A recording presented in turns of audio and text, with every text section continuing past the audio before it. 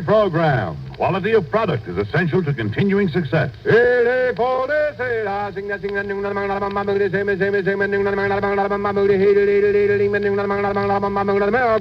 Lucky Strike means fine tobacco. So round, so firm, so fully packed.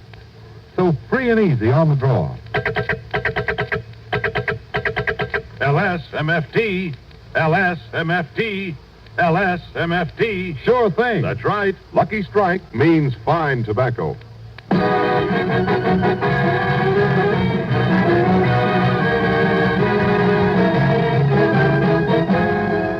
From the Civic Opera House in Chicago, Illinois, the Lucky Strike program starring Jack Benny with Mary Livingston, Phil Harris, Dennis Day, Rochester, and yours truly, Don Wilson.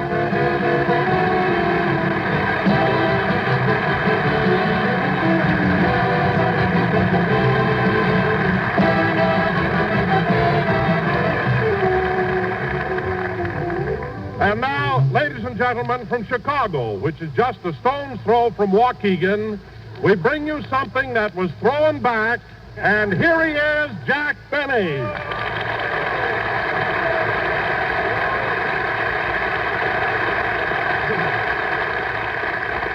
Thank you. Hello again, this is Jack Benny talking, and Don, I'm very proud of this turnout here in Chicago. Why, this auditorium is packed. Do you know that there are 3,724 people sitting in the audience? 3,724 people? How do you know? I counted them as they came through the door. I forgot the tickets were free. But that's all right. I'll get them at the soda fountain. Yeah? Leave it to me. Well, Jack, since we're broadcasting so close to Waukegan, I presume your father is in the audience. Yes, he is, Don. He just got back from a trip to Florida, Havana, and Bermuda. Oh, I thought your father spent most of his time at home. He used to, Don, but since he won the I Can't Stand Jack Benny contest, he's traveling.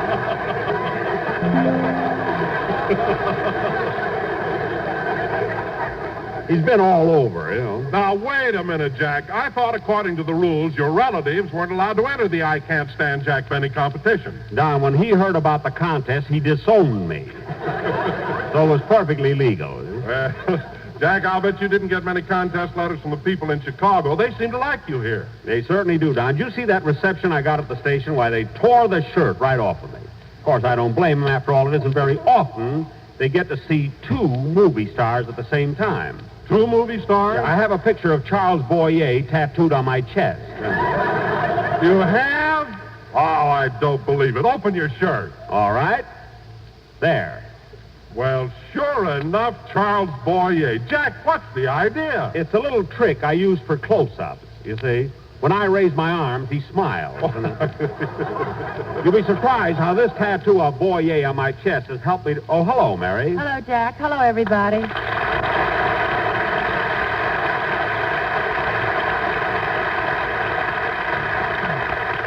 Gee, Mary, you're certainly looking cute today. I haven't seen you since we got off the train. How about a great big kiss? Okay, open your shirt. He's for close-up, for heaven's sake. Mary, you mean Jack showed you that picture of Boyer on his chest? Oh, he shows it to everybody. Jack's got the only shirt that works like a Venetian blind. Venetian blind. Mary, you're just jealous because of the big reception I got when I arrived in Chicago. Big reception? Yes, when the train pulled in there were thousands of people at the station. Mayor Kelly was there. There were flags flying. And a big brass band, too. Yes, sir, and it was all for me. It was not. They were welcoming a carload of coal.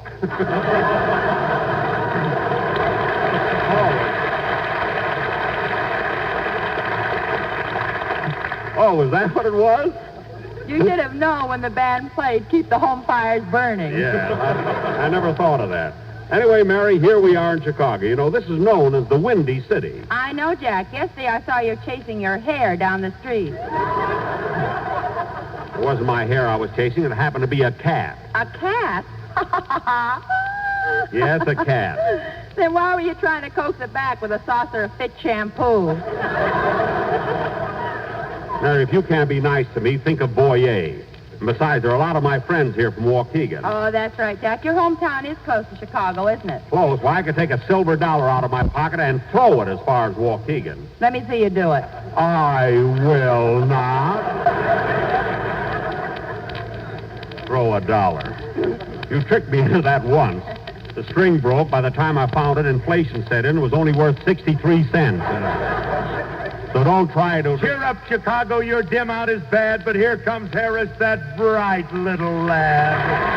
Yes, turn on that switch and let me loose. Oh, that opera house. This is my bread and butter, Jackson. A nice way over there. Hey, Phil, what do Yes. you want to come in with an entrance like that for? This dim out in Chicago is a serious thing. You're not kidding, Jackson. It is. Last night, Frankie, my guitar player, wrote out a check, and it was so dark he signed somebody else's name. What? Now they got him charged with arson. Arson?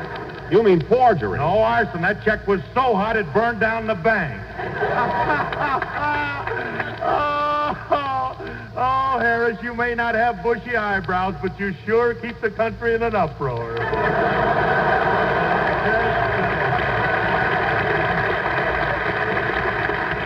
Oh, fine, fine. You know, Phil, if Frankie did a thing like that, he must have been drinking. No. Libby, no, not my little Frankie. He's on the wagon. Why, he hasn't had a drink. That kid hasn't had a drink since Since when? Wait a minute, I'm looking at my watch. That's what I thought. Phil, forget about Frankie. After all, we came to Chicago to do a show, so let's do it. Yeah, good old Chicago. This is a great town, Jackson, but it's a little windy, isn't it? Well, of course, that's why they call it the Windy City. Yeah. Say, Jackson, what was that I saw you chasing yesterday? Oh, that was a cat. Then how come when you caught it, you shook it out and put it on your head? I didn't put it on my head. It jumped up there. Then why did it have bangs? Because it jumped on backwards. It happened to anybody. And, Mary, if I were you, I wouldn't be so smart just because we're away from home. You know, Marshall Field is not unlike the May Company. You know that, and it won't be much fun working in the dark, either. Say, Jackson, I meant to ask you, how come they got this dim out here in Chicago? Phil, don't you know what's going on? Don't you read the papers? It's the kind of the coal shortage. Yeah, isn't it awful? Huh?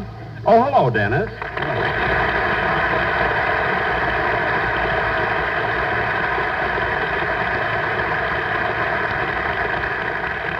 Anyway, Phil, as I was saying, it's very easy to understand. You have to have coal to make electricity. Last night it was so dark I couldn't find my way back to the hotel. You couldn't, eh? You see, Phil, coal is the fuel they burn in boilers. 3 times I fell over a fire plug. That's too bad. Now, they burn the coal to heat the water into steam. And then... Finally, an old lady had to help me across the street. Really? Then they use the steam... Used to be a Girl Scout. Good. Then they use the steam to spin the turbines which generate the electricity. Well, then how come we don't have a dim out in Los Angeles? Well, out there we don't use coal. You see, we get our electricity from Boulder Dam. Ooh, what he said. Dennis, Boulder Dam is a place... He said it again. Oh, look, Dennis, I'm trying to explain something to Phil. Will you just be quiet until it's time for your song? Okay, but I don't know if I'll be able to sing good. I'm tired. Tired? Yeah, I had an awful time on the train. It's tough trying to sleep between Mr. Harris and his guitar player. Oh, you mean it's too crowded? No, they kept setting the bottle on my stomach.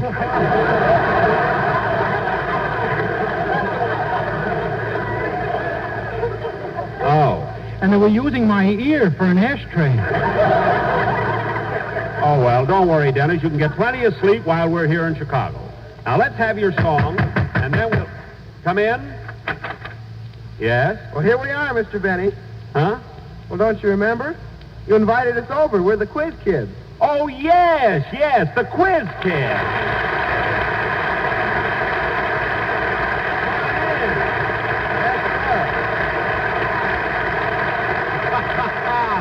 Look at that little one there. Take off your hats, kids. Take off your hats. Come right in. Come right, sit down and watch the show. Watch the show? I thought you invited us over for a quiz contest. A contest? You mean you kids want to compete with us? Don't be ridiculous. That would be like taking candy from a baby. Oh, come now, Mr. Benny. You're not a baby. That's not what I mean. When I gave you those 4 tickets, I merely wanted you to come over, enjoy the show, buy a few bottles of soda pop, and relax. That's all. Oh, Jack, they're only kids. If they want a contest, let's give it to them. But, Mary... You can ask them easy questions. What? Oh, sure. We'll play with them, have a lot of fun. Well, all right, kids, if that's what you want, we'll do it right after Dennis Day's song. Oh, thank you, Mr. Benny. You're welcome. Now, Dennis, we're ready for your song. What are you going to sing tonight? Well, since this is Mother's Day, I'm going to sing Little Mother of Mine. That's mighty nice, Dennis. And incidentally, you didn't forget to send your mother something, did you? Oh, no, I sent her a big picture of me taken from the back. From the back? Why in the world did you send her a picture like that? Well, I wanted her to see how my new suit fits. Oh. She worries about things like that. I know. Go ahead, let's have your song. While he's singing, I better think up some easy questions for the quiz kids, I think.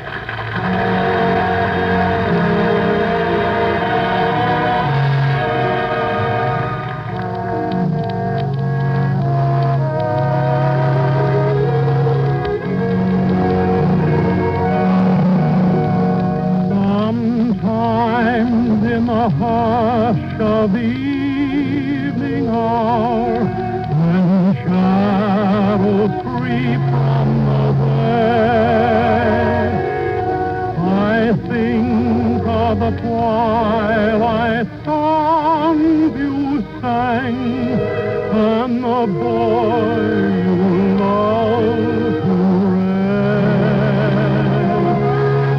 A wee little boy with a tousled head, that long ago was I wonder if sometime you long for that one, little mother of mine.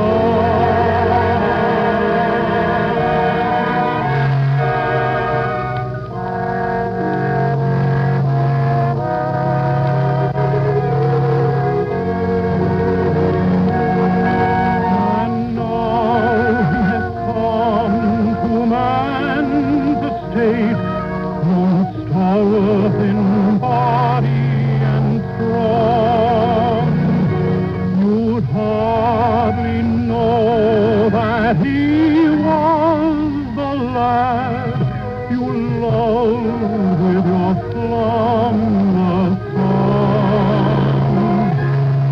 Years have altered the form and the life, but the heart is unchanged by time, and still he is only your boy as of old. Little mother of mine,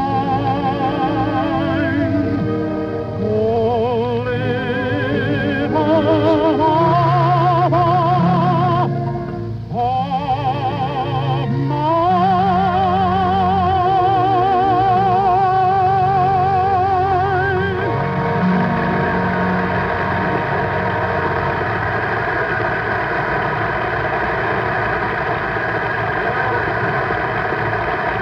Well, ladies and gentlemen, for our feature attraction, we are going to have a contest between the Lucky Strike Kids and the Quiz Kids.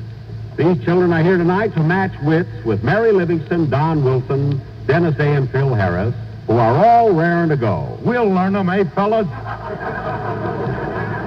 That gives you an idea, folks. Now, I, of course, will be the quiz master. You'll be the quiz master? Certainly. When I went to school, I was smart as a whip. Go on. You even needed a blueprint to open your lunchbox. Oh, stop, will you? Now, come on, let's get started with our questions. First, Hold it a minute. Hello? Hello, Mr. Benny, this is Rochester.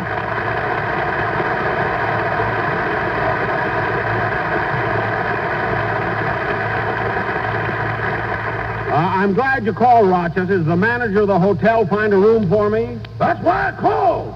You got the bridal suite. The bridal suite? Good, good. Did you move all my stuff in? No, I'm waiting for you to get here. Why? I want to carry you over the threshold.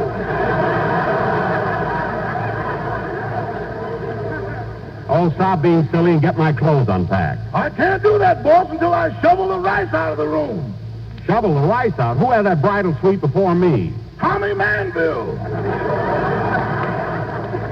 How do you know? There's a lawyer and a minister still sitting here. Oh, well, hurry up and get that room cleaned up. Okay, but it'll take hours and hours. Oh, Rochester, there couldn't be that much rice there. There couldn't. When I sit down in the middle of the room, I look like a raisin. Never mind that. Never mind. Unpack my clothes and lay out a clean shirt. I'm going to the Chez Paris tonight. Okay, I'll give you the one with the cellophane front so Charles Boyer can see the floor show. Good, good. Goodbye, Rochester. Goodbye. Oh, say, Rochester, did you do what I told you about the candles? You know, there's a dim out here. Yes, sir. I went to the store and bought 85 of them. 85 candles? How'd you get that many? When I told the man they were for you, he just handed them over and said, "Tell Mr. Benny happy birthday."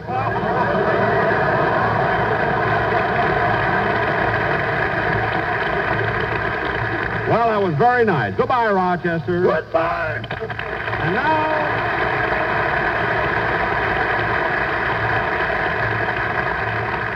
And now, ladies and gentlemen, we're all set for the battle of wits. The Quiz Kids versus the Benny Kids. And may the best team win. You mean may the better team win? Yes, yes. Better. I used to know that when I went to school, too. All right, let's go.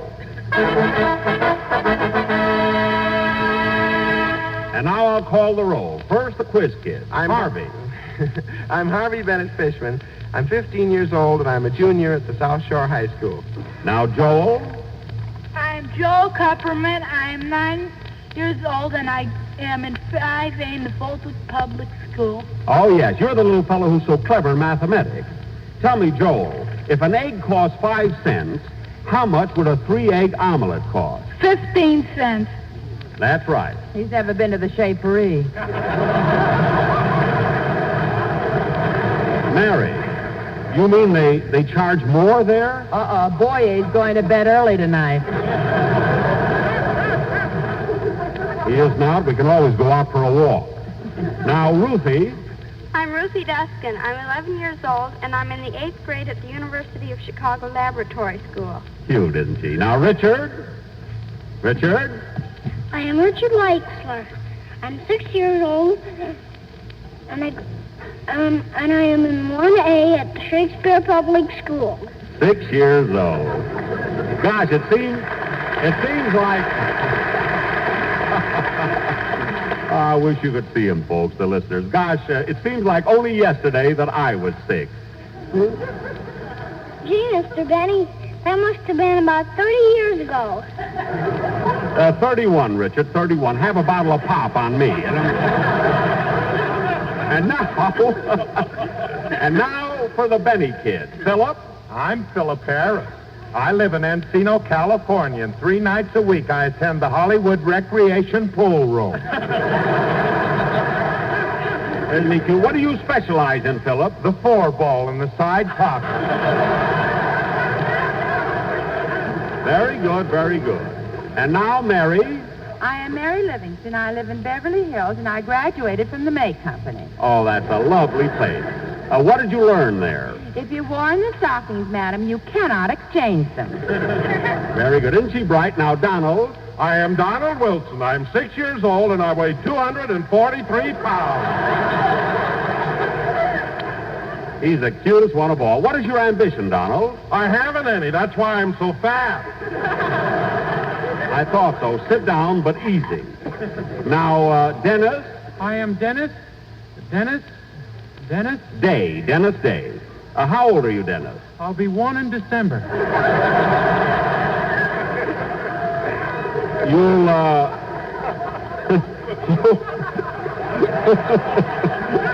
Wait a minute. You'll be one?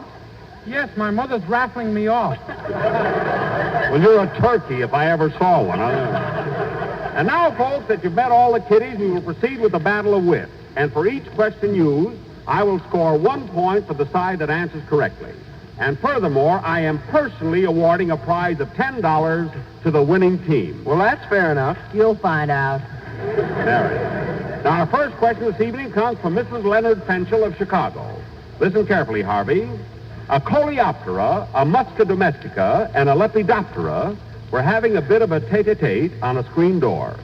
Now, if you suddenly appeared with a fly swatter, one of the party would leave quite hastily. Which one would it be, the coleoptera, the musca domestica, or the lepidoptera? Have you got the answer, Harvey? Well, the musca domestica would leave because it's the common housefly. Oh, I mean, very good, Harvey. That's 1 point for the quiz kid. Now, Dennis, in order to be absolutely fair, I'm going to ask you a question along the same line. Now, listen carefully. What fly would you associate with butter?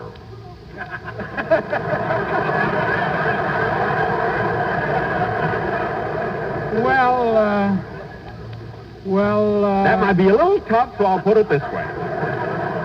Butter is associated with what fly? The butterfly. Ruthie, I didn't ask you. Dennis, you didn't hear that answer, did you? No, I've got ashes in my ear. Oh. Mary Livingston. The butterfly. Correct. And there's a point for the Benny kids. Both sides are even. Wait a minute, Mr. Benny. Sorry, Harvey, but we won on a technicality. Now, let's see. Oh, brother, wait till you get on their show. Mary, please. Now, here's a problem of mathematics sent in by Clifford Gordon, 10th Street, Waukegan, Illinois. Well, gee, Mr. Benny, if it's a problem in mathematics, just ask Joel Kupperman. Oh. I have another question. From Julia Sinekin, Waukegan, Illinois. I think you can answer this, Ruthie. I'm ready, Mr. Benny. Now, this problem is in the field of ichthyology. Ichthyology, what's that? How do I know? Anyway, Ruthie, name the 5 types of fishes in order of their development and give examples of each. Go ahead. The Sigmostomata, which are lamprey eels and hagfishes. Next comes the elasmobranchi, the sharks and rays. That's right. Next, the gonoidii, which are the armored fishes. Uh-huh. After that come the teleostomi, the true fishes. Yes. And last of all, the dipnoi, which are the lungfishes. Isn't that amazing? Very good, Ruthie. Now, Philip Harris. Yes, sir. I think it's only fair that I ask you the same type of question. How do you spell fish?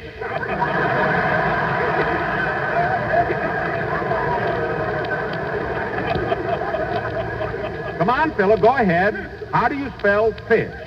F-I-S-C-H. That's right. That's right, Joe Fish. I know him well. That's 2 points for the quiz kids and 2 points for the Benny kids. Now, Richard, here's a problem in mathematics that comes from Dave Wolf of Chicago. Well, Mr. Benny, if it's a problem in mathematics, why don't you ask Joel Kupperman? Harvey, don't tell me how to run my contest. I'm going to ask Richard. Now, Richard, 2 men who earn $450 and $150 a month, respectively, decide to build a house and divide the cost in proportion to their incomes. Each of these 2 men has 3 sons who help with the work, but they cannot work full time. One works every day, the second every other day, the third every third day, and so on. Are you following, Richard? Yes, are you?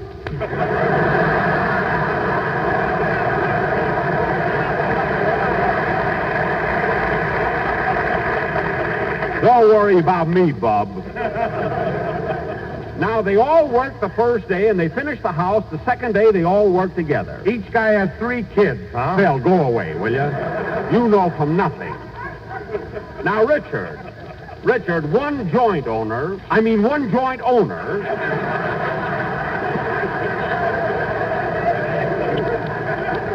has to pay $1,500 more than the other. How much did the house cost, and how long did it take to build it? Well, Dennis, I see you got your hand up. What is the answer? Butterfly.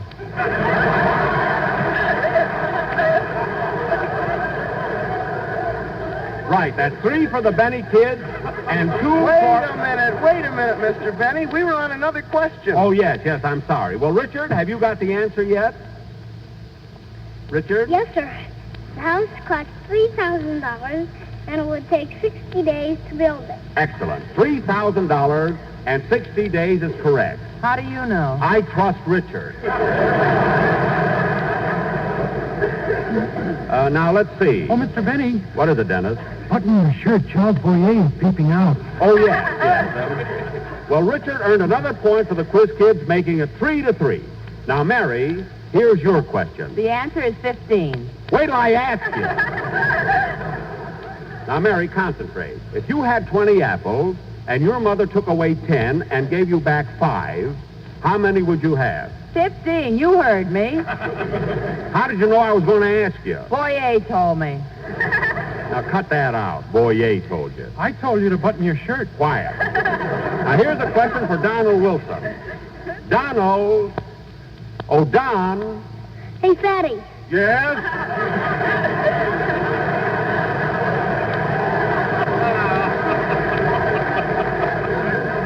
Thank you, Richard. Now, Donald, here's a question from Bert Scott of Salt Lake City.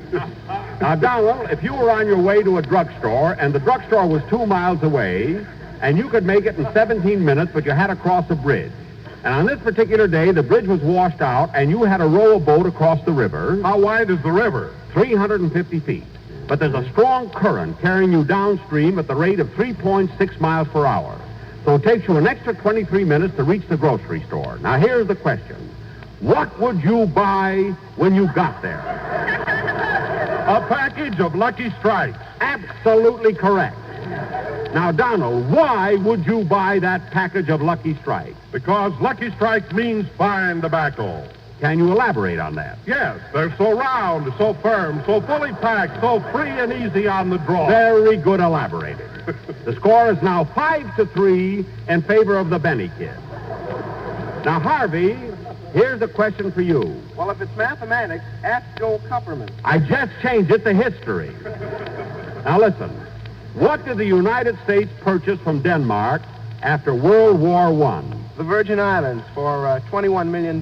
You're wrong. It was $25 million. It was $21 million. The United States paid $25 million. Jack ought to know they borrowed the money from him.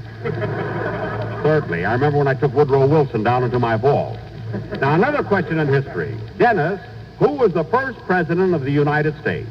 Come on, Dennis. Who was the first president of the United States? Come on. George. My name is Dennis. I know.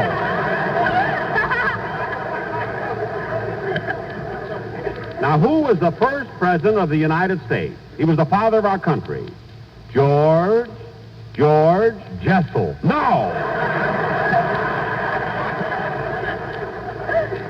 Anyway, I'm asking Dennis. My name is George. It is now.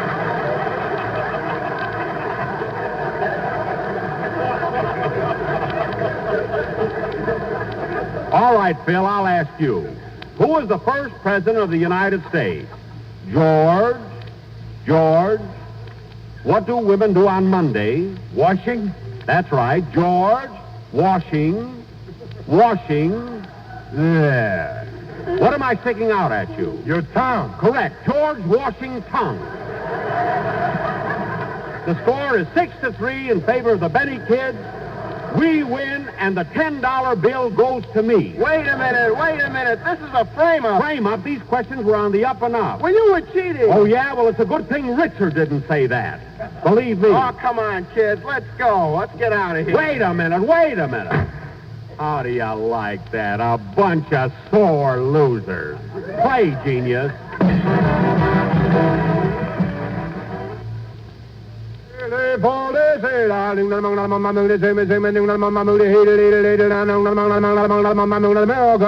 Lucky Strike means fine tobacco, and in a cigarette, it's the tobacco that counts.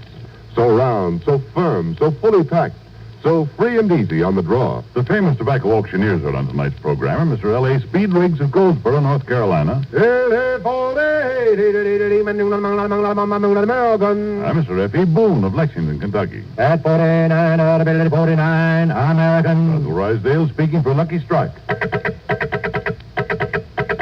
LSMFT, LSMFT, LSMFT. Yes, Lucky Strike means fine tobacco. This is NBC, the National Broadcasting Company.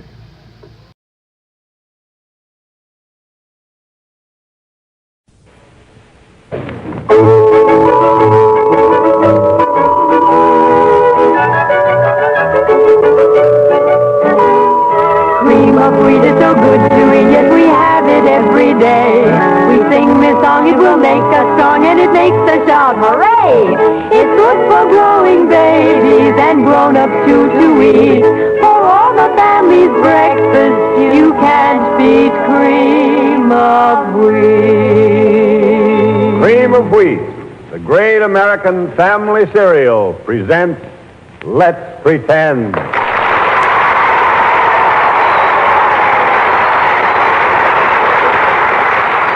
Thank you, audience. And hello! Do you want your story? Well, That right away means business. oh, what is today's story, Sybil? One that's a lot of fun, Uncle Bill. It's The Brave Little Tailor. Oh, that's a good one. Well, what are we waiting for? For Miriam Wolf to say how we'll travel. Well, how about the good old-fashioned ice cream wagon? Oh, boy, Miriam, you really got something there. All right, an ice cream wagon it is. Everybody set? Yeah. 1, 2, 3. All right, pretenders, head the wagon for Let's Pretend Land and stop at the cottage of the Brave Little Tailor. And have your favorite ice cream as we go. Come on. Gosh, with all these flavors, you sure get plenty of variety on an ice cream wagon, Uncle Bill. You bet you do, Gwen. And remember all the swell variety you can get with cream of wheat, too. Try it with brown sugar, jam, jelly, or cinnamon. Cream of wheat with raisins or fruit. Cream of wheat with honey, syrup, or molasses. Every one of these grand combinations is a real taste winner. Yes, eat a better breakfast, feel better all day. Get a better start the cream of wheat way. And be sure to keep listening for our cream of wheat game right after the first act of today's story, The Brave Little Tailor.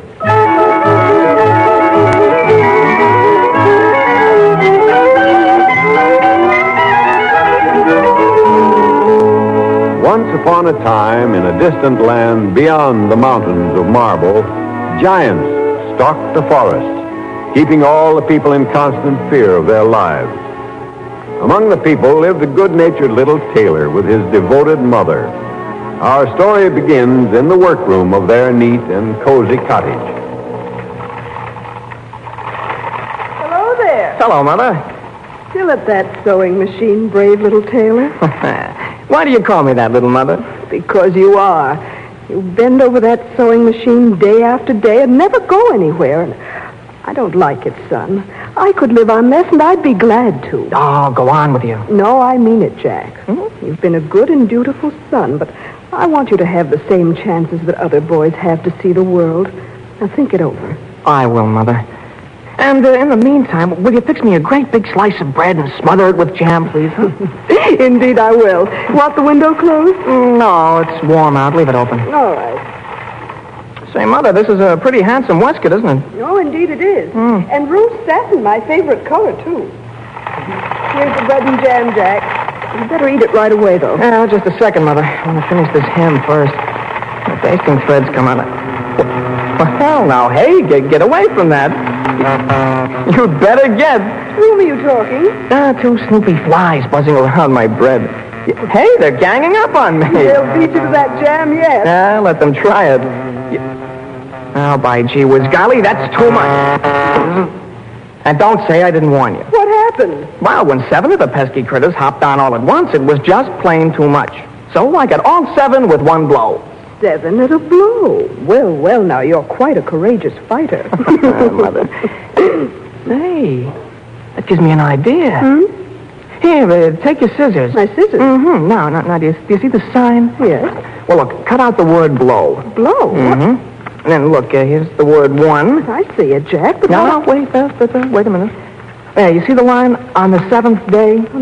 Yeah, we'll take the word seventh and cut off the T-H. Well, what on earth for, Jack? Never mind, cut them out. Oh, here, I'll help you. Jack, have you lost your mind? No, I've just found it. Mother, you wanted me to have adventure. All right, I'll try it. But I must go properly heralded. Now, have you got those cut out? Yes, here they are. What are you going to do? I'll show you. Give them to me. Now that strip of red ribbon there. Here it is. Huh? Oh, I begin to see. Well, I thought you would. 7 at 1 blow. Oh, Jack, you idiot. What do you intend to do with it? Well, Mother, I shall tie this ribbon across my chest. And when I go forth, all the kingdom shall know what a fighter, what a soldier I am. I'll pack my knapsack, Mother, and wish me luck. Hey, Jack, where are you going? Tomorrow I shall take your advice and start out to see the world.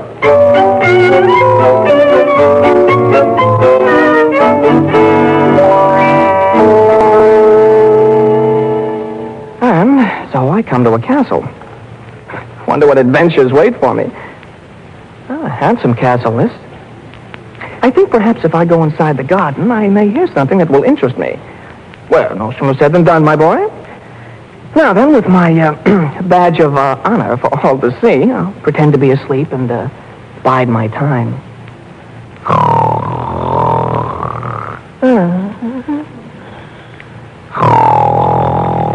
I said to him, maybe you think you could do better. Hello, who have we here? Hey, there, read this. 7 at 1 blow. My word, here is a man. What do we do?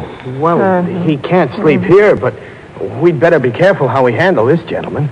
One who kills 7 at a time could be difficult. Well, soldier, what do you do here instead of guarding the entrance to the castle? Your pardon, Prime Minister, but we just stumbled across this gentleman, and we were at a loss to know what to do. Why at a loss?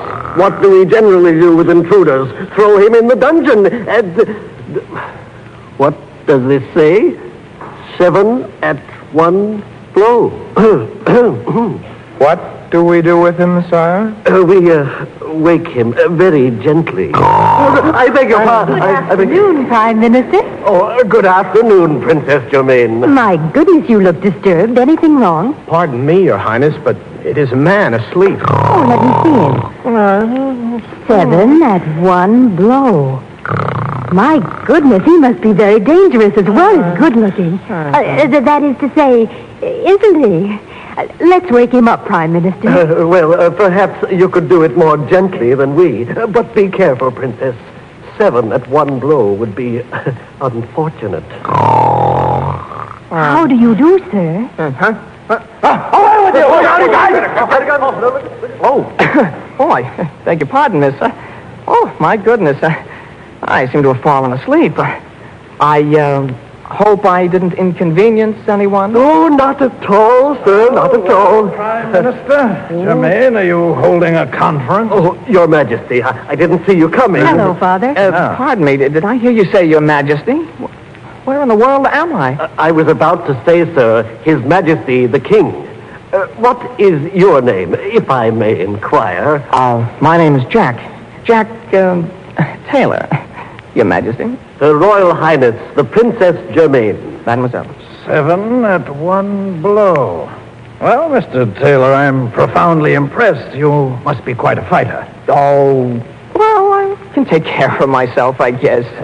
Prime Minister, Yes, sire. here is a man our court needs. I was thinking that too, sire. Mr. Taylor, sir? Are you free, sir, to serve under the banner of His Majesty the King? I do hope you are. If you were here, I should feel so secure from our enemies. Oh, Princess, you have no enemies? Nicely said, Mr. Taylor. But we have. Say you will remain here and be a soldier of the King. I could refuse you nothing. Your Majesty, I shall be most happy. From this moment, sire, at your service.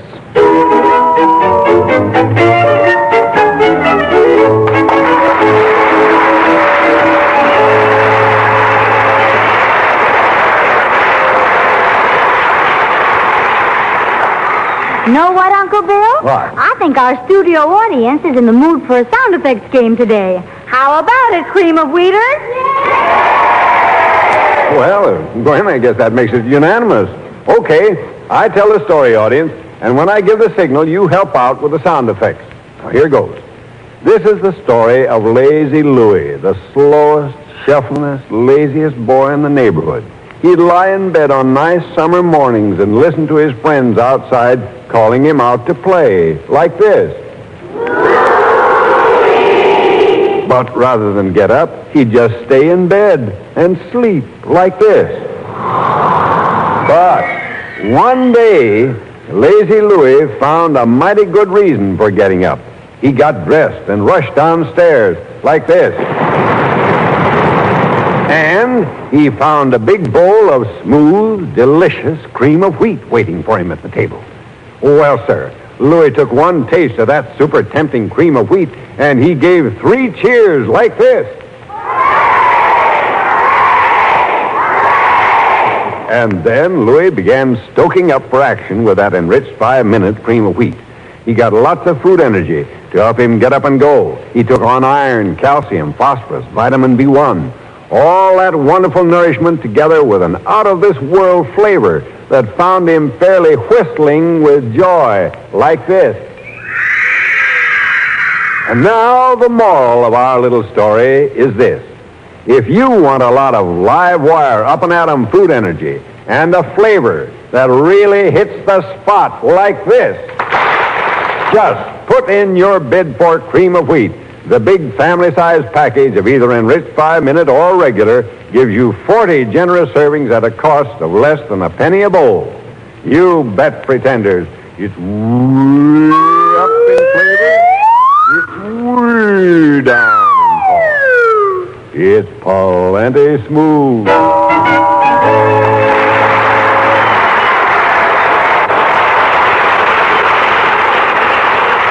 Thanks a lot, audience.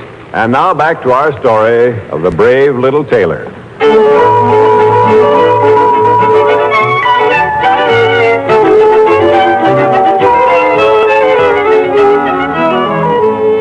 We find Jack, the brave little tailor, firmly established in the court of the king. His mysterious badge, 7 at 1 blow, continues to make everyone stand in awe of his powers. Everyone, that is, but the lovely Princess Germaine. Our scene opens in the throne room of the king, where His Majesty and the princess are listening to the knights talking. Peace, noble knights. Be still. You'll drive me mad with your incessant talking. But your Majesty... Silence! We'll take you one at a time. Now, Sir Falmouth, what's your grievance? This Jack Taylor, Your Majesty. I knew it. That man arrived at this court 6 months ago, and I haven't had one day's quiet since. All right, what's he done to you, Falmouth? What hasn't he done, Your Majesty? Well, the first thing on the list, then. Out with it.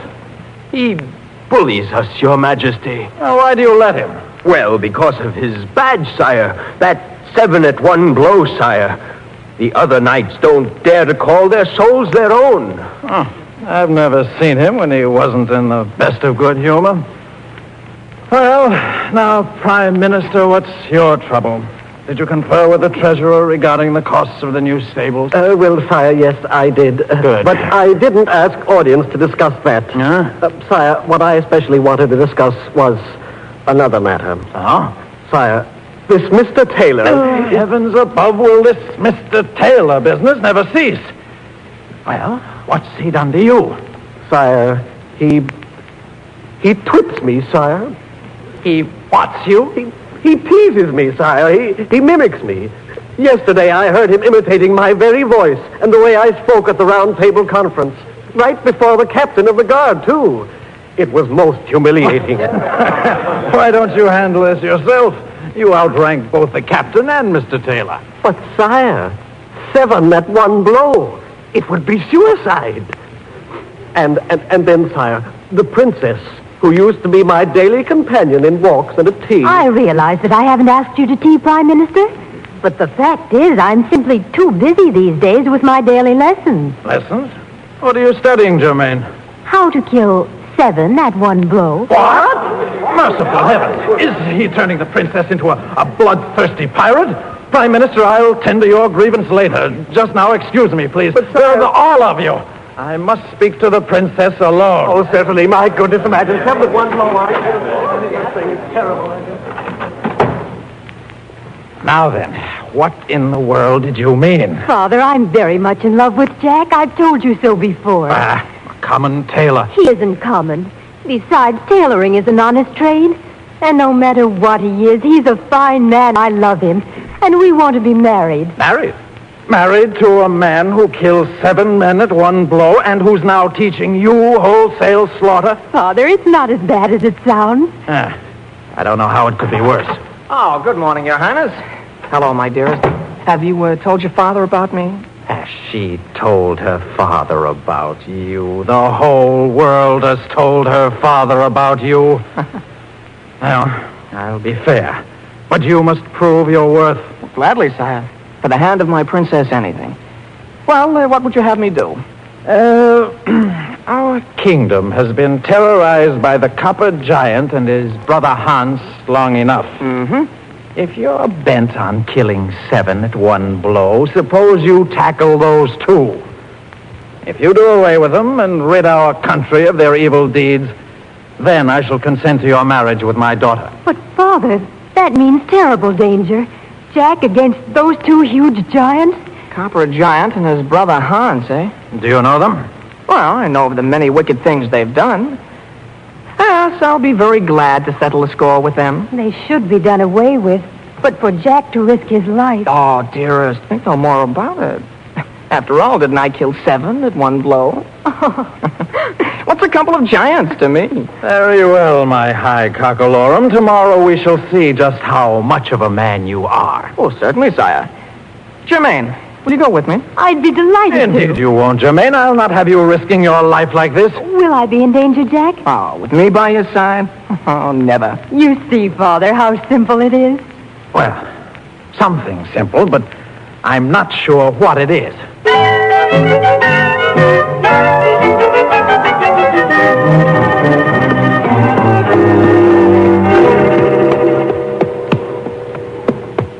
Germaine, do you think your father and his courtiers will wait on the other side of the hill as we asked them to? I think so. Are these the grounds of the giants, Jack? Shh.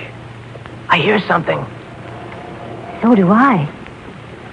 Please get off your horse quietly and follow me. Can you see them? Yes. Yeah, they're under that tree. Oh. Germaine, can you climb a tree? My favorite pastime. Why? Good. That's what we're going to do. Be as quiet as you can and let me help you. Here, this is the one. All right. Oh, wait a minute. Do you mind putting these stones in your riding cape? Not at all. Good. All right. Now then, up you go. Oh. You coming up too? Yes. As soon as I get some of these larger stones for myself. Hand them up. I'll put them in the branches while you're climbing. All right. Here I come. All right. Are you all right there? You won't fall. Oh, no, this is fine. What do we do now? Well, how's your aim? Excellent. What'll I do? Drop that stone down on the head of one of the giants. Then see what happens. All right. Hey, quit that, will you? What's the matter? You hit me. You're crazy. I am not. I'm mad. Now, don't do it again.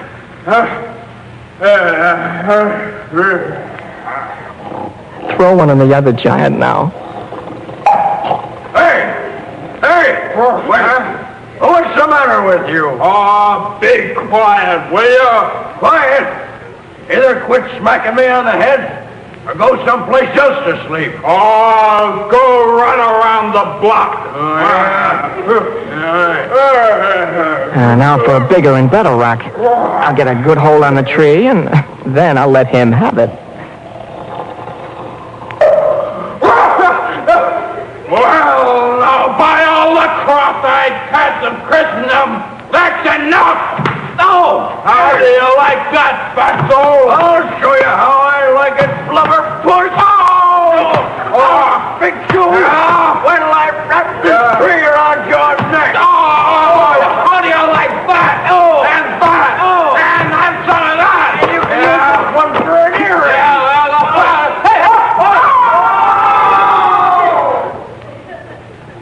Well, they've rolled over the cliff and chopped down those stones below.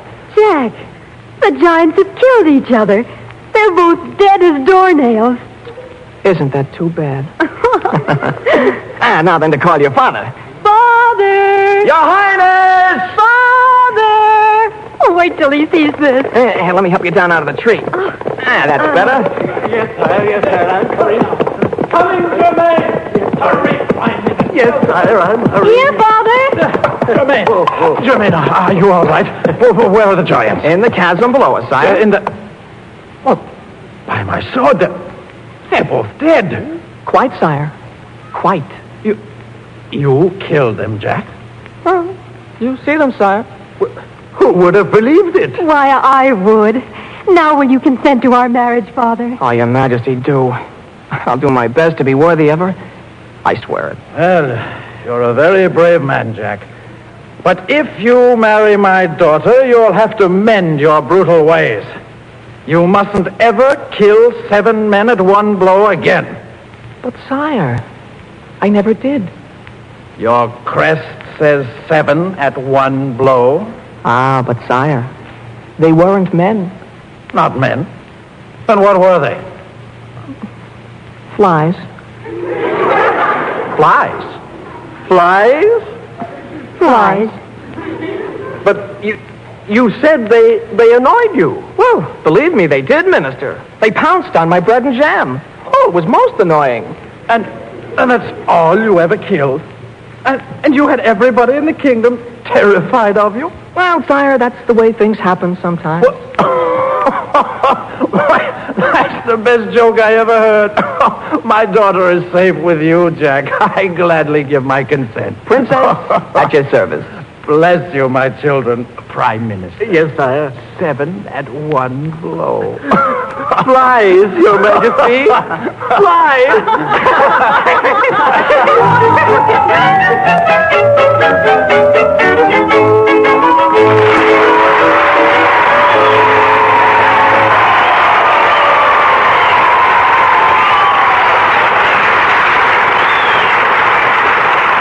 And now, before we tell you about next week's exciting story, tell me, pretenders, how many of you have a baby brother or sister at home?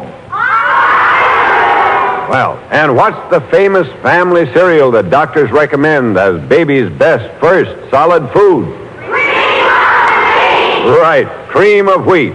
Good for babies, completely digestible, and with that just right flavor the little ones really go for.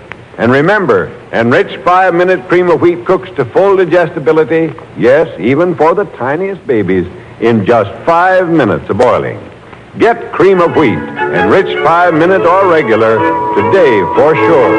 For all the family's breakfast, you can't beat cream of wheat. The pretenders for today were Gwen Davies. the brave little tailor, Jack Grimes. his mother, Miriam Wolfe. the king, Albert Allen. Princess Germaine, Sybil Trent. first soldier, Lamont Johnson. second soldier, Tommy Hughes. prime minister, Arthur Anderson. Sir Falmouth, Bill Lipton. the copper giant, Michael O'Day. the giant's brother Hans. Don Hughes. Original music was composed and conducted by Maurice Brown. Let's Pretend is dramatized by Nyla Mack and directed by Albert Ward. If you live in or near New York and you'd like to see a broadcast of Let's Pretend, drop a postcard to Cream of Wheat, CBS, New York, for your free tickets. Have you ever heard about a little girl whose parents were turned to stone by a witch just so the witch could steal her? Would you like to know how the witch got to the high tower where she kept the girl? What do you think happened to the girl and the prince who came to rescue her when they left from the tower window? Well, listen next week at the same time to the story of the witch, the prince, and the girl in Rapunzel.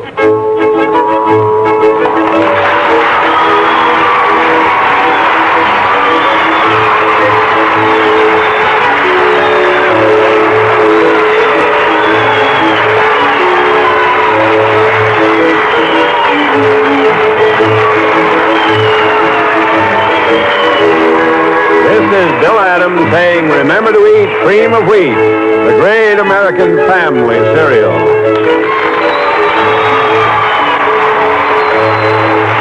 This is CBS, the Columbia Broadcasting System.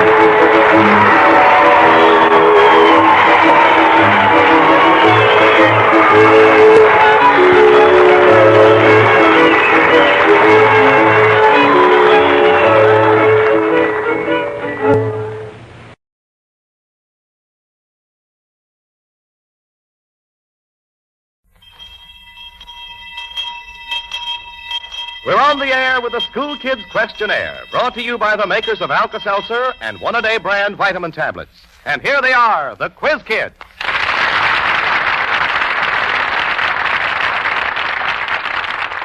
All right, we're going to play school now, and here are the rules.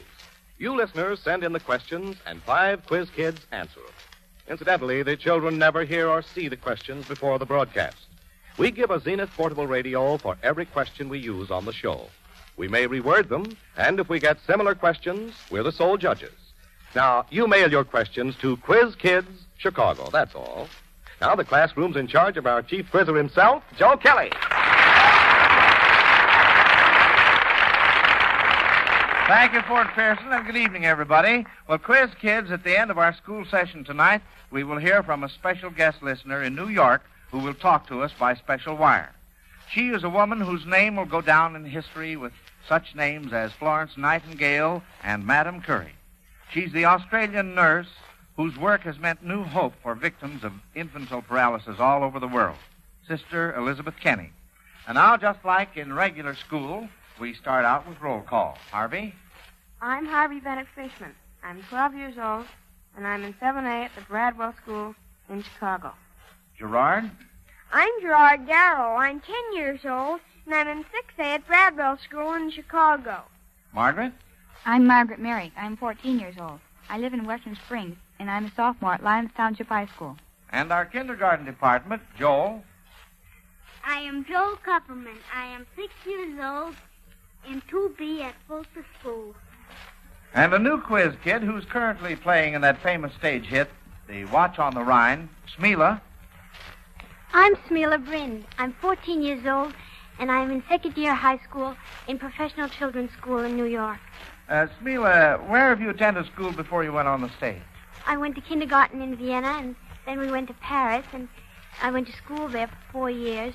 And after that, we went back to Vienna several times and to visit grandmother. And once it was 5 days before Hitler came over, and that was the last time I saw her. Well, Smela, we're certainly glad you're with us tonight instead of your old schoolroom in Vienna or Paris. Our first question is a race against time. You pick a subject, and you have just 30 seconds to talk about it.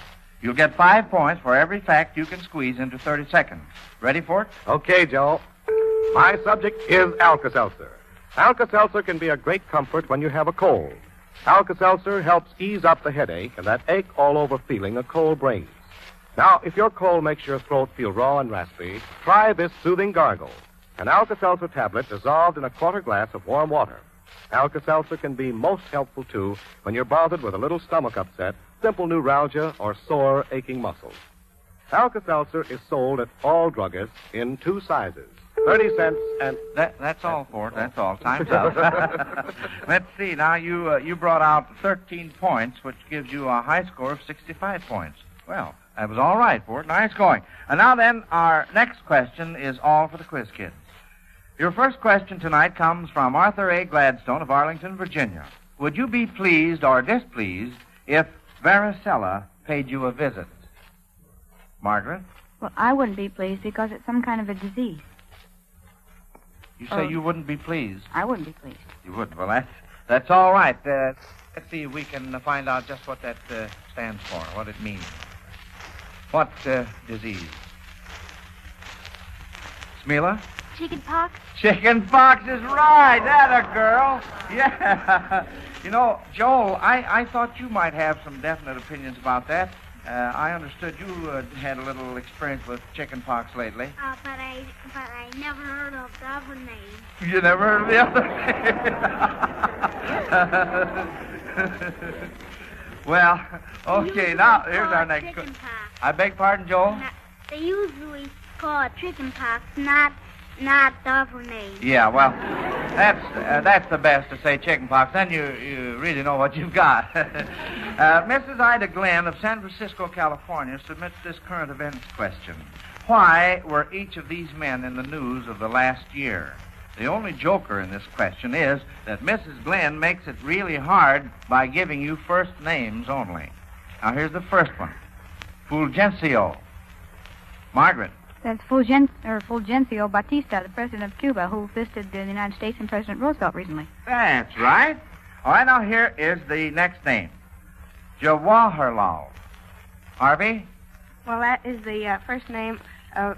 Well, his real name is Nehru, his last name, and he is the second leader in India, next to Gandhi. Very good, Harvey, very good. And here's the next name. Chester. Smila? Nimitz. He's the ambassador. No. That's as far as I know.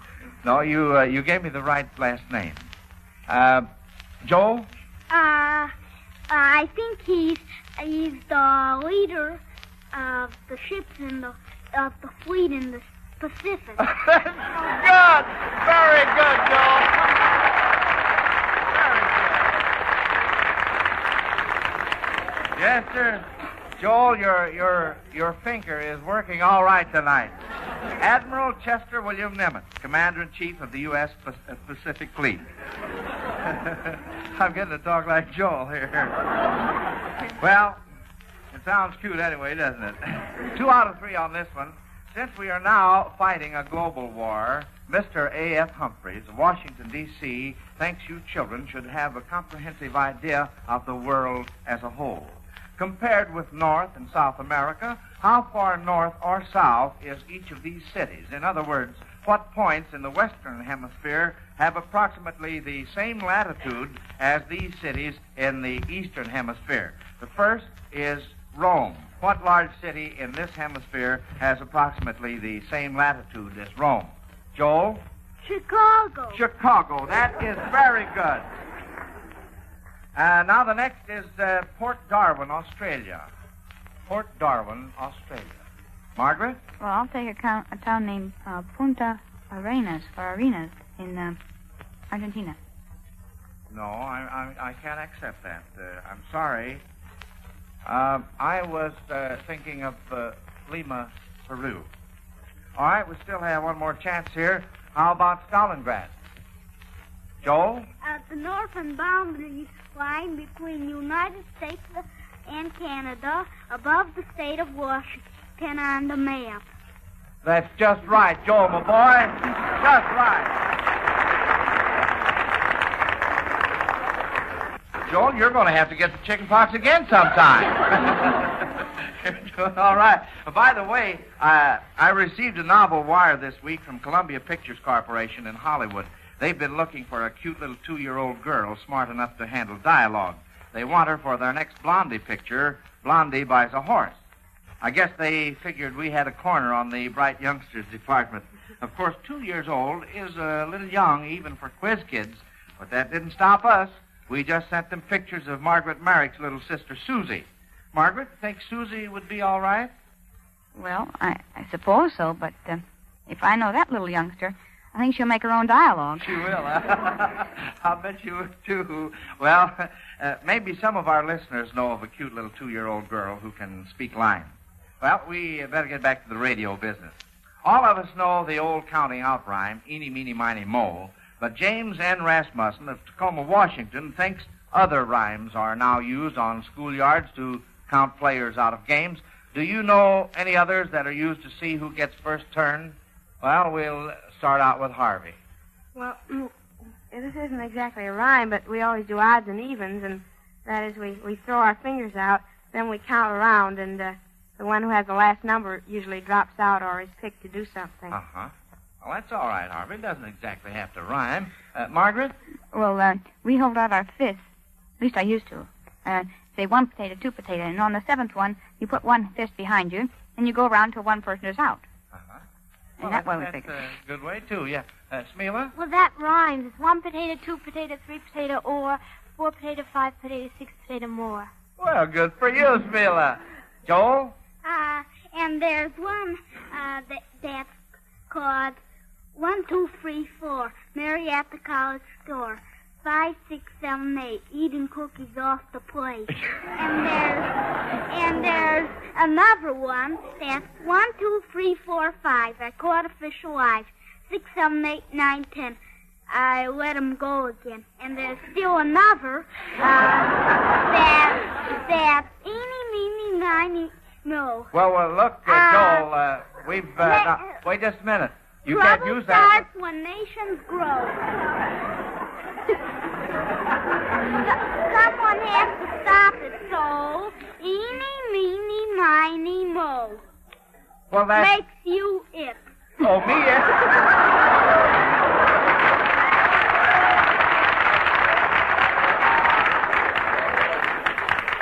All right, I'm it. Margaret? Well, 1, 2, 3, 4, 5, 6, 7. All the children go to heaven. You Uh-huh. say that, and the person that's on heaven is up. Uh-huh. Yeah, that's right. Very, very good. That was a lot of fun. That sort of takes me back through the years. Oh, dear. I can't tell you how many. Well, all right, next question now. Miss Elizabeth Pignatelli of Providence, Rhode Island, wants you to count legs a while. How many legs has a laughing jackass? Margaret? I think it's 2, or rather 4. It's a hyena. Well, let's see what Gerard has to say. Oh, the laughing jackass is a bird from Australia, and that has 2. That is right. That's right. Uh-huh. All right, how about a spider? Harvey? I think it has about 8. 8 legs. What were you going to say, Margaret? That's what I was going to say. Well, 8 is correct. Uh-huh. All right, how about a centipede? Margaret? Well, he has anywhere from 26 to 109 legs. And he doesn't always have to have 100. No, that is right. However, let's see if we can get some more on this. Gerard? Well, I have a specimen at home called a millipede, and that has 19 legs. 19 legs. Uh-huh. Harvey? Well, I had one that somebody sent me. I think it had 39 or 40. Yes, it had 40, and, 20 on each side. Mm-hmm. Well, you kids were all right. There's 2 sources on authority. One of them is from 30 to 170 legs, and the other from 38 to 400 legs. Well, kids, that's just about all the time for the questions right now. Friends, with a shortage of doctors in many communities due to the war, and with the possible scarcity of certain foods, here are some questions that every mother should be prepared to answer.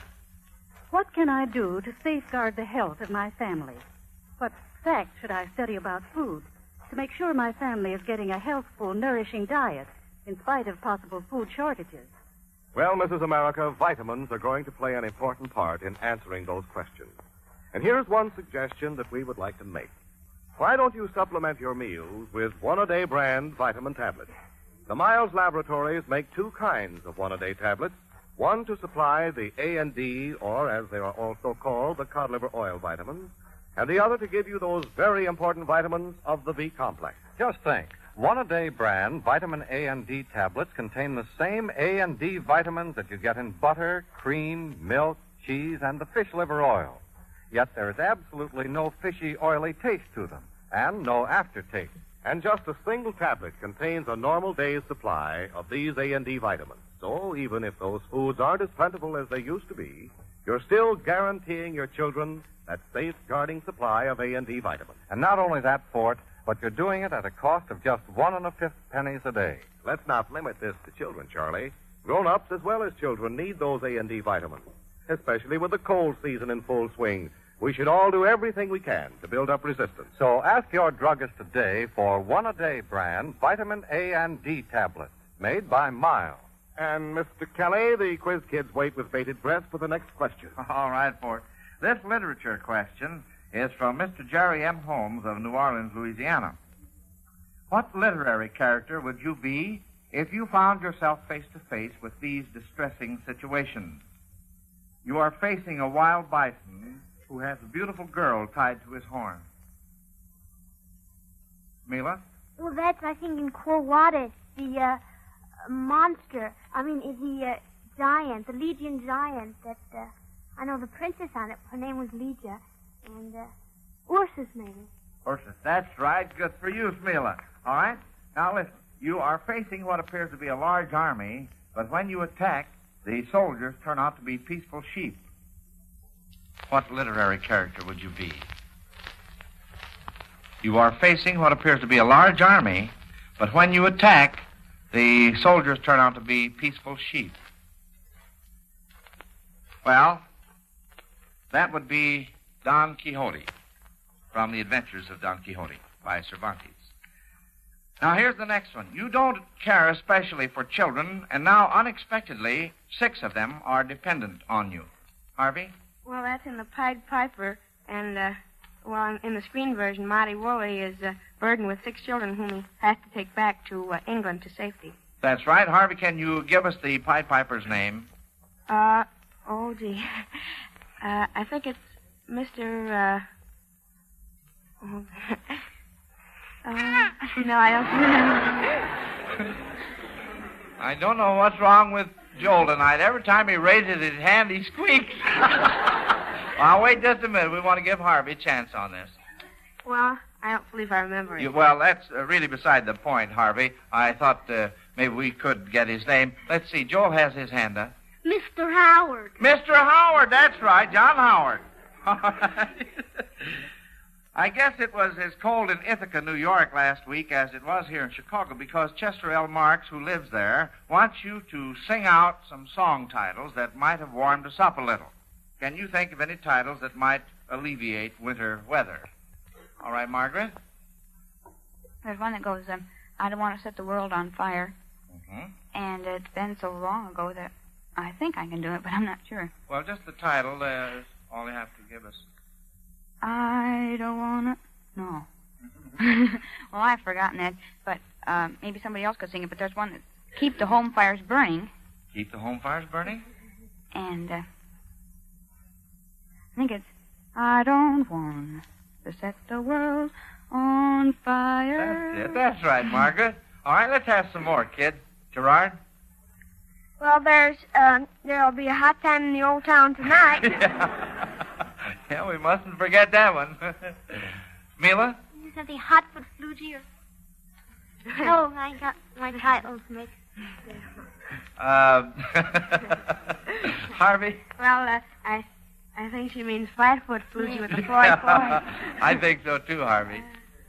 Did you have one for us, Harvey? Well, I was thinking of 2 of the ones that already have been named. Oh, I see. Joel, did you have a song in mind, a song title? Yeah, but it was said. Oh.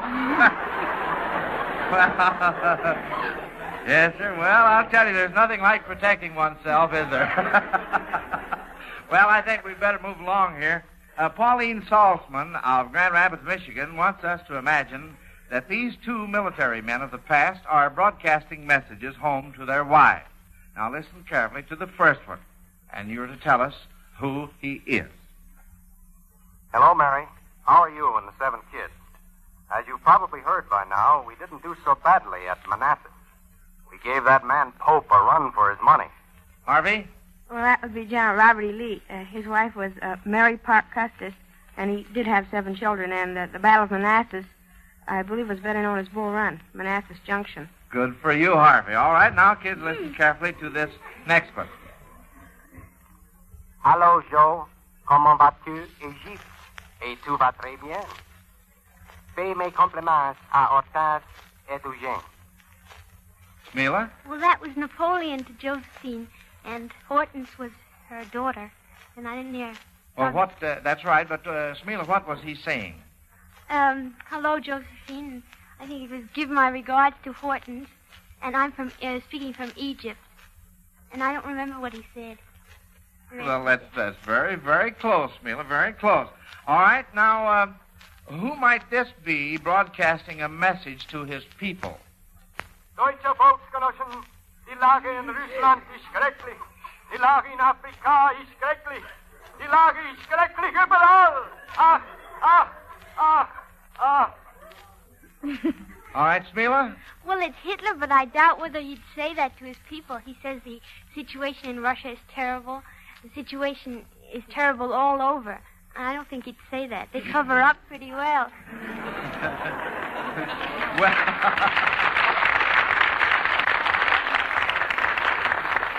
All right, kids. Franklin Shaw of Battle Creek, Michigan wants you to put on your thinking caps, not your nightcaps, and think of 3 kinds of beds that you wouldn't ordinarily sleep in. 3 kinds of beds. Gerard? Well, there's a trundle bed, and most kids nowadays don't sleep in that. That was very old-fashioned. And then the Eskimos are usually, they have beds on blocks of ice, and then the natives in Africa, they usually sleep on straw or grass. Very good. Gerard, Margaret? Well, there's a bed that an old giant had in which he put all the travelers that stopped by his wayside inn, and if they were too short for the bed, he stretched them on a rack. And if they were too long, he lopped off their heads or their feet. And I wouldn't want to sleep on that one. Oh, no. I like to live. That bed is definitely out. Harvey? Well, there's a bed of roses. Well, you might want to sleep in a bed of roses. There's these beds that the Egyptian men sleep on. They're full of nails. And also a bed of hornets. Mm-hmm. Yes. All right, Harvey. Thank you. Joel? Well, a big boy wouldn't put on a sleep in a cradle. No.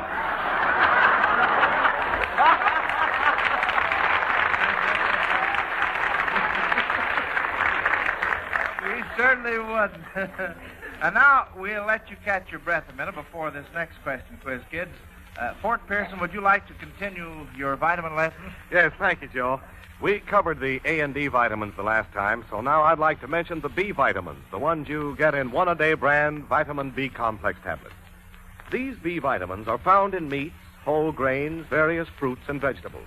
They're extremely important where energy, digestion, and nerves are concerned. So if you're feeling sort of all tired out and nervous, it could be you're not getting enough of those B vitamins. And just so you won't have to bother with them 3 or 4 times each busy day, the Miles Laboratories developed this single one-a-day brand B-complex tablet to give you the full minimum daily supply of all the B vitamins for which requirements have been established. Yes, all in one little pleasant-tasting tablet. And what's more, they're pleasantly low priced, too. A whole month's supply for just 90 cents. Now, that's a name to remember when you're buying vitamins.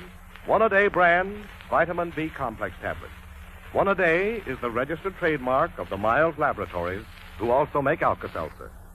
Now, on with the brain battle, teacher. All right, Fort. Mrs. L.M. Friel of Rochester, New York, sends this question. She wants you to tell how the following military men fooled the enemy through subterfuges. What subterfuge did Richard the Lionhearted use against the Saracens at the citadel of Acer? Can you answer that one? Well, let's go on to the next one. What subterfuge did Ulysses avoid by stuffing his men's ears with wax and tying them to the ship's mast? The men, not the ears. Smila? Well, the siren, they were going between Cirrus and Charybdis. And, well, the siren would bewitch the men, and so he stuffed their ears with wax so they wouldn't hear it and wouldn't stay there. And Charybdis was a whirlpool, and they were going through that, so I guess that's why he tied them. They wouldn't want to be taken in the water. Well, that's all right, Smila. Now let's see if we can get some more, Margaret. Well, the sirens I guess must have had beautiful voices because nobody could withstand their power. It must have been something like a lodestone or a magnet. And so he stuffed their ears with wax so they couldn't hear him. That's right. And I think he tied them to the mast because they might have heard a little anyway. But he tied himself to the mast, too, I know, because somebody had to steer the ship, and then he couldn't. That's he right. Couldn't go away. All right, thank you. Now, on this next one, how did General Zhukov fool the Germans not so long ago when his heavy artillery crossed the river near Rzhev on an invisible bridge? Margaret? Well, he had his men build a bridge backwards underneath the river, starting from the German banks, but it was higher, so that tanks could go over and get the Germans. That is absolutely right. Good for you. Well, that's all there is. There is no more, kids, except those report cards, which let us know which 3 of the 5 children win a chance to come back next week. Joe, how about those important rewards? Oh, yes. Quiz kids, there's a $100 war bond for each of you, winners and losers alike, from the makers of Alka-Seltzer. You know, Joe, with a little girl like Smila on the program tonight, it brings home to us the real purpose of those war bonds. The reason why every father and mother should buy them. For every youngster like Smila who escaped the Nazi bullets and starvation, there are thousands who didn't escape. So that it may never happen to our children, buy war bonds. Now, I see you have the report cards, Joe. Yes, they're ready for it, and here's what they say. Quiz kids, as a class tonight, you missed one question, and Smila was first, Margaret second, and Harvey third. And Smila, it's a shame about you. Here you are, one of the winners who should come back next week, but you can't because your show is moving out of town. That gives a break to the next one in line, who is Joel. Also in class with you winners next week, we'll have Richard Porter, age 9 of Chicago, and Claude Brenner, age 14 of Lake Forest. And say, folks, those youngsters next week are going to need a lot of good questions, so send them in, won't you, please? Remember, we give a dandy Zenith portable radio for each question we use. That's the Zenith model with the famous wave magnet, and it's a real prize these days, believe me. Just mail your questions to Quiz Kids, Chicago. All right, and now then, we turn things over to Margaret Merrick. All right, Margaret. Well, I'm supposed to introduce Sister Kenny. And her name has been very saintly to me for so long, I never thought I'd have an honor like this. Well, her story goes this way. 32 years ago, Sister Kenny was a bush nurse in the wild country of Australia. And she was 100 miles from the nearest doctor or the hospital. An epidemic of infantile paralysis broke out, and she didn't know how doctors treated this disease, so she just did the best she could. And she discovered a treatment which gives normal life back to 80% of the victims. And before her treatment, only 17% recovered. I met Sister Kenny last Friday. I'm sorry I didn't meet her a year and a half ago, when infantile left me with a crippled leg. So you see why I speak her name with reverence. Sister Elizabeth Kenny. I'm sorry, Margaret. My treatment was not available in Chicago the morning you woke to find both your legs paralyzed. It still isn't available in many parts of the country. But thanks in a large measure to the National Foundation for Infantile Paralysis, the March of Dimes, 40 states now have special clinics. It takes time, Margaret, and money. I've been in this country less than 3 years. If the Kenny treatment were limited to the patients I could treat with my own hands, I could do little. The United States has many, many cases of infantile paralysis. We must train many doctors and nurses so that they can carry on this work in their own communities. We're making progress, Margaret. We still have a long way to go. We'll get there, mile by mile, dime by dime, as people give those miles of dimes in this campaign which ends next Saturday with President Roosevelt's birthday. This fund trains nurses and doctors in the Kenny treatment. It pays for research to find the cause of the disease. And then we hope a preventative or infallible cure. Most important, it assures every victim of infantile paralysis, regardless of race, creed, or financial circumstances, the very best of care. Surely everyone listening in can spare a dime or a dollar to save the children from the curse of twisted, shrunken limbs. Please send your contributions to agencies in your own communities, or directly to the President in the White House. And remember, you may be helping yourself, because next year, from 8,000 to 10,000 of you will have infantile paralysis. And, Margaret, don't give up hope about improving that leg of yours. I'll be back in Chicago soon, and we'll talk it over.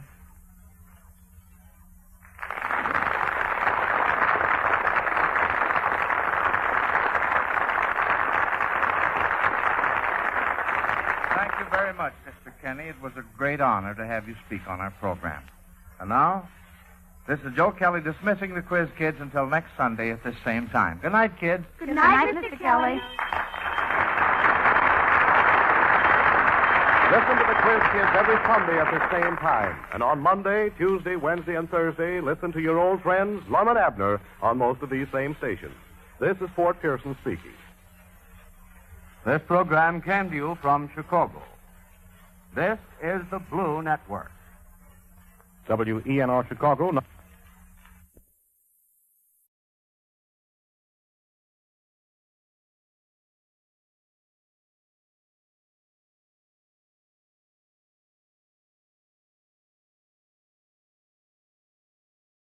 Listen to it fizz.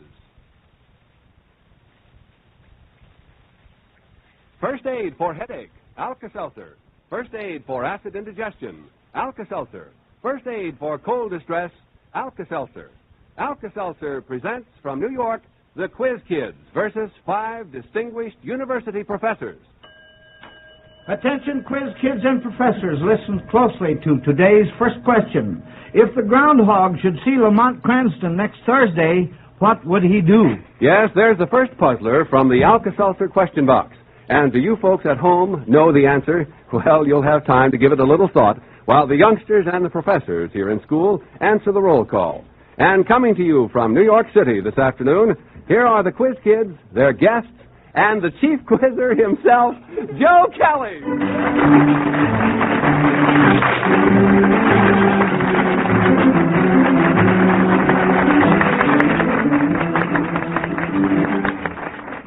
Thank you, Durward Kirby, and hello, everyone. Welcome to another competitive question session with the Quiz Kids. And I do mean competitive, for again this afternoon it's the Quiz Kids versus the professors. You know, friends, several weeks ago the Quiz Kids matched wits with 4 professors from the University of Michigan, and here in New York City this afternoon they're facing 5 professors from 4 different universities. And both teams are ready and eager to begin, so let's meet them and get started. So here we go with roll call. A Quiz Kid first, then a professor, and so on until we meet all 10 of you. All right, Joel? I'm Joel Kupferman. I'm 13 years old, and by now I hope I'm a 2B at Roosevelt High School in Chicago. Professor Kilcoyne? I am a professor of English at Brooklyn College, and I'm old enough not to compete with these kids. Naomi? I'm Naomi Cooks. I'm 11 years old, and by now I'm in 8B at the Grover Cleveland School, Chicago. Professor Smith?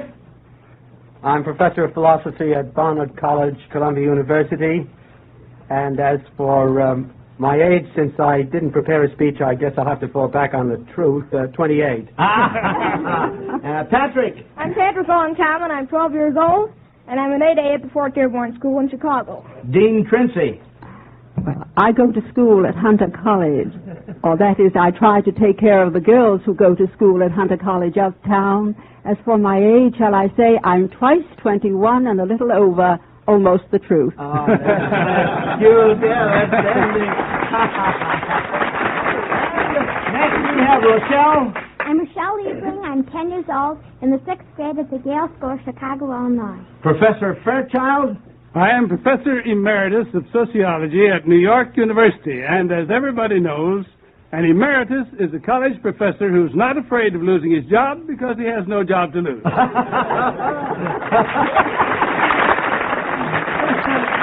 Malcolm.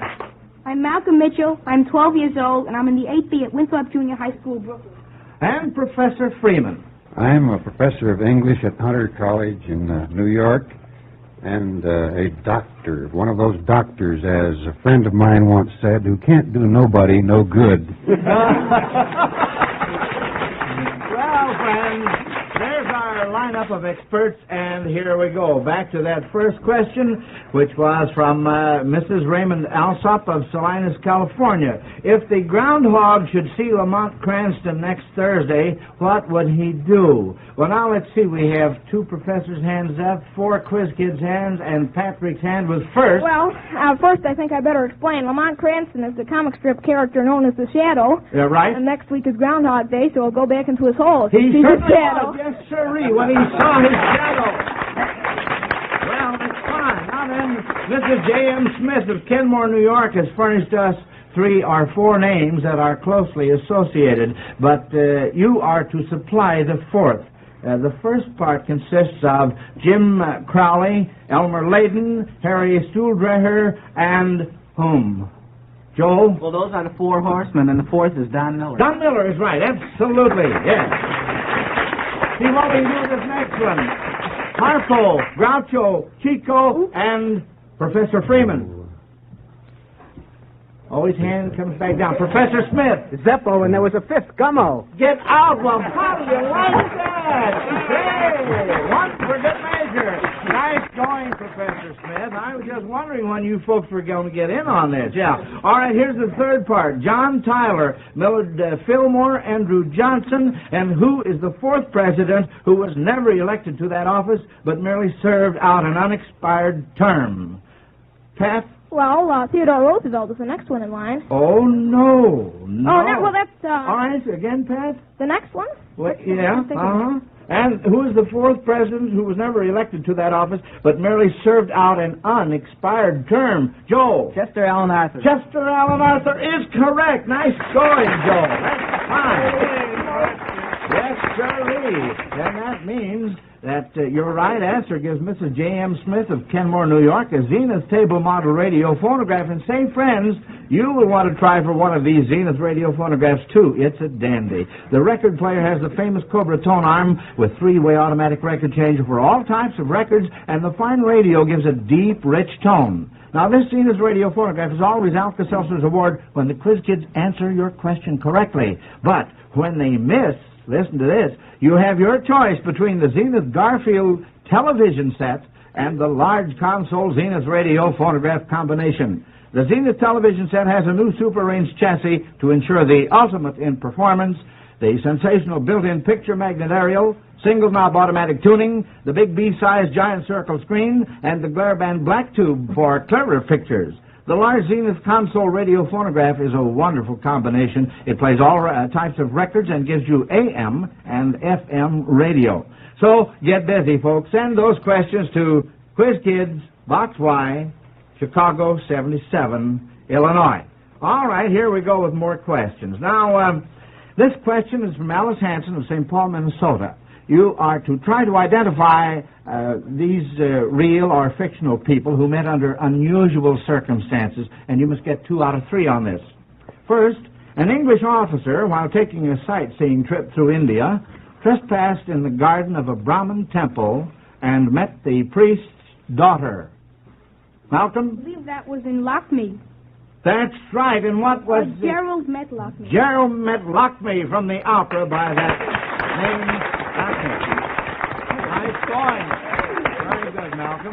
Second part. The first time this next young man meets his girl is when she and her friends plan to go wading while waiting for her father, the Major General. How about that one? Rochelle. I think that was in the Pirates of Penzance. That's right. And can you give me the name? Well, I think it was Edith, Mabel, and Isabella were waiting for the Major and General. So, and who? All right, Joe? Well, the boy's name was Frederick. Frederick met Mabel. Yes, that's right. Pirates of Penzance. Now, in this last case, a young man paid $35 for a salesman's course, exhibited some paintings, and ended up with a wife. Now, there is a very difficult one. How about that? No hands from either board? No? Do we give up? Well, Mrs. Trinzy, that was your husband. Well, after all, don't you remember? Oh, dear, didn't we catch her off guard? But good. Well, I know you have a very busy mind, but well, would you mind telling us, Dean Trincy, just how did this all happen? Well, I think he paid more for the course than that. Oh, you do? Yes, I do. How much more would you say? Well, perhaps I never heard the whole story. Well, I'll tell you what. We sort of took him over in a corner and asked him about these things, and he told us, and oh, dear. Well, all right, that was a lot of fun, and that's what we want to have once in a while. Now, that was a very interesting question, and so is this next one, but before we tackle it, let's hear about first aid and Alka-Seltzer. First aid for acid indigestion. Alka-Seltzer. Friends, on those occasions when you eat too much or too fast, or when something you've eaten doesn't agree with you, the result is sometimes acid indigestion. And that's when you want fast, dependable relief. So be wise. Alkalize with Alka-Seltzer. Yes, drink a glass of sparkling Alka-Seltzer and see how quickly its soothing action can settle the upset stomach, how efficiently it acts to reduce gastric hyperacidity. There's nothing quite like Alka-Seltzer. It leaves a clean, fresh taste in the mouth and a mighty welcome feeling in the stomach. We think you'll be amazed at Alka-Seltzer's fast, effective action against the distress of acid indigestion. So try it and see, won't you? Remember, when acid indigestion causes discomfort, first aid is Alka-Seltzer. Yes, sir. Well, here's our next question, class. For Mrs. Ida Young of Detroit, Michigan, try to identify the following romantic ballads from hearing only a few snatches from each. Now, Arlo at the organ will play them for us. All right, Arlo, let's have number one.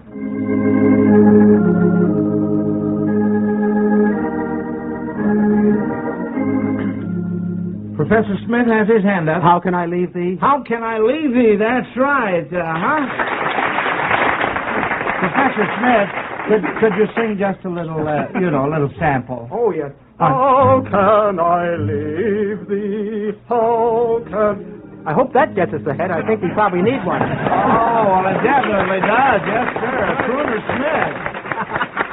Oh, that was just fine. And here is number two.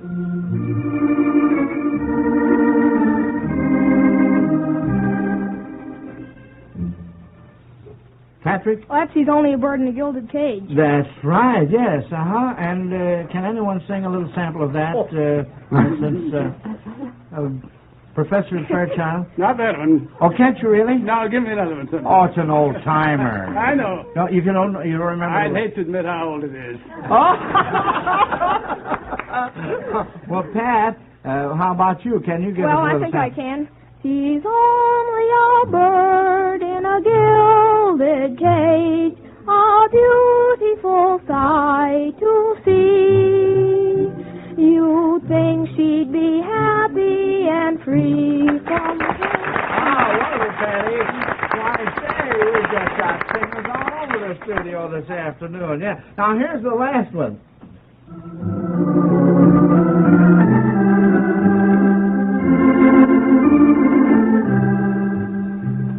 Professor Smith. That Abdullah Bulbul Amir? But that's not the name. Is that? You sure? That's right. Yeah. Can you sing it? Oh, I'm afraid not. Professor Fairchild. Oh, the sons of the prophets were warlike and bold, and quite unacquainted with fear. But the bravest of all was a man, we are told, named Abdullah Bulbul Amir.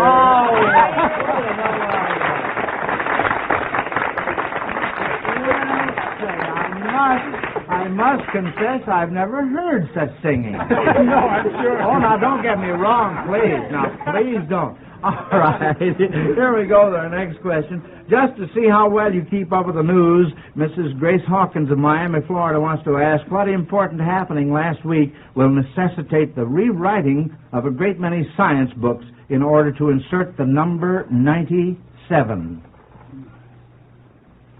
Malcolm? Well, I believe out in California they discovered what they think is an element, a new element. Yes. And they're at present undergoing the element supposedly is undergoing the test to determine whether it really is an element. That's right. Absolutely. Yes, sir. And, by the way, the key man on this, insofar as the element is concerned, is our old friend, Dr. Seaborg. Yes, sir, from the University of Berkeley. Well, now let's see. Harry Collins of Philadelphia, Pennsylvania, says he's a great believer in reading mystery stories for relaxation, and he would like to see if you contestants can identify 3 old favorites from the following quotations. You must try to get 2 out of 3. Here's the first one. The only possible object of this rather fantastic business of the advertisement of the League and the copying of the encyclopedia must be to get this not-over-bright pawnbroker out of the way. Professor Smith? That's Sherlock Holmes or Conan Doyle, the Red-Headed League. The Red-Headed League, that's right, Professor Smith, yes.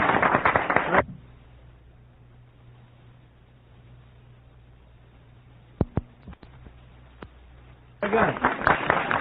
All right, now we're not through yet. In what detective story would you find this? I'm not taking you up to Batty Thomas, Miss Hillary. She's an unlucky belle. Professor Smith. That's Dorothy Sayers and 9 Tailors. Well, how do you like that? Well, now, twins, kids, you're going to have to watch these professors now. That's all there is to it. Here's the last one. The fog has swept in swiftly from the lake. Even against the fire, it seemed now to wrap the two men in a gray and clammy blanket. Pat? I said that was the gold bug. No. No, but I might say you're a little warm, Pat. Professor Smith? Wilkie Collins, a Moonstone. No. You give up?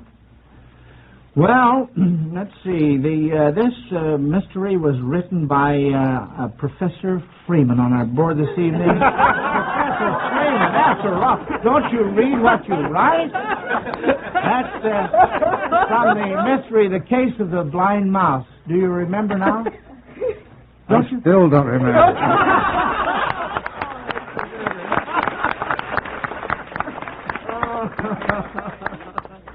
Oh, dear. Well, that was certainly fun. Mrs. Ruth Daves of Croton, New York, wants to try you on this one. If United States senators had characteristics that rhymed with their last names, who would these senators be? For instance, if a certain senator always held still, he would be... well, this is the example, but I have 2 hands up already. Pat? Well, that'd be Lister Hill of Alabama. Senator Lister Hill. That's the idea. Now then, here we go with a question. Try this. If one senator were a myth, the senator would be Professor Kilcoyne. Smith? That's right. We're from, by the way? New Jersey? New Jersey is right, Senator H. Alexander Smith, Republican from New Jersey. And... here's part 2. If a senator found reason to plead, he would be... Reed? Professor Kilcoyne. Senator right. Reed? But you must hold your hand up before you talk. He's slapping his wrist now. I'm used to talking without permission. Yeah. That's right, from Kansas, Senator Clyde M. Reed. Now, if this senator is careful when he drives... What did you say, Professor Kilcoyne, without your hand up? Oh, it was Professor Freeman. Meet me in the hall room after the cloakroom, yes. All right, Professor Fairchild. Senator Hayes of New York. That's right. Nice going. That's fine. Now then, we're going to have a few sound effects to help us with this question from Leo J. Burke of Harvey, North Dakota. You ought to keep in mind what the different days of the week were named for and tell what day is suggested by each of the following sounds. You must get 2 out of 3, and here is number 1.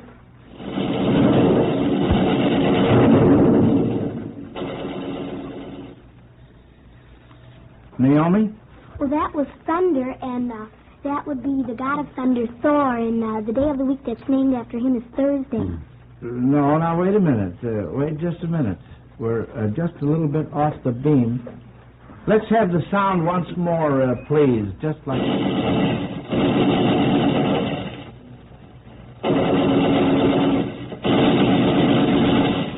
Malcolm. Well, that sounds like war, and the god of war was Mars, so it might be Tuesday. No, Pat. Well, it was Tuesday because the god of war was Chew. No, wait a minute, Professor Smith. It's a Wednesday for Wotan's Day, god of war. Wotan, god of war. That's right, Professor Smith. That's correct.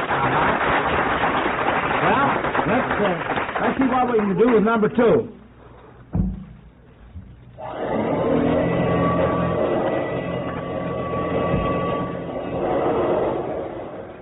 Professor Smith's hand went up so fast he's standing up. All right, Professor Smith. We can clean up on this one. It was Friday cleaning day. Why do you say Friday, though? Vacuum cleaner. All right, but you have to give me more. Cleaner. You have to give me more. Friday was named for whom? Oh. Naomi. Well, that would be Freya. Well, no. Joe? Freya, the goddess of the home. No, you're wrong. Naomi was closer. It's, Fricka? Frigga. That's right. Absolutely right. All right. Here's number 3.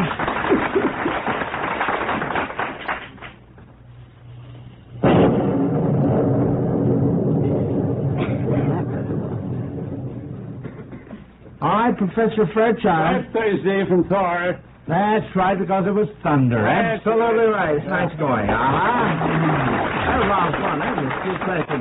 Now then, you are all allowed to use puns in answering this question from Beatrice Wilson of Washington, D.C. Describe a woman by using terms associated with any collegiate sport. For instance, you could say, always the center of attraction. You get the idea? All right, collegiate sports now. Describe a woman. Professor Kilcoyne? He's a regular catcher. What is that? Catcher. Well, all right. Okay, you really had to stoop for that one, though, didn't you? Yeah. And let's see. That's rather base. She's always on the ball. Always on the ball. Okay, and she's swimming in dresses.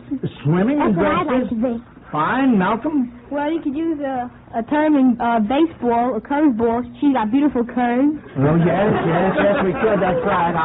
And Joel? Well, you could say she was forward or a far throw from this. A far throw from this. Well, those were all very, very good. Now then, we'll get going on this next question, students, as soon as we hear from Durward Kirby. So let's have that good advice, Durward. Right, Joe.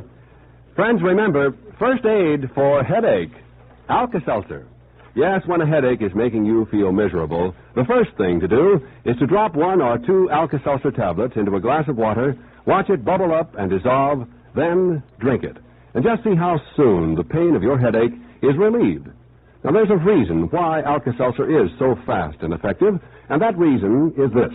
Alka-Seltzer is already dissolved when you drink it, and because it is, its pain-relieving agent, sodium acetylsalicylate, is ready to go right to work.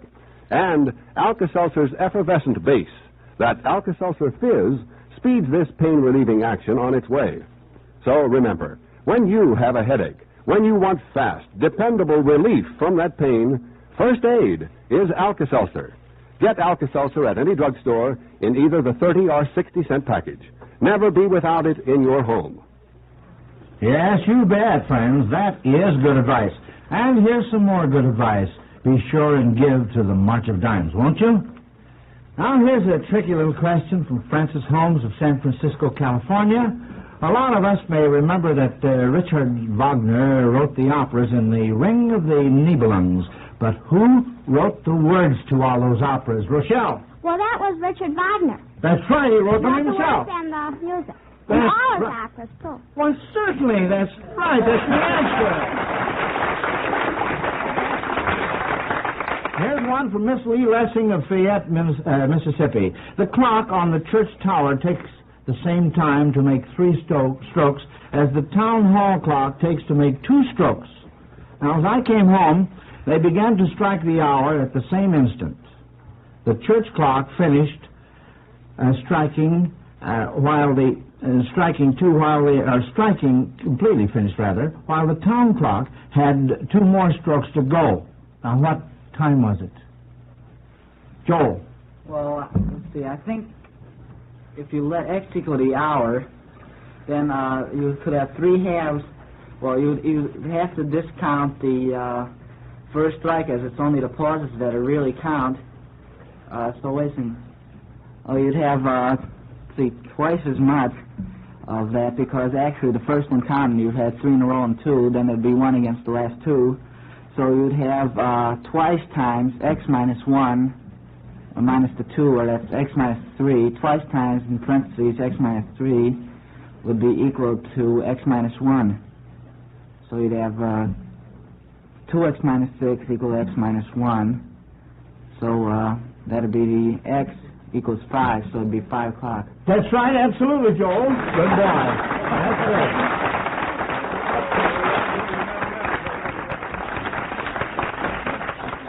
And as I said, as I came home, it was 5 o'clock in the afternoon, not the morning. Now, here's a quickie from John Messer of Danbury, Connecticut. What war, might you say, began with 3 apples and ended with 1 horse? Professor Trinzy. The Trojan War. The Trojan War, that's very good.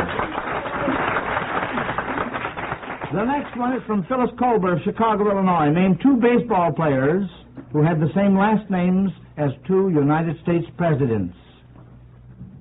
2 baseball players who have the same last names as two United States presidents? Joel? Well, there's a player on the Pacific Coast, I think he won the batting championship there, that has the last name Wilson. Wilson? And there was President Wilson. That's right. Can't you think of another Wilson, very famous Wilson, bygone days, Joel? Hack Wilson, that's right. All right, how about the other one now? Can we think of another one? Professor Freeman. What about Walter Johnson? And the president's name? The president's name was also Johnson. Well, I was just double checking. I thought I might possibly catch you off base on that. But I didn't. Yes, sir. Mr. H.G. Hopcroft of Seattle, Washington asked this question. If you climb these biblical mountains, what important event that once took place there might you reconstruct in your imagination? And first is Mount Sinai. Pat. Well, Moses got the Ten Commandments there. That's right, Patty, that's right. How about Mount Ararat? All right, Professor Smith. The Ark rested on Mount Ararat. That's right. And how about the Mount of Olives? The Mount of Olives, Pat? Well, that's when Jesus went to pray for the last time. That's known. That's right. That's correct, Patty. Yes. This question is from Catherine Hudson of New York City. When most good ball players walk out on the field, you hear a lot of O's and R's and gollies and G's from their fans.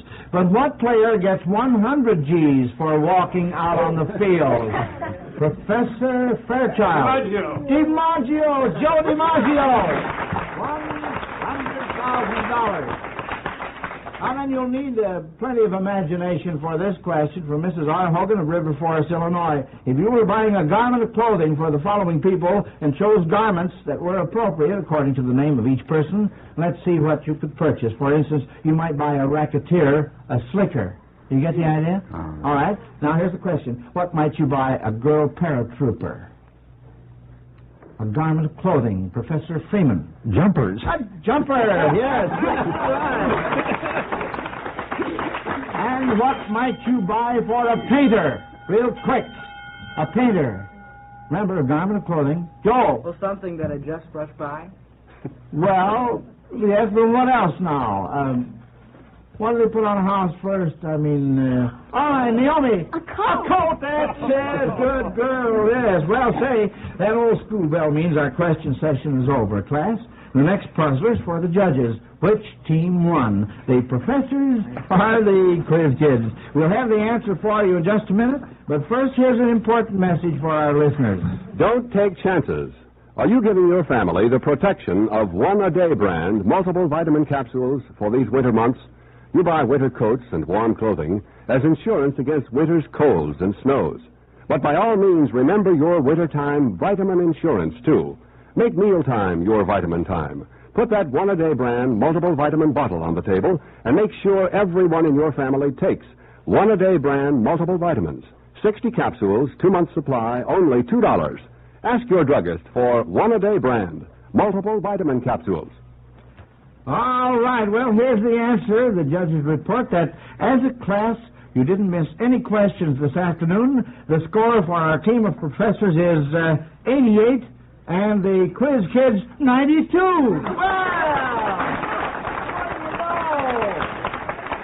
Well, congratulations, quiz kids. And congratulations to you professors, too. You really put up a good fight.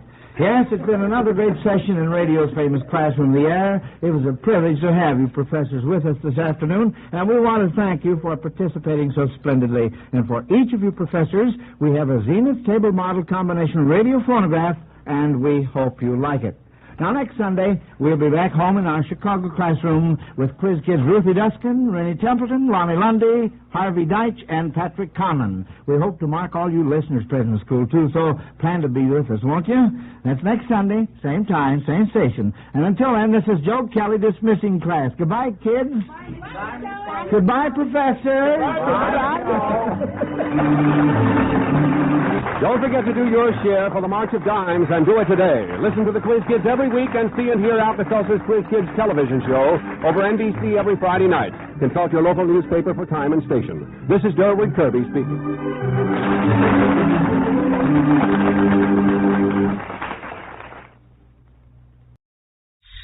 Kids, brought to you by the makers of Alka-Seltzer. Alka-Seltzer for headache. Alka-Seltzer for acid indigestion. Alka-Seltzer for cold discomfort. Yes, when these occasional ailments make you miserable, try Alka-Seltzer for really fast, really effective relief.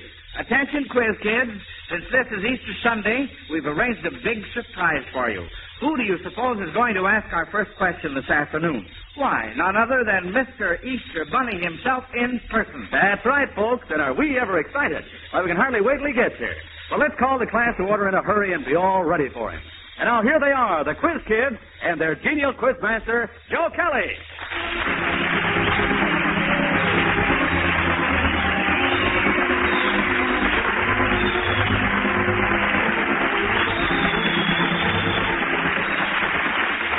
Thank you, Bob Murphy, and a happy Easter to everyone. Well, this certainly is a special occasion. Imagine having the Easter Bunny right here in our classroom. I wonder how many of you have ever had a real good look at him. Well, he's something to see, I can tell you. I caught a glimpse of him early this morning when he was in here arranging those beautiful Easter baskets there on your desk. And we don't want to keep Mr. Easter Bunny waiting, so let's get roll call over with right now. Joel? I'm Joel Kupperman. I'm 11 years old in departmental in the Volta School. Richard? I'm Richard Cravens. I'm 15 years old, and I'm in 10th grade at George Rogers Clark High School in Hammond, Indiana. Lonnie? I'm Lonnie Lundy. I'm 12 years old in the 7th grade at Lincoln School in Park Ridge, Illinois. David? I'm David Schreifelder. I'm 12 years old in the 8th grade at West School in Muskegon, Illinois. And Patrick? I'm Pat Sherman. I'm 10 years old and in 6th grade at Fort Dearborn School in Chicago. All right, now, kids, we're ready to hear that first question, and here is the Easter Bunny to ask it.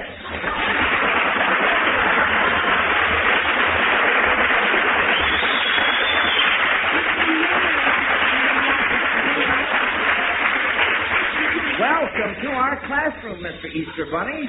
We know you're a very busy man at this season of the year, and we certainly appreciate your coming here. Well, I can hardly believe it. The little Easter Bunny right here in our classroom. He's all white with long pink ears and a little fluffy tail, and he's been hopping all around here, and he finally hopped up to the microphone. Are you all ready, Easter Bunny, to ask your question? Yes, I am, Mr. Kelly. Well, all right, go right ahead. Now listen. Go ahead. How do you know that eating carrots helps your eyes? Now, there you are. There's the doozer. How do you know that eating carrots helps your eyes? Richard? Well, carrots contain vitamin A, and vitamin A is supposed to help your eyesight. Well, can we accept that as an answer, Mr. Easter Bunny? No, Mr. Kelly. No. All right. Oh, wait a minute, sir. You got to be talking that way now. I got another hand up there, Joel. Well, don't they have some sort of test that they take so many people that eat carrots and so many people that don't, and they start them off eating carrots, some, and the others not eating carrots, and at the end of a certain time, one group's eyesight is better than the other group. It seems to me like you're making a very tough question out of this. Richard? Well, carrots, as I said before, contain vitamin A, and without vitamin A, you get night blindness. And by eating carrots, you get your requirements, and thus it helps your eyesight in preventing this disease of the eye. Well, no, I'll tell you. I think we'd better have the Easter Bunny tell us the answer to how do you know that eating carrots helps your eyes. All right, Easter Bunny. You've never seen one of us bunnies wearing glasses, have you? That was an angry.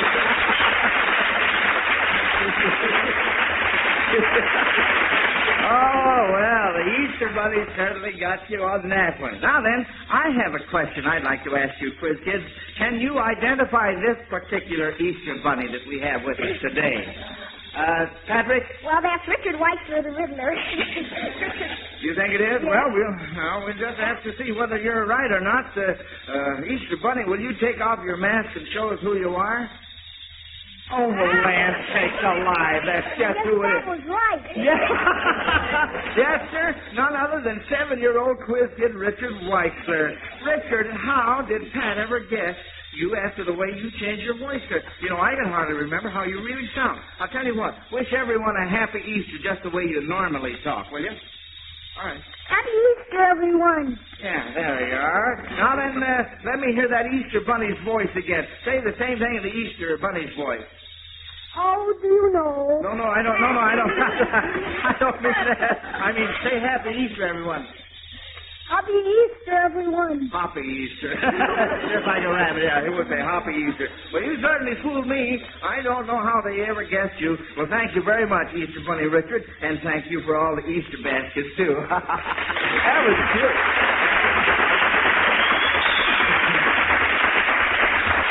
All right, here we go with more questions.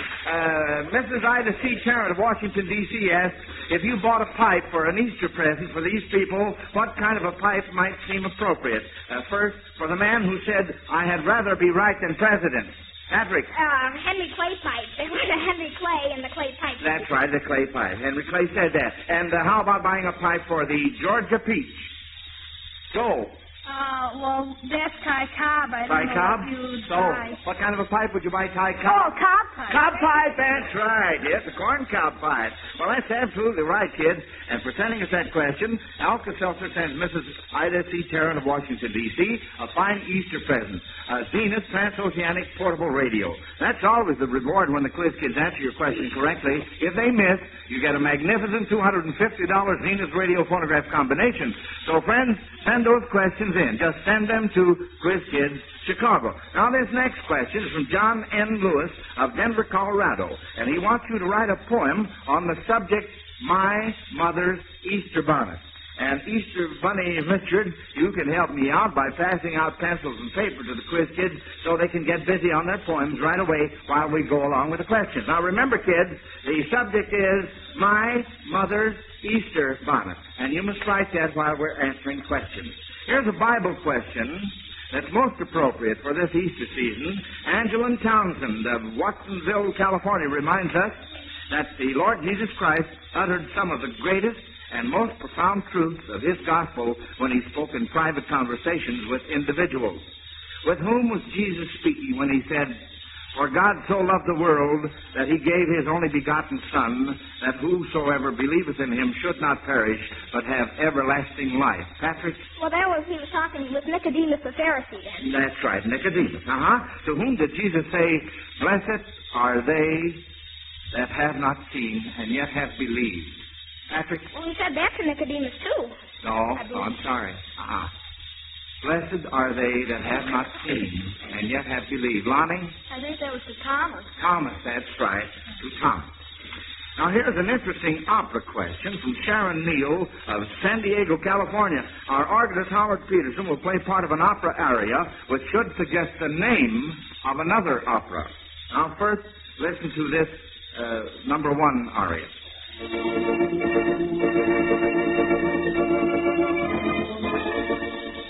Lonnie? That's the Lawns and Bridal Chorus, or the Wedding March. Yes, so?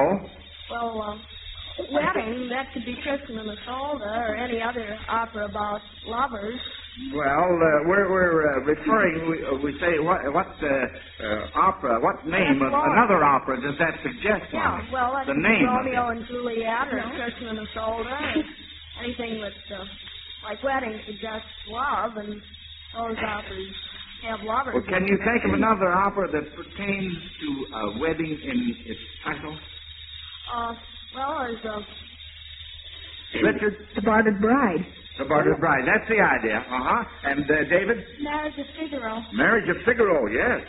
And what were you going to say, Patrick? I was going to say the Marriage of Figaro, too. That's what I all right, fine. Well, let's see if we can get this next.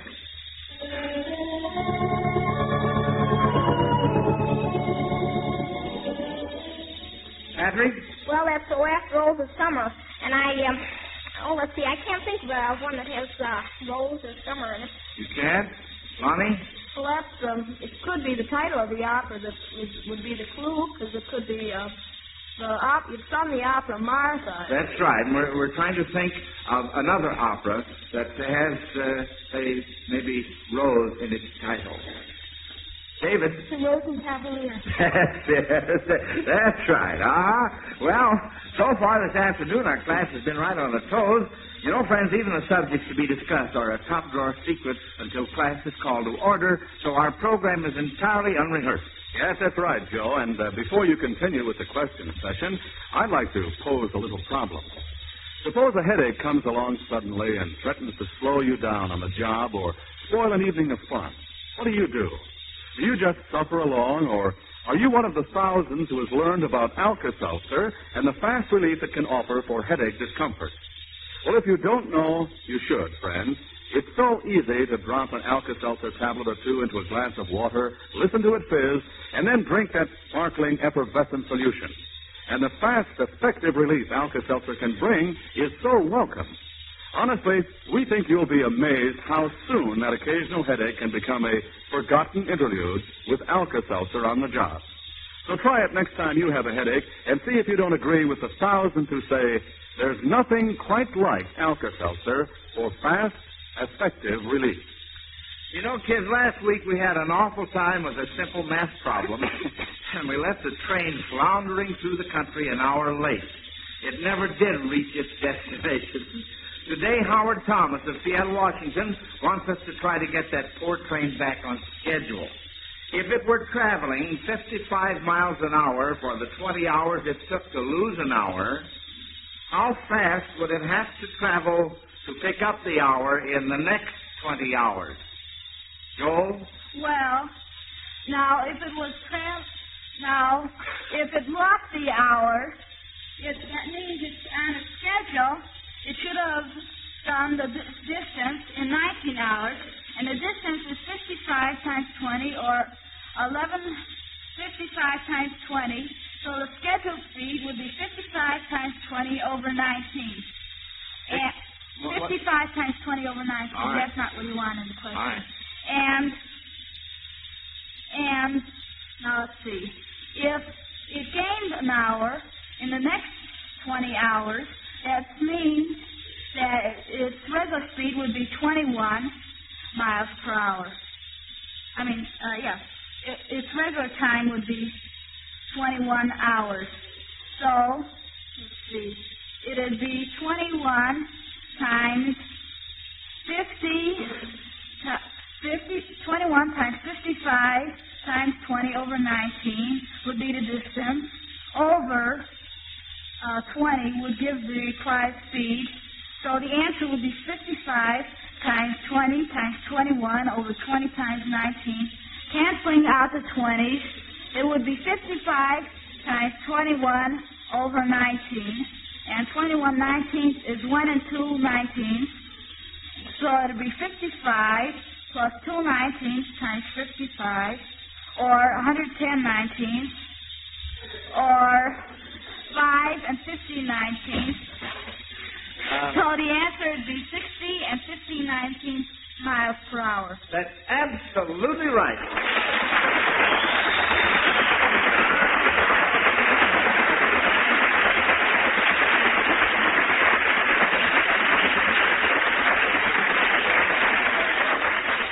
Believe me, that was a lot tougher than last Sunday, too, by the way. Well, this Easter question is from R.J. Schmidt of Moline, Illinois. Each of the following is a clue to something we associate with Easter. Let's see if you can identify them. First, an opera singer's name.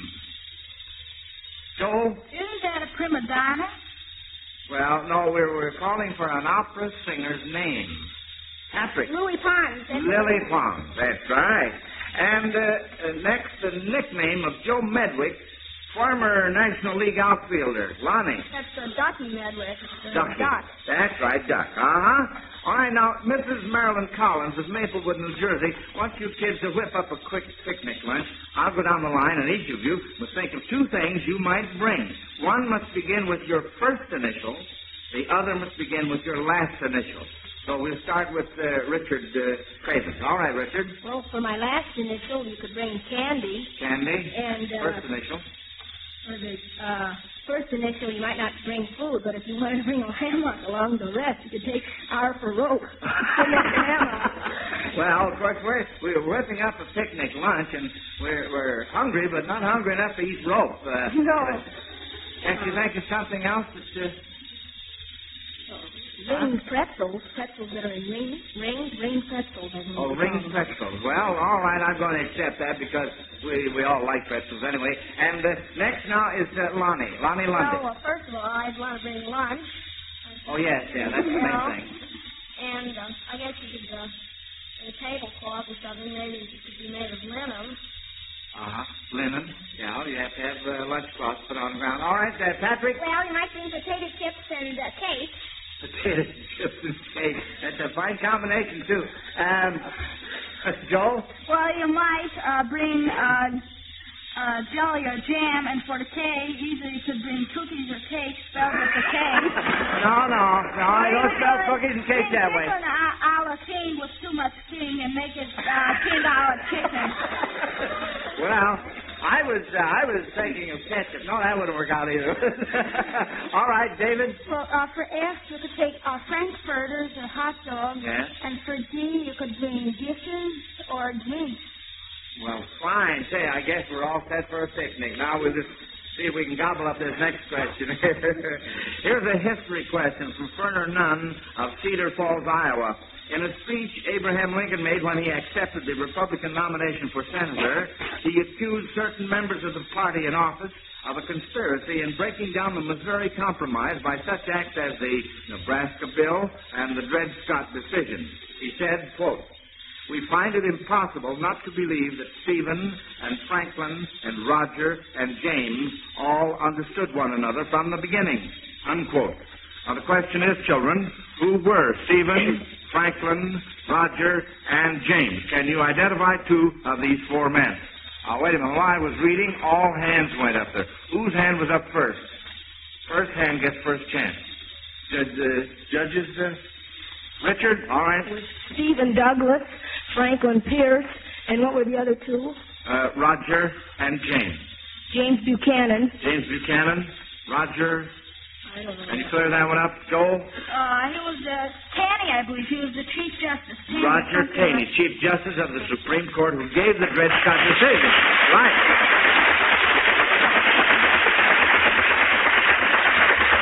Now that spring is here, kids, baseball is back in the sports headlines again. Mrs. C.A. Patey of Ilion, New York, notes that 5 major league teams will have different managers this year than they had last year. She wants you to name 3 of these new managers. Lonnie. Joe Washington Senators. Yes. Billy Meyer, Pittsburgh. Who did he replace, by the way? He replaced Ozzie Bluegee. And then Bluegee, there's Billy Meyer. I want to get that. Billy Meyer managing the Pittsburgh Pirates, who replaced Billy Herman. Yes, that's and there's true. Joe McCarthy of the Boston Red Sox, who replaced Joe Cronin. Joe Cronin. And there's Zach Taylor of the St. Louis Browns, who replaced Muddy Rule. Muddy Rule. And the other one is Johnny Noon was for the last. Richard. Leo DeRocher was the new manager. Who did he replace? Joe? Bert Schouten or Schotten. Bert Schotten, who acted as manager last year. Fine. All right, children. Now then, here's another interesting question. Oh, before you ask it, Joe, here's one for our listeners. I'm wondering how many of you folks couldn't take your place in the Easter parade today because of a cold.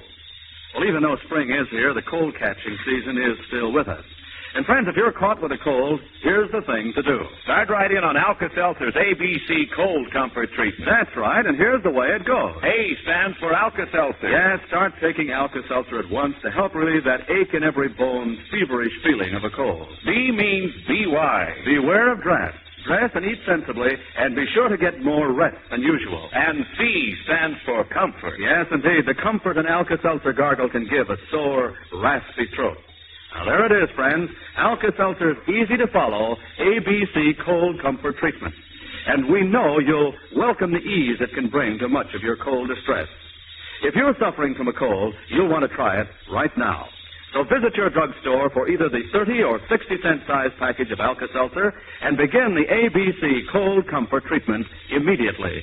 Alka-Seltzer can be worth its weight in gold when you're suffering from a cold. All right, children, let's get along with more questions. Florence Dote of North Franklin, Connecticut, wonders if you know her favorite Easter hymn. Howard Peterson will play parts of 3 hymns, and you children are not only to identify them, but prove you know the words by singing the opening line or 2. All right, here's the first one.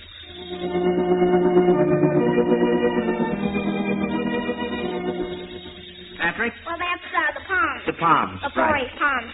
And that's, now dawns the bright and happy Easter morn. Easter, the springtime of the soul's awakening.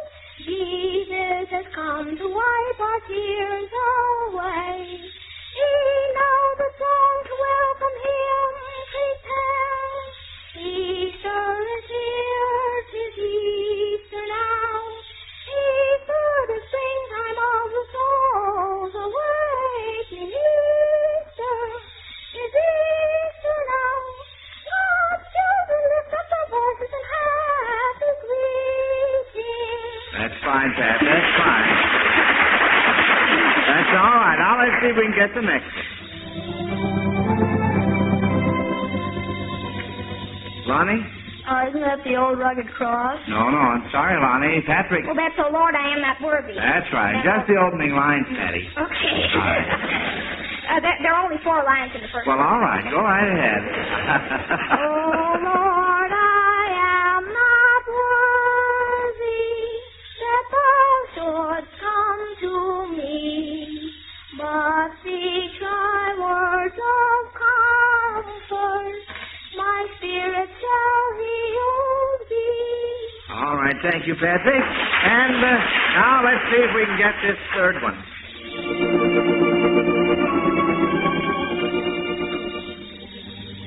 Lonnie? That's beneath the cross of Jesus. That's right, Lonnie. Beneath the cross of Jesus, I fain would take my stand.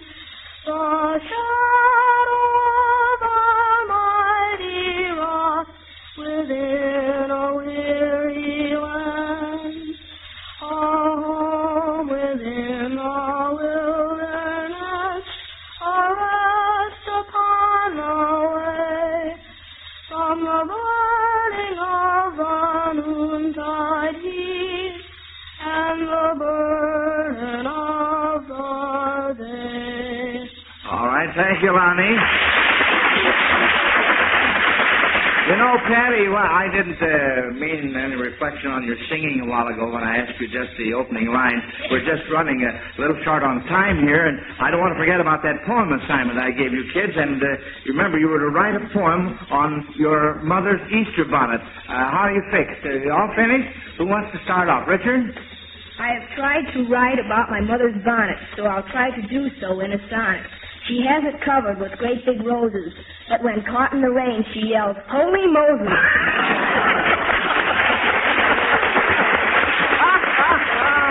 Oh, that was a David. David. My mother's Easter bonnet. My mother's Easter bonnet doesn't look like a hat. I often wonder if it is that. It fills with fruit, vegetables, and such, with prices so high, no wonder it costs so much. Joel? My mother's Easter bonnet. I am now writing a poem on it. It's circular and it's above par. And there's a hole in the crown, and you should see her wear it around town. Well, you certainly got that in rhyme, all right, Joel. And Patrick? Well, I couldn't think of anything right offhand, but I have a little something that doesn't describe it, but it's a poem. Oh, it's a poem. Yeah. Well, all right, let's have it. At rhyming, I am no star. There are others who are better by far. So I hope you'll excuse me if I have to refuse thee. My thoughts are as sticky as tar.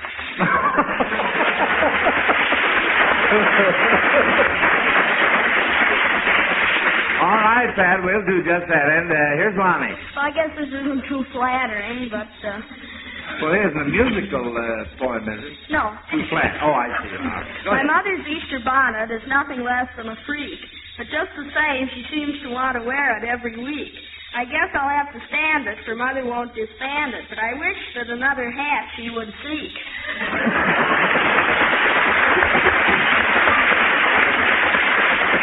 All right. Well, those were all good, kids. That was a lot of fun. That's very difficult to do, is to write a little poem while you're answering other questions, too. A lot of us don't think of that part of it. Now, here we go with a question from Joan Callan of Philadelphia, Pennsylvania. And she calls this question the Books in Color game. You will have to give book titles to answer this question and try and get 2 out of 3. First, what color was Stevenson's arrow? Joe? The black arrow. That's right, the black arrow. What color was Hawthorne's letter? Lonnie? Scarlet. The scarlet letter. The scarlet letter by Hawthorne, And what color was Hudson's mansion? Hudson's Mansions. Richard? Green Mansions. Green Mansions, that's right. It's a book by Hudson, And now then you'll have to go way back in American history to answer this question from Mrs. J. Kennedy of Brooklyn, New York. What international marriage reversed the usual order of such affairs, the Native American girl having the title and the Englishman being the commoner? Richard? Isn't that the marriage between the Duchess of Windsor, with the Duchess of Windsor? Oh, no. We said the Native American girl having the title and the Englishman being the commoner. David? It was Pocahontas and John Rolfe. He was a commoner and she was an Indian princess. That's right. Yes, Pocahontas was the American Indian princess. Now, that was a tough question. I don't know whether you kids will get that or not. Since we have all boys in our Quiz Kids class today, Mrs. L.C. Weaver of Des Moines, Iowa, thinks it's a good time to have some fun with this question.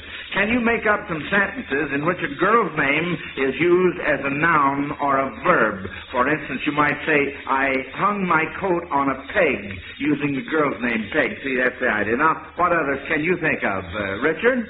May I have a piece of candy? May I have a piece of candy? That's the dandy. Lonnie? Well, you may have a piece of candy and an apple. And I get it. Don't tell me. I'm going to marry that girl. I am going to marry that girl. And Joe? Well, pardon me, but isn't May a verb? Well, May is the name of a girl I know because that was my mother's name, May. And David? Well, could you give me some candy? Candy's a nickname for a girl. Candy nickname. Well, I guess their time is all up. There's the old school bell. And another question session is over. It's time for the judges to get busy on the scores so we can find out who comes back to school next week. They'll have your report cards ready in just a minute, children. And while we're waiting, here's an important message. Mother, are you having trouble getting your children and your family to take their vitamins every day? Try giving them One-A-Day brand multiple vitamin capsules. Each One-A-Day brand multiple capsule contains all the vitamins for which the amount needed for grown-ups and children has been established. What's more, 1 capsule every day is all they take. And One-A-Day brand multiple vitamin capsules are low in cost, a full month's supply for only $2. Ask your druggist for One-A-Day brand vitamins, good for growing children and adults. Remember, for vitamins the easy way, for vitamins the thrifty way, the brand you want is One-A-Day. And now, Quiz Kids, before I give you the judge's report on today's classroom session, I want to remind our listeners that the Campfire Girls celebrate their 38th anniversary this month. This great organization deserves the support of us all. And now then, here are the scores. Remember, kids, whether you win or lose this afternoon, you all receive a $100 savings bond from the makers of Alka-Seltzer to help you with your future education. And now listen, here are your report cards. The judges say that our entire class missed 1 question this afternoon. Lonnie is first, Pat second, Joel and Richard tied for third. That means you 4 will be back in school next Sunday, along with a brand new quiz kid, a contest winner representing the Boys Clubs of America, James Cook, age 12. All you listeners plan to be with us, too, won't you? Remember, class will be called to order next Sunday afternoon, same time, same station. Until then, this is Joe Kelly dismissing the quiz kids. Goodbye, kids. Goodbye, Kelly. Bye.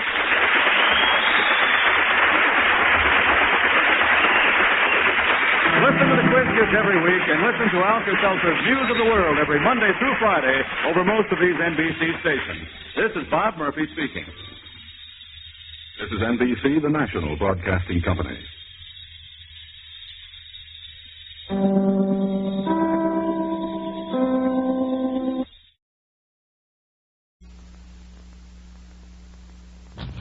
The The Quiz Kids, brought to you by the makers of Alka-Seltzer. Alka-Seltzer for headache. Alka-Seltzer for acid indigestion. Alka-Seltzer for cold discomfort. Yes, when these occasional ailments make you miserable, take Alka-Seltzer for really fast, really effective relief.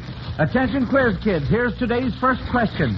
What popular American dessert would you get if you joined up the last name of a leading 1948 pitcher of the Cleveland Indians with the nickname of the 1927 third baseman of the Pittsburgh Pirates? Yes, there it is. And are you folks at home up on your baseball enough to answer that question? Well, we'll soon find out how the youngsters here in our classroom make out, for here they are, the Quiz Kids and the chief quizzer himself, Joe Kelly.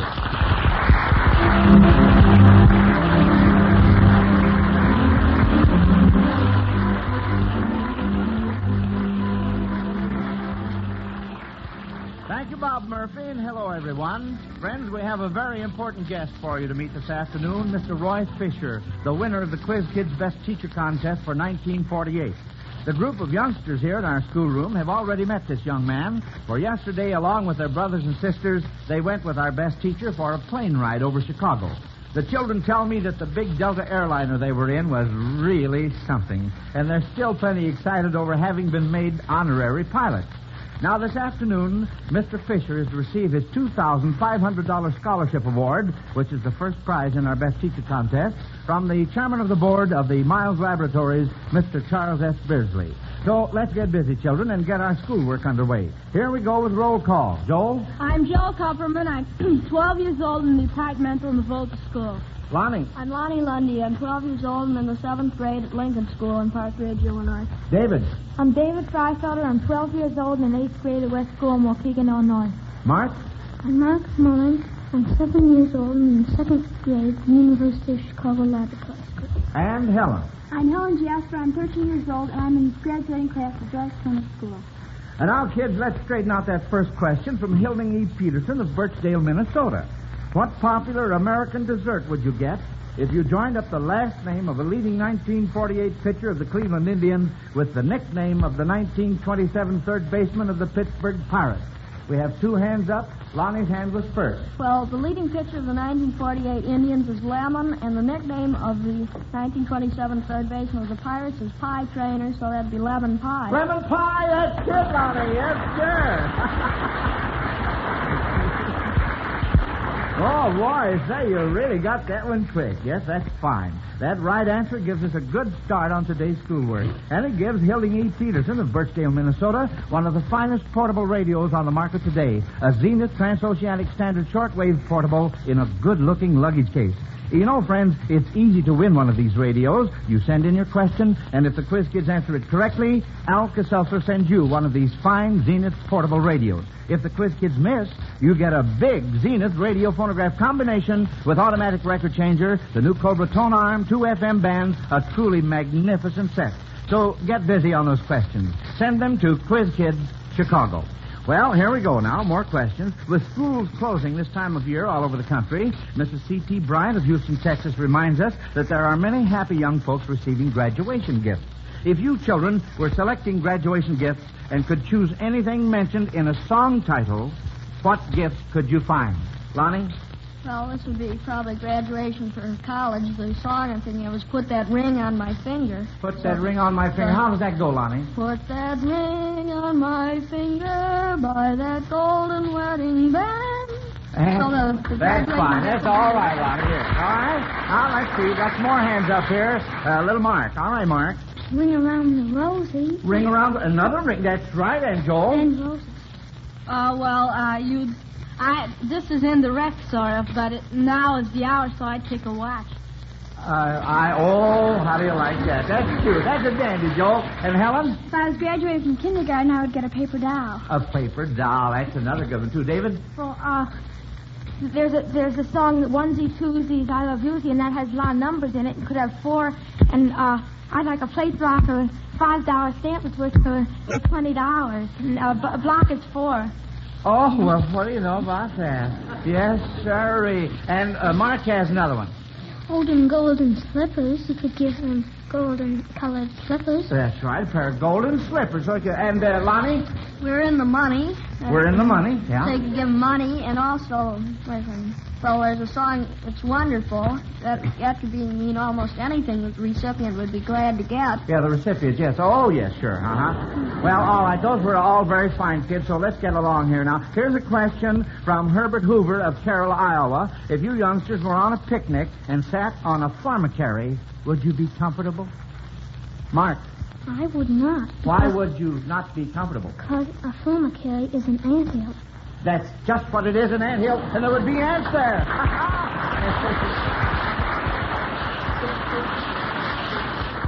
Since 1948 is an election year, H.H. Leland of Waterloo, Iowa, wonders if you children could name the last 3 presidents elected in a year ending with 8. Lonnie.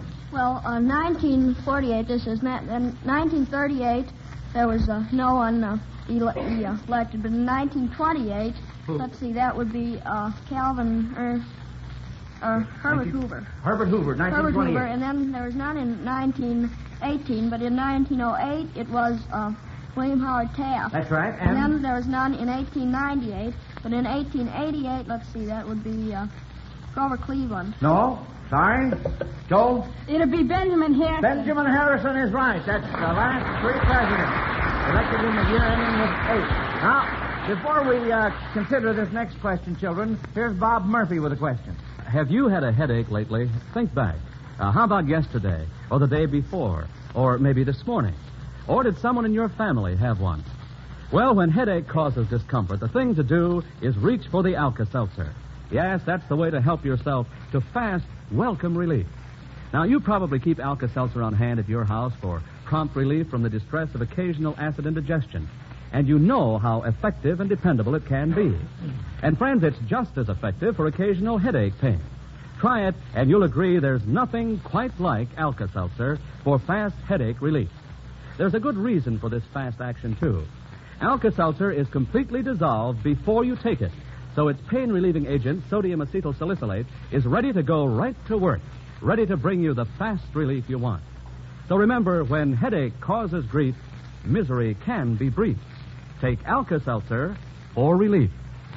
All right, children, here we go with more questions. Oh, we got a lot of them this afternoon. Andy Worth of Milwaukee, Wisconsin, wants you to pretend that you work at Oak Ridge and are so used to talking in code that when you drop into a restaurant, you order your beverage by using the symbols of chemical elements. What beverage would you expect the waitress to bring if you said you wanted the symbol for tellurium and argon? David?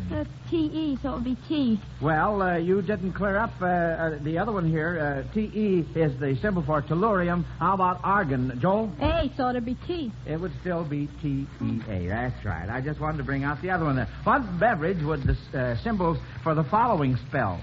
Cobalt, calcium, carbon, oxygen, lanthanum. David?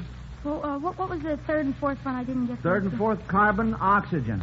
Cobalt, calcium, carbon, oxygen, lanthanum. Lonnie?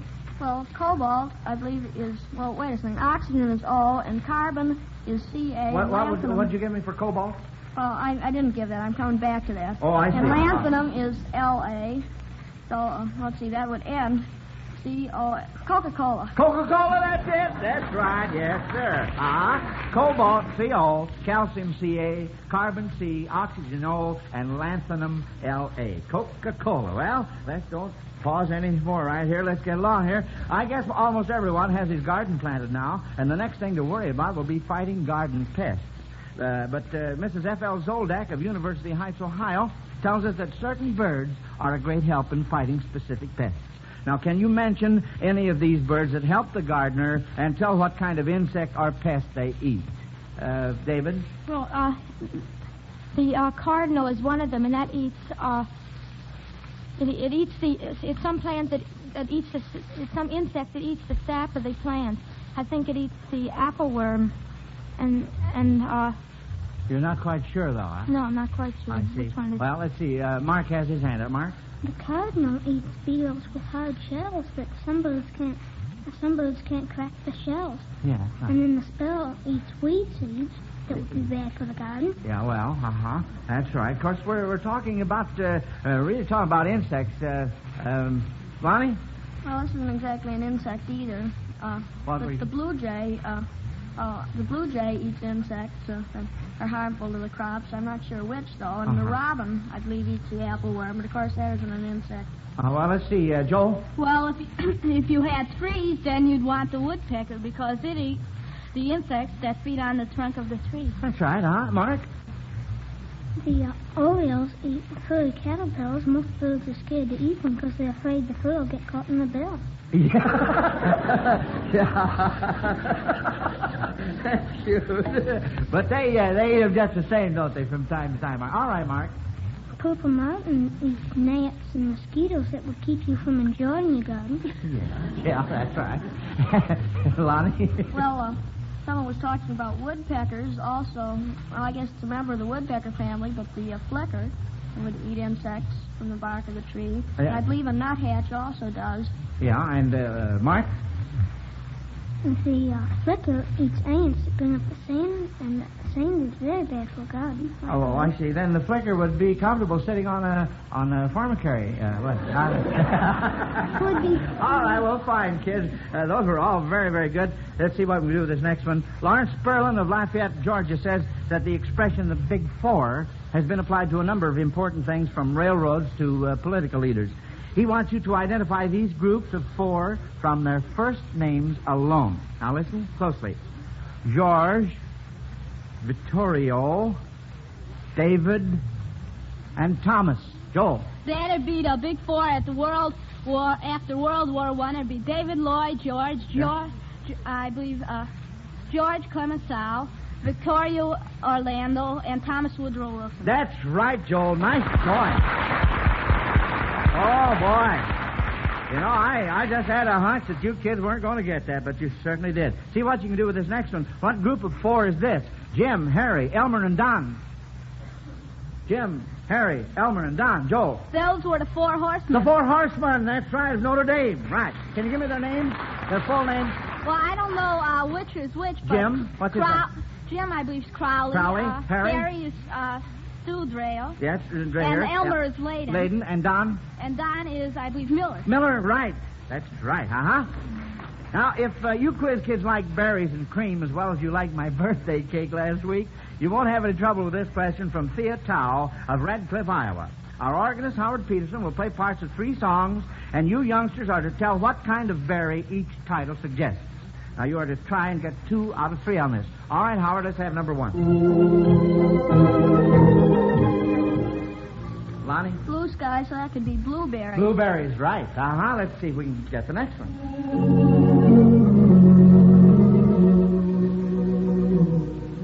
Lonnie? That's when you and I were young, right. Maggie. Would that be, is that a young berry? There certainly is. Young berry, that's right. And here's the last one.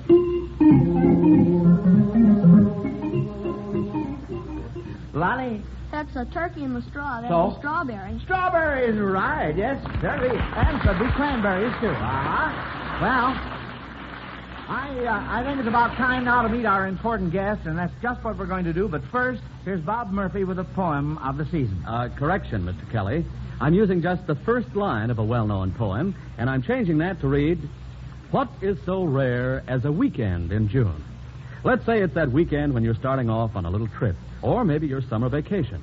It's early in the morning, the car's all packed, and you're just about ready to roll when the little woman says, "Oh, wait a minute, Jim. We can't go yet. Give me the keys to the house." "Oh, great jumping Jupiter. What have you forgotten now?" "Oh, don't be cross there. Just give me the keys to the house. I won't be a minute. I know right where it is." "You know right where what is?" "No, don't answer me. Whatever it is, we'll get along without it."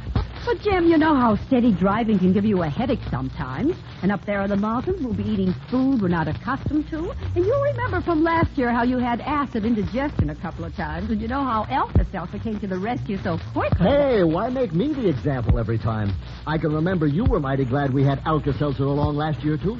Oh, I'm not saying I wasn't. In fact, I think there's nothing quite like Alka-Seltzer to help relieve the fatigue you feel from long hours of driving. And Oh, for goodness sakes, Jim, we're wasting time. Yeah, and breath, too. If you just said it was Alka-Seltzer you were talking about in the first place, we could have been on our way. I went to the drugstore last night and bought our vacation supply of Alka-Seltzer. And I didn't forget. I put it right here in the car, too. And that's the place for it, friends. Don't forget that extra package of Alka-Seltzer either. You never know what time of the day or night you may need the fast, effective relief Alka-Seltzer can give. And that extra package can act just like a spare. You may not need to use it, but it's wise to have it there. Get Alka-Seltzer at any drugstore in the large economy size package. And now it's time to meet our best teacher of 1948. 16-year-old Falcon Guthrie wrote the letter which won for Roy Fisher this year's scholarship award, and he said of our best teacher, his classroom has the friendliest atmosphere in our school. I feel pounds lighter when I enter that door. Now, friends, just that one sentence tells you a lot about this 22-year-old teacher. Roy Fisher of Volans, Virginia, which has a population of only 100, attended the Volans High School as a student, and he is now teaching English there. Volans is a rural high school with an enrollment of approximately 300 students, many of whom traveled 20. Our scholarship committee, Dr. Whitty, Dr. Olson, and the Reverend Dr. Moore, found that Roy has a splendid record not only as a teacher, but also as a progressive citizen in his community. I'm sure you folks will be interested in reading more details about the background of this fine young teacher in the current issue of Time magazine. Right now, I want you all to meet our best teacher of 1948. And here he is, Roy Fisher.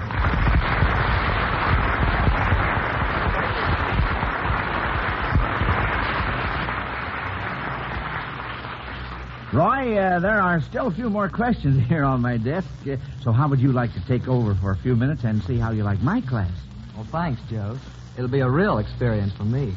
I don't know how well I'll do, but I'll try my best. Are these the questions? That's right. You just sit right down there and begin with the one on top. Okay. Now, since you quiz kids have probably had the usual children's diseases at some time or another, Mrs. Belle Clemens of Los Angeles, California, thinks we could have fun using slang expressions to describe them. For instance, for whooping cough, you might say, I just don't give a hoot. Now, what slang expressions might describe mumps? Lonnie? Well, there's paint the town red. All right. Don't you usually break out with a red rash with mumps? I think so. haven't had I them. believe you're right there. Any others? David? You're making a mountain out of a molehill and you're That's a good one. Lonnie? Well, during the war, there was over the hump. It was an expression about flying over the Himalayas, and a hump is, well, like you'd have when you have the mumps. That's right. David, you have another It was idea? a battle of the bulbs. Battle of the bulbs. That's very good. Joel? Doesn't mumps usually occur only on one side, so it could be you're just beside yourself. Well, I think you'll find it often on each side. Sometimes, though, it's just on one side. All right. That's very good. What slang expression might describe the measles? Lonnie? I've got dots in front of my That's very good. Joel? Spotty performance. That's right. Any others? Well, we could say they've got you spotted, you're covered, don't be rash, you're in the pink. Okay. Yesterday, Quiz Kids and I enjoyed our airplane ride so much that I might try to catch you on this question from Mrs. John Kosh of Bethlehem, Pennsylvania.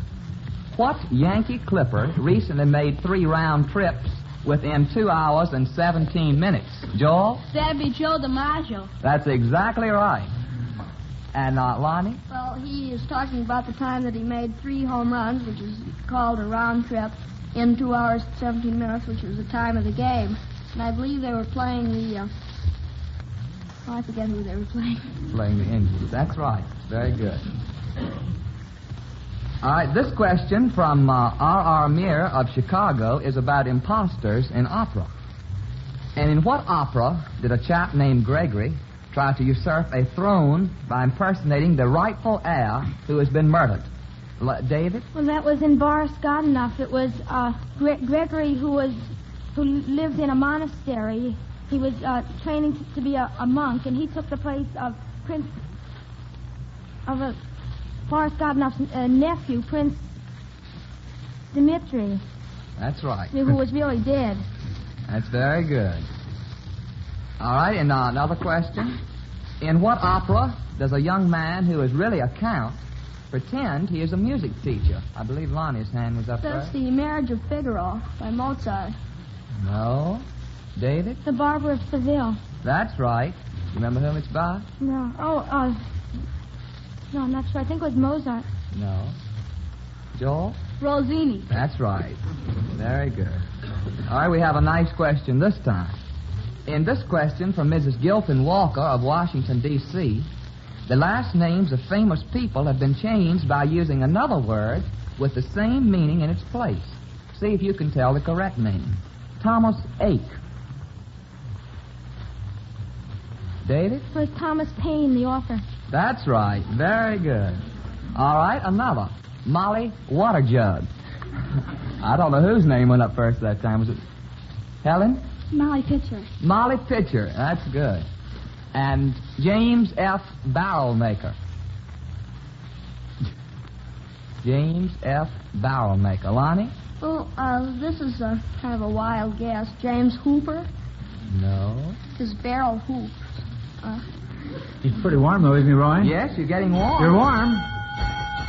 If you just change that W to something else, James... What? Last name. Change the W. What W? You said Hooper, didn't you? No, Hooper, I said. Oh, Hooper, H. Oh, I'm sorry. Well, you better tell him then. Well, I believe you'll find that's James Fenimore Cooper. And Cooper means barrel maker. Well, that was a miss on that third part there. We'll have to mark you wrong on that one, kids. So that means that Mrs. Gilpin Walker, Washington, D.C., wins a big $239.50 Zenith Radio phonograph combination from the makers of Alka-Seltzer. Well, we heard the final bell, Roy. It means the same as it does in regular school. Class is over. You've done a fine job of conducting school this afternoon, Roy, and now it's time to receive your reward as the best teacher of 1948. Here to present it to you is the chairman of the board of the Miles Laboratories, Mr. Charles S. Beardsley.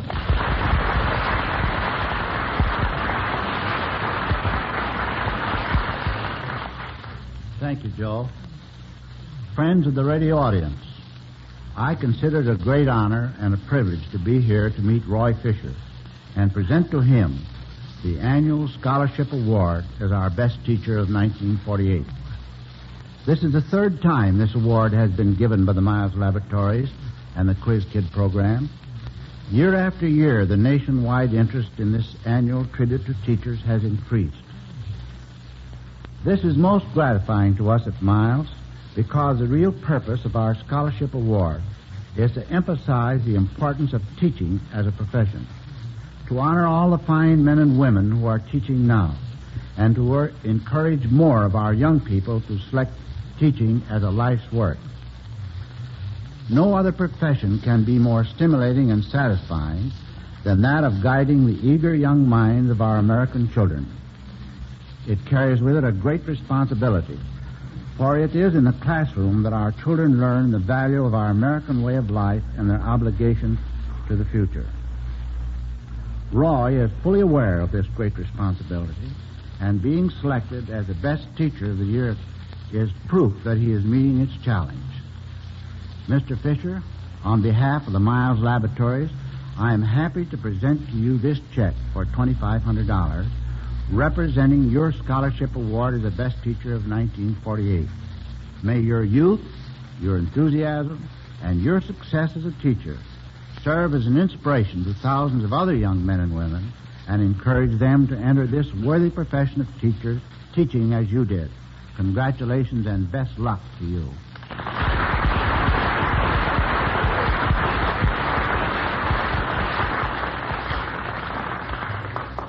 Thank you, Mr. Beardsley.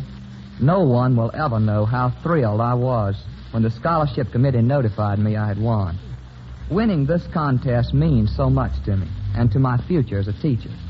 I want you to know that I'm already making plans to go back to school this fall to work on my master's degree. This award is making that possible, and I hope it will help me become a better teacher. Well, we're all very happy for you, Roy, and we know you have a wonderful future ahead of you. Oh, wait a minute, Mr. Beardsley. I have a surprise for you. You also have won an award. It is a beautiful gold emblem from Lions International, the Melvin Jones Award, which it is my pleasure to present to you on behalf of the International Secretary General and founder of the Lions Association. It is awarded for your service to American youth. First, by presenting our young people through the medium of this Quiz Kids program as the alert, responsible young citizens they really are. And second, for your encouragement of better education for youth as exemplified by this Best Teacher contest.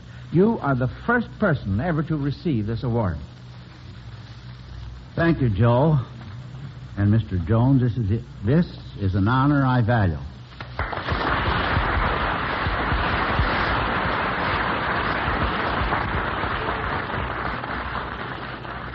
Well, this is really award day here in the Quiz Kids classroom, and we're not through yet.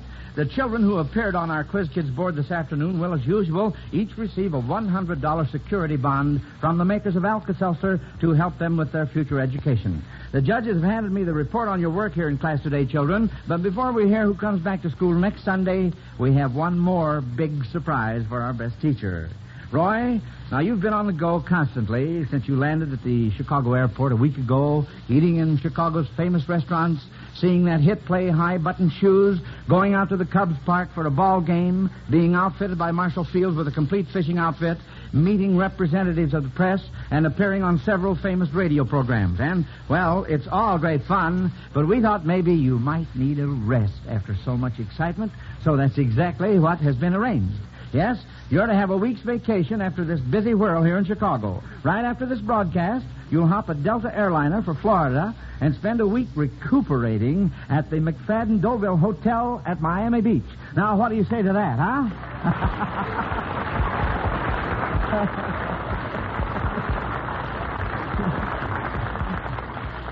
Folks, you should see his face. He can't say a thing. Well, never mind, Roy. It isn't necessary. You just go on down there to Florida and bask in the sunshine and don't worry about a thing. Now then, children, about school next week. It seems our class as a whole missed only one question today. That's fine. Lonnie is first, Joel second, and David and Mark tied for third. That means you four will return to your desks next Sunday along with a new quiz kid, John Galinas, age 11. We hope all you listeners will be on hand, too, for another competitive question session with the Quiz Kids. So until next Sunday, then, this is Joe Kelly dismissing the Quiz Kids. Goodbye, kids. Bye, Kelly.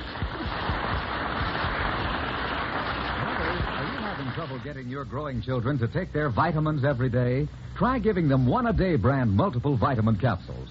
Each one-a-day brand multiple capsule contains all the vitamins for which the amount needed for grown-ups and children has been established. What's more, one capsule every day is all they take. And one-a-day brand multiple vitamin capsules are low in cost. A full 2-month supply for only $2. Ask your druggist for one-a-day brand vitamins. Good for growing children and adults. Remember, for vitamins the easy way, for vitamins the thrifty way, the brand you want is one-a-day.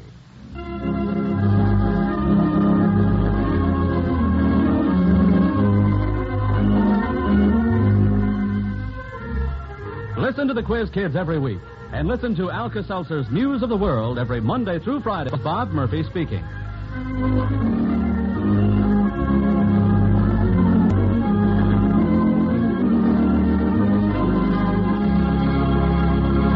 National Broadcasting Company.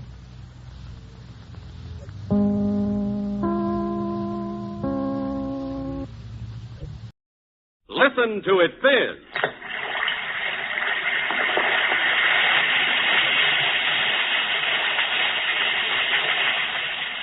Alka-Seltzer for headache. Alka-Seltzer for acid indigestion. Alka-Seltzer for cold discomfort. Alka-Seltzer presents the Quiz Kids. And children, here's today's first question. Listen carefully. The name of what fish, spelled backwards, is the name of a famous general? Yes, there's the number one puzzler on today's list of brain teasers.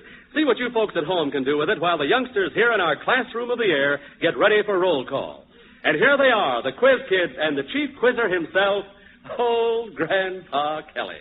Yes, the Kellys have just experienced the thrill of welcoming their first grandchild. Congratulations, Joe.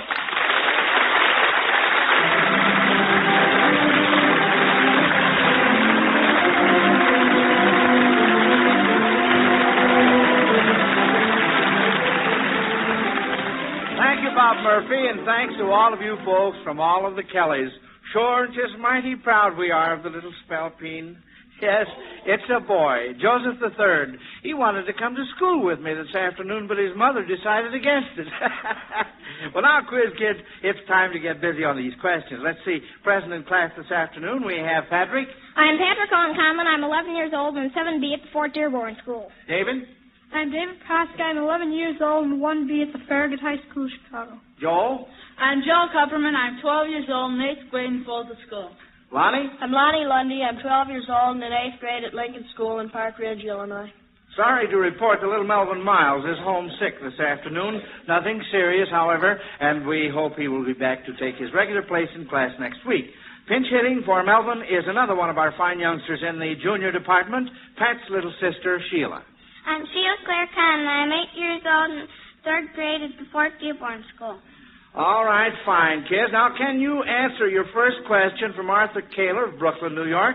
The name of what fish, spelled backwards, is the name of a famous general? We have 2 hands up, and Patrick's hand was first. Well, I think that would be Eel, E-E-L, because that's Lee, General Lee. That's the right. commander of the Confederate forces in Absolutely Civil right, War. Patrick.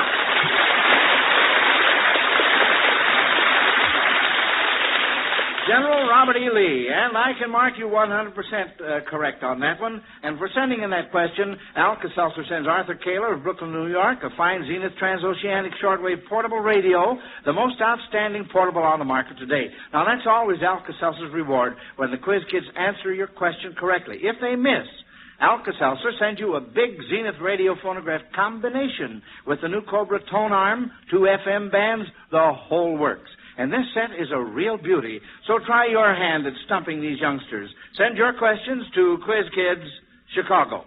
Now, here is an opera question from Helen Parsons of Dallas, Texas.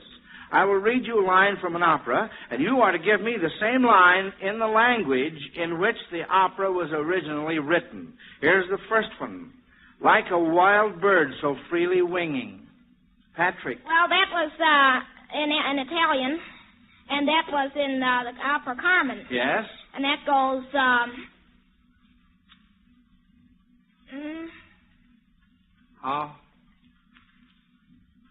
Va so couture de coye sopran, la dale, let the sun volat. Well, now, my singing wasn't so well. Is that Italian? It's, Is that Italian, Patrick? It's French. It's French, that's what it is, yes, huh? I thought I recognized it. What were you going to say, Lonnie? I was going to say that it was French. Oh, fine. Well, we just have to keep on everybody's tail around here. Now, try this one here. Carved upon my inmost heart. Sheila, did you have your hand up, honey? Lonnie? Well, that's from Rigoletto. Yes. That's in Italian, but I couldn't say it. Well, let's see. We have another hand up. Patrick? Well, that's Carino me cal mio cor, fast primo palpitar, la Isabella amor, mi de sempre ramentar. Oh, fine.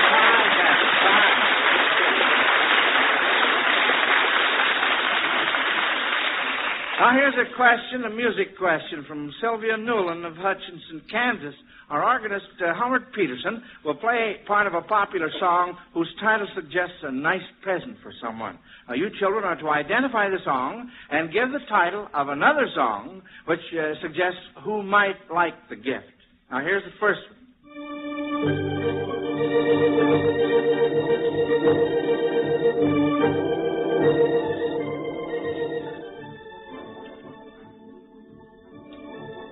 All right, kids, now what is the name of that selection? Let's have it once more, Howard.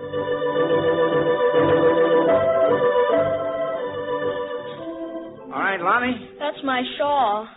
And almost any girl would like that, so that'd be, you can take almost any one with a girl's name in it, like well, give us a title. Margie or Margie, Sweet Lorraine or Eileen or Fine. or any of them. All right, that's just dandy. Now, how about this next one, Howard?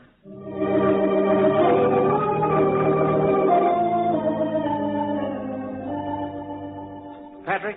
Well, that would be Margie or Peggy O'Neill or Rosie O'Grady or My Darling Clementine. Well, what's the name of it? That is Golden Earrings. Golden Earrings. That's right. Now, Robert H. Holmes of Battle Creek, Michigan, reminds us that there are many something of the month clubs going on these days. There's the Book of the Month Club, the Candy of the Month Club, Fruit of the Month Club, and now there's a Gadget of the Month Club. And this idea appeals to Mr. Holmes, and he wants you quiz kids to suggest some gadget ideas that might be useful to the Gadget of the Month Club. All right, David, you start it off. Well, should I describe the... Oh, yes, tell us about it. Well, it's an onion cutter. You put the onions on sort of a spindle in the top, and they rotate, and knives peel off the coats. And then the onions are brought down to a adjustable cutter where you can cut them to any different shapes or sizes, dicing them or minced or cutting them into the sheets.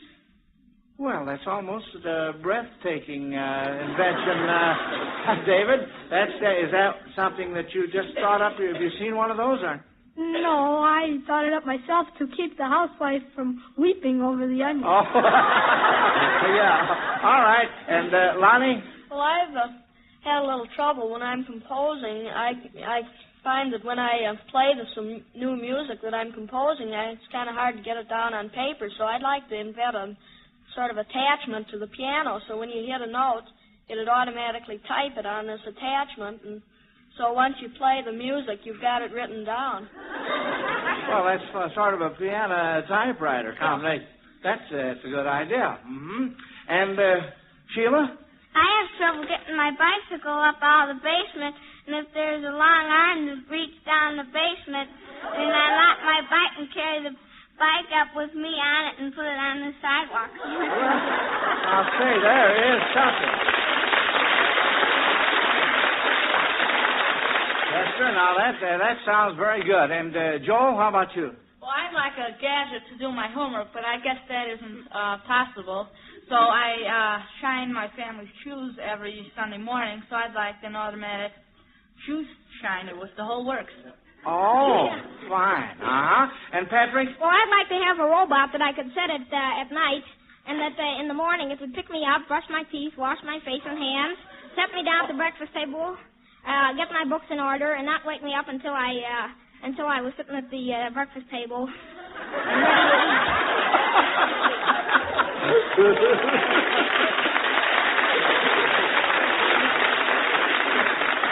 Well, that would be quite a gadget, Patrick. Yes, sir. And now, children, we'll consider this next question after we hear from Bob Murphy. You've heard me say, friends, that it's mighty smart to keep an extra package of Alka-Seltzer where you work as well as at home. And if you've ever tried to struggle through the day after a too hurried lunch or too much lunch has given you acid indigestion, you know what I mean. Yes, acid indigestion can interfere with your efficiency on the job and make you feel really miserable, too. But say, with Alka-Seltzer handy, you can be back on the sunny side of life in almost no time. Alka-Seltzer is so fast-acting, so easy and pleasant to take. And the way it helps to relieve that upset, jittery feeling in the stomach, the way it acts to reduce gastric hyperacidity in such a hurry, well, it's no wonder so many thousands say there's nothing quite like Alka-Seltzer. Yes, when acid indigestion makes you miserable, remember to be wise and alkalize with Alka-Seltzer. All drugstores carry Alka-Seltzer, and don't forget that extra package in the shop can help a fellow feel tip-top. Well, let's see what's coming up next. So here's a question from Herbert Wilder of Portland, Oregon. In the 50 years since the Curies discovered radium, how much of the element has been isolated? Would you say the total amount of isolated radium in the world today is 6 pounds, 600 pounds, 6 tons, or 6,000 tons? What would you say? David? Well, I'd say 6 pounds. 6 pounds is absolutely right. Say, tell me something, David. Why has there been so little isolated? Well, because there's so little of it and so much of the ore gets found, which is pitchblende, and it's so hard to extract. That's right. There's still radium in the world that exists in its natural state, like you say, in pitchblende, but it takes tons of pitchblende to get just a few grams of radium. Mrs. Dunlar Rose of Evansville, Indiana, points out that no matter how hard one tries not to become angry, people do now and then. But she says she knows of some people in children's stories that became very, very angry, and you kids are to tell why. All right? What made Rumpelstiltskin angry when he visited the princess the last time? Oh, no, I didn't see first hand go up there. Whose hand was up first? Lonnie? Well, Rumpelstiltskin was made to, did you say when he saw the prince for the last when time? When he visited the princess. Well, that's because Rumpelstiltskin had in order to save her baby from going to Rumpelstiltskin, she had to guess the dwarf's name, and she guessed it right, and that made Rumpelstiltskin angry because he couldn't have the princess. That's right, yes. He was madder than an old wet hen, wasn't he? Yes. Mm-hmm. Now, why was the wolf angry when he found out what was inside the churn? Sheila.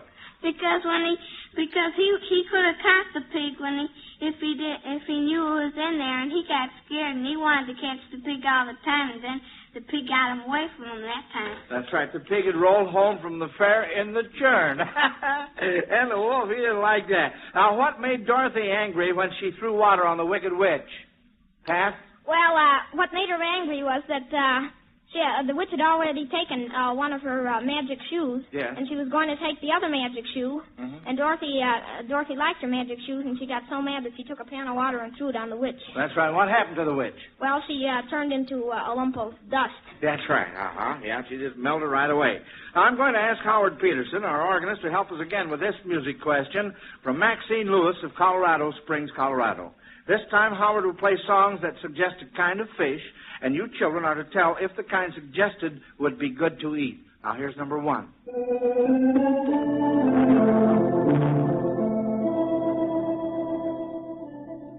Lonnie? But stardust and the starfish is not especially good to eat. That's right. They are not edible. No, sir. All right, Howard, let's fish again.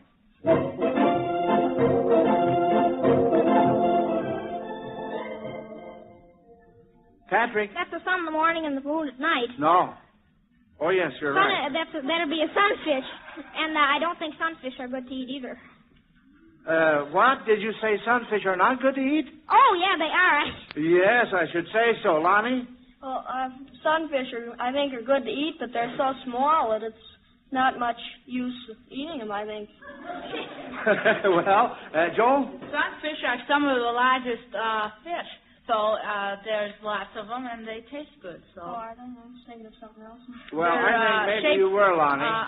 They're not like most fish that are sort of like strings. They're sort of like shaped like big balls. And they're real big. The sunfish that I am thinking about is a sort of a pan fish, isn't that right? Mm-hmm. Yeah, that's what I... Mm-hmm. Well, now let's see about this next one.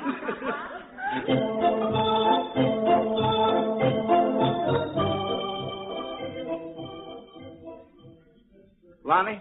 That's hair of gold, eyes of blue. All right, well, that could be one of two things, a goldfish or a bluegill. A bluegill is good to eat, and goldfish is not. No, that's right. Yeah, absolutely. Right, in both cases, I guess some time ago, years ago, some of the college kids thought that the goldfish were good to eat.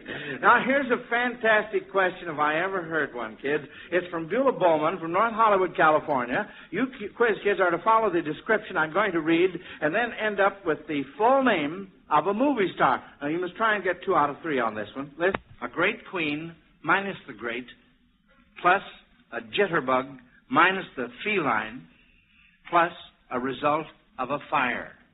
What movie star? The full name of a movie star. Pat. There'll be Katharine Hepburn. Katharine Hepburn. That is absolutely right. Now see if you get this next one. The opposite of out plus a football field minus a kind of metal and a solid body in the north minus frozen water plus the male of the species. Pat? That'll be Ingrid Bergman. Ingrid Bergman is right. Now, see if you can get this third one. A tonsorialist plus A and an upright position minus D plus part of an old-fashioned lamp. What movie star?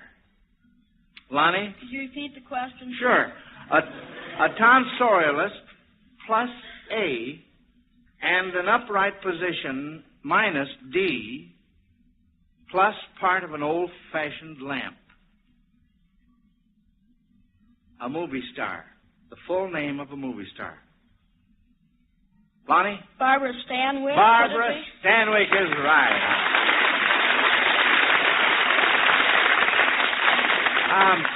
By the way, here's some baseball information we know that you're all waiting to hear. The American League pennant race has just ended in a tie between the Cleveland Indians and the Boston Red Sox.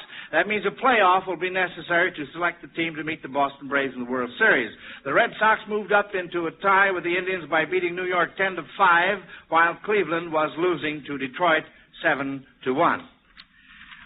Say, here's a question that will give you quiz kids a chance to get even with your old chief quizzer, Kelly. You remember last week I asked the question, to what college might a father send his son if the name of the college suggested the father's business, such as a locksmith might send his son to Yale. You remember that? Well, anyway, I threw in a third part of my own. What college would be would the son of a highway builder attend? And the answer was Tulane. Yeah, I thought that was kind of cute. Now, Lewis Martin, who didn't think it was very cute, of New Orleans, wants you children to make up similar parts of the question and try them on me. Now, you try to think up some, and in the meantime, here's Bob Murphy.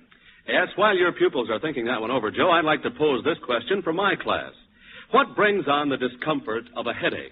Well, I found that bad ventilation can cause my head to feel dull and achy, Mr. Murphy. I work in a store, and sometimes when the crowd's big, the air gets stuffy, and, well, often by the time the day's over, my head is splitting. My boss can give me a headache, Mr. Murphy. Hey, now, wait a minute. Sure he can. When he comes in with a million things on his mind and wants them all carried out at once, I get tense and nervous trying to keep up with him. And I often wind up the day with my head throbbing.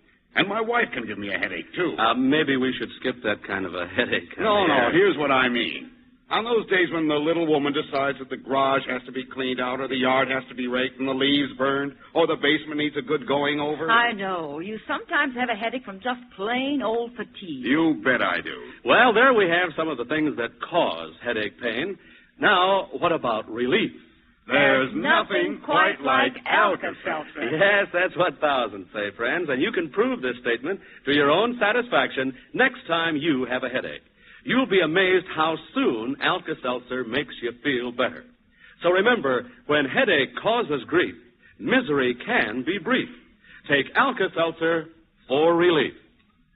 Well, kids, have you thought up any extra parts on that college question to try on the old chief quizzer? I guess you have. We have 4 hands up. David? The son of a nobleman. Let's see, the son of a nobleman. Would it be Oxford? No, it would be Duke. Oh, you really got me on that one, did you, huh? And Lonnie? Well, I'd like 2 answers on this one. Oh, dear, I can't even give one. All right, go ahead. The son of a member of the royal family. The son of a member of the royal family. Could I use Duke? No. I can't. All right. Well, all right, you can use Duke, but then I'd like 3 answers. Oh, no. I refuse to use Duke. No, sir. You're going to have to tell me that one, Lonnie. Well, it could be either Princeton or Kings Point. Well, how do you like that? I know both of them well, too. Joel? Well, the conductor of a Los Angeles sightseeing tour. Sightseeing tour? Yeah. UCLA? That's right, UCLA. How do you like that? I got one! Oh! Open up the door so I can throw my chest out. What do you know about that? Patrick? Well, a writer. A writer? A writer. A writer? Yes. Any kind of a writer? Any kind of a writer. A writer. Pennsylvania? That's right. Oh, no! And the son of a peach grower. The son of a peach grower. Let's see. I give up on that one. A pit. Peach pit. I get it. Those are all good. History, science, and poetry. The atomic numbers of the following elements should remind you children of lines of poetry, and a little knowledge of history will come in handy. The first line of what poem is suggested by the atomic numbers of silicon and uranium? Patrick? Well, the atomic number of uranium is 92. 92 is right. And silicon is number 14. 14, so... 1492, and that would be Columbus. Yes, and? And, all right. A poem about Columbus. The poem, Lonnie. Oh, there's one by Joaquin Miller. Behind him lay the gray Azores, behind the gates of Hercules, before him. I don't know, but that's the first line. Well, the poem that Mrs. Dayton had in mind mentions the dates. In 1492, Columbus sailed the ocean. That's the one. That's the idea. Uh-huh. Now, in the first stanza of this poem, the atomic number of argon suggests a day of the month, and the atomic number of rhenium suggests the year. So, Patrick? Well, argon is number 18. Right. And what was the other one? Rhenium. Rhenium is number 73, I think. Oh? Wait, it's 75. 75 is right. So it'll be 18. 75. 75. And the poem? The 18th day of the 75. Oh, the 18th of April, so that'll be Paul Revere's Robin, and you shall hear the midnight ride of Paul Revere. It was the 18th of April in 75. Hardly a man is now alive that remembers that famous day. Let me arrange the letters. I'd like to see you kids. Olean, New York, thinks that popular novels by the following... About Eddie Sawyer, and Mark Twain wrote it to make him the manager of the Phillies in place of Eddie Sawyer. Yes, that's true. And, of course, Joe? Well, he wrote a Connecticut, a Yankee in King Arthur's court, so he'd manage the Yankees. The New York Yankees, And Lonnie? He also wrote Life on the Mississippi, and the only city on the Mississippi is St. Louis, so he could manage either the Browns or the Cardinals. That's right, Now, here's a discussion question from Margaret Russell of St. Louis, Missouri, and she would like to know what subjects you might like to have taught in school that you do not have now. Pat? Well, they might have an executive course for people who would like to go into the political business, politics. All right, fine. And Joel? They should have a sort of debate course for people who would like to be politicians, as Pat said, or lawyers. Mm-hmm. And Sheila? Poems in school down on the second floor and first floor. Well, now, those were all very good. Well, anyway, children, we'll fire this next question right at the judges. Who won today's battle of brains? We'll give the judges a minute with paper and pencil. And while we're waiting, here's an important message about one-a-day brand vitamin. Don't take chances. Are you sure you are getting all the essential vitamins you need from the food you eat? Remember this. Government surveys show that the meals of 3 out of 4 persons are short on vitamins. Don't take chances. Instead, take one-a-day brand multiple vitamins. Lack of vitamins in your food can cause chances. And Joel third. So we'll see you 3 back at your desk, 8:13. We hope all you folks listening will plan to be with us, too, next week. And now, until next Sunday, this is Joe Kelly dismissing the Quiz Kids. Goodbye, kids. Bye, Kelly.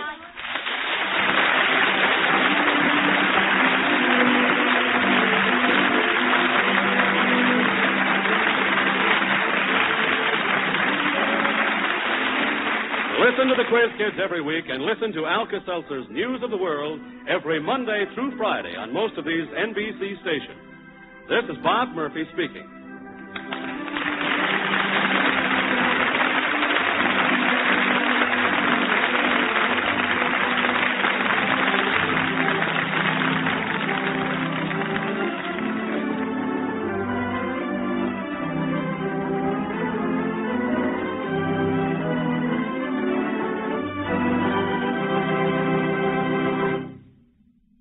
This is NBC, the National Broadcasting Company.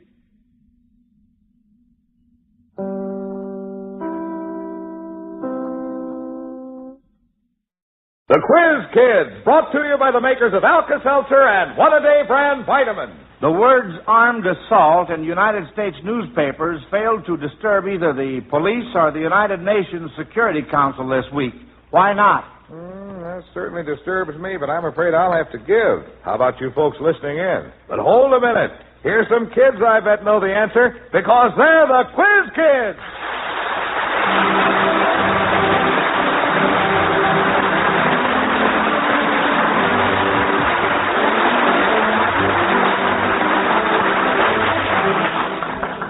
And here's a man who knows the answer because he has it on his card. Our chief quizzer himself, Joe Kelly.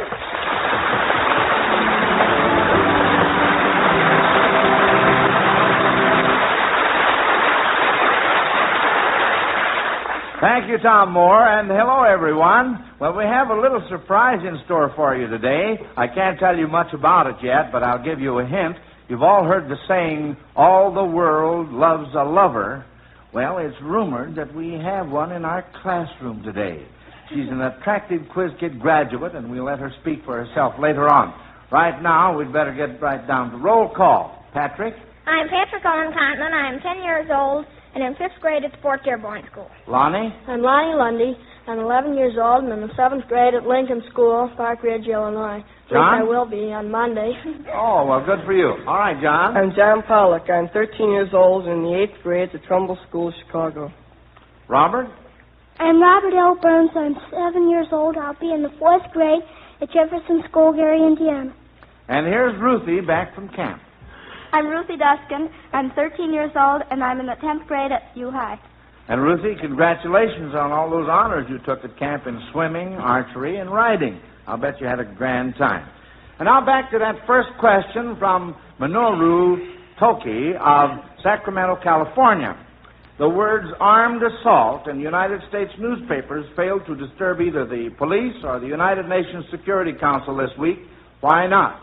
And Pat's hand was up first. Well, because armed and assault are both horses, and they won races, I think. Well, your thinker is working very good, Pat. The armed came in first, and assault came in second, or something like that. I couldn't tell you, but I know they're both racehorses. Well, you're on the right track, Pat. Let's see, Lonnie. Well, assault was hurt. I don't think he raced last week. What are you going to say, Robert? No, that was right. Huh? He didn't race last week because I heard the race. Oh, you did? Uh-huh. Well, you must have been on the wrong track then, because they didn't race. Lonnie is correct on that. You see, they're the two top racehorses, armed and assault, and they were scheduled to meet in a match race on Saturday, August 30th. However, the race had to be canceled because assault pulled up lame after a workout early in the week. All right, that takes care of question number one. And Mrs. Archie Clay of San Diego, California, wants you to suppose that leaders in Bible times were given titles similar to those we give government officials today. What biblical characters might have had these titles? I'll try and get 2 out of 3. First title, Egyptian National Relief Administrator. Ruthie? Well, wouldn't that be Joseph? That's right. When he got over the famine in Egypt? That's right. That's the correct answer. How about Collector of Internal Revenue? Lonnie? I think that, I'm not sure what his name was, but Joseph and Mary had to go to their home city to be taxed. And while they were there in Bethlehem, Jesus was born. I'm not sure who the king was that ordered it, though. Well, now let's see if we can help you out on that, Lonnie. We have some other hands up here. John? Well, Herod was the king, and Matthew was a tax collector before he came one of the disciples. That's the answer. Matthew. That's correct. How about administrator of the Federal Cosmetics Act? That's the toughie. John? Well, it might be kind of far-fetched, but Jezebel, when she was, before she was killed, she was always, she got real dressed up, and I talked to her out of the window. Well, when she was getting dressed up, didn't she painted her face, didn't she? That's right, and that's the answer. Well, you got all 3 of them instead of 2 out of 3. L.L. Reimer of Lewistown, Montana, wants you to listen to these notes on the piano and imagine that the white keys represent white horses and the black keys black horses. Now, none of you children can see the keyboard, can you? No, I'm sure you couldn't. Well, suppose we were leading the horses into the barn in this order. Now try to call the color as you hear the notes. Here they are. Lonnie? Black. Black, and what note is that? E flat. E flat. All right, let's go along. That's B, and that'd be white. White. F, white. Correct. A flat, white, or black. Black. That's absolutely right. Now, this gets really hard because our pianist will play 6 notes all at the same time. They represent 6 horses milling around in the barn, and you must tell how many are black and how many are white. Here they are, all 6 notes played together. Robert? 3. 3 what, Robert? 3 apiece. Oh! You should miss on that, could you? Oh, that was a dandy. Robert, you and I are pals, believe me. Lonnie? Wasn't it 2 black and 4 white? That's right. 2 black and 4 white.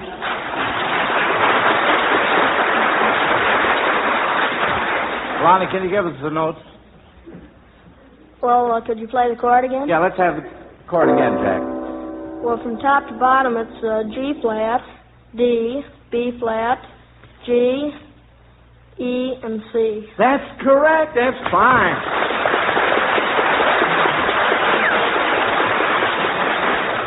Here's the last part of the question. One horse got away. As he ran out of the barn, did he turn to the right or the left? Robert? Left.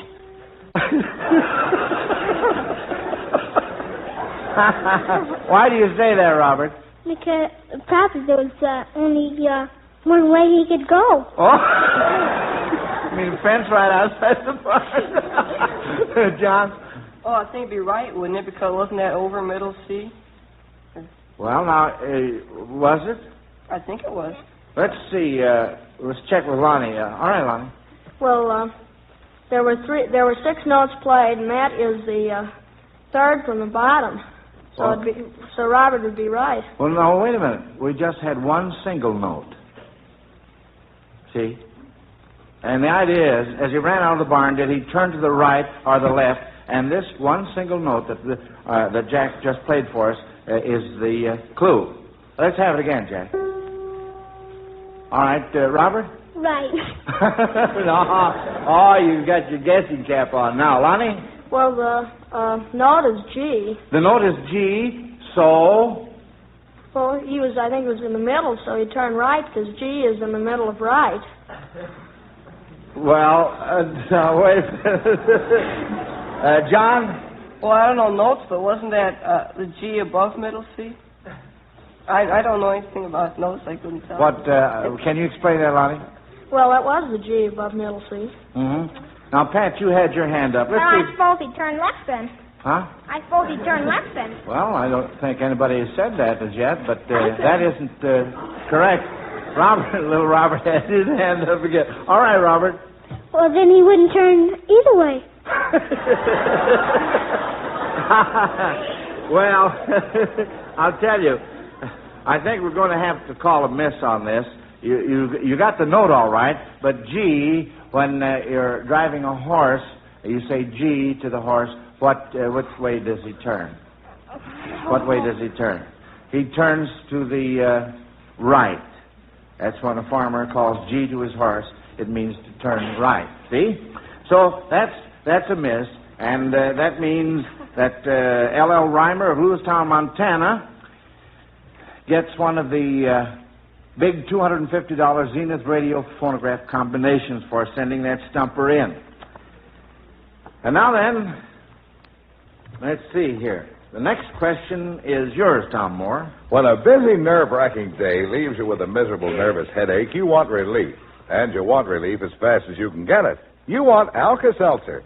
Yes, the next time you have a headache, take an Alka-Seltzer. Alka-Seltzer means fast relief because its pain-relieving ingredient is already in solution when you drink it. Make no mistake about it, there's nothing quite like Alka-Seltzer to bring you fast relief from a headache. And you'll always keep it handy once you're Alka-Seltzer wise. Thank you, Tom. Now, kids, here we go with some more questions. There's no need to remind you children that school time is here again. J.B. Anderson of Baltimore, Maryland, points out that some teachers seat their children alphabetically, while others let the pupils choose their own desks. If your teacher gave you your choice, what seat in the room would you choose as the best from all angles, and why? John? Well, I'd take the last seat in the last row, and then she couldn't watch what I was doing. Lonnie? Well, I think it's better to be near the windows. I think I'd take the last seat in the row nearest the windows. Why do you Well, I want... don't know. It gives you better light for when you're writing. That's true. Now you can see what's going on outside, too. Yes, Pat? Well, I think I have the second seat in the third row now, and I like to be in the middle of the room so I can see what's going on. And there's a small boy in front of me, so I don't have to worry much about seeing things. I like it very well myself. I've been practically all over the room. Oh, you have? In other words, you cover a lot of schoolroom territory. Ruthie? I think that where I sat would all depend on where certain other people sat. I mean, and also... Oh, I see. Tell us more, Ruthie. I would probably have a preference for the 13th seat in the room because 13 is my lucky number. It's my birthday. Well, good for you. John, did you...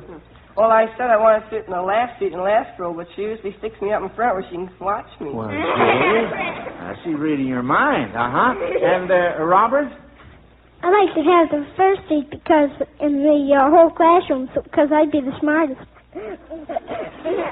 Well, sounds plausible. Yes. And Lonnie? Well, I'd really like to be in the seat at the teacher's desk. Oh, you would? Well, Well, I guess we know where we're going to sit now, or if we can have our choice. A baseball fan, Paul C. Duncan of Oklahoma City, Oklahoma, noticed that some well-known airfields across the country have the same names as his favorite baseball players. What field bears the name of a Chicago Cubs third baseman? Lonnie?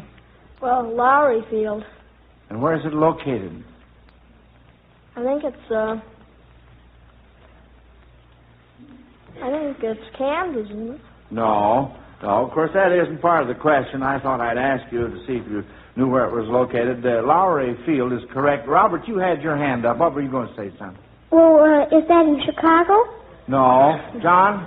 Well, I don't know what to say about the field, but Lowry doesn't always play third base. Well, not always, but you see, we had to use that name, to put this question over. Lowry, what's his first name, Lonnie? Harry, or better known as Peanuts. Peanuts Lowry, yes. Well, Lowry Field is located in Denver, Colorado. How about the Boston Red Sox left fielder? Robert? That would be, wait. Is that in the American League or the National League? Well, now, don't you get too technical now. The Boston Red Sox left fielder, that's all I'm going to say. All right, Robert. Ted Williams. And it would be Williams Field. And Williams Field is right. And do you know where it's located? Wouldn't that be in Chicago? No. It's, John, do you know where it is? No, I just want to say the Red Sox in the American League. Oh, I see. Well, Williams Field is located in Chandler, Arizona. Now, here's the last part of the question. The right fielder for the Chicago White Sox. Robert? Kathy Wright, and that's right field here in Chicago. No. We've got to spread these fields out over the country, see? Right field is in Dayton, Ohio, Robert. Yeah. But you were right in the answer you gave me. Now, we have two hands left up here. Ruthie? Well, I always thought that right field was in the baseball diamond. Oh, Ruthie. Oh.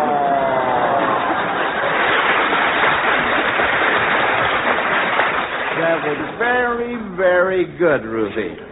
Now, 2 out of 3 on this question from Pauline Salzman of Grand Rapids, Michigan. She says that today's change to longer skirts would never have bothered certain operatic heroines, and want you to tell why this is true of the following.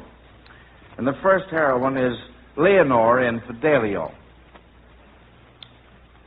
Leonore in Fidelio. Ruthie? Because she disguised herself as a man, Fidelio, so it wouldn't have affected her at all. That's right. That's correct. And how about Mimi in La Boheme? Pat? Well, she was a dressmaker, So? so she wouldn't have to worry about it. That's right. She could make them short or long. Mm-hmm. And how about Mariendell in Der Rosenkavalier? Mariendell. What about that one? You give up on that one? Well, she is actually the page boy, Octavian, who is disguised in feminine attire while posing as a maid. Well, I'm sorry, but that's a miss, kids. No, wait a minute. It isn't a miss. We asked for 2 out of 3, and you gave me 2, and I gave you the third one, so it is not a miss. Now, this question is from Mrs. Elsa Tatch of San Antonio, Texas. It is now more than a year since the atom bomb was tested at Bikini Atoll. If someone were to tell you that this test was a failure because only about 14% of the ships were sunk, what facts could you now present to show that the test was extremely successful? John? Well, in the first test and in the second test, the ships were all poisoned by radioactivity, and so they, even if the ships weren't actually damaged themselves, when they got back in the port, there'd be a whole crew of dead men in them. That's right. That's very, very right. Huh? And Lonnie? Well, didn't they test on some animals? Some goats, I think? Yes. So the goats died, didn't they, soon afterwards? Well, let's Some check with some radioactive of the other hands here. Pat, how about that? Well, only 14% of the ships were sunk, but most of them were badly damaged and could never be used again. Well, that's possibly true to some extent. John? Well, in the goats, most of them, when they performed an autopsy on them and took them apart and see what was the matter, they found that the blood vessels in the body had expanded to such an extent that they had ruptured and split blood in all the tissues and muscles. That's right. And speaking of the ships, even now, a year later, some of them are still so radioactive that men can remain aboard for only 8 hours at a time.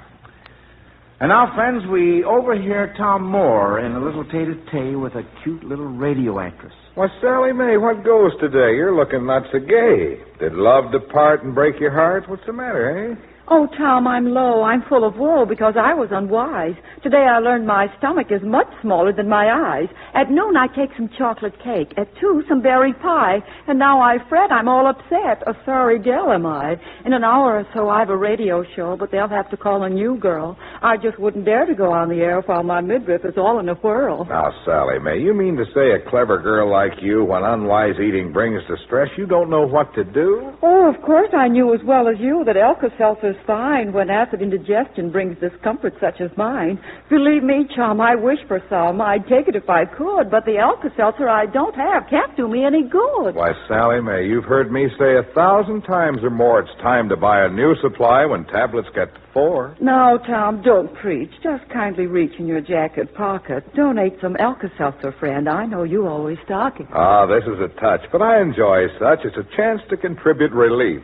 And I'm giving advice at no extra price to save you from similar grief. Now, Tom, I'm confessing I've learned me a lesson. You can spare me the rest of your speech. I'll stop at the store and I'll buy some more, and I'll keep Alka-Seltzer in reach. I was going to say, when you got them away, that here's the smart way to do. When you stop at that store for to buy you some more, instead of 1 package, buy 2. Keep 1 in your home and take 1 when you roam. Then you'll never be in such a fix. When a radio show gives a chance to make dough, you won't have to give it the nix. Oh, Tom, you amuse me. But would you excuse me? Alka-Seltzer has work to do now.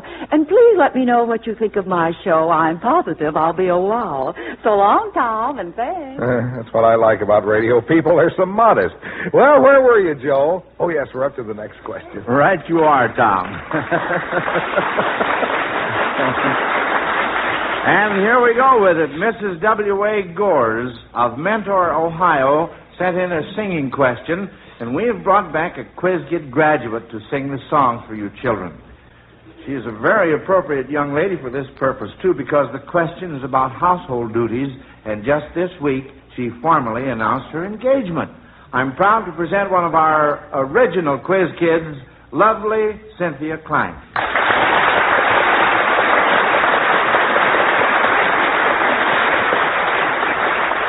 Cynthia, what's the name of this lucky fellow? His name is Henry Kerm. Uh-huh. Where did you meet him? Well, we both were studying for our master's degrees at Northwestern University, and we met there. I see. Well, what's he interested in, Cynthia? Besides you, that is. He's going to be a chemist, and a good one, too. During the war, he worked on the atom bomb at Oak Ridge, Tennessee. Well, what do you know? Say, Henry is quite a guy, isn't he? When do you think you'll get married, Cynthia? Just as early in the spring as we can possibly make it.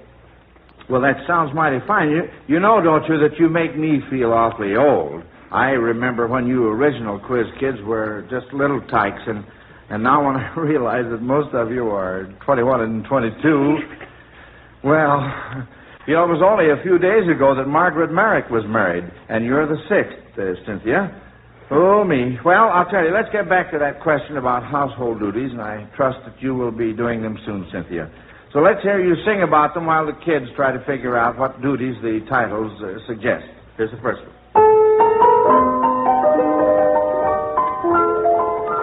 Sometimes I wonder why I spend the lonely night dreaming of a song, a melody haunts my reverie. Lonnie? Well, that piece is stardust. Yeah. So that would be dusting everything. That's right, dusting. Uh-huh. That's correct. Let's listen to the next. Wishing will make it so. Just keep on wishing, and care will go. Pat? Well, that's wishing will make it so, and sew. You have to sew. Sewing, uh-huh. Robert, I noticed you had your hand up, son. What were you going to say? I didn't know what I was going to say, but I just thought of something I didn't think was right, so I'm glad you didn't follow it. Well, that's a good boy. If you think of something that isn't nice, don't you say it. Now, Cynthia will sing this last classic number in French. But even if you don't know French, you may possibly, just possibly, recognize the melody. Pousse vent, flip ce vent avec pousse vent. Pousse vent, flip ce vent avec pousse vent. Pat? Well, that's super sub, so that'd be washing. Yes, it was.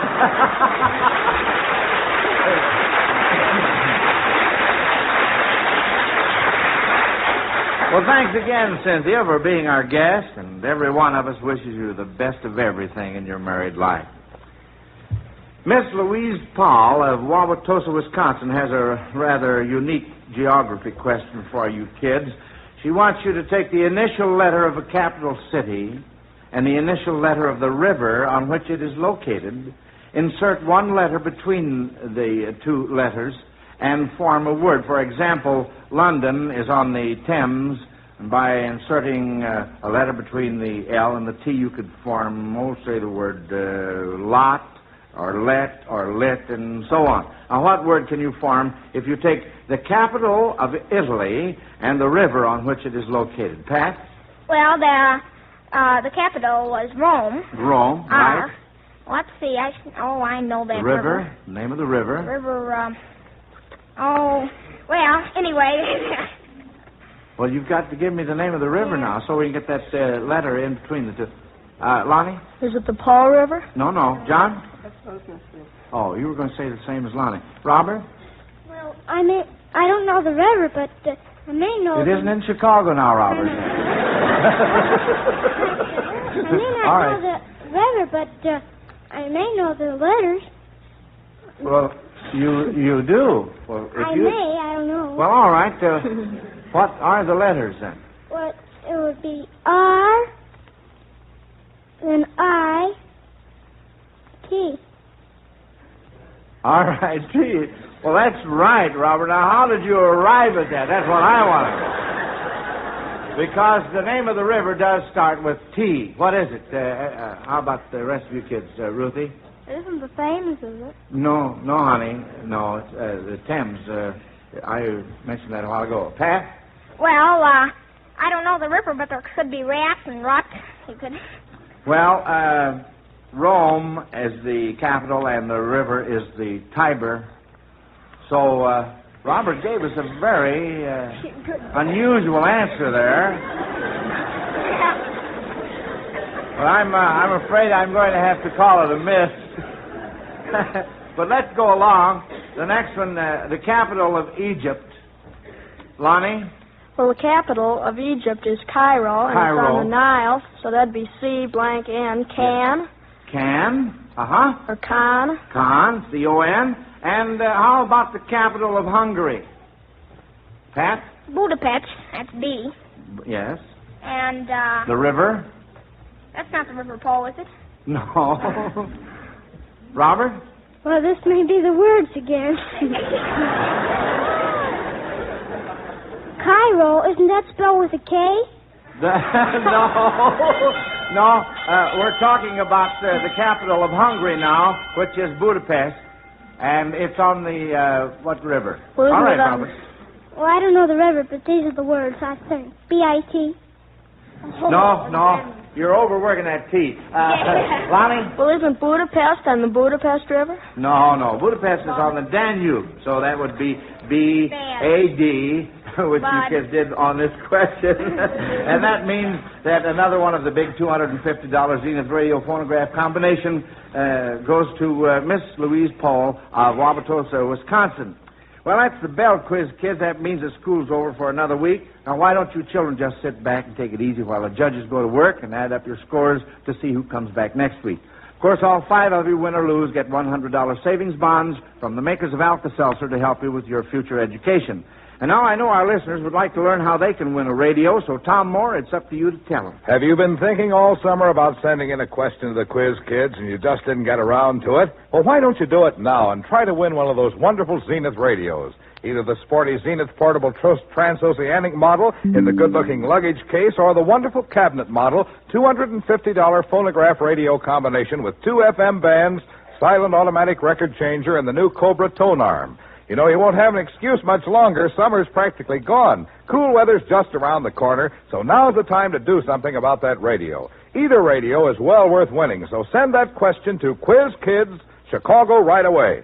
Now I see the judges have given you the report cards, teacher, so let's see how well our quiz kids did today. Well, you kids missed 2 questions. Lonnie was first, Pat second, John third. You 3 will be back in school next Sunday, along with Mike Mullen, age 9, and Sandra Vegas, age 8. This is Joe Kelly dismissing the Quiz Kids class until this same time next week. Goodbye, kids. Goodbye, Mr. Kelly.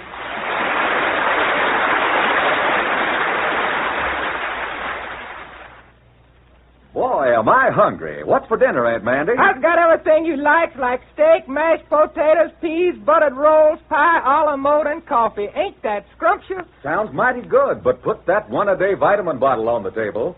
Yes, too often meals we like to eat are short on vitamins. Lack of vitamins in your food causes you to feel tired and run down. But here's how you can be sure of your vitamins. Take one-a-day brand multiple vitamin capsule every day. Lack of vitamins can make you nervous and irritable. Take one-a-day brand multiple vitamin capsule every day. At your drugstore, look for the figure 1 on the blue package. Take one-a-day brand multiple vitamin capsule every day.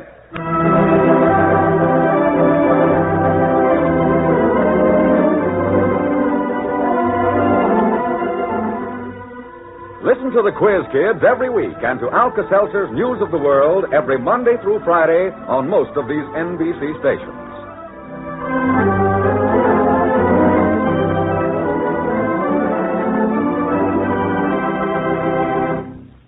This is NBC, the national broadcasting company.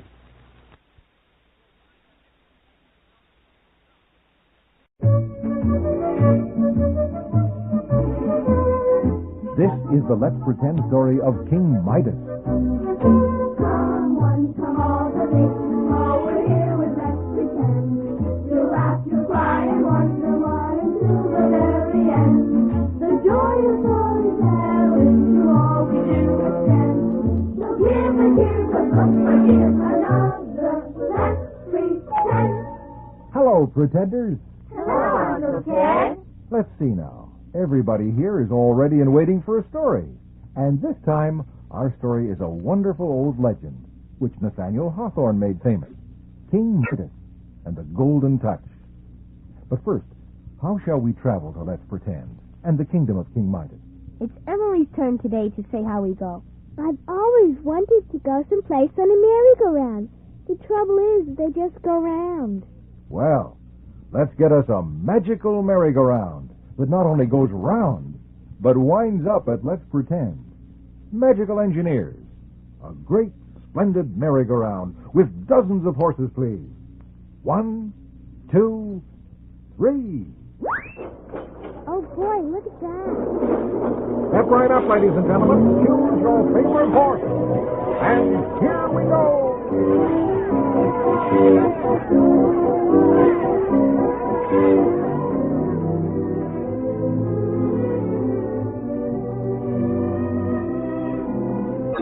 Once upon a time, there lived a very rich king whose name was Midas.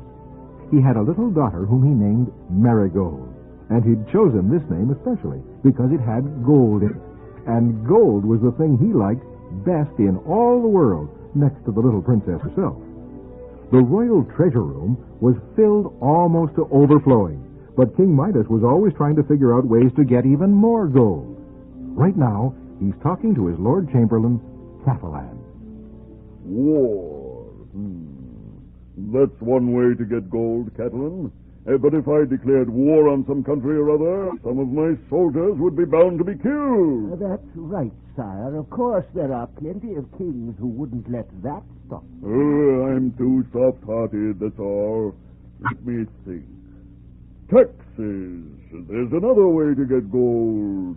Why don't I declare a whole long list of taxes, Catalan?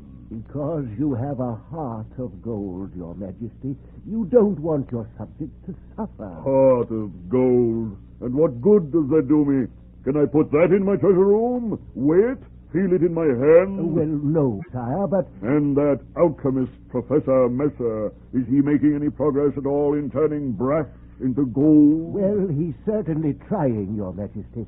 Day in, day out, he works with those chemicals and potions. So far, of course, there's been nothing but explosions. Oh, how true. We could almost set the palace clocks by those explosions.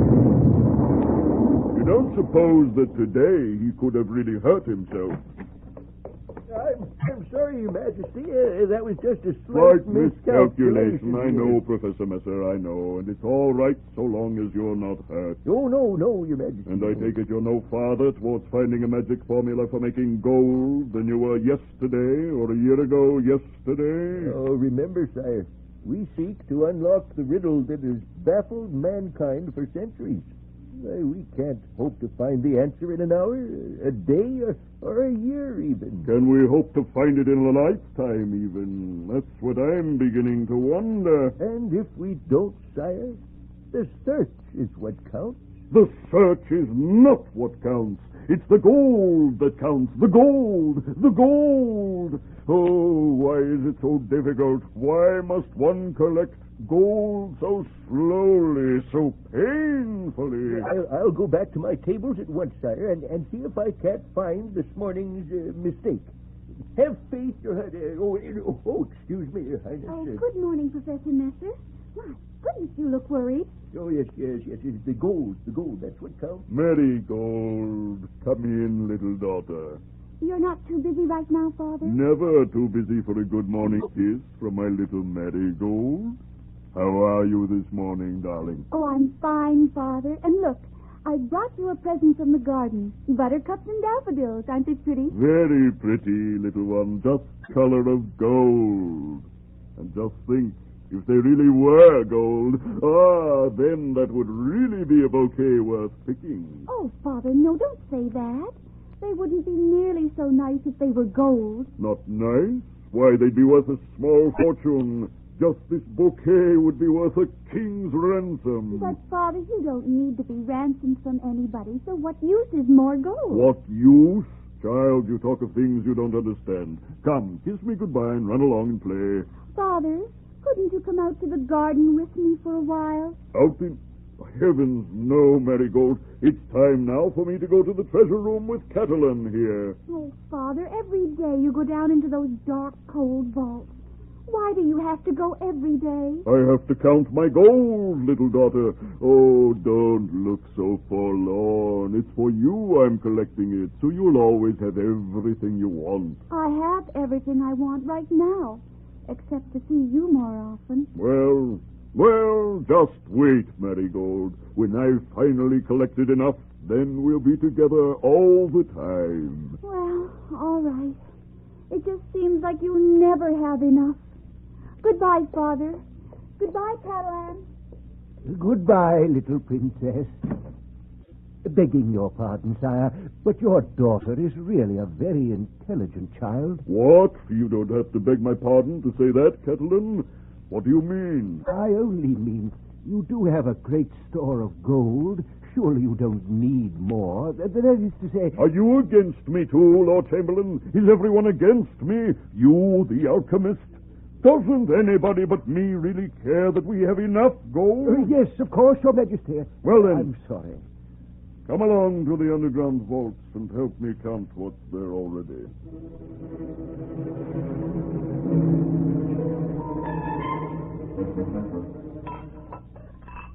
That's 10,015 golden bowls. 10,015. And how many bags of gold did you say, Catalan? 2 million, sire. 2 million.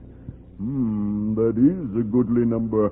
Most men would call me wealthy indeed at this very moment. They would indeed, sire. But it's not enough. Not enough. Have you added up those tallies, Catalan? I'm sorry, Your Majesty, but I can't see the figures here in the vault. If you would allow me to bring in a torch... No, I've told you before, Catalan. I like this room to be lighted just as it is. That single beam of sunshine coming in from that small opening in the ceiling looks like a shaft of pure gold. Yes, Your Majesty. Perhaps if I stood in that corner, I could see to add... No, you may take the tally sheets into the next room, Catalan. Come back in with them as soon as you have the totals. Yes, sire. Golden bowls, bars of gold, gold in bags and gold in boxes. But it's not enough. It's hardly a handful compared to what I might have. Oh, I want all the gold in the world. All of it. What was that? It seemed to come from that corner where the sunbeam falls. But... Greetings, King Midas. Good saints above. A figure in the sunbeam there. Is it a dream? No, King Midas, it is not a dream. I am Aurum. Aurum? The spirit of gold, my king. The spirit of gold? No wonder your whole appearance has such golden radiance about it. Why have you come to me? Heart and soul, you have concentrated on me, King Midas. And there are few rooms this size on earth that contain so much wealth. Well, that may be.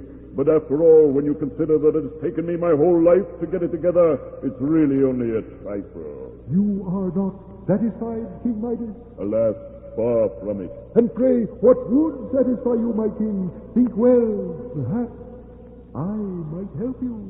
You would? Oh, what shall I ask for? How shall I make the wish really worthwhile? That I find a gold mine? That the alchemist... No, I have it, the very thing. Well, then? Aurum, spirit of gold, I am weary of collecting gold with so much effort and pain and toil. I wish everything that I touch to be changed into gold. A golden touch. You deserve some credit, Midas, my friend, for a shrewd idea indeed. But are you quite sure this will make you happy? How could it fail? You're sure you'll never regret it? How could I? Very well. Be it as you wish, then. Tomorrow, with the first rays of the rising sun, you will find yourself gifted with the golden touch. Farewell. Gone. A moment ago, he stood there and spoke. Now he's gone. But is it true what he promised? Tomorrow at sunrise, will I have the golden touch?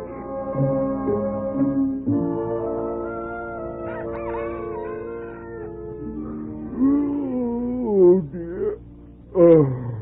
I wish that for just one morning that rooster wouldn't... Morning! Today's the day. Landers! Oh, Landers! Confound that valet! Never around when you want him. Landers! Sire, is something wrong? What do you mean, is something wrong? And why aren't you properly dressed? Sire, it isn't even daylight yet. The sun... Never mind. Get out of my way. Let me touch something. But why touch something? I'm afraid I don't... Let me see. The bell cord. Those tassels would look very fine if they were gold. Huh? Nothing happens. Sire, if you want the maid, it takes her a moment, you know. The maid? Why should I want the maid? But you rang the bell, sire.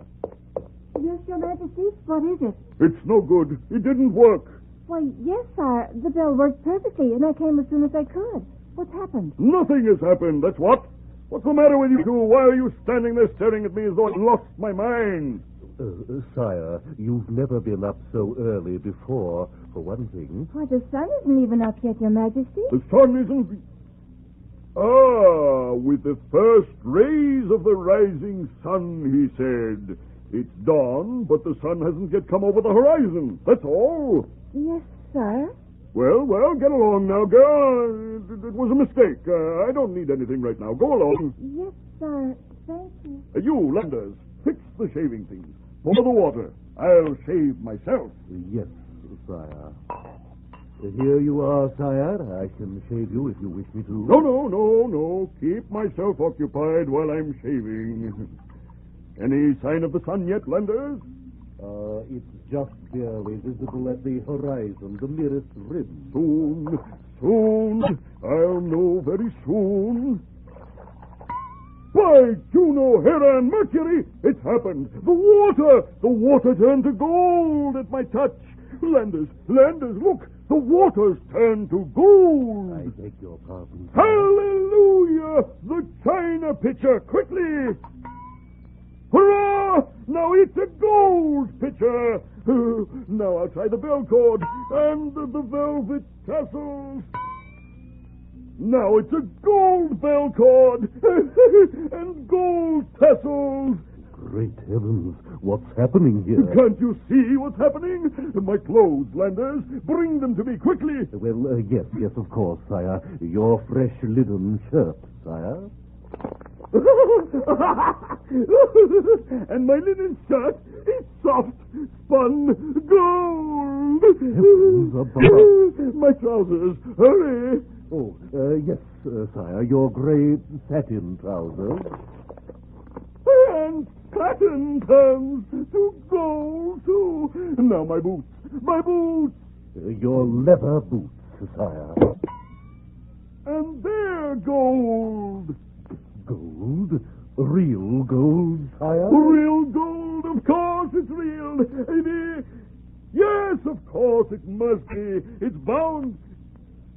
The alchemist, Professor Messer, he'd know. He could test it in a second. This boot. I'll take him this boot.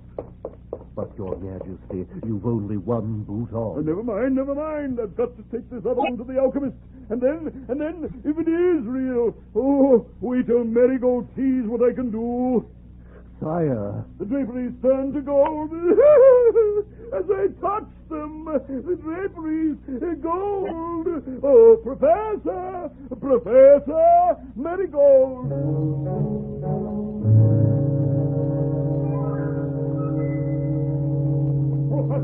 Professor Messer, stop what you're doing at once and look at this boot. Your Majesty, just one moment. Don't come in just now. Is it real gold? That's all I want to know. Oh, Your Majesty, that flying glass. Cover your eyes. Run. Oh, I can't look. Oh, are you cut, Your Majesty? Are you hurt? Oh, my. Cut? Hurt? No, I should be. That glass flew right at me when your experiment exploded. But look, Professor, look at those broken pieces of your glass vessels now. Look at them on the floor. Look? Why? But that's gold. Bits and pieces of gold all over the floor. Every piece of glass that flew out and hit me is gold. Gold?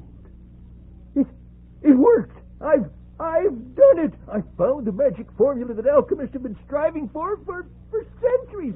I found it. What? No. Now, wait a minute, Professor. Yes. Wait a minute. What did I put in the glass vessel today that was different? How did I do it? Oh, my, what did I do? I knew I had Listen to me a minute. You didn't. I did. I'm responsible for that glass changing to gold. What? Yes, I know, Your Majesty, yes. You've supported me all these years. You made the discovery possible. Oh, what did I put in the mixture? You don't understand. That gold on the floor has nothing to do with your experiment. I did it with my golden touch. Your golden what? Yes, and it has alchemy beat all hollow. Aurum granted my wish. Anything I touch becomes gold. I just want to know, is it really pure gold? That stuff on the floor, Professor. It's not just some sort of metal that looks like gold, is it? Pick up a piece. Tell me. You're all right, but I don't.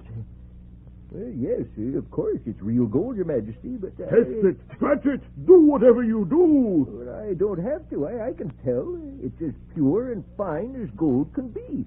Gold without any alloy. But You don't believe I did it? Well, just look. I'll pick up this wooden stool and set it down again. Pure gold. I have only to touch anything, and it's gold. Your Majesty, I never in my life... No, nor in anybody's. It's the golden touch, Professor Messer. You have only to touch things, and they're transformed? And I've been working for years. What will I do now? I've been working to change brass into gold my whole life. What will I do now? That I don't know, Professor. But I know what I'm going to do. I'm going to find Marigold and show her. Perhaps she's out in the garden. My whole career is finished. What do I do from now on? Marigold! Marigold!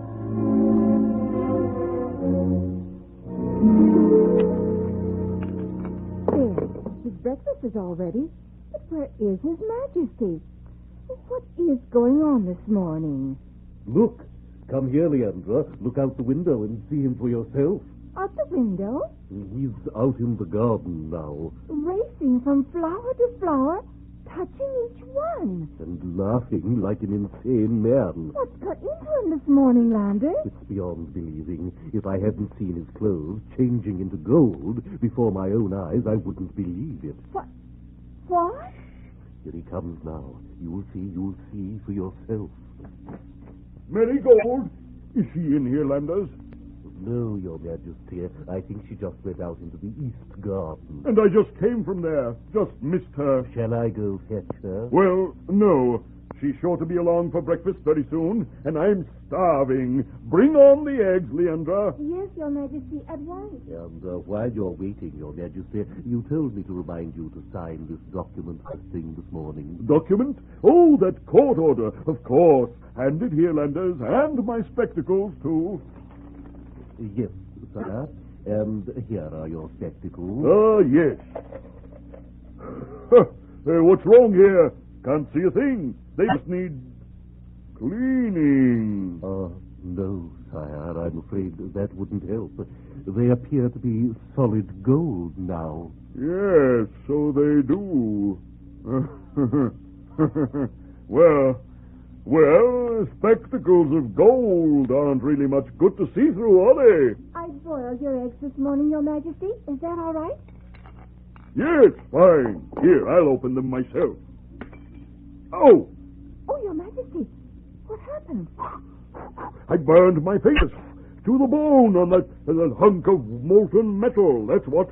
What do you mean, Leandra, bringing me a chunk of... Leandra, what did you bring instead of an egg? What is... I'm sorry. I'm sure... I'm sorry. It's not your fault, Leandra. Oh, thank you, Your Majesty. I did it. I turned that egg into gold. But what am I going to eat? I'm hungry. Will every bite of food turn into gold before I can... What's that? It's the little princess, sire. Marigold, darling, what is it? Oh, Father, a dreadful thing has happened. My garden, my beautiful garden is ruined. Something awful has happened to every flower. Marigold, please, darling. Oh, I can't bear to see you so unhappy. Come here to your father, dear. Let me kiss the tears away. Oh, Father, change them back. Now, darling, now. A kiss. Marigold! Oh, Marigold!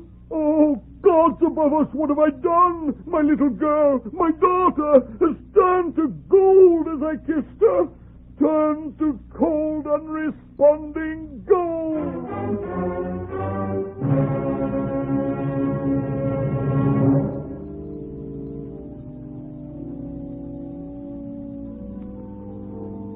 I shall be in here by the altar all afternoon, Landers. Please see that I am not disturbed. Yes, Your Majesty. O ye great ones on Olympus, heed my prayer. On my knees I beseech ye, restore my little girl. Aurum, do you hear? Well, Midas, Aurum, you came. Oh, Aurum, spirit of gold, help me. Rich King Midas with the golden touch. How can you need help? The golden touch has cost me everything that was really worthwhile. Then you have made a discovery. Oh, I have learned too well and too late.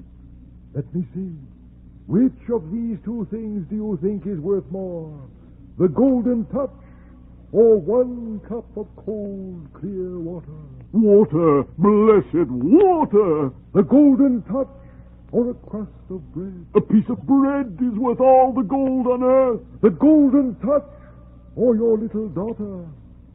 Warm, soft, and loving as she was this very morning. Oh, my blessed child, restore her to me. Help me, Aurum. Have pity. Help me. Very well, then.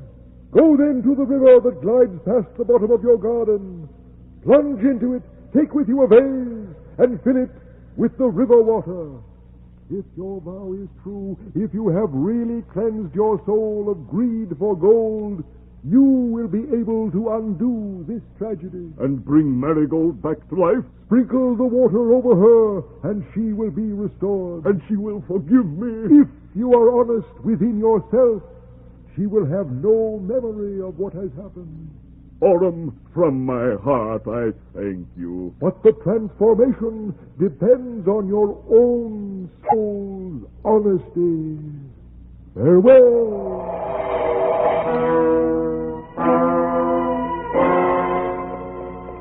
Landers? Oh, and you too, Leandra. See to it, whatever happens in the next few moments, you keep it to yourselves. I ask this not as your king, but as a father who loves his child. Do you understand? Yes, Your Majesty. Thank you. And now, spirit of gold, Aurum, if honesty is the test, my child will be restored. Oh, Father. Oh, whatever in the world are you doing? You mustn't play such jokes on me, dear Father. You splashed my new dress, and I just put it on this morning. Oh, thank heavens! Is there something wrong, Father? Not now, my darling, not now. And forgive me for spoiling the dress, but we'll get another one. Lots of them. We'll play like today is your birthday and have a real celebration. How's that? Oh, how lovely. What shall we do first? Well, first we can take this vase of water and go sprinkle all the flowers in the garden. We'll change them back from golden flowers to the soft, sweet-smelling flowers you love. Oh, Father, how wonderful. Then we shall order the carriage and drive through the streets, and you shall throw gold pieces from my treasure room to everyone you see. Father, really? Oh, we've never done anything like that before. No, but we will from now on. Landers, will you order the carriage? Certainly, sire. Anything for our little princess. She's worth her weight in gold. What did you say? Why, I only said she's worth her weight in... Oh! Father, you threw a plate at Landers. You nearly hit him. What's the matter with you? Well, somehow I just don't like that expression anymore. Worth her weight in gold. Oh, Your Majesty, here you are. Oh, what am I going to do now that you can turn anything to gold with a touch? Professor Messer, I'm happy to tell you I have lost my golden touch, and you can now resume your search for a way to turn brass into gold. Sire, really? Really. And you have my permission to spend the rest of your life looking in vain.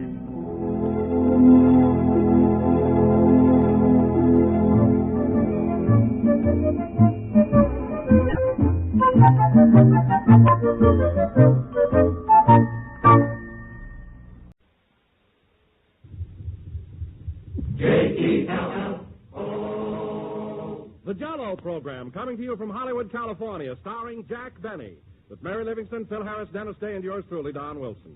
The orchestra opens the program with Silver Threads Among the Brass Section.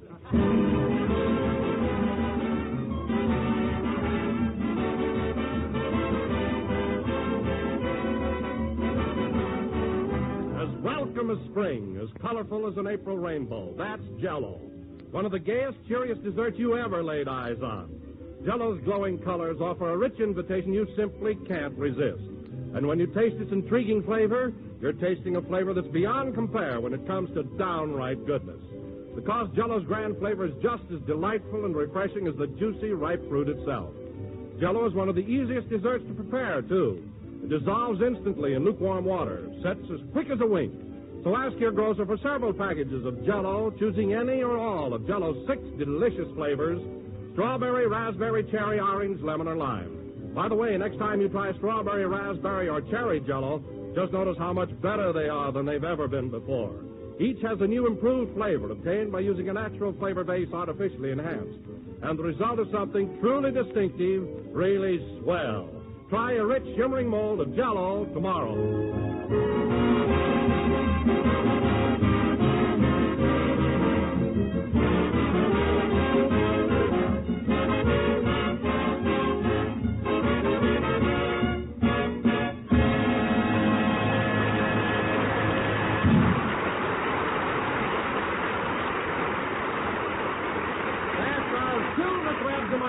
Section played by the orchestra.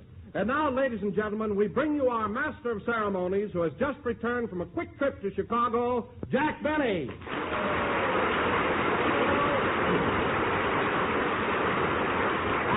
you. Hello again, this is Jack Benny talking, and Don Quick Trip is right.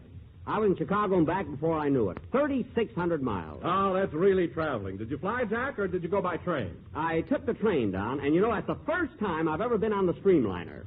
You talk about modern design, I never saw anything like it. Like the engine was streamlined, the coaches were streamlined, and the compartments were so compact and narrow. Well, you see, Jack, that's to cut down wind resistance. Everything has to be streamlined. I know, Don, and I'm in favor of it. But when the conductor asked me to tape back my ears, I thought that was going too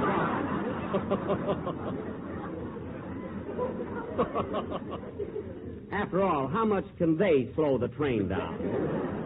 But at that, you do save a lot of time. Oh, there's no question about it. In fact, the next time I go east, I think I'll take the streamliner myself. With your hips? And that would spoil the whole effect, huh? After all, Jack, I could do the same as you did and tape my hips back. You could, eh? Well, Don, let me know when you're going to use that much adhesive tape. I want to buy some Johnson & Johnson stock.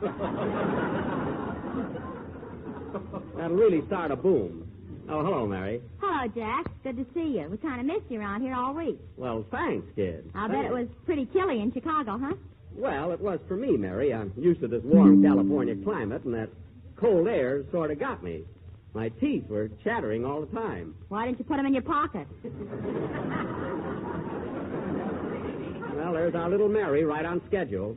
I go all the way to Chicago to appear at a benefit, and you can't even ask me, did they like me? How did I go over? Was I a big hit? I'll ask you, Jack. Were you a big hit? Don, they adored me. There were 6,000 people in that Civic Opera House, and when I made my entrance, you'd think that, oh, let's forget it. Nobody but a conceited ham could describe that ovation. Now, really, the minute I walked on that stage, the audience screamed. Well, how often do they see a guy with his ears taped back? That wasn't the only reason. I've always been a big hit in Chicago. Hiya, Jackson. You back in town? Yep.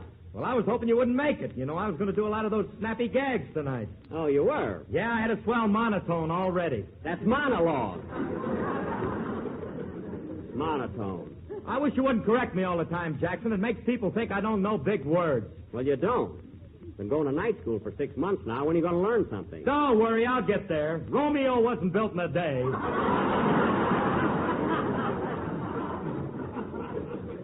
Oh, fine. Romeo, yes. Say, Phil, why don't you ask Jack if he was a big hit in Chicago? Don and I got a face full of it already. Well, I was a hit. What do you want me to do, lie about it? Oh, yeah, you played that big benefit for the Greek war relief, didn't you? Yes, and it was a swell affair, too. Did you get paid for it? No, it was a benefit, Mary. Naturally, I didn't get any money. Did you know that ahead of time? Well, certainly. Certainly I did. Of course. Well, didn't you even sell magazines on the train? Oh, quiet. And that reminds me, Mary, I want you to stop kidding me about being cheap. Thanks to you, I had the most embarrassing thing happen at the station in Chicago. What was it, Jack? Well, Mary keeps saying I'm cheap so much, people get to believe it. Here's what happened, Don. I got off the train in Chicago carrying 4 heavy grips, and all the red caps just stood there looking at me. You mean they didn't offer to take your baggage? No, they just stood there. So I said, well, how about it? Will one of you fellows help me or not? Finally, one little red cap came over and said, I'll take your grips, Mr. Benny. Uh-huh. So I said, are you sure you want to? He said, yes, if you can do a benefit, I can.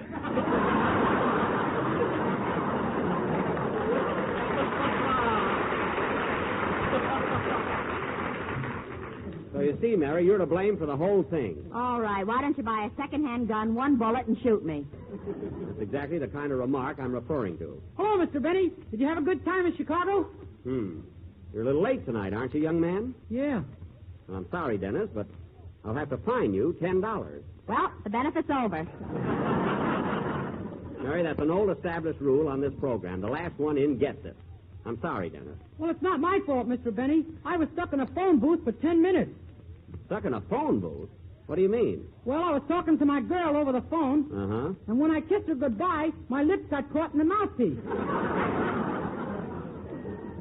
My goodness, Dennis, as long as your girl wasn't right there, you didn't have to kiss her with so much feeling. Well, she says I'm better over the phone than in person. Well, she ought to know. What a kid. Say, Jackson, that reminds me. Did you call up that number I gave you in Chicago? What number? You know, the one I gave you before you left. Mamie Peterson. Oh, yeah. Well, that was a smart trick you pulled on me, Phil. I called her up and her husband answered the phone. That was Mamie. She talks like a man. What? You ought to hear her sing Asleep in the Deep. I can imagine. Well, I'm not going to discuss it now, Phil, as we have a long show. Dennis, are you ready for your song? How can I sing with this mouthpiece on? You'll sing. You'll sing. Go ahead. This is some program. Dennis is wearing a mouthpiece, you got tape on your ears, and my slip is showing. Well, pull it out. Sing, Dennis.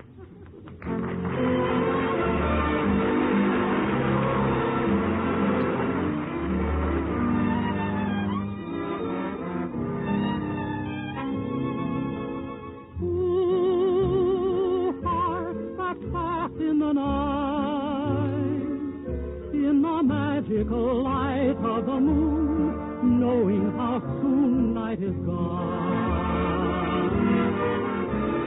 Ooh, hearts that shine in a glance and discover romances are made only to fade with the dawn.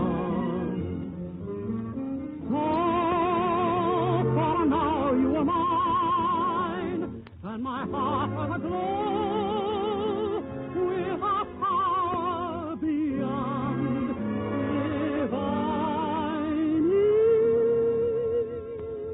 Two hearts have tasted delight. Must they always be lonely, alas, who are attached in the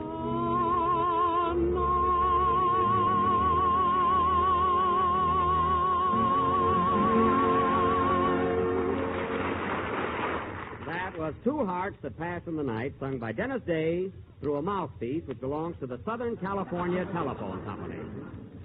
And now, ladies and gentlemen, as we announced last week, for our feature attraction this evening and our cultural contribution of the season, we have with us tonight 4 youngsters from one of radio's most popular programs, which comes to you every Wednesday night from Chicago, The Quiz Kids.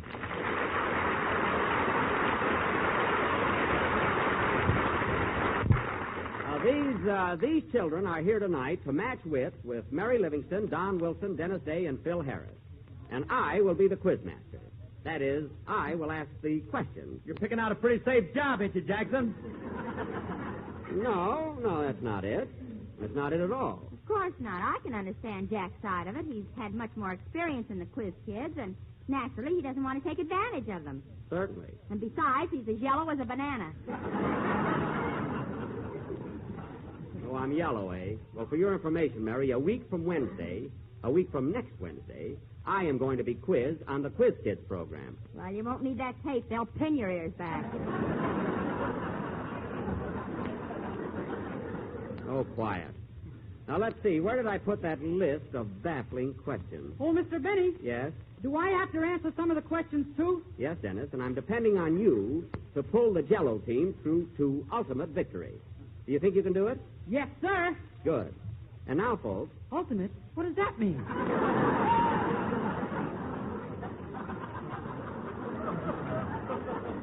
Oh, fine. That's a nice start we're getting, huh? Don't worry, Jackson. Ask me the tough one. I'll pull it through to ultimate. That's ultimate victory. Phil? That's ultimate victory. Ultimate is an adjective. Why not? Well, I'd call this off right now, but the quiz kids came all the way from Chicago. Don, I hope you won't let us down. I'll do my best, Jack. Of course, it's only fair to tell you that in school I flunked in everything but cooking.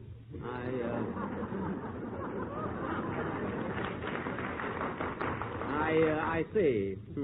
What's going to happen to us shouldn't happen to Einstein. You've got something there, Mary. Oh, well, we'll do the best we can. And now, ladies and gentlemen, this battle of wits will go on immediately after a short number by Phil Harris. And then we will... Hold it a minute. Hello? Hello, Mr. Benny. This is Rochester.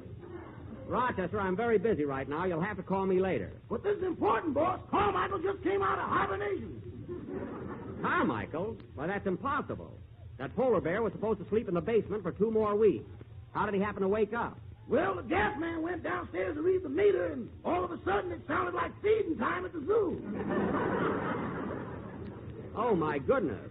Well, what happened to the gas man? I don't know, but I doubt if we get a bill this month.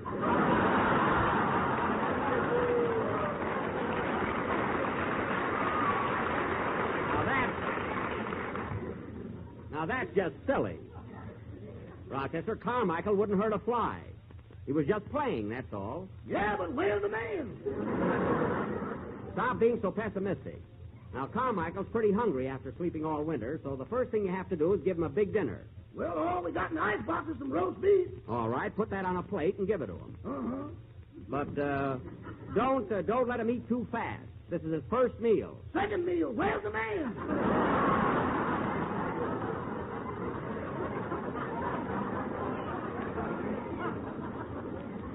Forget about the gas man. He must have run away.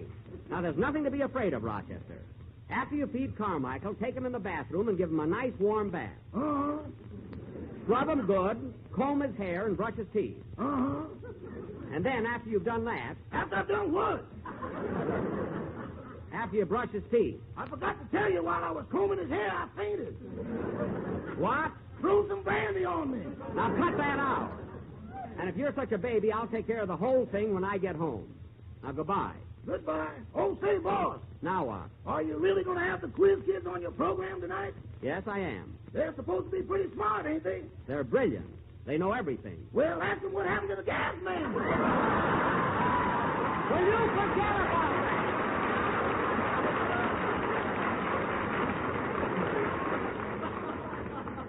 And goodbye. I can't understand why Carmichael got up so early this year. He must have had coffee before going to bed. Playbill. I'm sure the gas man got away all right.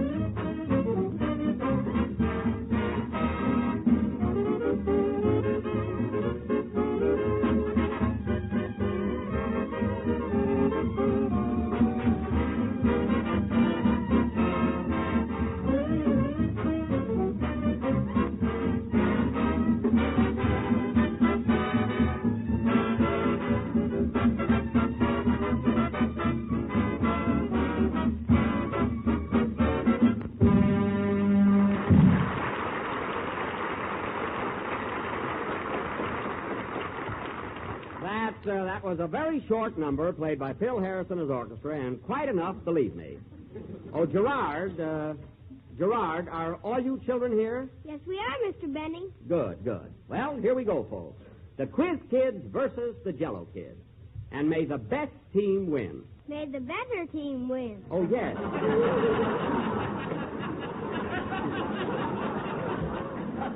Right, better. That's right, just a little mispronounced the word there. All right, I will now call the roll. First, the Quiz Kid, Richard. I am Richard Williams. I'm 11 years old, and I'm in the 6th grade at Harrison School, East Chicago, Indiana. He's cute. You know, folks, that Richard's a whiz at mathematics. Claude? I am Claude Brenner. I'm 12 years old, and I'm a sophomore at Senn High School. Well, I was a sophomore once. Yes, sir, I was sharp as a tack. Now you can sit on one and not even feel it. Quiet. Joan? I'm Joan Bishop. I'm 14 years old, and I go to the Chicago School for Adults. Yeah, she's sweet. You see, Joan knows everything about music. She does, huh? Yes. Fortissimo, kid. Top that.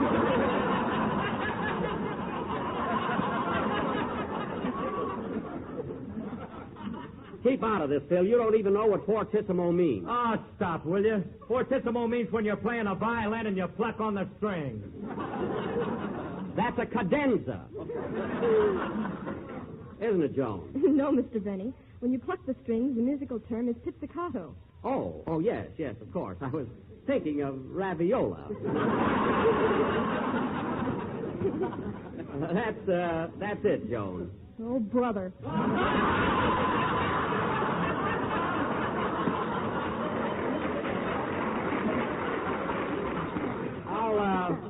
I'll be all right, Joan. Don't worry. Now, who's next? Oh, yes, Gerard. I'm Gerard Darrow. I'm 8 years old and I go to the Bradwell School. 8 years old, yeah. And now, ladies and gentlemen, the Jello Kid, Philip. I'm Philip Harris, and I attend the Hollywood Recreation Bowling Alley. Isn't he adorable? What do you specialize in, Philip? Funny monotones. We know. And now, Mary. Mary? I am Mary Livingston. I am 6 years old, and I graduated from the May Company. Oh, that's a lovely school. What did you learn there, Mary? If you worn the stockings, madam, you cannot exchange them. Very good. Isn't she bright? Now, Donald. I am Don Wilson. I'm 7 years old, and I have 8 chins. Isn't he a doll? Sit down, Donald, but easy. Now, Dennis. I am Dennis Dennis? Day. Dennis Day. Fine chance we've got. How old are you, Dennis? I'll be 1 in December. You'll be 1? Yes, my mother's raffling me off.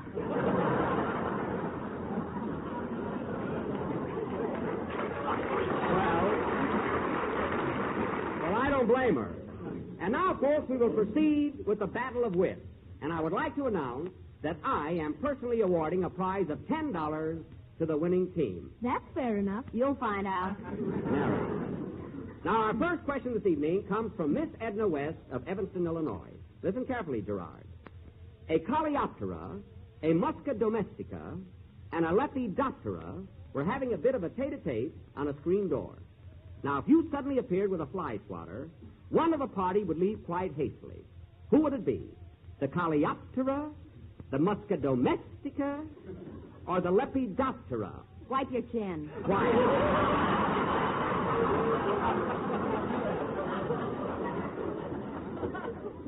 Now, Gerard, have you the answer? Yes, sir. The Musca domestica had a reason to leave in a hurry because it was the common housefly.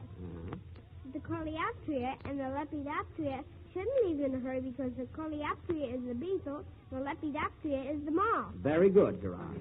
That's 1 point for the quiz kid. Now, Dennis, in order to be absolutely fair, I'm going to ask you a question along the same line. Now, listen carefully. What fly would you associate with butter?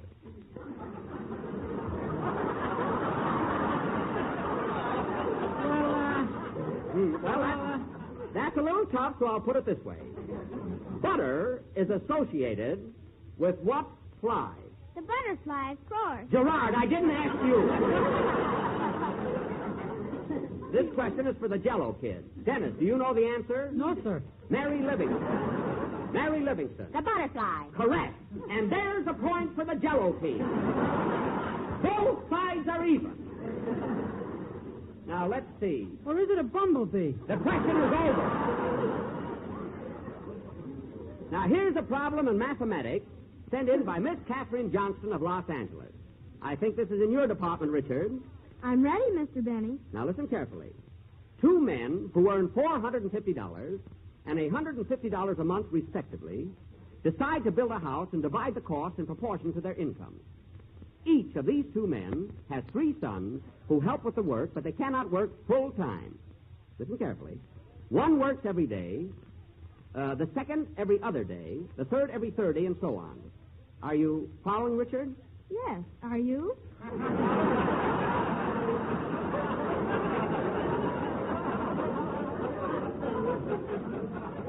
Don't worry about me, Bub. Now, they all work the first day. Get this carefully. They all work the first day and finish the house the second day that they all work together. Each guy has 3 kids, huh? They'll go away, will you? Now, Richard, one joint owner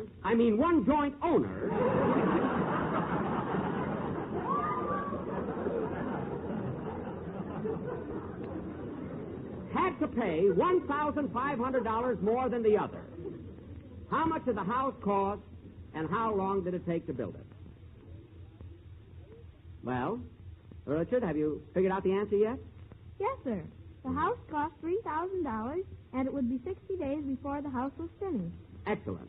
$3,000 and 60 days is correct. How do you know? I trust Richard.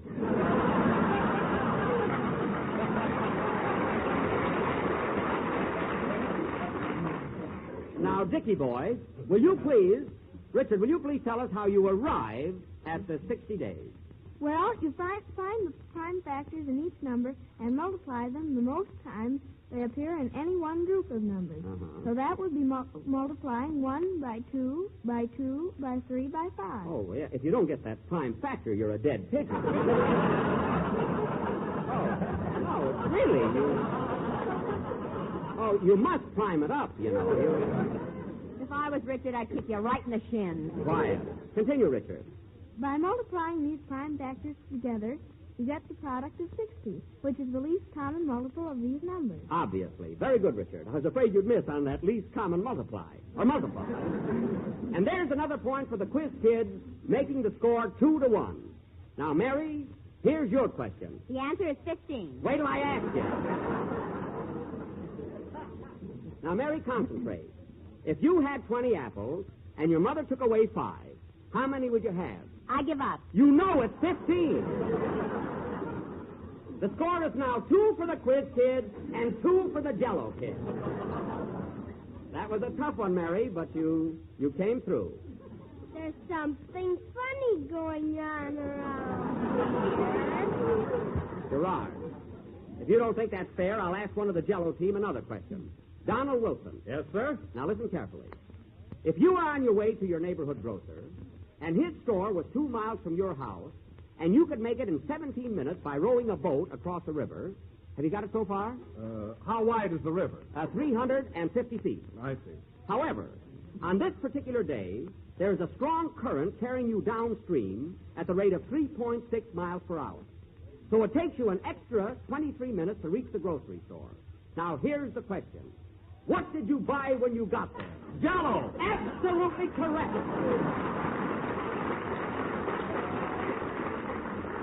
Now, Don, what flavors of Jell-O would you purchase?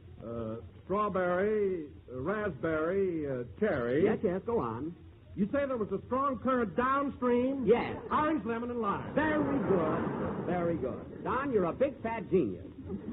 The score is 2-2, and both teams are even. Wait a minute. I demand the recount. Dennis, you're on our side. Oh. Remember that. Now, Claude. Yes, sir? Here's a problem in the field of ichthyology. Ichthyology? What's that? How do I know? Now, Claude, name the 5 subclasses of fish in order of their development and give examples of each. Go ahead, Claude. As far as these differ, but I prefer this set. Oh, I do too. First come the cyclostomata, which are the lamprey eels and hagfishes. Next, we find the elasmobranchii, which are the sharks and rays. After that, we come upon the gainoidii, which are the armored fishes, an example of which is the sturgeon. Oh, the sturgeon, yes, I have it quite often, the sturgeon. I get it in Lindy's a lot. Then come the teleostomi, the tele. of which 90% of the fish world are composed. I see. And last but not least come the dipnoi, which are the lungfishes, of which there are only 5 species living in the world today. Only 5? I thought there were 6. Wasn't that funny? Very good, Claude. Now, Phil Harris, I'm not playing any favorites, so I'm going to ask you a question on the same subject. Are you ready? Yeah. How do you spell fish? Go ahead, fish. F-I-S-C-H. That's right, Joe Fish. I know him well. That's 3 points for each side. Both teams are even. Isn't it wonderful how we're running neck and neck? I'm sorry I know you. Quiet. And now for the final question, and this is the toughest one of all. Joan Bishop. Yes, Mr. Benny? I understand you're an authority in the field of music. That is, you can identify any number played, whether classical or popular. Is that correct? Well, I think I can. You can. That's your specialty. Now, Mr. Harris and his orchestra will play a few bars of a musical selection. Now, Joan, I won't tell you whether it's classical or popular, but see if you can identify this melody. The kid ain't got a chance. We shall see. Go ahead, Phil.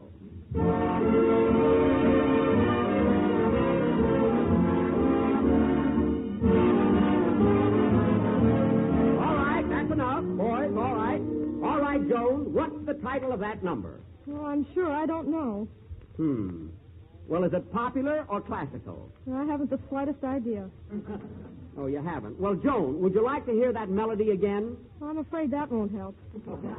Aha! We stumped one of the quiz kids. Here's your chance, Yellow Kid. Phil Harris, what was the name of it? I don't know. Hey, Eddie, what was the name of that song? I don't know. Hey, Phil, what was the name of that song? I don't know. Hey, Phil! Never mind. The name of that song is There I Go, and the Jell-O Kids win 4-3.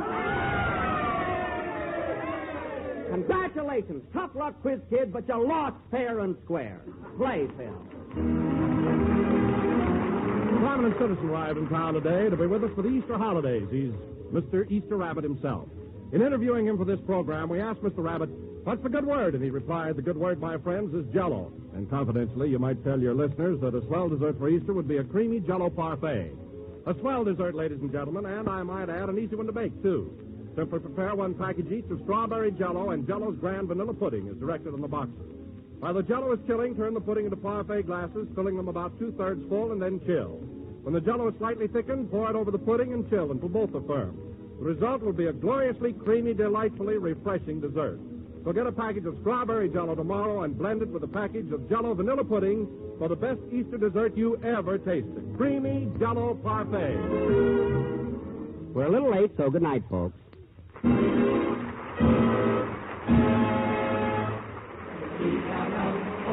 It's the National Broadcasting Company.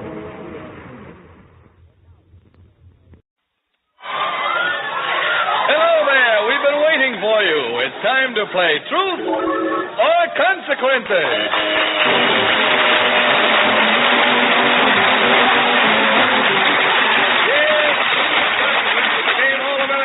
Brought to you by Velvet Suds Ivory Soap, 99 and 44, 100% pure. It's close. Hold your heads, folks. He's in again. The lad who brought the front parlor back into its own. Your Truth or Consequences man, Ralph Edwards.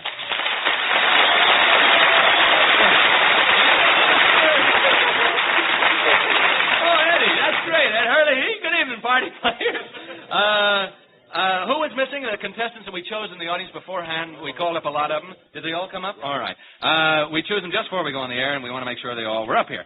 Ed Hurley, nice to have you on the show, boy. Listen, here's something you folks will be interested to hear. You folks listening in out there on the West Coast and along from Denver West. Remember, a few weeks back we had a mother of a son who was in the service. Talked for a few moments on the sale of war bonds, and then we said if she sold $10,000 worth over our 22 Western stations before the program went off the air, we'd give her a free trip to visit her son at his camp. Well, we sold $109,000 in bonds just on the hookup with you folks here that are listening. And tonight we did the same show, giving another mother a chance to see her son if she sold $50,000 in war bonds on Truth or Consequences on our Eastern show. We put the goal at $50,000 because there are 5 times as many stations on the Eastern hookup. And she sold, within 25 minutes, over $500,000 in war bonds. Just a few minutes on our first show.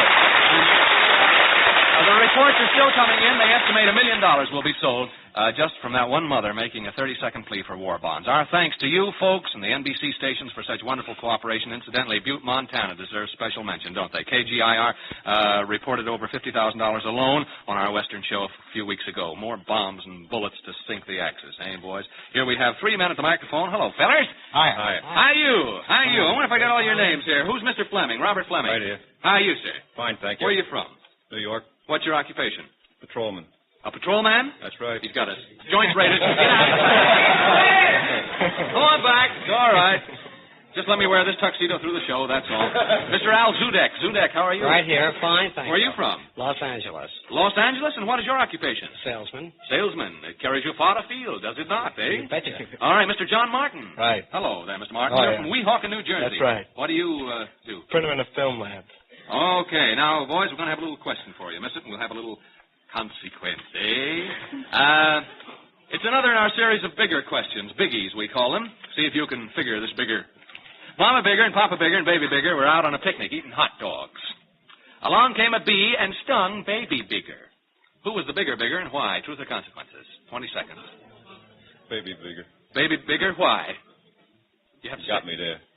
No, it got Baby Bigger there. The bee.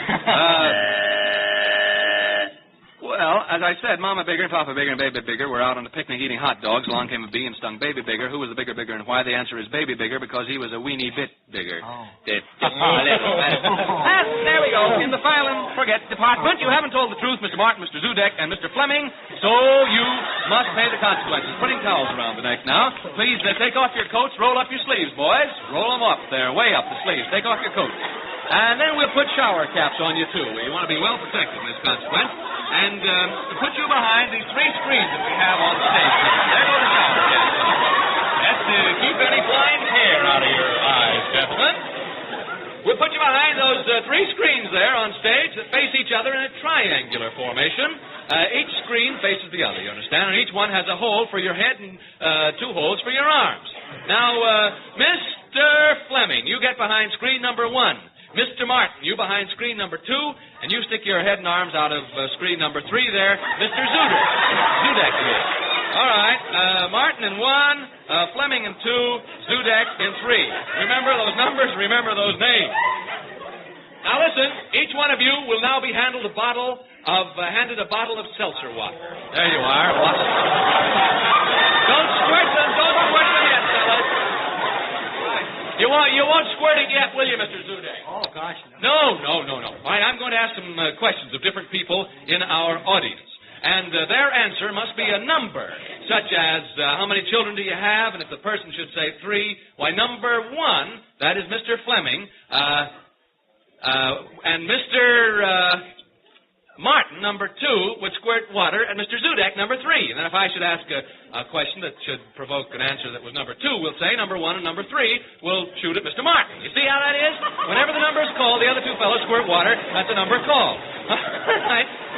All right, we go into the audience now to get the answers that will determine your fate. Now, just one thing to remember, boys. Listen, just one thing to remember. Every time you get hit with water, yell, "I love it! I love it!" Will you yell that once just for fun? Let's hear it. I love it. Yeah, I'm sure you do. All right. Now, let's see. I'll ask this lady a question first. How many shower caps do you see on stage? 3. 2 and 1 hit! All right, whoa!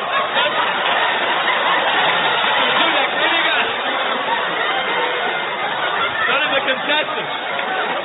Mr. Fleming, be careful of your aim. You went clear over the top of the screen and landed on half the contestants. Into the audience. Everybody goes into the audience. All right, let's go. Let's talk with a man now. Let's say this man in here. Do you have any children, sir? No, sir. You don't? Well, we can't have number 0. Do you have any children, sir? Yes, sir. I have 1. 1? 2 and 3. Where is number 1? Did they say I love it? I love it? I didn't hear him saying I love it. I love it. Now we'll take a lady here, any lady. Let's take this lady. Which man up there getting squirted with water do you feel most sorry for? Which one do you feel most sorry for? 1, 2, or 3? Mr. He hasn't been squirted. Mr. 2, you feel sorry for.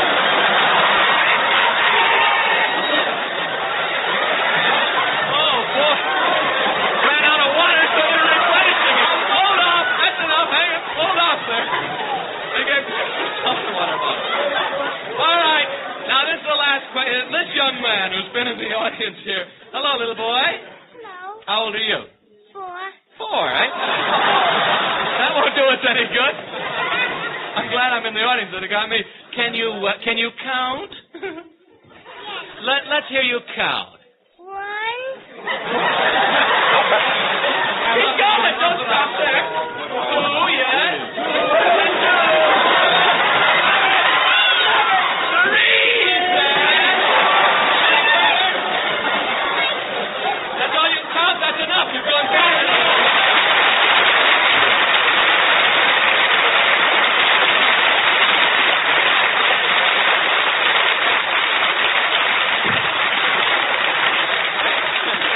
I guess everybody except you folks at home there got wet on that one. Wow. $5 apiece to each of the men, and 5 cakes of ivory soap to you all. And to the 4-year-old boy in the audience, thanks. Well, Laura Dean Dutton. Hello, folks. Here comes that star of that new Broadway musical, New Faces of 1943. Say, it's Laura Dean Dutton, and it's time for beauty, Laura. Well, then it's time for Ivory. Well, what's your song? Kalamazoo. Laura, you're on. IVORYSOOO. What a soul. It's grand for your skin. From coast to coast, gentle ivory's a toast of ladies who win in love and romance. Baby will say it's ivory for you. For your complexion, it's simply perfection. You'll say so too, it's true of Ivory. Doctors say to use it, doctors say to choose it, doctors should know. Ed Hurley? More doctors advise pure Ivory soap for your complexion than all other brands of soap put together. It's not accidental. Ivory soap is gentle. Take a look at baby, then you'll see why. IVORYSOAP is the soap for a lovelier you. Ed? Why, one single cleansing with Velvet Suds Ivory leaves the skin with all its natural beauty, smooth and baby bright. Ivory can do it, so won't you turn to it? Babies do, so why don't you? Oh, what a soap for beauty! That's the truth, Laura Dean Dutton. You betcha. Miss Jean Steenhoff. Steenhoff. Hello, Miss Steenhoff. How do you do? Where are you from? New Haven, Connecticut. New Haven, Connecticut. All right. And your occupation? Telephone operator. A telephone operator. All right. Now, I've got a little question here for you. Incidentally, when interviewing you volunteer contestants in the audience, you said you had a soldier boyfriend in Los Angeles. So where was he stationed? Lemoore Army Flying School. Lemoore, they're making sarongs out there. No, they're really working hard and working right, believe me. All right, he's in Los Angeles then. Yes. Do you want to give his name or not? Sure, and Corporal Thomas Ardren. Okay. Here's your question. Oh, Corporal, what's going to happen if she misses this? Let's see how well acquainted you are with the ups and downs of things. What manner of transportation carries more passengers per day in the United States than any other? Truth or consequences? Go Beulah. No snitching in the audience. Please. What manner of transportation carries more passengers per day in the United States than any other? I don't know. You have me. Now, the corporal's got you, huh? Elevators. Oh. Well, you haven't told the truth. Corny. So, that's what? Corny. Corny? Oh, that's praise for a question on this show. Christmas is upon us. We know that, don't we, Miss Steenhoff? Yes, sir. And our fighting forces will soon be enjoying the 101 welcome presents the folks at home have sent them. Now, truth or consequences, the thought that your boyfriend, Tom, out there in Los Angeles, might get a kick out of a Christmas stocking filled with presents. Think he would? Yes, sir. All right. So we brought up several gifts and are giving them to you to send on to your boyfriend at, say the camp again or whatever it is. Lemoore. Yes. Tom is his name. Well, we have a number of beautiful presents for your soldier boy, specially selected, and we have a stocking to put all these gifts in. So if you boys will just give me the stocking now, the stocking. Where's the stocking? We've got to have a stocking. So I'll have to take that off. Well, no, I'll tell you what we'll do. We'll ask for volunteers. First of all, let's ask you, Miss Steenhoff, are you game enough to donate your stocking to put all your boyfriend's Christmas presents in? My last pair of nylons, but I will. Well, you will? Sure. Oh, maybe we got an extra pair around. Sometime we can find one. That's swell. Nylons. All right. And you're making it very easy for us, yes. I tell you what, we'll wrap them all with Christmas cotton so the stocking won't be marred, and Tom will have to see to it that the stocking gets back to you. Don't worry, we got some other stuff to fix up, so all right. Now, you will say you'll donate the stocking. Sure. That's swell. We realize what a sacrifice giving up a stocking is. All right, will you bring out a couple of sheets or something, boys, so Miss Steenhoff can have some privacy? Those sheets. That's it. Now, will some of you gentlemen come up and hold these sheets around Miss Steenhoff to make a sort of tent, please? Just hold them all around her. That's it. We'll have a little bit of music while you're taking off the stocking. Bill Meter at the organ. Will you play a little appropriate music like Take It Off, Billy? There we are. How you doing, Miss Steenhoff? Fine. That's it. That's good. Do you need some light? What's that? You need some light? Nope. Well, it's a powerful lot of unsnapping going on there. All right. Here we are. Thank you, Miss Steenhoff. Now, on Christmas morning, this stocking of yours will be given to your boyfriend at Lemoore camp there. You sure it's Lemoore? I mean, it's all right to say that, isn't it? And it will be filled with these presents. Hold the microphone. You hold the stocking open. Herb, Kay, you drop the presents in. Ed, you get in here, too. Here we are. First of all, it'll be filled with this Ronson cigarette lighter. There it goes in. This ever-ready flashlight. There it goes in. this carton of cigarettes into the stocking. A year's subscription, push it way down, way down. A year's subscription to Newsweek magazine. There it goes. A Schick injector razor. A Seaforth Commando shaving kit. Getting no more room in that stocking?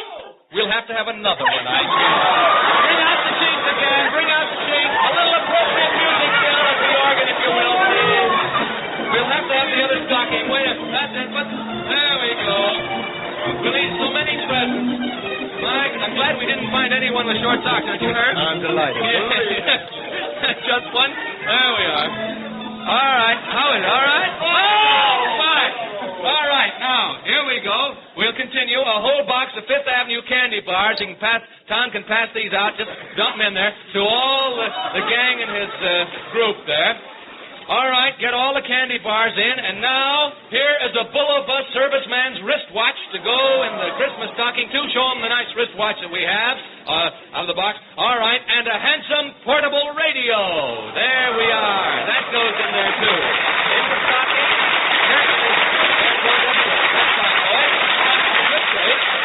Oh, yes. Wait a minute. I forgot a 5-gallon keg of witch hazel, good for tired feet. There it is. Well, wait, that's going to be pretty hard to get in. We'll have to send that out by Pony Express. Boy, is that stocking bulging. Well, Miss Steenhoff, this Christmas stocking will be hung on your boyfriend's army cot in Camp Lemoore without a sarong, and he can return it to you after he takes all the goodies out if he wants. Do you think he'll enjoy it? Oh, he will, surely.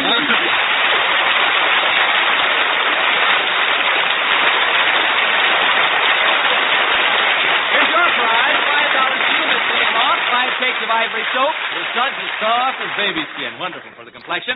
And what's this? Oh, a Christmas present to you, Miss Steenhoff. Will you open it, please? There are 3 pair of lovely hose, the kind you're wearing. If they don't fit, let us know, and we'll get the kind to do so. Thanks. Well, I guess my wife goes without that Christmas present this year. Those nice. It was fun. It was worth it. All right. Let's have Mr. David Bloom. Hello, Mr. Bloom. How do you do? Where are you from? New York. New York, eh? What is your occupation? Manufacturer. Talk very loud. Manufacturer of ladies' hats. Of ladies' hats? That's right. All right. Not ladies' socks? No. I know a girl, Miss Steenhoff, we might happen to see. All right. You were one of the volunteer contestants in the audience who told us you had a female relative you could call on the telephone in case you missed a question and had to pay the consequences. Is that right? That's right. Okay. Here's the question. We'll soon find out if you have to make the call. Comes from Mrs. J.J. Saresic of Lebo, Kansas. She asks, what grows only in the wintertime and grows down instead of up? Truth or consequences? And please, no snitching in the audience.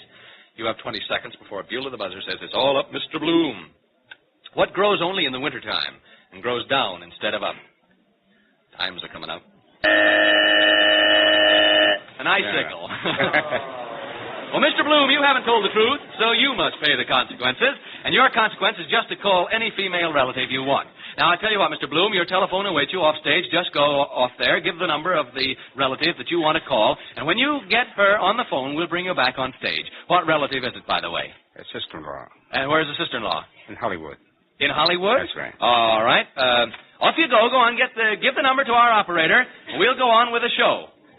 Just, you'll find him right out at the desk there. The operator will put the call right through, and we'll have some fun. Close the door, because what's going to happen to him? There it closes. He's out of hearing distance.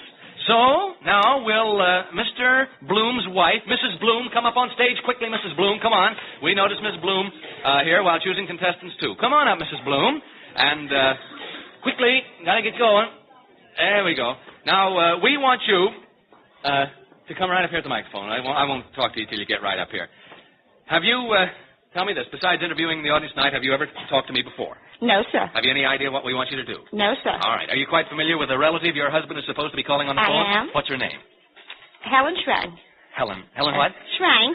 Well, she'll be all right. I say supposed to be calling because actually our operator is just pretending to be getting the number of the relative. Now, your husband, in other words, is to be the victim of a hoax. The person your husband will talk to on the phone is you, but your voice will be on a recording. Mrs. Schrank won't even have to come into it. Now, here's how we'll work it. I'm going to ask you to say a few sentences into this recording machine that we have here, recording microphone. We will record what you say. And then this recording, do I have to make it on this mic? I have to make it on this mic, don't I? Oh, any mic. All right. Then this recording will be played back into the receiver of the telephone when your hubby comes back to speak. Do you see? He'll think he's speaking to Mrs. Schrank, his sister-in-law. Can I change that name? What's her first name? Helen. To Helen. But actually, it'll be your familiar voice all the time, only you'll be standing right beside him. We'll call you... I'm afraid he'll recognize me. Well, that's the consequence. We'll see if he does. First, he'll probably say hello. So you watch me very carefully and don't say anything except what I tell you to, you see, because it's going to be recorded. Now, so you say hello into the microphone so we can record it. When I signal you with my hand like this, you say hello. Honey, hello? You ad-lib. It's all right. That's good. That honey's going to kill him, believe me. Then he'll probably say, this is, what's his first name? Dave. He'll say, this is Dave. So we'll leave a space on the record, and you say, why, Dave, darling. Dave, wait a minute, darling. dear. Wait a minute. Why, Dave, darling, how are you? Don't say that until, that's all right, you can remember that. Why, Dave, darling, how are you? When I go like that, you say, why, Dave, darling, how are you? Why, Dave, darling, how are you? That's wonderful the way she does it. All right, that's recorded. Then he'll say, I'm on Truth or Consequences. So your next recorded sentence should be, I always said you were the foolish member of the family, Dave. Do you know that? We have it written out here for you. I always said you were the foolish member of the family, Dave.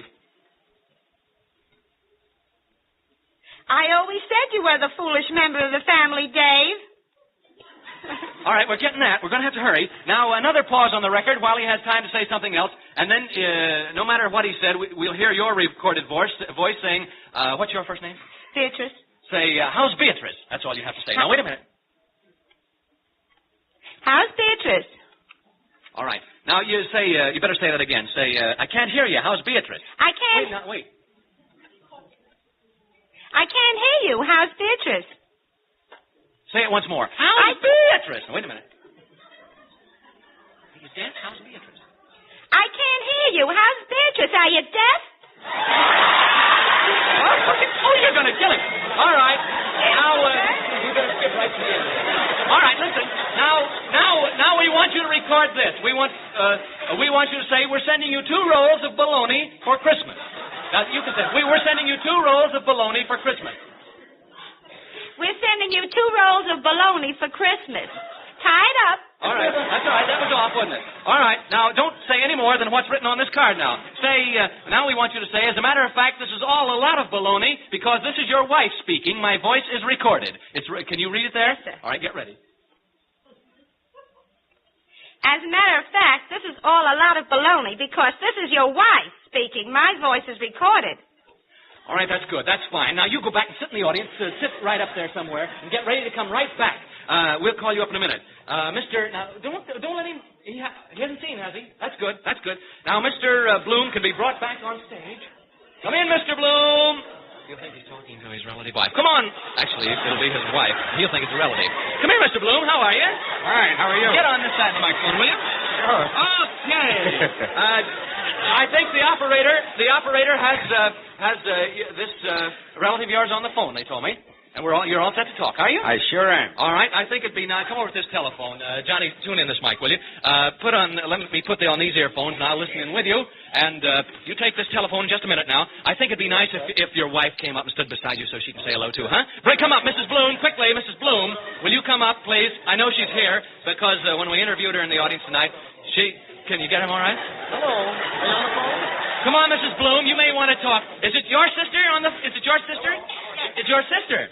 And it's your sister-in-law. And what's her name? Helen? David Bloom. No, her name is Helen Frank. All right. All right, now get ready. Hello. All right, just a moment. Now, first of all, say hello to her. Get on the mic. Get on the telephone. Hello. Hello. Yeah, how are you, dear? She said, honey, hello? How are you, honey? Say, this is... What'd she say? What did she say? How are you? Oh, goodness.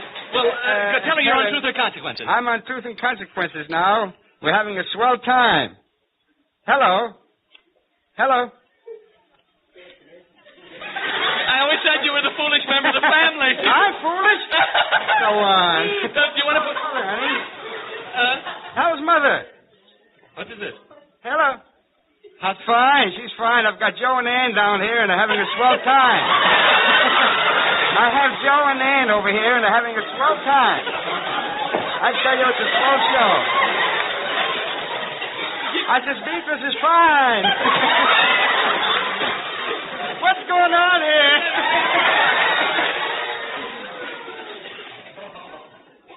What'd you say? What'd you say? You sent my kid a baloney? Too long baloney for Christmas. Listen, dear, I'm all upset here.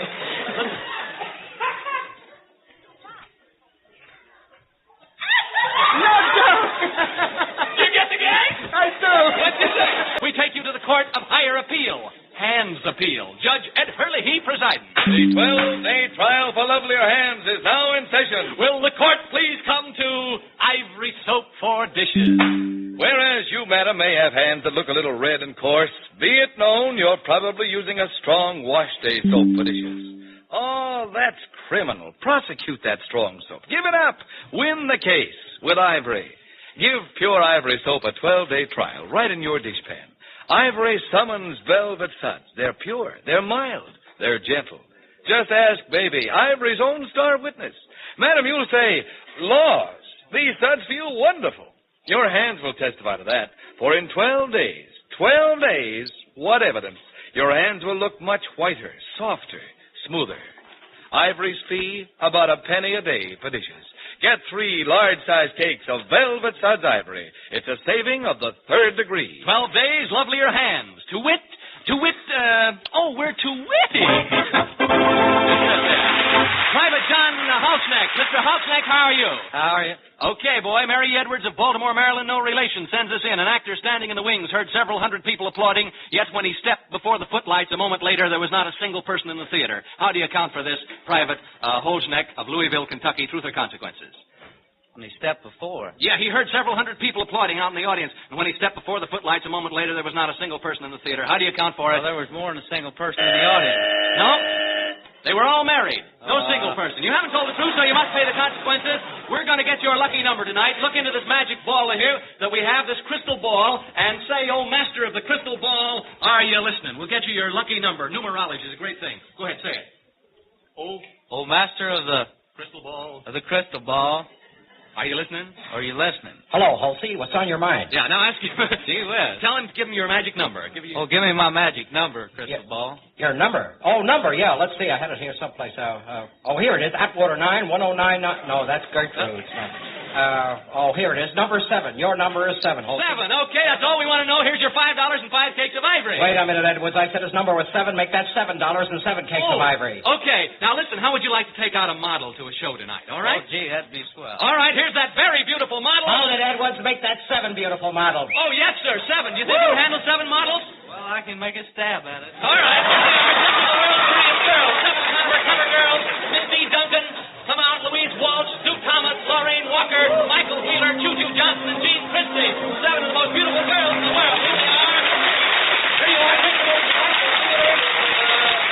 any theater that you want. I'd say the Capitol Theater because 7 Days Leave is playing there. All right. Have a good time on your way. Now? Yeah, right now. And I tell you what, because 7 is your lucky number, we'll have 7 sailors come to escort the girls so that they can keep an eye on you. 7 sailors to help out, too. There they go.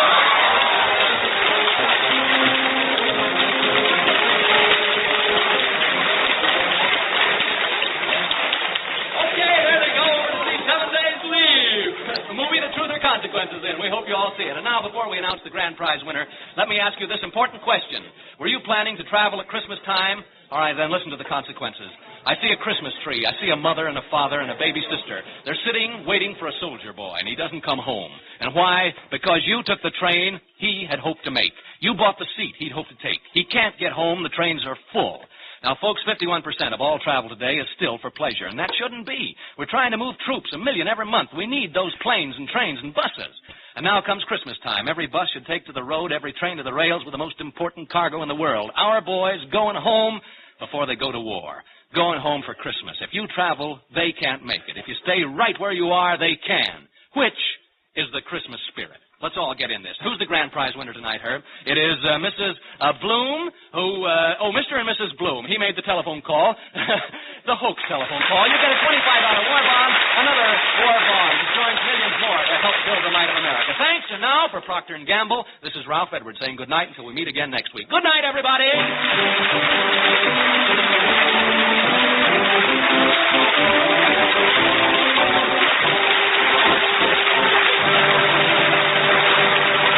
This program came to you from New York. This is the National Broadcasting Company.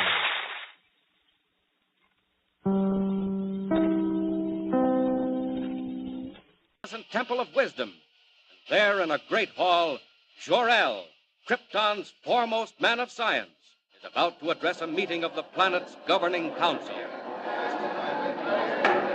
Attention! Attention, gentlemen! Jor-El speaks.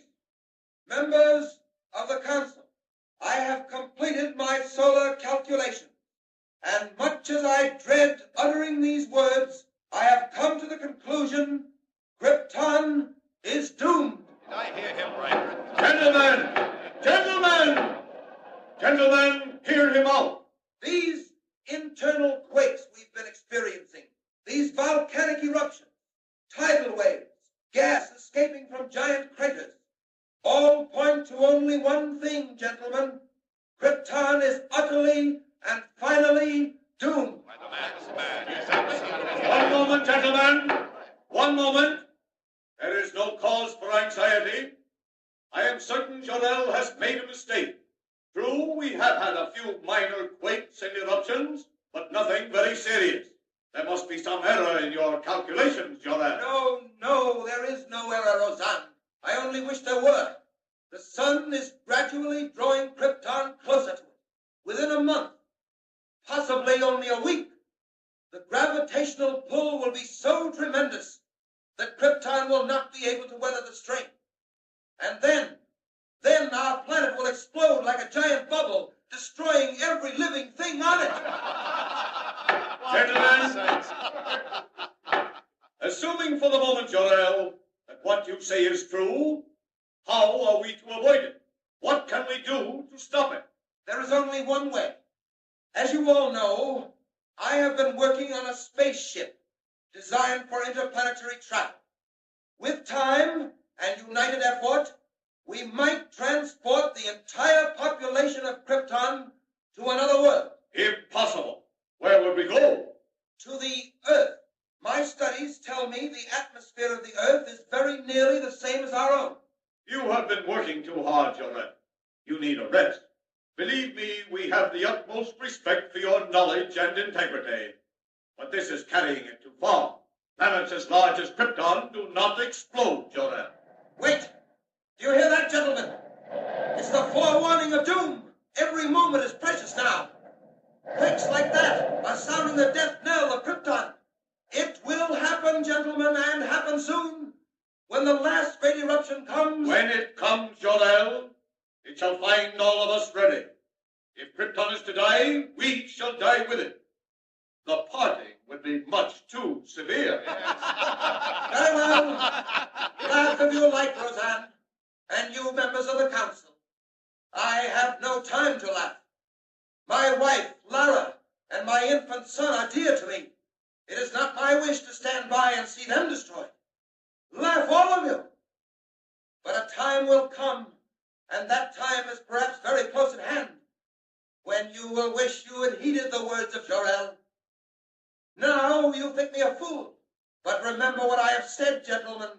When Krypton is shattered into 1,000 million stars, when the glorious civilization we have built is no more, when you and your families are swept from the face of Krypton like dust.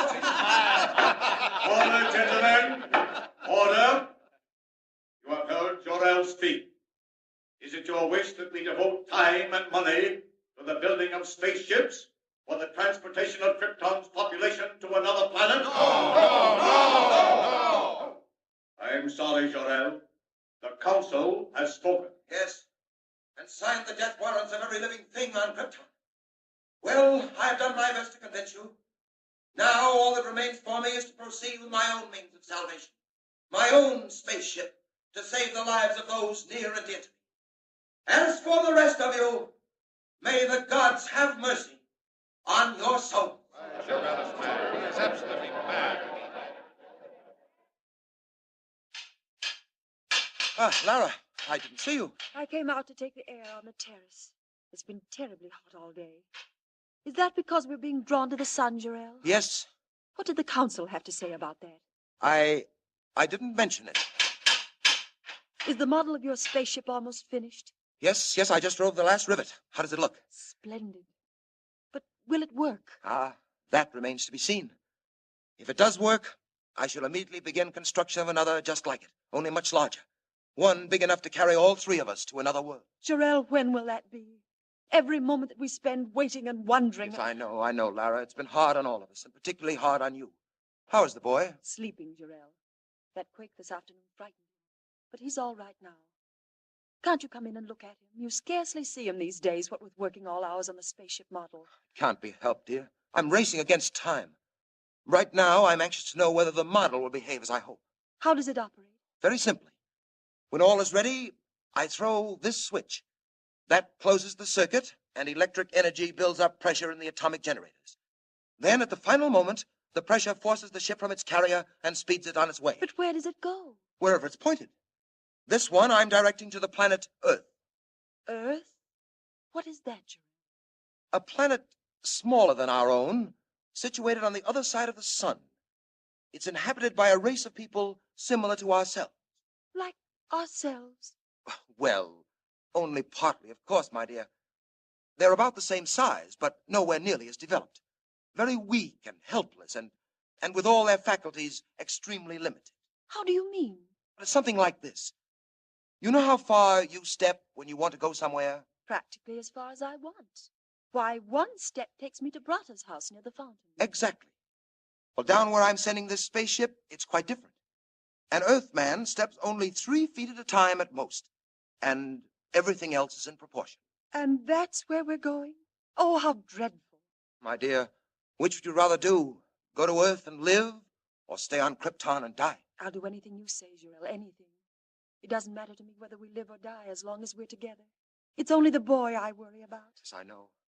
Oh, Lara, darling, don't worry. He'll be safe. When are you testing the spaceship model? In the morning. Just as dawn breaks, I'll send it on its way, watching its flight through a high-powered telescope to see whether it lands safely on Earth. Is Earth the only planet place we can go to, Jarrell? We couldn't breathe on any other planet but the Earth. It happens to have an atmosphere similar to Krypton's. I suppose you know best, Jarrell. Are you coming in? It seems to have gotten oppressively hot. Yes, it has. I wonder. Lara, do you hear that? Yes, Jarrell. What is it? Subterranean explosions. Do you feel the ground trembling? Yes, I do. Jarrell, do you think? Lara, I'm afraid it's come. Where is the boy, Kal-El? What do you mean? Get him quickly. This is the end. Jarrell, what can we do? Nothing. I'm not ready. Oh, what a fool I've been to delay. It isn't your fault, Jarrell. You did all you could. If only this model were large enough, we could take a chance. Jarrell, would it carry one of us safely to Earth? Oh, I think so, but... Lara, where are you going? Stay here with me. I'm getting Kal-El. If one of us can be saved, Jarrell, it should be the boy. No, Lara, come back. If one must go, it should be you. Lara, I said come back. Come back. Here he is, Jarrell, still asleep. Goodbye, Kal-El. Please, Lara. No, Jarrell, listen to me. We both stay here. Kal-El goes in the spaceship. If there is a chance, Jarrell, one little chance, I want it for my son. Maybe you're right, Lara. Jarrell, look. The sky. It's fiery red. The mountains. Look, the mountains are falling in. Jarrell, what's happening? The end of Krypton, Lara. Just as I foretold. This is the last great quake. Jarrell, listen. Explosions. Here, quick, give me the boy. Kal-El. What are you doing, Jarrell? Opening the door. Putting him inside. Jarrell! The house, it's swaying. It's breaking apart. Look, Jarrell. There, he's safe inside. Now for the switch. Stand back, Lara. Oh, Jarrell, will he reach the Earth? Only the gods know. But there's a chance. The only chance. Stand back now, Lara. I'm going to throw the switch. Jarrell, it's getting dark. I can't see. What happened? Fire. Smoke from the center of the planet. Not much time now. Hold me, Jarrell. Has the spaceship gone? No, not yet. Waiting for pressure. We may have been too late. If it doesn't work up soon... Wait! Lara! It's off! It's on its way! Jarrell! Where are you? Here, beside you, Lara. Listen, can you hear me? Our boy, Kal-El. Our son, Lara. He's on his way. On his way to Earth. Kal-El!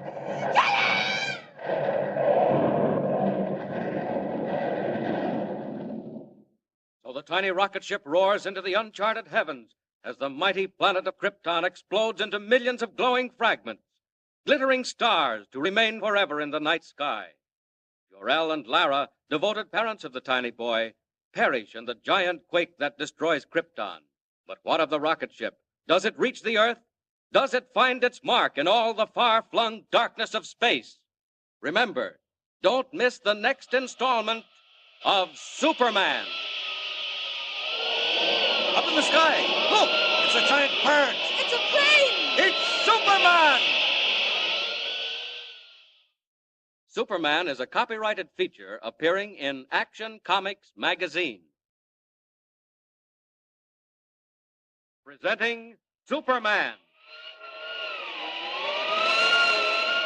Up in the sky, look! It's a bird. It's a plane! It's Superman! And now, Superman, eighth wonder of the modern world, visitor from a distant planet whose strength knows no limit, whose endurance is beyond anything humanity has ever known. We have seen how the child of Jor-El and Lara was placed in the rocket ship, sent on his way to Earth. During the long journey of the rocket ship to the Earth, the child has become a man. The rocket landed in a desert. Superman stepped forth full grown to explore this strange new world in which he found himself. Today, as our story continues, we find him hovering with his curious power above a quiet highway in Indiana. A trolley car is just pulling up the hill, and as Superman wheels and turns in curious flight, unseen below, a man and a boy come out of the shed that serves as waiting room.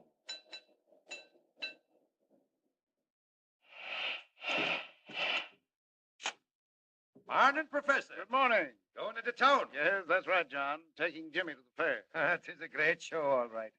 Well, I reckon you're my only passengers. Make yourselves at home. I'm going to get me a drink of water. All right. Why, Dad, we've got the trolley all to ourselves. Yes, regular private car. Where'd the motorman go? And just over to the spring for a drink. It's a mighty hot day. Better hurry or we'll be late. We can't start without the motorman. But we are starting. Look, Dad.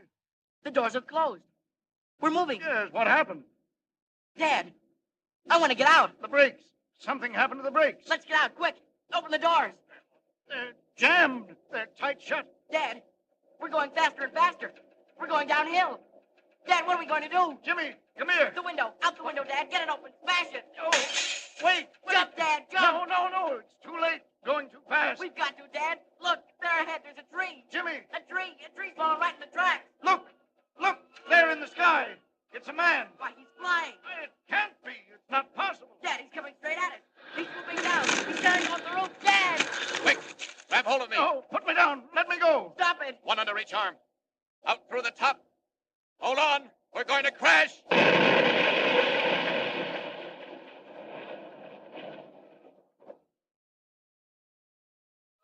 Well, we just got out of that in time. Trolley car's a wreck. Smashed into a million pieces. Where are you going? What are you doing to us? What's happening? Put us down. Don't be frightened. You're all right. Had to get you out of there in a hurry. Pulling off that roof was the only way. Now we're going down again. Down. Down. There you are. Safe and sound in the field. Well, I don't know what to say. Quite all right, Professor. Getting you and the boy out of that car was nothing. I can't believe it. Who are you, anyway? Where do you come from? I have no name. I come from a world that no longer exists. Here in this world of yours, men would call me a Superman. It's a dream. A wild, impossible dream. But, Dad, it happened. We saw it. He flew down, took us under his arms. And out of the car, that's all. Nothing so strange about that. You saved our lives, Jimmy's and mine. I don't understand even now, but I'm grateful. Are you, Professor? Doubt it? Would you do something to prove it? Would we? Anything at all. Then make me a promise. Promise that you'll say nothing at all about what's happened. What? Don't you want people to know? Not just yet. I want no one to know, except those I help. Will you promise? If you wish. I do, believe me. Then you have our word. Is that all? No. You've given me your promise. Now I want your advice. You want advice from us? You know this world. I'm a stranger. You know the people in it. I have still to find them out. You want to meet men, is that it? Not meet them, Professor. Observe them. Study them. See them at their best and their worst. Know which to help and when help is needed. If you can tell me that. Dad, can we help him? Well, I think so, Jimmy, if that's what he wants. It would mean a great deal to me. Well, my friend, if we can call you that. I hope we can. My first friends on this earth. To mingle with people, to see men at the highest and lowest, if that's what you want. Now, let me think. Now, how about a newspaper, a great metropolitan daily? A newspaper? Well, yes, join their staff. Be a reporter. Oh, but you can't do it in those clothes. Not that blue costume with the cloak and shield on your breast. Gee, you couldn't. Jimmy, these are the cloak and the shield of Superman. If I become as other men, I shall dress as other men. Well, you'll have to assume some kind of a name. What do they call you? I have no name. Well, how about Clark Kent? That sounds all right. Yes, why not? It's usual enough. Won't attract attention. Clark Kent. Yes. And about joining a newspaper. That should give me an opportunity to learn the troubles of men, know whom to help, and when help is needed. I'll do it. Many thanks to both of you for your advice. Well, no thanks are necessary. If there were only something more. Just this. Remember your promise. Never to reveal my identity.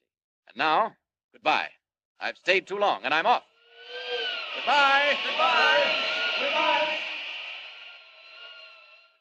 They're right. Superman must become a reporter. A reporter by the name of Clark Kent. Clark Kent. I'll do it.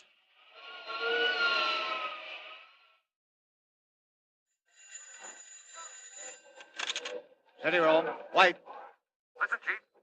You better get somebody in that railroad story right away. Anything break? Looks bad. I don't know where your dope came from, but it sure was right. Where are you now? At the yards out of town. If I were you, I'd have somebody watch the man they call the Wolf. The Wolf? That's what I do, Chief. Watch him. Trail him. Follow him every minute. He's at the bottom of this as sure as you're born. Now, hey, I gotta meet him. Someone's coming. Oh. Excuse me, Mr. White. That young man's still waiting. What, young man? Oh, the one who wants a job? Well, let him wait. Who have we got that's free? Can's on the coast. Grayson's down in Virginia. Most of the day men are full up. I knew it. Confound it's always the way. Something breaks and nobody to handle it. What is it, Mr. White? Railroads. Sabotage. I didn't believe it, but there may be something in it after all. If there is... Yes, sir. If there is, Miss Smith, it'll be the biggest story since Lindbergh. And me short-handed. Oh, what's the use? Yes, sir. About that man. Oh, send him in. Send him in. Yes, sir. Come in, Mr. Kent. Mr. White will see you now. You want to see me? Close that door. Yes. My name is Kent. Clark Kent. What can I do for you, Mr. Kent? Well, Mr. White, you can give me work, I hope. Work? On the paper? Yes, sir. I'd like to be a reporter. Oh, you'd like to be a reporter. What papers have you worked on? None, sir, but Oh, you haven't. Do you think you'd be a whiz? Well, I'm afraid I can't use you, Kent. You haven't any openings? Not for greenhorns. I'm sorry if I'm blunt. But, Mr. White, even if I am a greenhorn, suppose I brought you a good story. And where would you get it? I'm afraid you'll have to excuse me, Mr. Kent. A really good story? Such as? Such as the complete insight on the man called the Wolf in the Western Railroads. What's that? You heard me. Do you want that story? Do I want it? Well, I should say I do. But look here. I think I could get it for you, White. What do you know about the Wolf? Where did you ever hear his name? Oh, stop beating around the bush. I only heard the beginning of that myself yesterday morning. Not a paper in the country's carried a line, and yet... Yet I come in here and talk about it. I think I could do something with it, Mr. White. Now, look here, Kent. Mysterious secret messages have threatened to tie up every railroad in the country, beginning with the Western. For a while, the road paid no attention. Then the crack flyer on the P&R went off a bridge. Yes, I read about that. And naturally. You didn't read about the warnings because they weren't printed. Weren't printed? No, and they won't be. Not until we've checked all the angles. And then this man, the Wolf. Oh, yes, the Wolf. Now, where do you come in? How did you get to know the Wolf? Excuse me. Say your own, White. My friend, tomorrow night, Silver Clipper leaves Denver for the West. It will not arrive, Salt Lake City. Hey, what's that? Who's this? I have been called the Wolf. Goodbye. Hey, come back here. Come back here. Wait. Yes, White? Where did that call come from? I'm sorry, White. Nuts. Beg your pardon, sir, but that call did come from the Wolf. I should be inclined to believe it. Huh? How do you know who that was? If I were you, I'd warn the officials in charge of the Silver Clipper. Look here. You couldn't hear that phone. What is this? How do you know who called me? As I was saying, Mr. White, suppose I brought you a good story. The story of the Silver Clipper and the wolf. I take chances, Kent. I'm going to take a chance on you. Thank you, White. It's 2,000 miles. You'll have to hop a plane. I'll get there, Mr. White, in spite of the weather. Lord, I hadn't noticed the weather. Well, get to the airport anyway. You rang, Mr. White? Miss Smith, this is Clark Kent, temporarily attached to our staff. You'll note I said temporarily. Yes. Kent leaves for the west for the first plane. Get him tickets and a $200 advance. Mr. White, all planes are grounded. That's all right, sir. I'll get there. Take him outside. Show him what he needs to know. Mr. White, I'd like to thank you. Oh, let it go, Kent. Let it go. You get a story and you get a job. You're either clairvoyant or the luckiest guesser alive. Either way, I can use you. But if you miss out, well... This way, Mr. Kent. Thank you, Miss Smith. Nice of you to show me around. Pretty lucky, I'll say.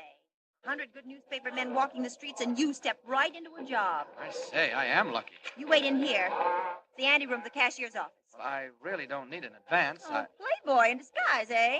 Wait here. What a rotten night. Don't fall out that window. It's 20 stories down. Beautiful view, even in the fog. You wait right here till I get your money. Then I'll introduce you to a few real newspaper men. Plane's grounded. 2,000 miles to go. Sorry, Miss Smith. Afraid I can't wait.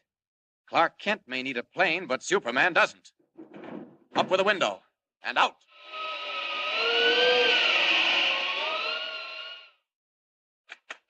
Kent, I hope I didn't keep you waiting too...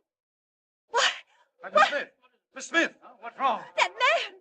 Did he go out, that Clark Kent? Nobody went through the city room. He didn't go out. Well, I left him right here, the window. Oh, the open window. He went through it, and it's 20 stories down. He went out through the window?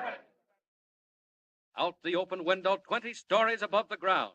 In the wink of an eye, Clark Kent, cub reporter for the Daily Planet, becomes Superman, eagle of the sky, winging his way west over city and plain, river and mountain, through the storm-swept night. But will he be in time? Can he checkmate the strange figure called the Wolf, discover the plot, save the Silver Clipper, roaring toward Denver at 90 miles an hour? And remember, don't miss the next installment of Superman. Up in the sky. Look! It's a bird. It's a plane. It's Superman!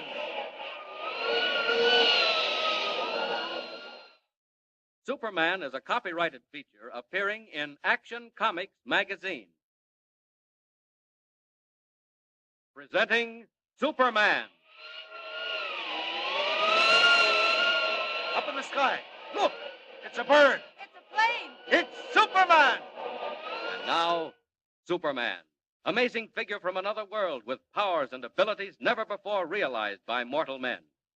Given a chance to make good by Perry White, city editor of the Daily Planet, young Clark Kent, who was really Superman, leaped out a window 20 stories above the ground and vanished in a swirl of fog.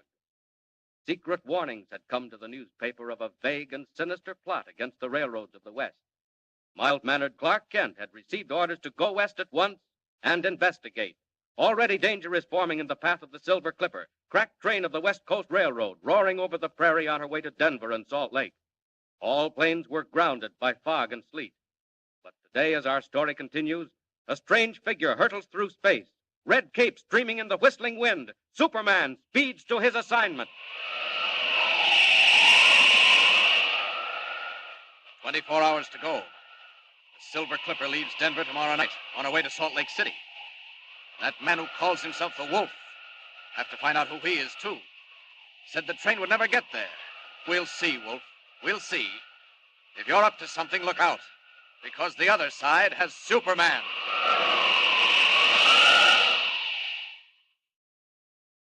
And as Superman wings his way westward, following the faint steel ribbon of the railway line below him, two men sit waiting in a tiny shack in the Colorado foothills. One of them is Keno Carter, gunman, gambler, bad man of the Southwest. Keno waits nervously, waits for some word from the figure across the table, the dark, shadowy figure who calls himself the Wolf. Hey, listen, boss. Will you please tell me what we're doing out here now? The Silver Clipper ain't due till tomorrow. Don't even leave Denver till tomorrow afternoon. Very true, Keno. But the Western Limited is due in exactly 10 minutes. Well, what are you going to do with the Limited?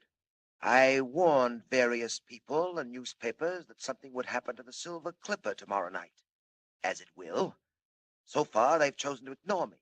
Very well.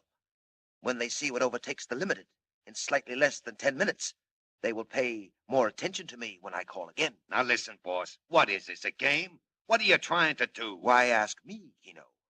Do I know any more than you? We're told to paralyze the railroads.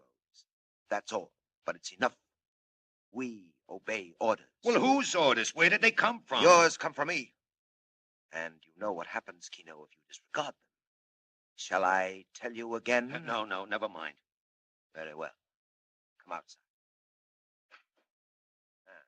Not long to wait now. The limited is on time. We should begin to hear her. I don't hear nothing. Ah, she is on time. Have you done what I told you? Yeah, I done it. But I don't see... You will see, Kino, very shortly indeed. Hey, what are you trying to do? Scare him to death? Listen now to what I tell you. I'm listening. That train will be going over that trestle down there in another 7 or 8 minutes. So what? At the end of the trestle, as you can see, Kino, the track turns and runs along the cliff on the mountainside. Yeah, I see. The mountains to one side, very steep and abrupt, then the track, then the canyon, 300 feet deep. Hey, listen. You going to throw him down the canyon? The whole 10 cars? As I said before, all you have to do is obey orders. All right. What do I do? You wait till the train has crossed the trestle, then you fire the charge. Right away? Count 10, if you like. All right. Then what? Then events will take their natural course. After which you will come back and join me in the cabin. Hey, she's coming. Coming fast. Keep moving, my friend. Let her cross the trestle. Then count 10.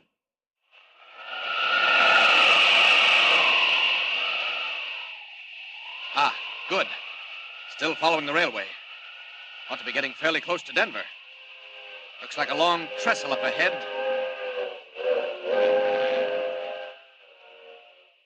I'd get aboard that train if it weren't so slow. I'll drop down a bit and look it over. Might do it anyway. Ride in as Clark Kent.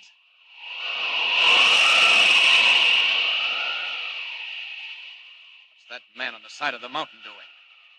Looks like he's got a charging battery for dynamite blasting. Something queer about that. Seems to be waiting.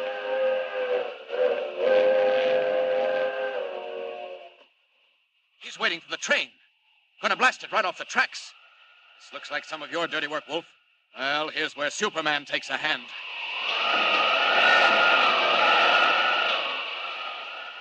I've got to stop that train.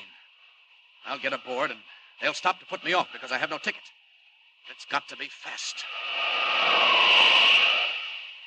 90 miles an hour. Good speed for a train, but it can't leave Superman behind. There's the observation platform. What luck. Nobody on it. Now then. Grab the platform rail. There. Leap on board. Now to join the passengers is Clark Kent, cub reporter for the Daily Planet. Off for the Cape, into ordinary clothes, and inside. Tickets, please. All tickets. Tickets priced at Pueblo. All tickets, please. Tickets, please. May I have your ticket, please? Oh, I'm sorry, conductor, but I've lost it. No, you've lost it. And I'm afraid that I'll have to ask you to pay the fare. Now, you know, I'm terribly sorry, but I seem to have lost my money, too. I thought so. You've been riding the blinds and figured you'd sneak in here where it's warm. Well, we know how to deal with bums like you. Yes, that's right, conductor. Stop the train and put me off. I don't mind. Huh? Say, who are you? Clark Kent, reporter for the Daily Planet. But that's all right. I ought to be more careful. Teach me a good lesson. Well, I guess I'll take a chance. If you're really a reporter, you're liable to write up a story about getting kicked off our train. You can stay where you are. But look here. I'll take care of you when we get to town. And if you're not a reporter... Good, I overplayed it. Wait, Scott, I've got to do something, and quick, too. We're on the trestle. Where's that emergency cord? Hey, what's going on here? Who pulled that cord? Why, I did, conductor. I'm terribly sorry. Sorry? Well, you better be sorry. Here, come back here. Come back here. I can't stay, conductor. My conscience bothers me. I'll just jump off right where we are on the trestle. You here. come back here. No, I'll be all right. Don't worry about me. I got you. No, you can't get away this time. Now, you stay right here. I want to get off. Well, you ain't getting off. You'll go to jail for this. You come back up them steps. Look, up the mountain, conductor. That flash. Hey, what the? What's going on up there? It was a blast. An explosion up the mountain. Great Scott, conductor, look what's coming. Oh, Lord save us, it's a rock slide. Tons of rock coming down on the track. Listen to it. And right ahead of us, too. Took the tracks out like two pieces of string. Oh, Lord. And now they're all coming out to find out what happened. It's all right. It's all right, ladies and gentlemen. No danger. Just a rock slide up ahead. That's all. There may be a slight delay. Delay?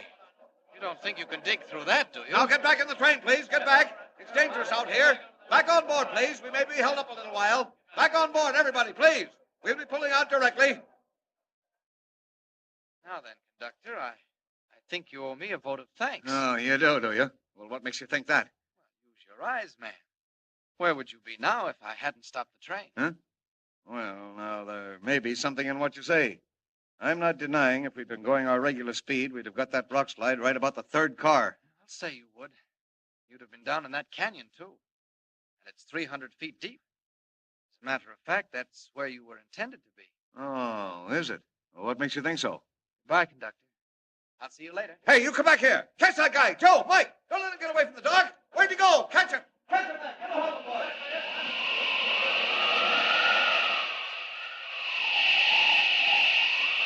20 tons of rock. Why, that's nothing. Hardly a workout. Anything to put a crimp in the Wolf's plans. And Clark Kent, reporter, simply must be in Denver by morning. First of all, down into the canyon for the missing rails. There they are. Now, back to the roadbed.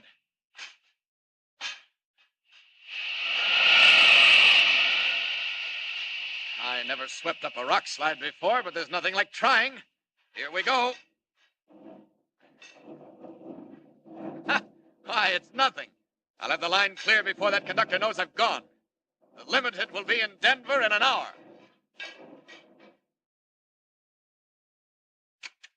Well, all done? What happened? Nothing happened. Nothing happened. What do you mean? One of them things, boss. Train stopped on the trestle. Stopped? That train never stops. Well, it stopped this time, and a guy got out, and I didn't know, so I shot the stuff. Yes, I heard it. Didn't you come out to look? I thought I'd better stay hidden. Well, there was a rock slide, and that's all. The train wasn't scratched. The line's blocked, but the train ain't hurt. This man who got out, who was he? After the slide, I snuck down and joined the mob, see? I heard him talking about a newspaper guy and looking for him. Name of Clark Kent. Kent? I don't know him. Well, you better, because he knows us. What's that? I don't know. All I can tell you is they're looking for him. Clark Kent, a newspaper man, who knew enough to stop that train. Well, we shall look for him too, my friend. We'll have lots of time.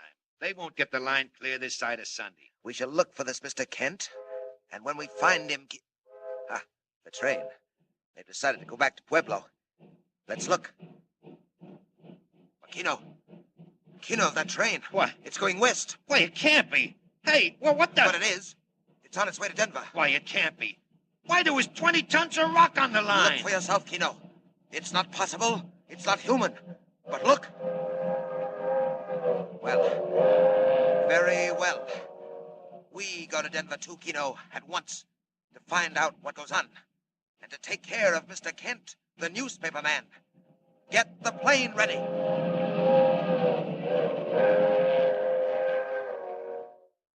Less than 24 hours to solve the plot and save the Silver Clipper. But now the Wolf is hard on Clark Kent's trail. What happens in Denver when daylight comes? When Clark Kent breaks the story, and when the Wolf meets Superman. Tune in and don't miss it. And remember, be with us again for the next thrilling installment of Superman. Up in the sky. Look, it's a bird. It's a plane. It's Superman. Superman is a copyrighted feature appearing in Action Comics magazine. Presenting Superman. Up in the sky. Look, it's a bird. It's a plane. It's Superman. And now, Superman. When we last left Superman, he had arrived in Denver as Clark Kent, news reporter, to investigate a strange and deadly plot against the railroads of the West. He had been able to prevent the Continental Limited from being swept into a canyon by a rock slide. But now the unknown force is directed against the Silver Clipper, crack train of the West Coast Railway, Mysterious messages have warned that the Clipper, due to leave Denver at sundown, will never arrive in Salt Lake City. Morning newspapers have carried Kent's story of the rock slide. While railroad officials and government men search desperately for clues, Kent himself walks briskly toward the great central station for a conference with the division superintendent. But meanwhile, the plot moves on. In a secret hiding place overlooking the railroad yard, the man called the Wolf talks with his subordinate, Keno. So, very fine. At last, the unbelieving fools begin to take me seriously. You have read the stories, Keno? I read them. Well, why so sullen? Well, I don't understand it. I tell you, that track was blocked for 100 feet, and yet 5 minutes later, the Continental went right on through. Next time, my friend, please to observe more accurately. Obviously, the track was not blocked for 100 feet. It was not blocked at all. But I tell you it was. You should join forces with the conductor of the train. He swears that a tremendous figure in blue tights and a red cape appeared from nowhere, replaced the missing rails, cleared away 20 tons of rock, and made a safe passage for the train, all in a matter of... Oh, yes, and he is now confined in the city hospital, that conductor, for observation. Yeah. Well, I tell you, I seen the same thing myself. That will do, my friend. We have no time for pipe dreams. You were deceived by shadows. Now listen, there's work to do. I'm listening. I note that this story is signed by that newspaper man, Clark Kent, the one who was on the train. Well, I told you about him. I should like to be better informed. That fellow seems to know a great deal. How he knows, I have no idea. But he does. Also, I have checked up on him. He was assigned to cover the story back east. Seems to have arrived out here incredibly soon. Must have flown. Undoubtedly. That's neither here nor there. Do you know where he is now? I did what you told me. I trailed him. He left his hotel to go see the divisional superintendent of the railroad. Did he? How lucky. Lucky? We'll kill 2 birds with 1 stone. We've got them on the run. They're worried, Keno, and frightened. I hope you're right. They don't know which way to turn or what to believe. They'd like to keep the Silver Clipper in Denver tonight, but they don't dare. They don't dare, Keno. They can't admit they're terrified. And wait till they get my telegram. Telegram? Can you dress up like a messenger, Keno? Huh? Uniform and so on? Oh, sure. Excellent, excellent. You will put on your fake uniform and take this wire, also fake, to the superintendent. Now? At once. If you have luck, you'll find him with Mr. Clark Kent. You will also find, I think, that he is trying to locate a missing engine, Keno. Missing engine? Just so. If he finds it, I'll eat it. Huh? Never mind. Get your uniform on, Keno. Deliver the telegram personally. And bring back as much of the conversation as you can. You understand? Now, where's that conductor's story? Quite the funniest reading I've seen. A Superman, huh?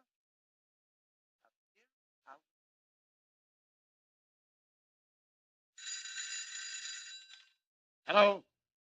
Yes, this is the superintendent speaking. What? Well, trace it again. Trace it from both ends of the line. Ah, nuts. Don't tell me you can't find it. Do you think a locomotive and tender could vanish into thin air? Check every station master and call me back. I'm sorry, Mr. Kent. Oh, that's quite all right. Stupid idiots. Look here. We sent a spare engine and tender down the line last night, and now they can't tell me where it is. What? On the main line? Certainly. Never mind. Let's get back to this business, the Continental. Any more news of that conductor? No, not so far.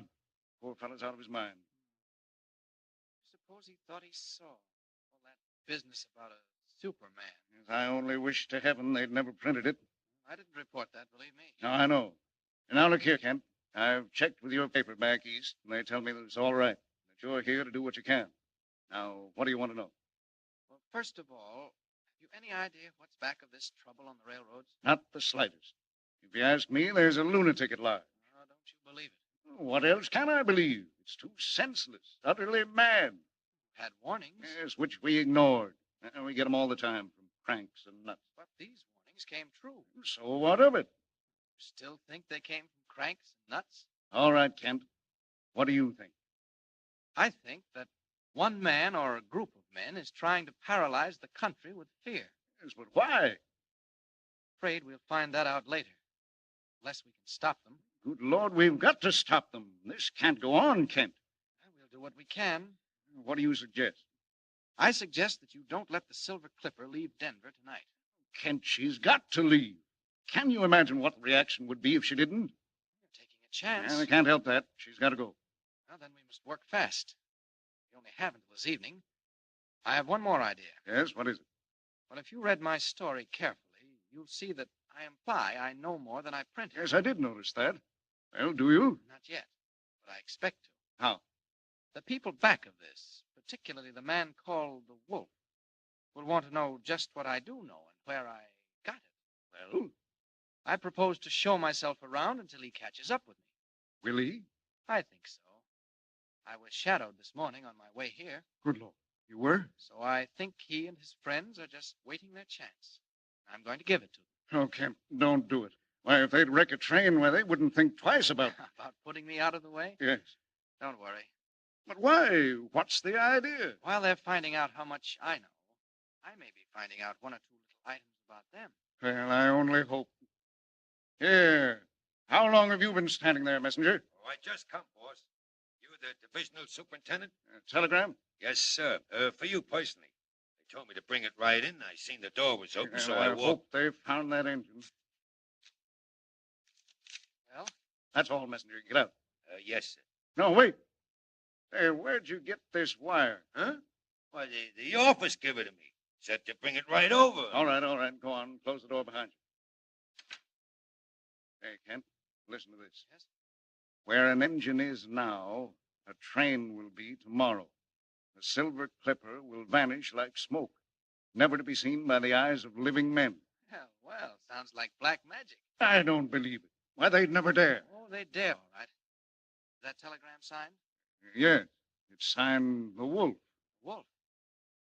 Look here, Mr. Superintendent. Huh? That settles it. Have that wire checked. Find out who sent it, and when and from where, if you can. My guess is you'll discover it's faked. Wish we'd held that messenger. Kent, what are you going to do? Just what I said I'd do. Put myself in the hands of the Wolf and see who wins. Superintendent speaking. What? What? Why, look here, that's not possible. It can't be. Man alive, think what you're saying. Now, look here, you tell that crew to report here in my office. That's right, at once. My God, please, I bet I find out something. Anything new? Why, it's the silliest thing I ever heard. Wait, that telegram. Where an engine is now. I don't believe it. I don't believe it for a minute. What is it? Kent, that locomotive and tender. It passed through Kingston at 11:15. Yes? And it passed through Richville at 11:50. Well? It should have reached Lewisburg at 12:20, just 30 minutes later. And it didn't? It wasn't on time? On time? I had never got there at all. Oh, that's easy. It left the rail somewhere in between. Yes, you'd think so. But listen to this. A crew left Richville and a crew left Lewisburg. They met somewhere in between, just now in broad daylight. And neither crew had seen a sign of that engine anywhere. That's not possible. No, it isn't, is it? Black magic. Isn't that what you called it, Kent? I think I'm going mad like that conductor. Well, what are you going to do? Do? I'm going out to hunt wolves. Anybody looking? No. Quick. Out of these clothes. Now, that window.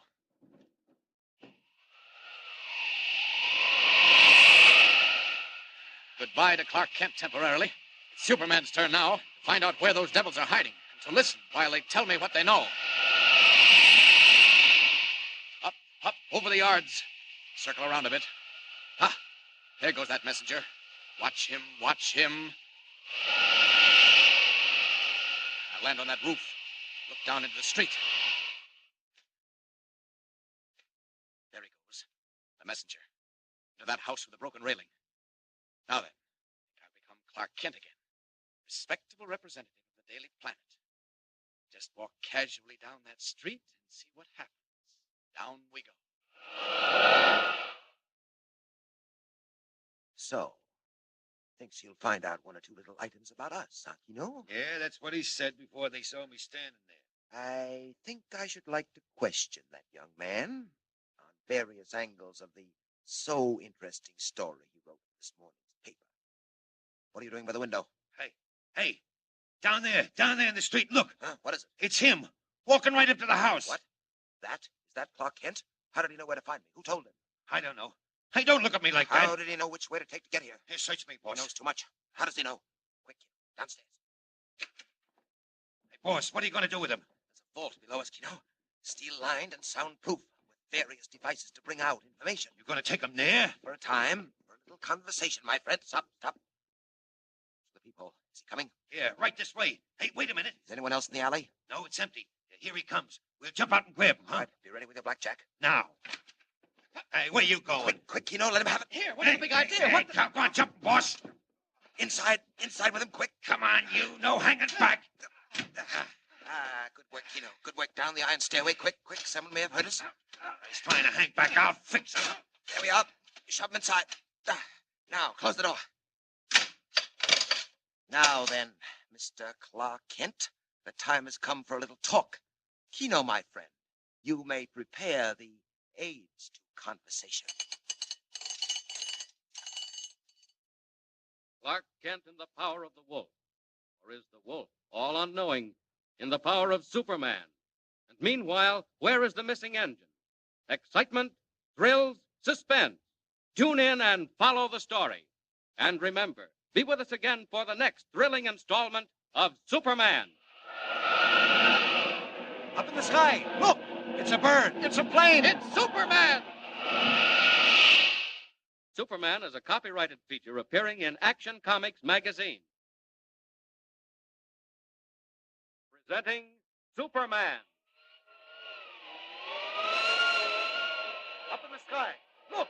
It's a bird. It's a plane. It's Superman! And now, Superman. Just a few hours to go before the crack train of the West Coast Railroad, the Silver Clipper, leaves Denver for Salt Lake City, where the mysterious power, through its agent, the Wolf, has sworn she will never arrive. And Superman, in his character of Clark Kent, news reporter for the Daily Planet, Superman was last seen being dragged down a flight of steel stairs and thrown into the soundproof room of the Wolf's hideout near the railroad yard. Late afternoon, verging toward sundown in the world above, and still the gangster Kino works on the unresisting form of Kent, bound and shackled to the wall before him. Hey, listen, you. I'm getting tired of this. How about talking? I've already told you. There's nothing I care to talk about. Wise guy, hey? Okay, we'll see how long you last at this. Open the door, no? Okay, here comes the boss. Wait till you see what happens now. Well, what luck? No luck at all so far. He ain't doing much talking. He's tough, boss. Still, I was just gonna... Let it go, Kino. There's no more time. I did want to know where he got his information, but it won't matter. That's what you think, Wolf. That's what I know, my young friend. What do you mean? You'd like me to talk, huh? Very well, I don't mind in the least. In a few hours' time, Mr. Clark Kent, the Silver Clipper will leave Denver for Salt Lake. You recall what happened to the locomotive and tender last night? Don't boast, Wolf. Didn't have anything to do with that. They'll find that engine. Possibly. But they haven't found it yet. And let me tell you this, Mr. Kent.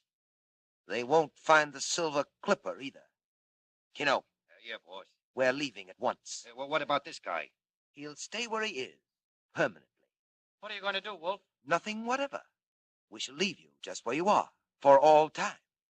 Or until someone comes down here and finds you, which may take a month or two. Kino, the persuader. Out like a light.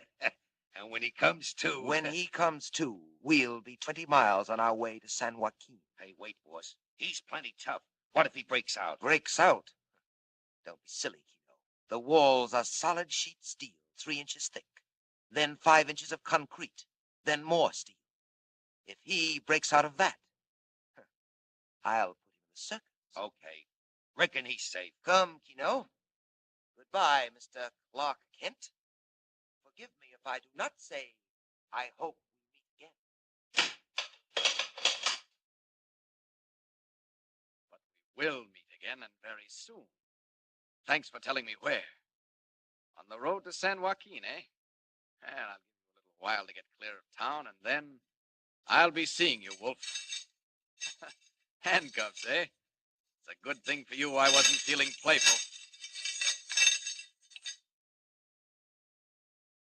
All right, Kino. From now on, things will move. Jump in, boss. Take the lower road to the river, and then up toward the pass. Look, Kino. The sun's just going down over the railroad yards. Hey, boss. There she is, the Silver Clipper. Just in from Shy. She'll lay over a while and then hit the line for Salt Lake. And we'll be ready and waiting. Let's go.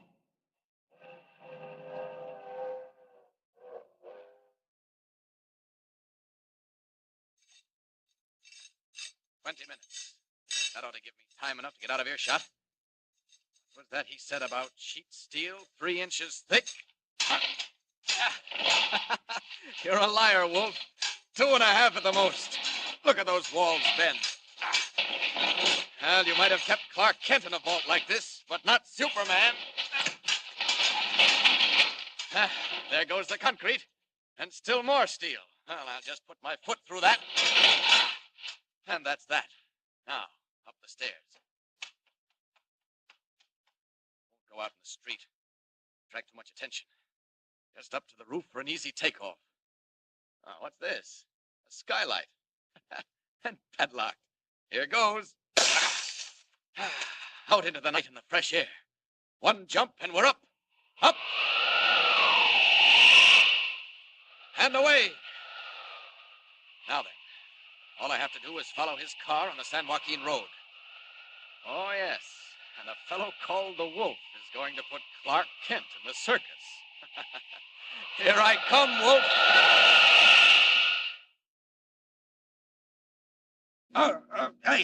Hey, watch where you're going, will you, boss? Take it easy, Kino. In a moment, we'll be at the crossing of the San Joaquin River. Do you know where that runs? Sure, down through Schooner Canyon Lake to the dam at Wallkill. And do you know how Schooner Canyon got its name? Who cares? Oh, it's interesting, Kino. The canyon took its name from an old mining camp, now at the bottom of the lake. I still don't see It why... was a roaring camp, Kino, until they built the dam and turned the canyon into a reservoir. Must have been tough to get to, down in a hole like that. They had a railroad, Kino. They broke a tunnel through the canyon wall, laid the tracks through the tunnel, and down the canyon wall to the camp. Yeah? Ah, now you're beginning to understand. Exactly, Kino. The camp is under 1,000 feet of water, but the branch line tracks still lead to the water's edge. Through the tunnel, down the wall. Hey, now listen, you don't think that you Wait, can... wait a minute. What was that? I didn't hear nothing. It sounded like a rushing of wind. Or wings. High over our heads. Chicken hawk. At night? Well, I don't hear it now, whatever it was. Hey, what about the canyon? Well, Kino, that's where that spare engine went last night. Into the lake? Right into it, Kino. It left the main line after my men had attended to the switch, shut down the grade, roared into the tunnel, and disappeared forever in the waters of Schooner Canyon Lake. Couldn't they stop? No time. And the rails of the branch line were thick with grease. Oh, you can't do it again. It's wholesale murder. What of it? Not losing your nerve, are you, Kino? Look, we're here. Hey, you left the road. Naturally. We're on the back road above the old junction. Come along, Kino. Where are we going? Down the tunnel, just a few yards ahead. I'll show you what's going to happen. What's the matter? Hey, what's that guy doing over there? One of my workmen, I suppose. I have several. Where? I don't see him. He dodged off again. Listen, now, I don't like this. Someone's sure to catch on. Who? Don't be a fool, Kino. The only outsiders are the 2 members of the train crew on the engine. They jumped off last night just in time. What, the engineer? Well, where is he?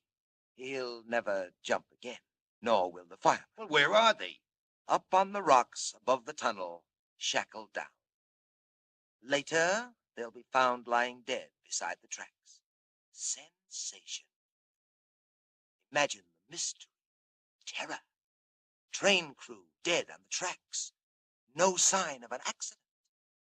No sign of a train. Oh, there he is again. Look.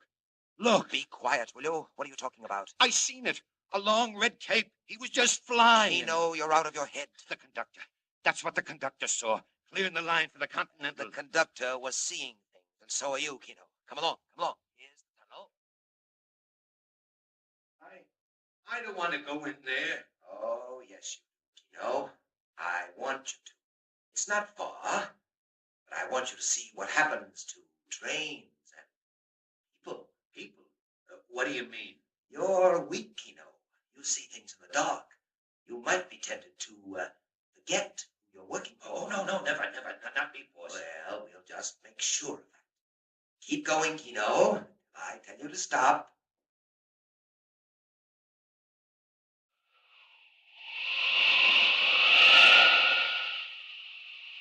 The devil. The cold, inhuman devil. He's given himself away this time. I'll find those two trainmen. They're just the evidence we need. Where are they? Quick. Above the tunnel. Good thing I can see in the dark. Through rocks. Ah, there they are. Chained down to die. But they won't die. Not this time. They'll be the witnesses that hang you, Wolf. It's all right. It's all right. I won't hurt you. Gotta break those chains. Now, one under each arm. I'll find a ranch house and drop them at the door. They won't know what's happened. Think they crawled there. Then back to get the police. Up! Up!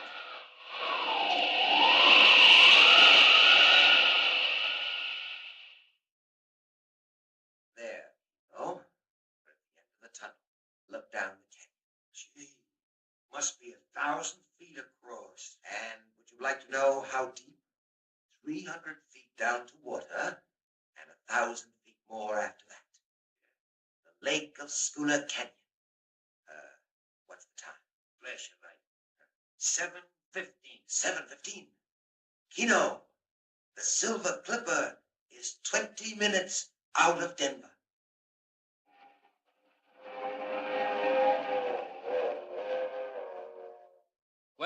Minutes out of Denver, roaring up the Rockies to the crossing at San Joaquin. The cracked streamliner of the West Coast Railroad rushes through the dark at 80 miles an hour, destined for a watery grave at the bottom of Schooner Canyon Lake. Meanwhile, a strange figure hurtles through space, back the way he came. But will he be in time? Can he drop the injured men, warn the authorities, and get back to save the train without revealing who he is? Thrills, suspense, climax. Tune in and follow the story of Superman. Be with us again for the next thrilling installment of Superman.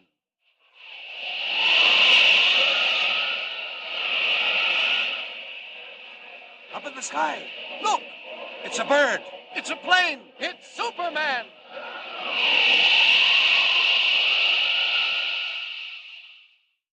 Superman is a copyrighted feature appearing in Action Comics magazine.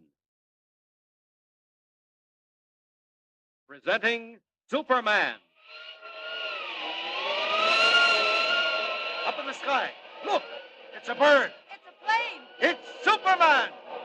And now, Superman. Events on the main line of the West Coast Railroad are rapidly reaching a climax. Speeding west, the Silver Clipper roars up the slope of the Rockies, heading for San Joaquin Pass. Disaster, sudden and unseen, lies waiting for it in Schooner Canyon Lake, while Superman wings his way through space, searching desperately for the nearest mountain town. He finds it, drops down from the sky, and enters the office of the local chief of police in his character of Clark Kent, reporter. Listen. Well, you talk good. I'll say that for you, Kent. Well, if you don't believe me, telephone my paper and ask for verification. Or call the division superintendent of the West Coast Railroad at Denver. The Silver Clipper's a West Coast train, ain't it? It is now, but it won't be long. I tell you, if something isn't done in a hurry... Then okay, but how are you going to prove it? Suppose I get up there to the San Joaquin and pull in a couple of guys. Why, how am I going to prove anything? Well, I'll attend to that. You know the Circle Y Ranch? Sure. What about it? A couple of injured trainmen crawled in there a while ago. They were on that missing locomotive and tender. They were, huh? You don't mean it. I certainly do mean it. If you get those two men I told you about, the one who calls himself the Wolf and his henchman Kino, the mystery is solved. Well, say, you begin to make sense, young fella. By gollies, I'll do it. What's your plan? Get a fast car and head for the crossing at San Joaquin. Yeah? You know the old Schooner Canyon Junction? Well, I reckon I can find it, even in the dark. All right, get up there and hide. If we don't catch them red-handed, it's no good. That's what I'm waiting for. Okay, Kent. Say, that is your name, ain't it? But, hey, where are you going? I want to call my paper back east. Tell them to hold the presses for a big break. I'll pay for the call. Operator. Operator. I want Perry White, managing editor of the Daily Planet. Yes. Rush it, please. I'll hold the line.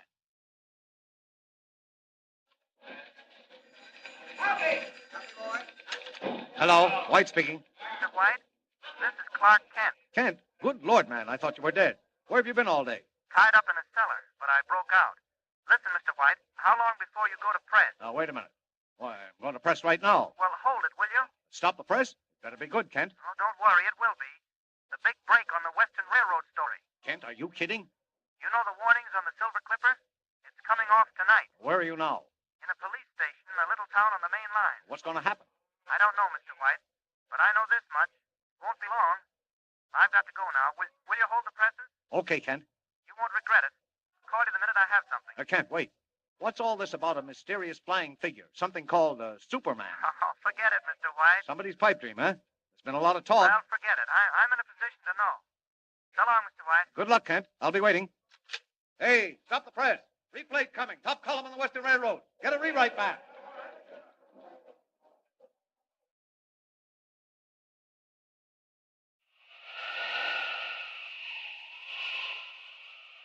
Superman, eh?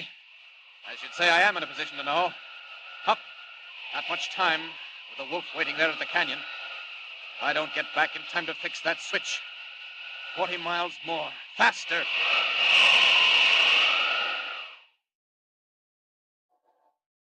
Now, listen, boss. Let's get out of this tunnel. I don't like it. Not too long to wait now. What's the time, Kino? 5 minutes more. She's on time. She was on time at Creeville. Come on, boss. Let's beat it. A very sound idea, Kino. 5 minutes or something less, this tunnel will be a most unhealthy place. What do you think will happen? Something resembling the end of the world, Kino. Screaming brakes, rending steel, billows of steam. Yes, decidedly we should move, my friend. Come. Where to? Down to the tracks where we can observe the switch. Close to the scene of action, but not too close. Listen, are you sure they can't stop in time? Downhill at 90 miles an hour? Impossible, Kino. What if she leaves the rails at the switch? What if she can't take the curve? A chance, but not likely. Come on, man. Get moving. Hey, someone's coming.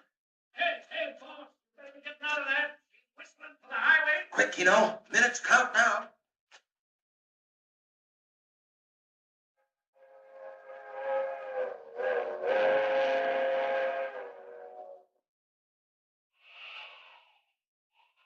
There's the train. Traveling fast, all right. Ah, there's the junction. Got a minute, maybe less. Now then, what have those devils done to the tracks? Broken the seals and thrown the switch, eh? Well, it won't take long to fix that. And I'll just rip up a few of the old branch line rails. Just to make sure. There, that ought to settle things. Well, look who's coming. Hey, boss. Who's that guy down by the switch? Look, he's tearing up the track. Well, what are you doing? Where's your gun? Shoot. Don't worry, boss. I'll get him. I never missed yet. Got him, boss. No, you didn't. There he is. You missed him, you fool. Never mind, boss. I won't miss him this time. Hey, you. Kino, what's the matter with you? All right, then, rush him. The train. Here comes the train. Get that man away from there, Kino. Boss, beat it. It's him. Now, it's the man with the red cape. The train. Run, Kino, run. Make for the car. Made it. Threw the switch just in time. Go on, Silver Clipper. I balled for Salt Lake City in the West.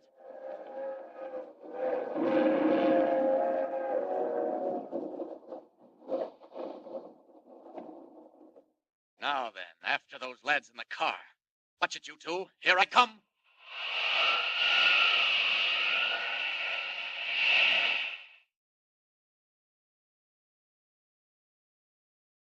I tell you, it was him.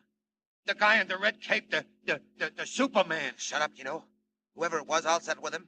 He threw the switch back and saved the train. Faster, boss, faster. Get away from here. Keep your head, Kino. Something about this I don't understand. Boss, look out! He's right behind us. He's over our heads. Look. What is that thing? He's down there in the road ahead. He's standing there. Look out! We're going to crash! Sorry to disturb you, gentlemen. Don't try to get away. Why, you put me down. Let me go. In 1 moment. Just now, while I hold both of you with one hand, I've got something else to do. That car, for instance. You won't need it again. Where you're going, got to make this accident look convincing.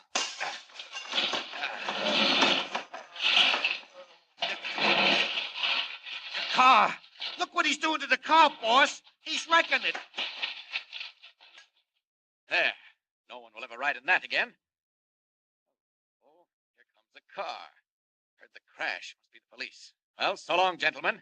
I'm leaving you now, and if you ever wreck another train or try to, think what you've missed this time. Goodbye.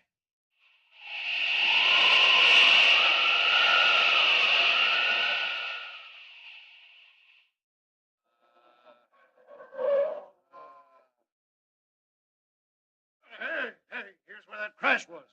There's a couple of guys lying on the road. Hey, grab them, boys. Why, I wouldn't wonder if they were the fellas that newspaper man was talking about. They tried to make a getaway and cracked up. Well, look where their car got to. Looks like a cyclone hit. Yes, doesn't it? Or that Superman they keep talking about. Good evening, Chief. Say, there you are. Why, it's the reporter. Well, howdy, Mr. Kent. Well, I see you got them all right. Yes, but there wasn't no train wreck. I guess we scared them off. Keep him off. Keep him off. We done it. Put me in jail. Put me anywhere. But don't let that guy touch me again. He just came flying through the air. Say, he's nuts. Off his head. But that was a confession if I ever heard one. Yes. And if you'll drag the bottom of Schooner Canyon Lake, you'll find that missing engine and tender. What? And don't forget those 2 trainmen at the Circle Y Ranch. They'll be your star witnesses. Well, congratulations, Chief. You've caught the train wreckers all right. Thanks to you, Mr. Kent. Well, hey, where are you going? I've got to get back to town. My paper's waiting for the story. See you later, Chief.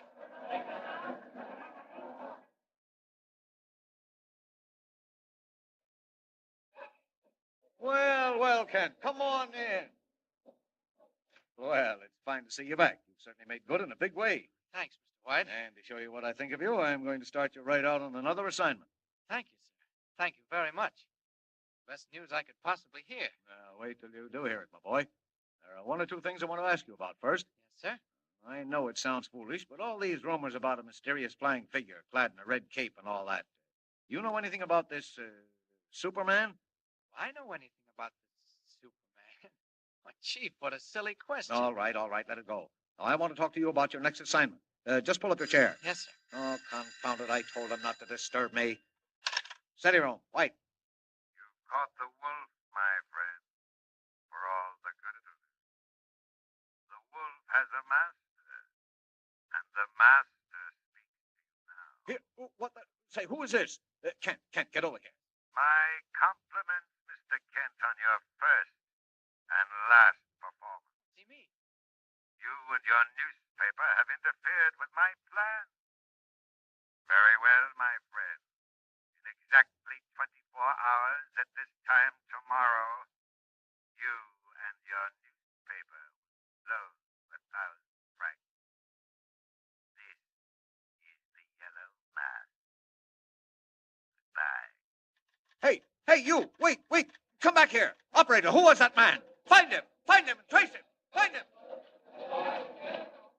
Whose was the eerie voice calling Editor White on the phone? Who or what is the Yellow Mask?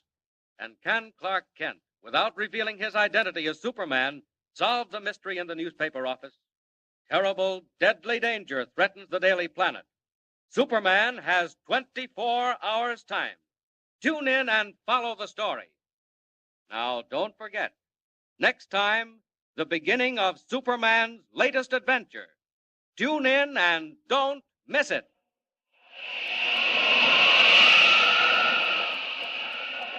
Up in the sky! Look!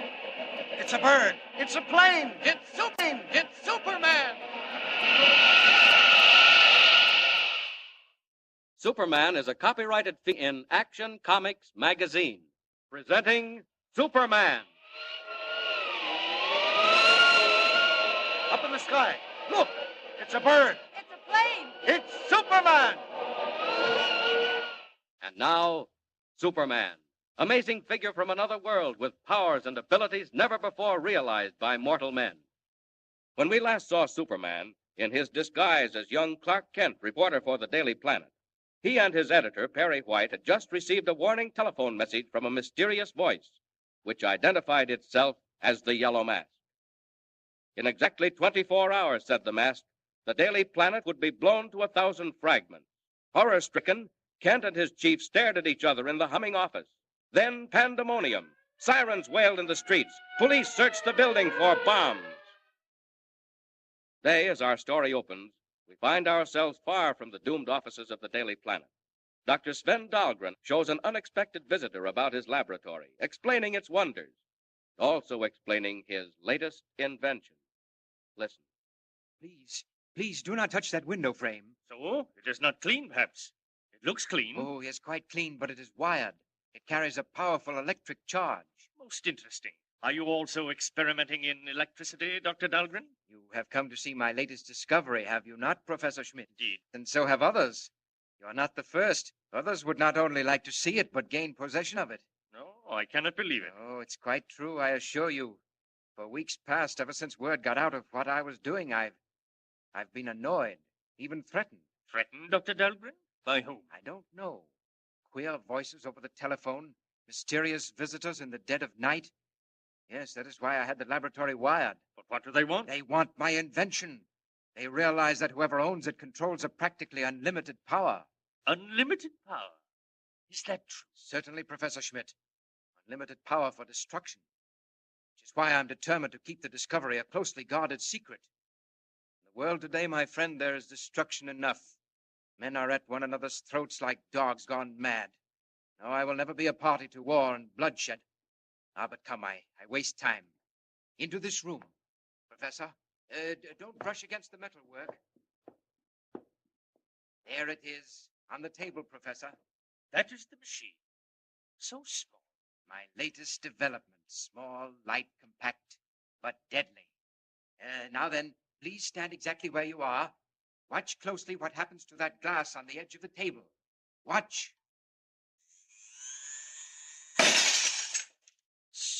It's amazing. The glass was shattered. Now, watch that small steel ball. Why, it's gone. Vanished. Blown into atomic dust. Then it's true. I didn't believe, but it's true. Certainly it's true. Based on the power of atomic force.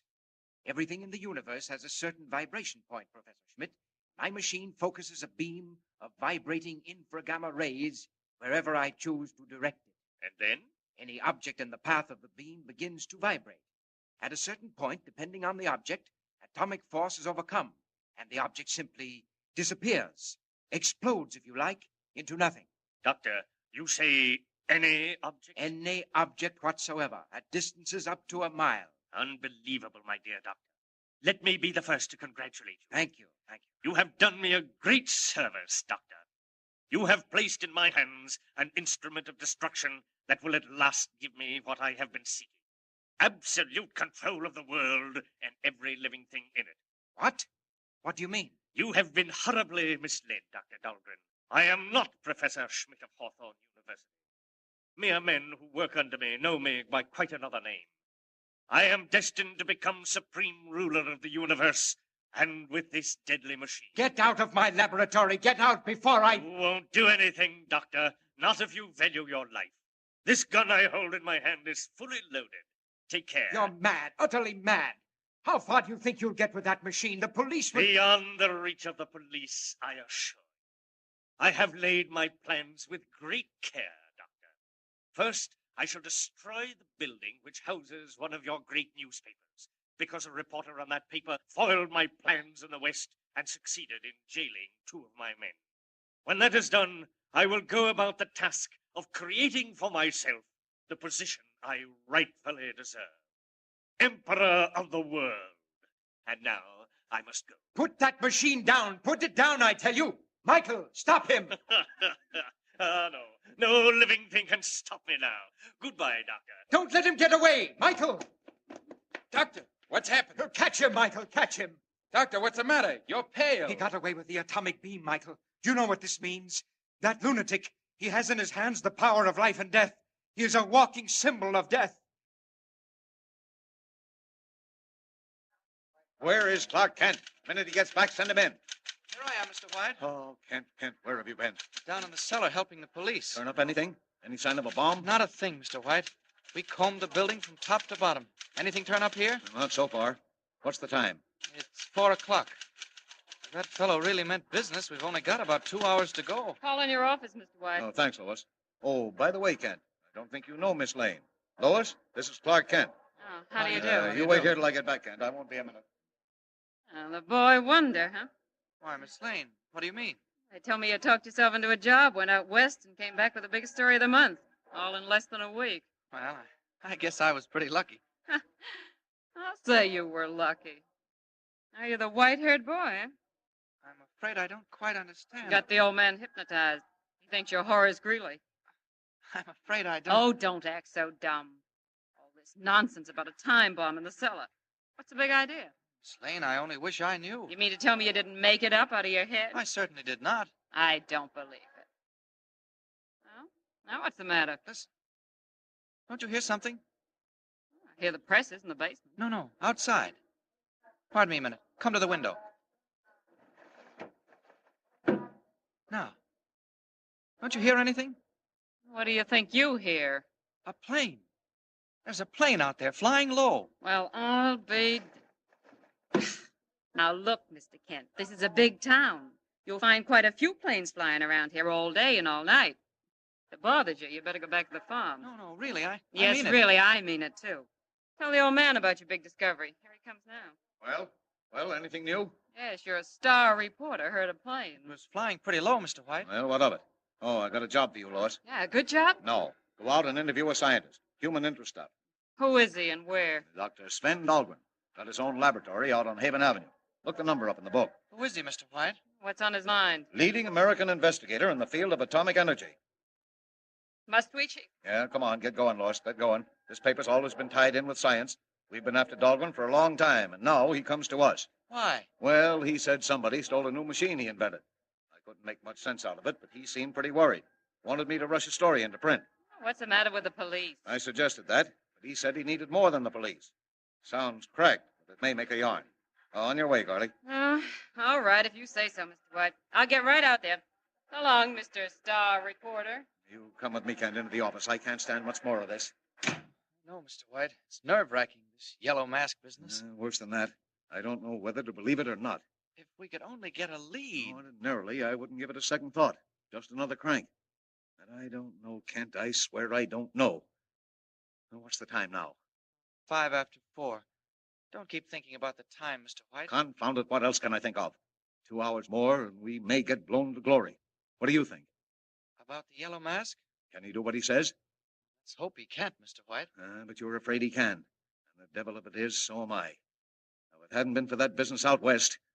Well, maybe you ought to empty the building. No. Want us to be the laughingstock of the city? Suppose nothing happens.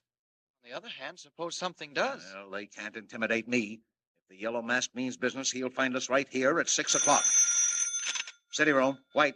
Mr. White, this is Dr. Dahlgren. Yes, Dr. Dahlgren. One of our best people is on the way to your laboratory right this minute. No, that is not why I call. I wanted to tell you. Yes? The man who stole my atomic beam machine mentioned a newspaper. He said... Yes? What did he say? Something about destroying a newspaper. What's that again? Listen, Doctor! Hello, Dahlgren! Hello! Yes, Mr. White. I was cut off. Get me Dr. Dahlgren at his laboratory, quick. Sorry, Mr. White. I'll call you.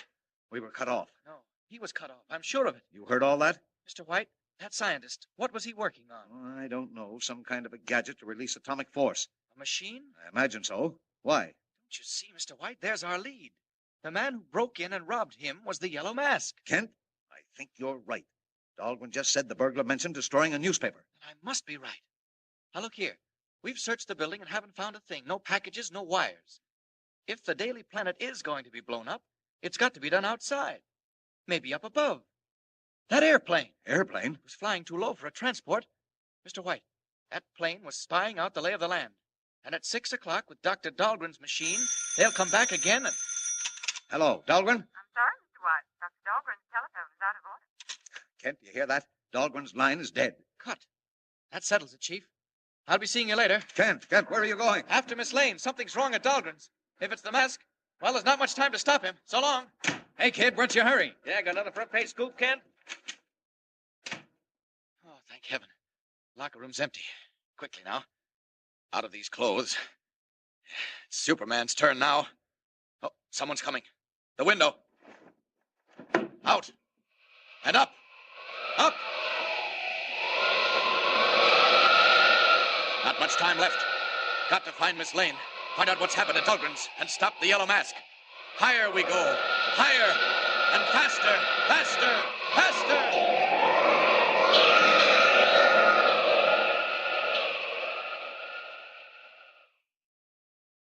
Deadly peril hangs over the offices of the Daily Planet. Already the Yellow Mask is in possession of a mighty and terrible weapon. Time is growing short. But Superman is on the way. Powerful form streaking through the night sky, red cape whistling in the wind. Can he arrive in time? And what new unforeseen danger is already creeping in on the laboratory of Dr. Dahlgren, with Lois Lane about to enter, all unknowing? Tune in next time and follow the story. Remember, be with us again for the next startling transcribed installment of Superman. Up in the sky. Look! It's a bird. It's a plane. It's Superman!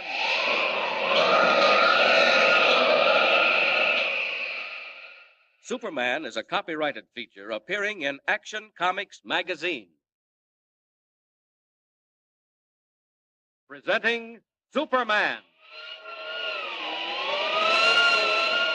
Up in the sky. Look! It's a bird. It's a plane. It's Superman! Superman, amazing, mysterious figure in blue costume and red cape who has appeared on Earth as the champion of the weak and the oppressed. Last saw Superman streaking through the evening sky toward the laboratory of Dr. Sven Dahlgren in an effort to foil the plans of the Yellow Mask. Sometime after 4, on the stroke of 6, the Daily Planet, its building, its presses, and its staff will be blown to fragments unless Superman can solve the plot in the short time that remains. As Superman wings his way over the dimly glowing city, Lois Lane, the Daily Planet's girl reporter, is already at Dr. Dahlgren's laboratory, interviewing the scientist on the loss of his newly invented atomic beam, which the Yellow Mask has stolen. But even as the scientist and the girl sit talking, hidden eyes are watching them, and unheard voices pass and repass on an unseen secret reel. Listen. Yes, this is the Yellow Mask. This is Michael, reports from the laboratory. The girl has arrived and is talking with the doctor. We are ready. When the signal comes, close the sliding doors and leave the rest to me. Then join us at the airport.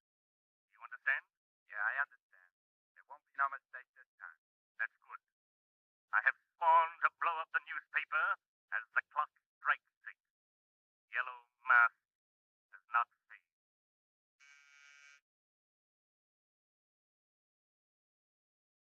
After calling your newspaper, I discovered that this demented individual who had stolen my atomic beam machine had stolen nothing but a box of wires and rheostats, utterly useless to him. What do you mean? Well, the machine cannot operate unless it is loaded with atomic cylinders, small steel capsules containing the energy necessary to work the beam. I recalled that I had placed only 2 of the cylinders in the machine to demonstrate it, and both were fired. But you have other cylinders, haven't you? Oh, yes, but they're well protected. Look in there. What do you see? It'd be a sort of inner room. And what is at the extreme end? Why, it's a safe. A huge safe built into the wall. In that safe are a dozen atomic cylinders, a duplicate of the stolen machine. You had 2 machines?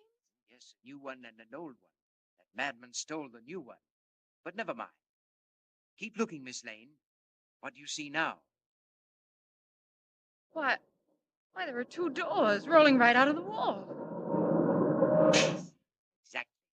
Massive steel doors, Miss Lane, which cut off every part of the laboratory. The pair that you're looking at cut off the strong room. Now they roll back again. What made them open? Ah, I did something. You didn't see what, eh? Good, that's part of the secret. Dr. Dahlgren, this will certainly make a story. Now, tell me about the machine, the atomic beam. Why do you think it was stolen? Miss Lane, if I were a man gone mad with lust for power, determined to dominate the entire world, I could ask for no greater weapon than the Dahlgren atomic beam. Good heavens, do you really mean that? I do, That is why my secret will never be published unless I am assured the atomic beam can be used to benefit humanity and not destroy it. Can you tell me how the machine works, Dr. Dahlgren? Why, yes. The Dahlgren atomic beam, Miss Lane, is based on the almost limitless power of atomic energy. In the first place... Ought to be getting there now. Deserted part of town, all right. Oh, I think I see a car. That's it. Lois's car, parked at the curb. I'll drop down on the roof, slip downstairs, and enter Dahlgren's house as Clark Kent, reporter. Down! Down! Now, down below. Wait a minute. That. Through the wall. Nobody else could hear it, but I can. Voice. A voice traveling on a radio relay. Yes, this is the Yellow Mask. What now? This is Michael, reporting from the laboratory. No change. We are almost ready. Remember, when I give the signal, close the doors. No more now. Yellow Mask. Somewhere near here. Michael. Michael. If I have any luck, I may find out from Dahlgren.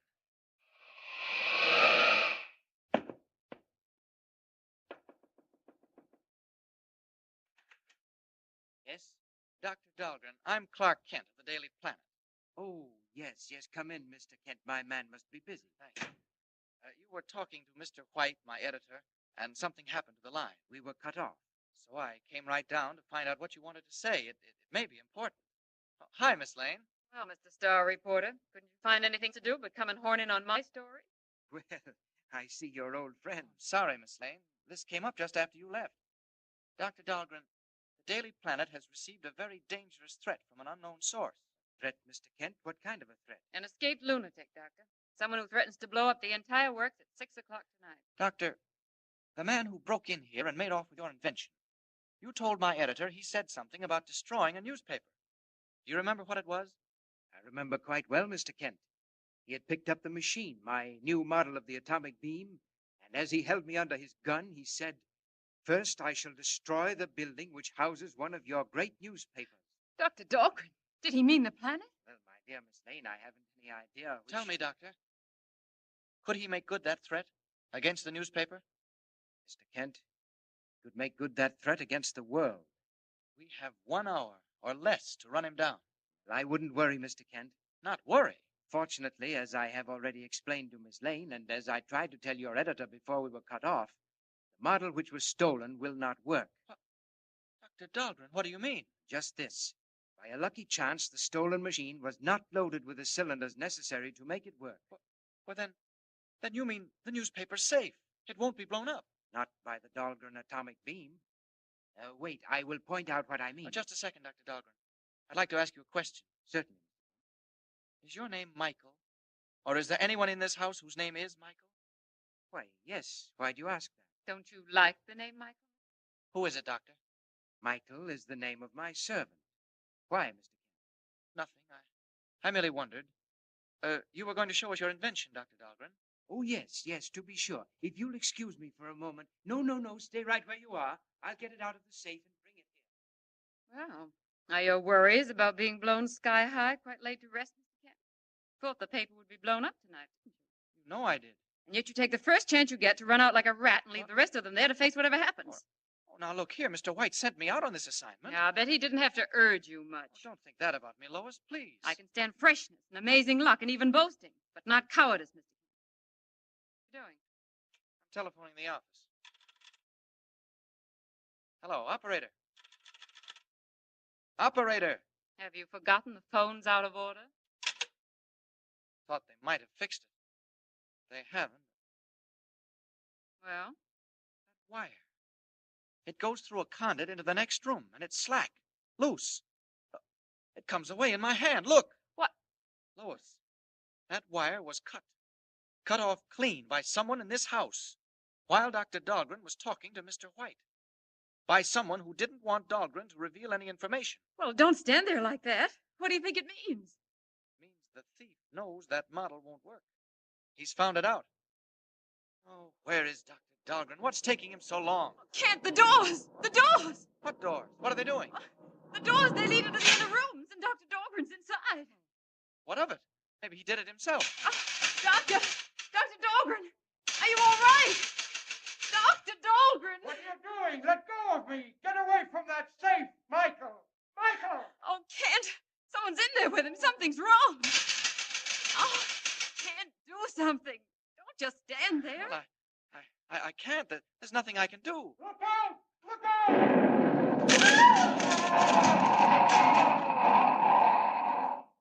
Explosion inside that room. Dynamite or nitroglycerin. Lois! Lois, are you all right? I'm all right. Done. Now, Lois, run down and bring the police. Phone the paper, quick. What are you going to do? I'll stay here. Maybe I can get in there. Go on, now run. I'll be back, Kent. Wait for me.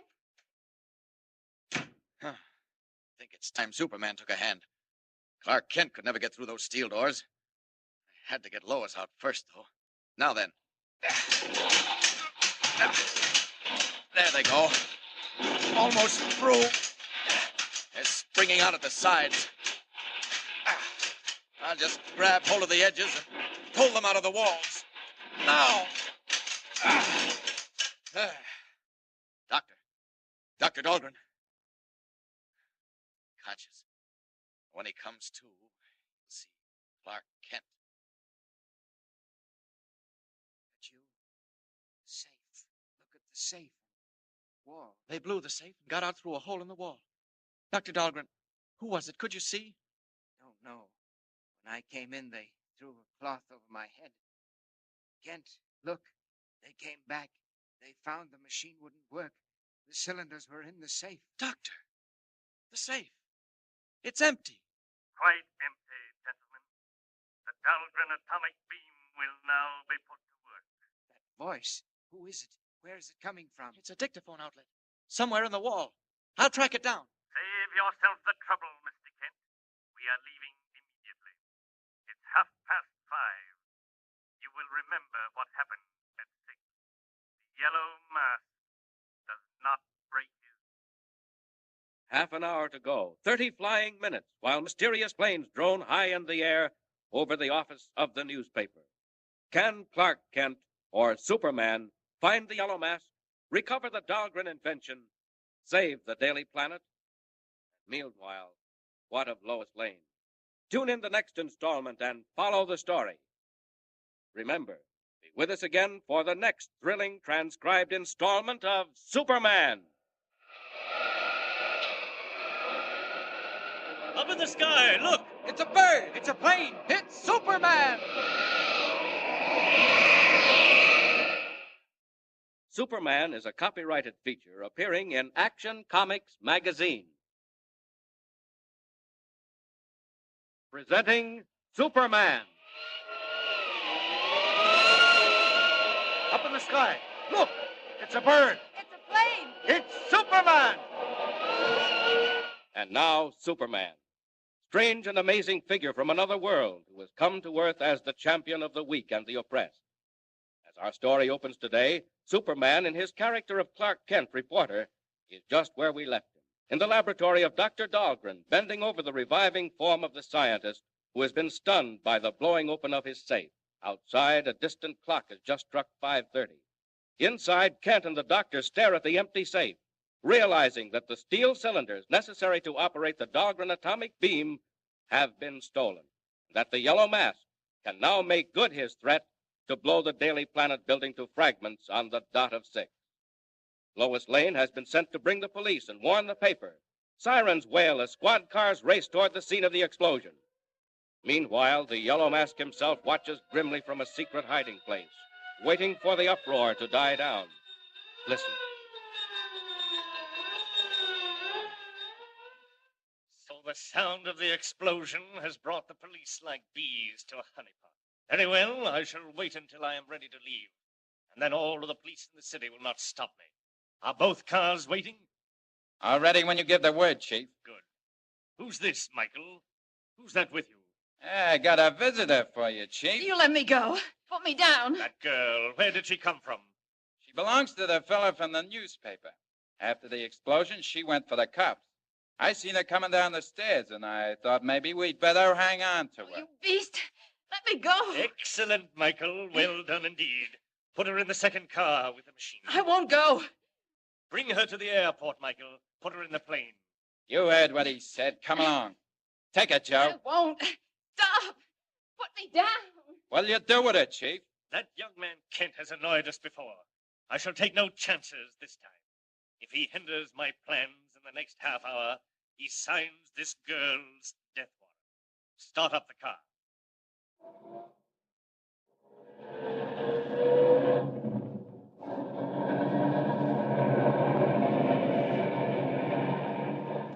And meanwhile, back in the laboratory of Dr. Dahlgren.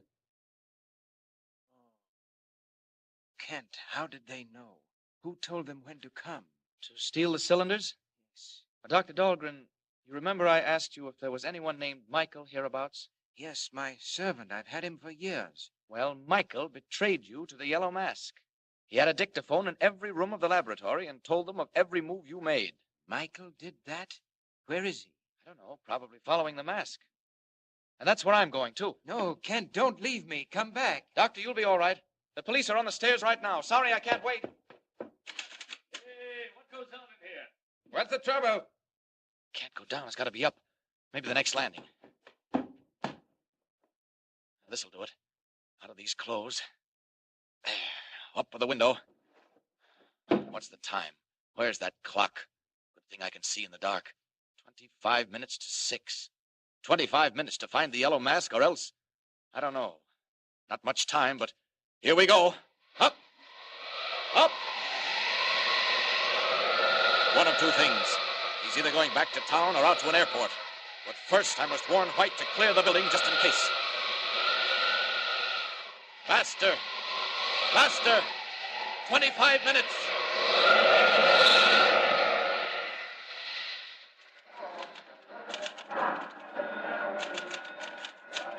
Quarter to 6. Oh, Lord, Lord. Where is Miss Lane? Where's Kent? City room. White. My friend, this is the Yellow Mask. Mike. Miss Smith. Trace this call. Don't trouble yourself, Mr. White. You cannot stop me now, nor can Mr. Clark Kent. If he is there, tell him that Miss Lois Lane is with me. What? Lois Lane? You've got Lois?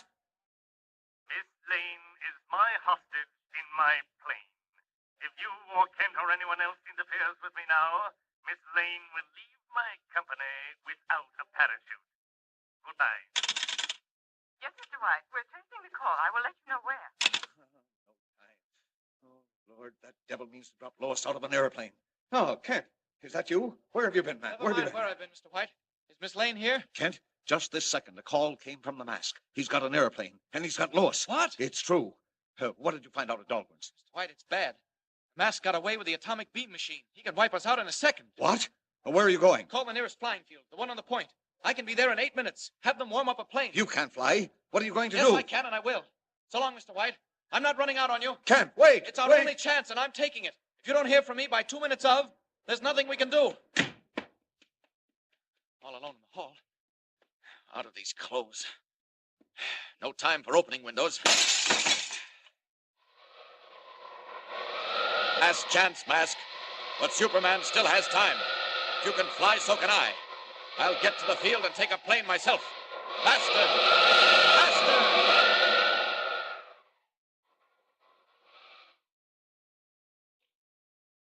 What are you going to do with me? Just sit where you are, my dear Miss Lane, for the time being. What's the clock say, Michael? 5 to 6. Remove the cover from the atomic beam. Wait a minute. What's that behind us? Too dark to say for sure. Looks like another plane. Fools. Didn't believe me, eh? Well, they soon will. Look down, Michael, and tell me where we are. Over the Daily Planet building. Watch it, Michael. It will not be there long. You beast! Fiend, what are you going to do? Pay off a few scores, Miss Lane. All right, Michael. It works. The machine works. Now then, Michael, back over the planet building.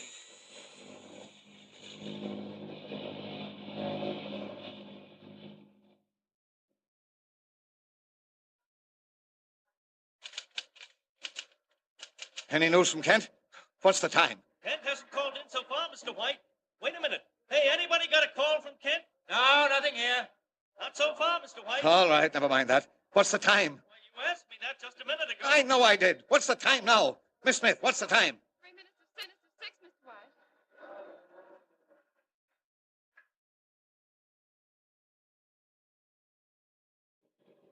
3 minutes of 6. No time left now. There they are. Got to scare them off. All right, Mask. Here I come. Hey, Chief, that other plane's right behind us. Never mind the other plane. It's 2 minutes of 6. Swing down over the Daily Planet building. All right. I got to bank and head back again. Here we go. Please observe, Miss Lane.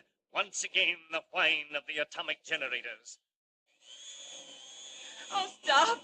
You can't mean to do it. You won't. Hey, look, Chief. The other plane's right on our tail. I'll take care of that. Come here, Miss Lane. Oh, let me go. I told your friends what would happen if they got in my way now. Michael, release the door. It's open. Just throw the cat. Stop! Stop! I said if they came too close, I warned them. Come here, girl. No! No! Hey, Chief, watch out. He's going to crash. Too late. Out you go, Miss Lane. Out that door. There. Look out! Look out! Michael, down. Dive on the building. I'm throwing the switch of the atomic beam. Look out! Look out! He's right on top of him! Here he comes!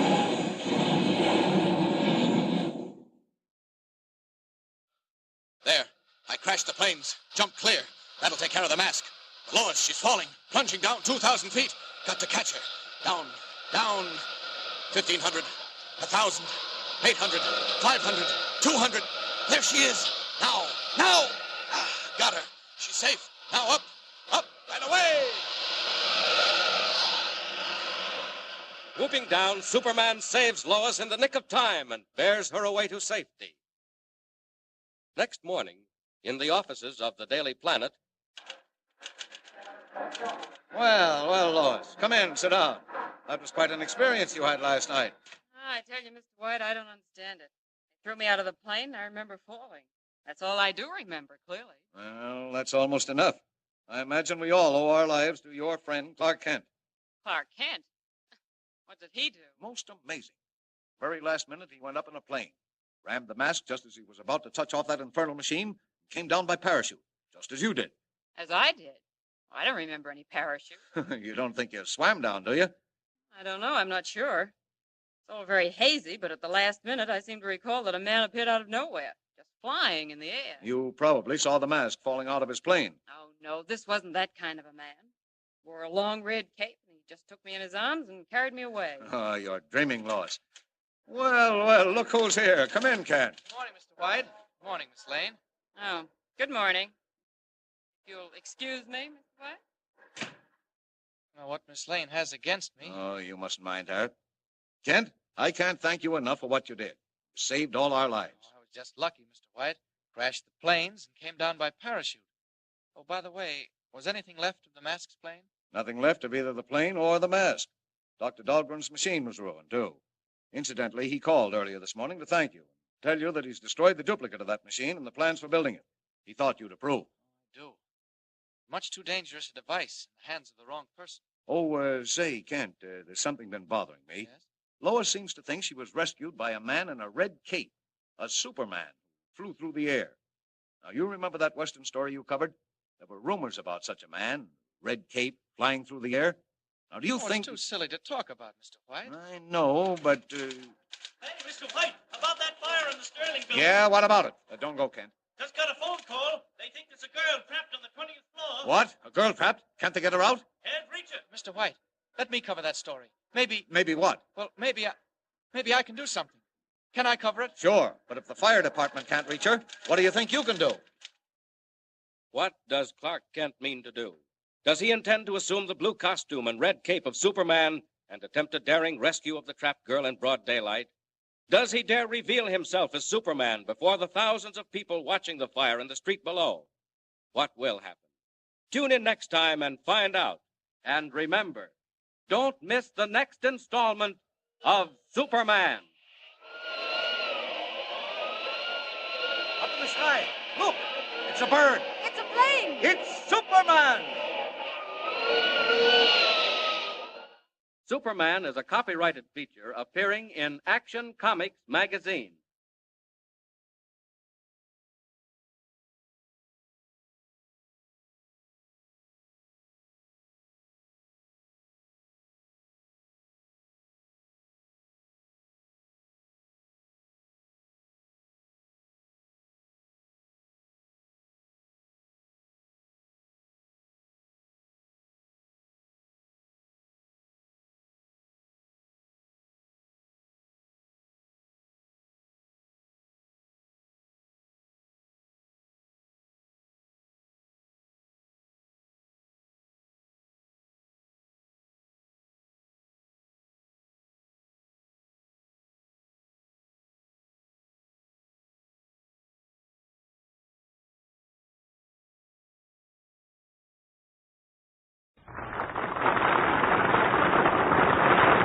Here they are, the Quiz Kids, presented by the makers of Alka-Seltzer. We're on the air with the School Kids Questionnaire.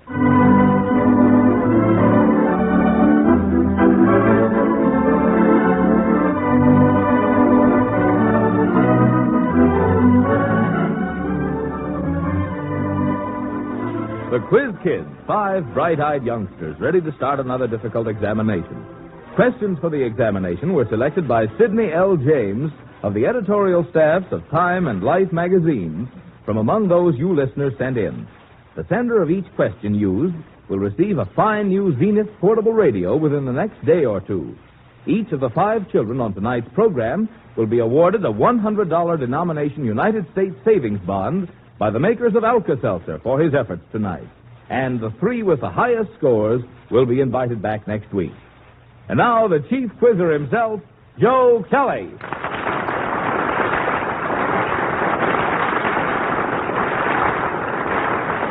Thank you, Marvin Miller, and good evening, ladies and gentlemen. The Quiz Kids and myself hope your Christmas has been most pleasurable.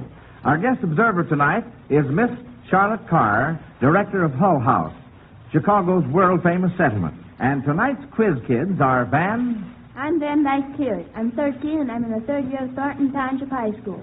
Jones? I'm Joan Bishop. I'm 14 years old, and I go to the Chicago School for Adults. Gerard? I'm Gerard Darrow. I'm 8 years old, and I go to the Bradwell School. Lois? I'm Lois Karp. I'm 15 years old, and I'm a sophomore at Lakeview High School. And Claude? I'm Claude Brenner. I'm 12 years old, and I go to Sam High School. And by the way, friends, Claude was born in South Africa and lived there until just a year or two ago. And by the way, Claude, how did you like your Christmas here as compared with Christmas in Africa? Well, I thought it was wonderful, but it compares very well with ours at home. Well, fine. Well, say, let's get along here and say, before we really get started, you know, last night, speaking of Christmas, Joe Jr. and myself were trimming the Christmas tree, and he threw a quizaroo at me that I really couldn't get. And I just would like to prove to him that the Quiz Kids can't get it either. So I'm going to give you a chance. Now, Santa Claus has 8 reindeer. And if they are hitched up to his sleigh in a straight line, one right behind the other, how many of them could say, I see at least 4 sets of antlers ahead of me? Now, remember, kids, the reindeer are in a straight line, one right behind the other. How many could say, I see at least 4 sets of antlers ahead of me? Van? Well, none of them, because they can't talk. Oh! That's right.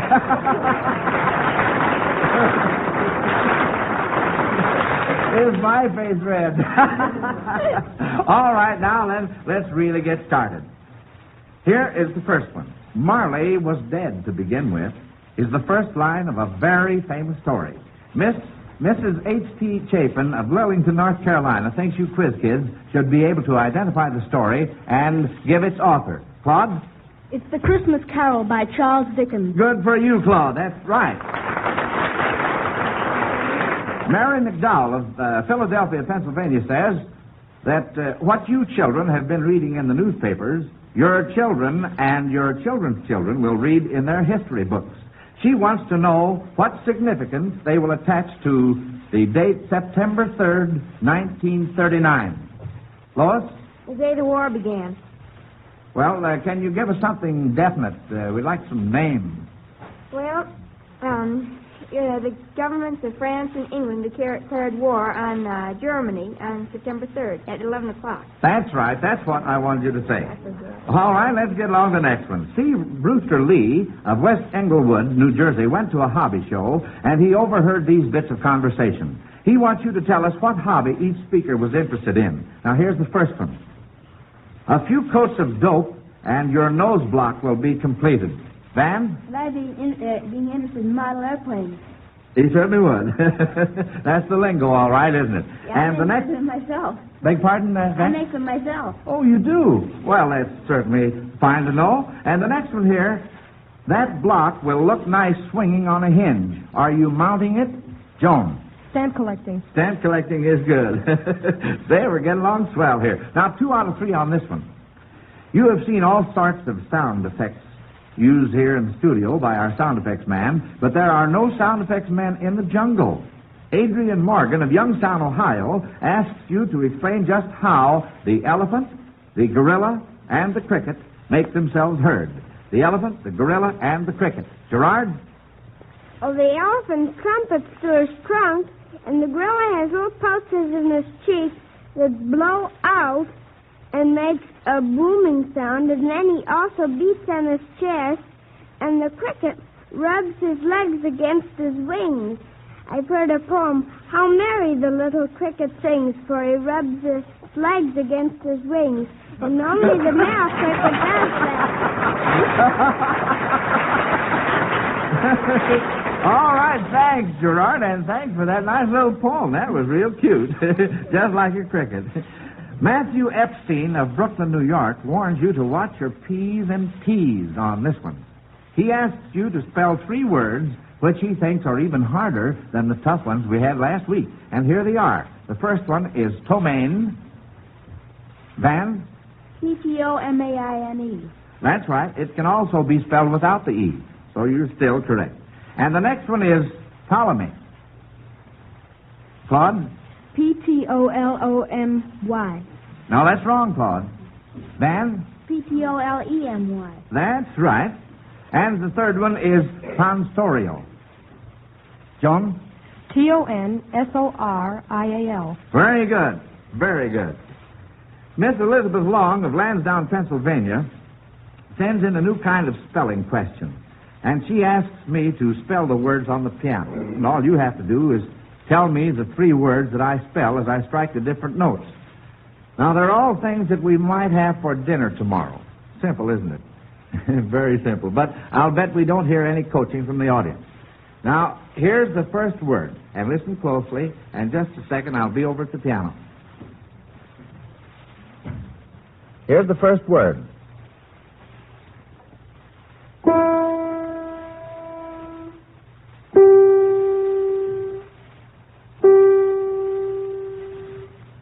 Claude? Egg. Egg is good. Good for you. All right, here is the second one.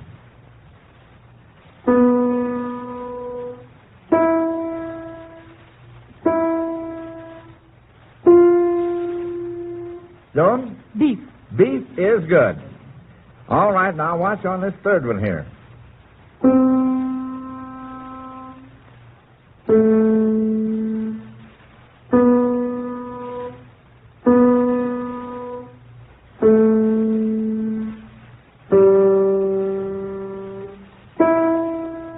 Joan? Cabbage. Cabbage is good. Hooray for you.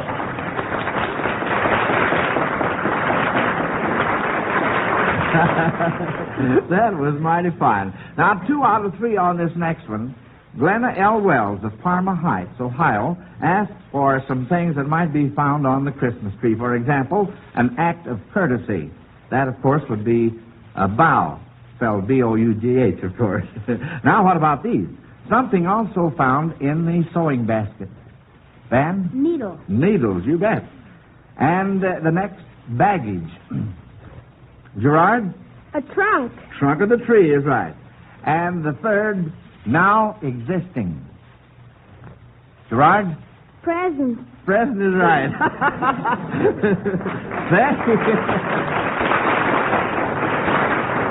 We really took the old Christmas tree right down there.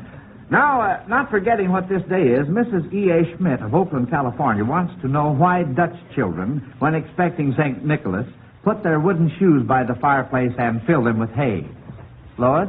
Well, I don't know about the custom exactly, but I think it's because a wooden shoe could serve as a manger if a baby was placed in it. Of course, it's too small. Well, that's hardly the answer. Gerard?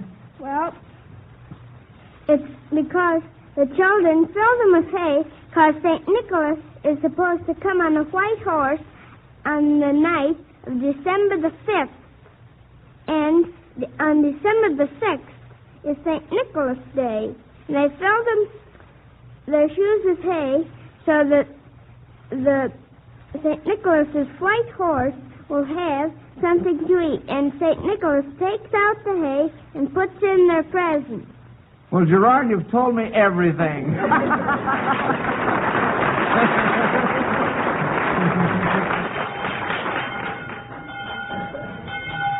Well, kids, we're off to a good start. And now then you can relax for a moment. It's recess time. Christmas Day is almost done, but Christmas week has just begun. So, in between now and New Year, we wish health and joy and cheer. Now, Dad, remember, Junior's train was given to him, not you. And you can't get away with a candy cane as fast as you used to do. Dolls, drums, and horns are for girls and boys. And we oldsters just can't take it. 'Cause a headache comes from too much noise, and it's sometimes hard to shake it. If food is taken in excess and upset stomach rises, take Alka-Seltzer. Ease distress. It soothes pain, alkalizes. Now, here's a line to end my rhyme. Take heed. 'Twill pay you well, sir. At Christmas time and all the time.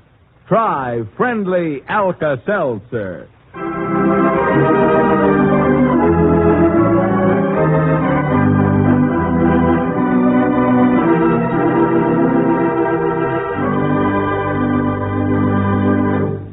Ladies and gentlemen, you are listening to the Quiz Kids, presented by the makers of Alka-Seltzer. Questions are sent in by you listeners. The sender of each question used receives a new Zenith portable radio with patented built-in movable wave magnet. This fine set will operate on its own self-contained batteries or on your electric light circuit and will work perfectly not only in your own home, but out of doors, in your car, in trains, in steel buildings, and under other ordinarily difficult conditions. We reserve the right to reword questions, and if like questions are submitted, the first received will be used. All questions become the property of Quiz Kids.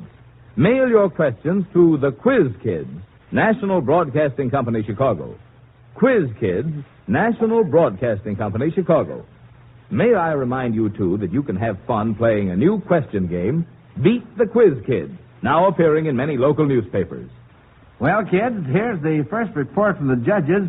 So far, you haven't missed a single question. And your individual scores are Van, 60 points, Joan, 40, Gerard, 70, Lois, 20, and Claude, 30. And here is the next question. James E. Fraser of Rye, New York, is going to test your knowledge of physics. If, when you get up in the morning, you should open the door which separates your cold bedroom from the warm hall, and you should light a candle and set it on the threshold, which way would the flame point, and why? Van? Well, it would point out towards the warm room because the cold air would be going in there. Well, can you explain that a little? Well, the hot air, of course, being lighter for the volume, and the cold air would tend to rise. And the hot air in the one room would tend to go into the other room up near the ceiling, while the cold air would go into the other room near the floor. And therefore, the flame would be blown towards the hot room. That's very good, Van. Thanks a lot.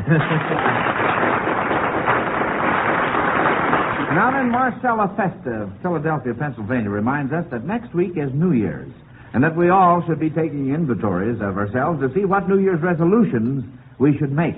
He wants to know what resolutions you kids think you should include on your list. Joan?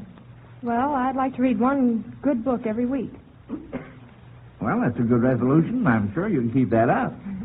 Is there anything else you'd like to put on your list? Well, that's about all. Well, you're certainly making it easy for yourself, Joan. Claude? Well, I'd like to keep up my good marks in school.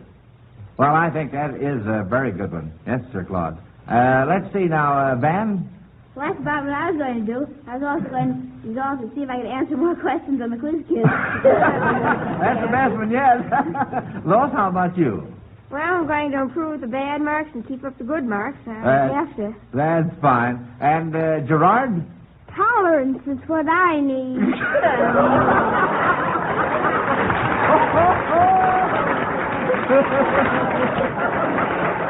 Well, all right for you sometimes, Gerard, but then sometimes I need it too.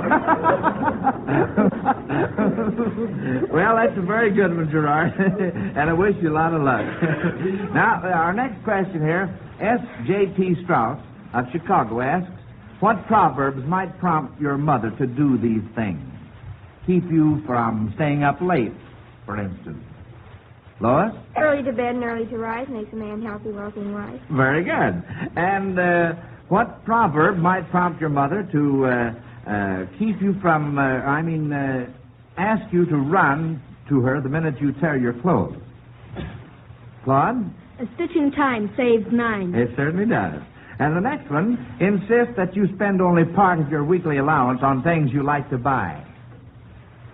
Van? A penny saved is a penny earned. That's very good. Now, that was too easy, I'm afraid, kids. Let's see if you can give a couple of more proverbs or quotations about money. Claude? Penny wise, pound foolish. Very good. Gerard? He who steals my purse steals trash, but he who filters from me my good name enriches himself not, but leaves me poor indeed. That is from William Shakespeare. It certainly is, Gerard, and that's marvelous. And then, of course, there's money makes the world go round, and money makes the mare go, and ere you consult your fancy, consult your purse. And, just a lot of them. Miss Henrietta Bryson of Salt Lake City, Utah, wants to take you on a vacation trip to 3 United States dependencies. Now, she describes each dependency as follows, and you are to identify at least 2 of them. The first is without a natural supply of fresh water. Without a natural supply of fresh water. And it's a United States dependency. Lois? I think they're on Howland Island in the Pacific. I don't think, I understand the Pacific is all around that, and that's salt water, and they can't use it unless they distill it. Well, there's another one that's more familiar to everybody. We'd like to have that one, Lois. Well, I don't know what that is then. Gerard? Out on the hot desert. Well, yes, of course, we're talking about islands, United States dependencies. Well, the answer to the first one is the Midway Islands. That should be very familiar to you. All right, let's take the next one. The second, no private individual is allowed to own land. Lois? Canal zone. That's very good. Well, you made up for the other one, didn't you? Mm-hmm. And the third one, the third has a coastline that exceeds the length of that of the entire United States. Lois? I think it's Alaska. No, that's wrong. Claude? Could it be the Philippines? That's right. That's correct, Claude. Thanks very much. Mrs. Winifred H. Bennett of Portland, Maine, suggests that you kids probably have playmates named Jack, Bob, Harry, and Bill. She wants you to use each of these names in a sentence as a verb. Now, for example, the snipers will harry the enemy. Harry meaning to plunder, annoy, vex. All right, Claude? Well, the 2 lovers build and cooed. That's right. That's a good one, Claude. We can't keep the romance angle out, can we? All right, Joan. What were the others? Bob? Bob and... The children bob for apples. That's good. And now we have Jack left. Gerard? Well, you can jack the car. Sure can.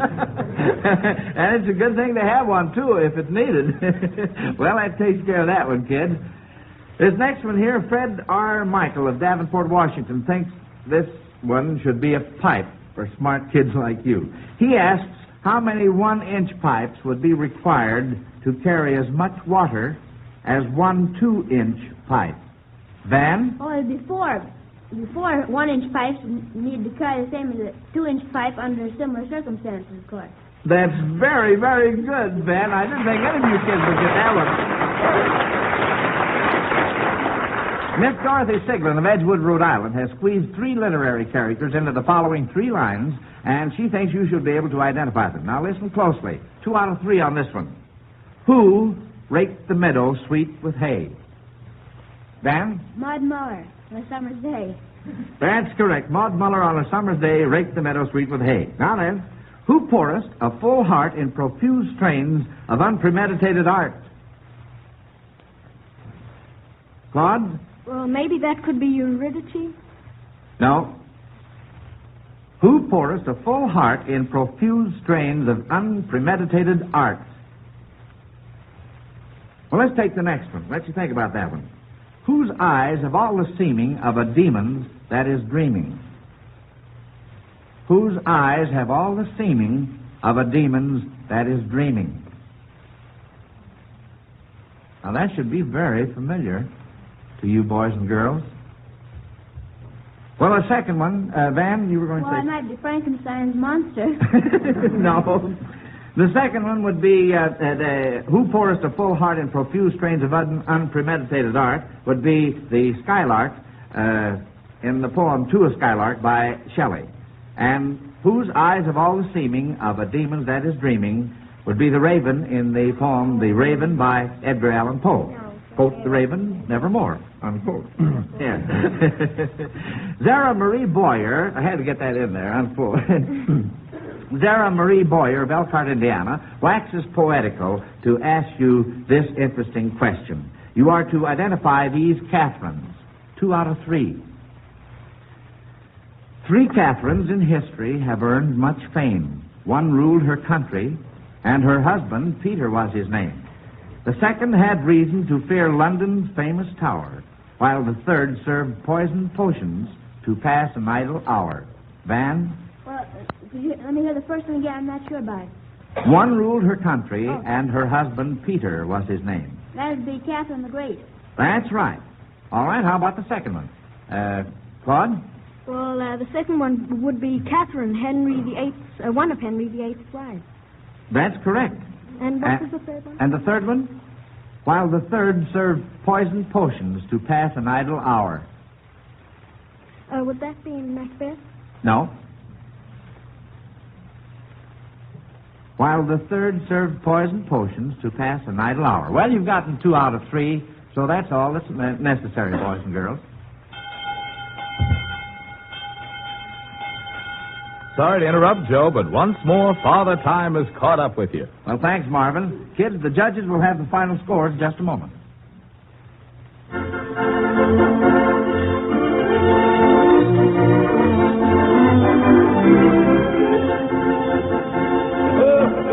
Hey, wait a minute. What is this? Hey, look, kids, there's a belated replica of Santa Claus coming into the studio. But wait a minute, there's something funny here. Come on out from behind those whiskers, Marvin Miller, and let's have an explanation of this Santa Claus business. Well, all right, Joe, wait till I take them off. You see, it's this way, Joe. I really feel like Santa today. I've got a free gift for every single person listening. Now, even Santa Claus can't do better than that. And I'm going to tell the folks about it or know the reason why. Well, that's all right, Marvin, and we're mighty glad you did remember all of our listeners. So, fire right ahead. It's the new 1941 Miles Weather Calendar, a token of appreciation from your friend and ours, your druggist. And there's a free copy waiting for every one of you. Now, I know thousands of you are already familiar with these famous Miles Weather Calendars, for they have been published by the makers of Alka-Seltzer for years. And I know you'll want to get your new 1941 edition. This new 1941 Miles Weather Calendar shows all the holidays and church days. It gives the moon phases and the sunrise and sunset times for each day. It indicates best fishing dates and planting dates for flowers, as well as for farm crops of all kinds, and contains a host of other helpful information. You'll find a great many uses for this new calendar throughout 1941. It is printed in attractive colors. All dates and figures are large enough to be read easily from across the room. And remember, this calendar is free. There's positively nothing to buy. You just go to your druggist and ask him for the new 1941 Miles Weather Calendar. He'll be glad to give it to you. But be sure you get your copy right away. Do it before his supply is exhausted. The new 1941 Miles Weather Calendar. Free from your druggist.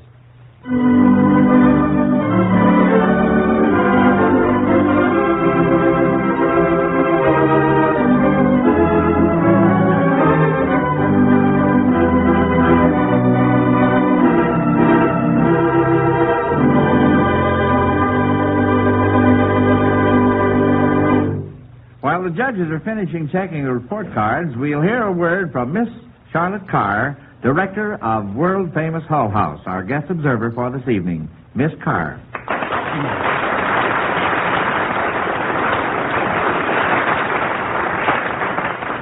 Thank you, Mr. Kelly, and thank you, Quiz Kids, for one of the most pleasant half hours I have ever had.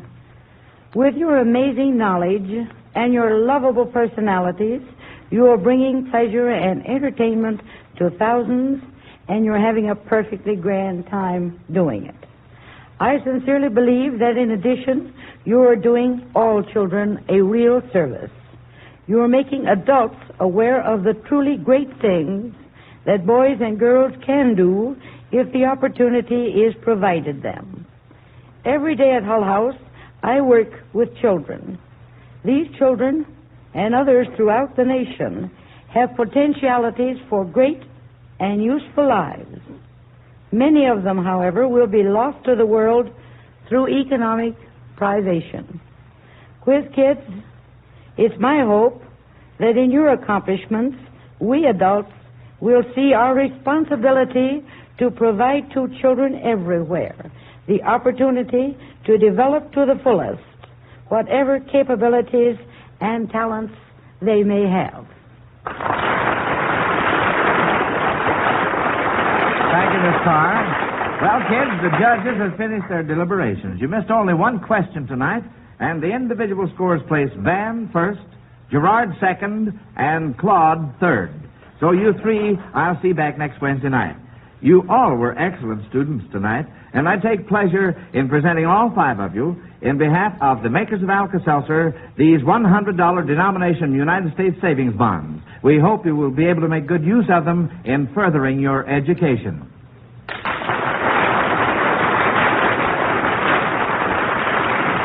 Now, before I announce the names of next week's newcomers, we'll hear a final word from Marvin Miller. Safety pays. This winter, guard against the danger of a deficiency of vitamins A and D. Here's how you and every member of your family can do it, and for only a penny a day per person. Take One-A-Day brand vitamin A and D tablets every day. That's the name, One-A-Day tablets. 1 tablet a day is all you need. 1 tablet a day is all you take. And 1 penny a day is all it costs. Young and old alike, babies, growing children, older folks, all need vitamins A and D. Each One-A-Day tablet contains the same amount of vitamins A and D contained in 2 whole teaspoonfuls of cod liver oil, meeting minimum United States pharmacopoeia standards. One-A-Day tablets are pleasant tasting, no fishy, oily taste, and no aftertaste. Help yourself and your family to these 2 important vitamins this winter. Just listen to these low prices. 30 tablets, 35 cents. 90 tablets, only 85 cents. And 180 tablets, just $1.50. One-A-Day vitamin A and D tablets have been developed and are guaranteed by the makers of Alka-Seltzer, tested and approved by Good Housekeeping Bureau and commended by Consumer Service Bureau of Parents Magazine. Ask your druggist for One-A-Day tablets. Look for the big 1 on the package. Thank you, Marvin. Friends, next week our newcomers will be Sheila Brenner, age 14, of Chicago, Illinois, and Pat Chandler, age 14, of River Forest, Illinois. This is Joe Kelly dismissing the Quiz Kids class until next Wednesday, New Year's Day, at the same time. Good night, kids, and a Happy New Year to you. Good night, Mr. Good Kelly. night, Kelly. The same to you.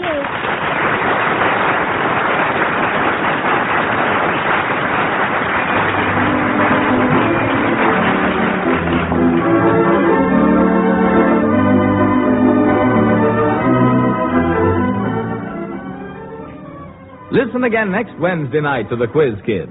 The makers of Alka-Seltzer present 3 programs each week, all of them on NBC Network. On Friday night, Alec Templeton Time. On Saturday night, the famous Alka-Seltzer National Barn Dance. And next Wednesday night again, the Quiz Kids. For interesting variety and entertainment, listen to the Alka-Seltzer shows. Marvin Miller speaking. This is the National Broadcasting Company.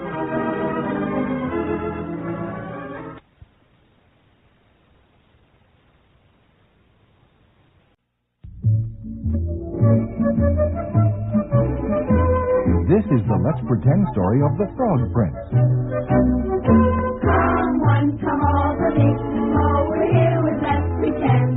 You laugh, you cry, and wonder why until the very end. The joy of storytelling you always do extend. So give a cheer, 'cause look for here another Let's Pretend. Hello, pretenders. Hello, Uncle Ted. Well, we've got an exciting story, and we should get right to it. So, who can think of an unusual way to travel to Let's Pretend? I can. Let's go by trampoline. You mean bounce our way to Let's Pretend? Sure. Trampolines are fun. All we have to do is keep bouncing until we get that one big bounce that will bounce us up and away. Well, why not? We can do anything if we try hard enough. So, one trampoline, please. Okay, everyone, let's get bouncing. Hey, this is fun.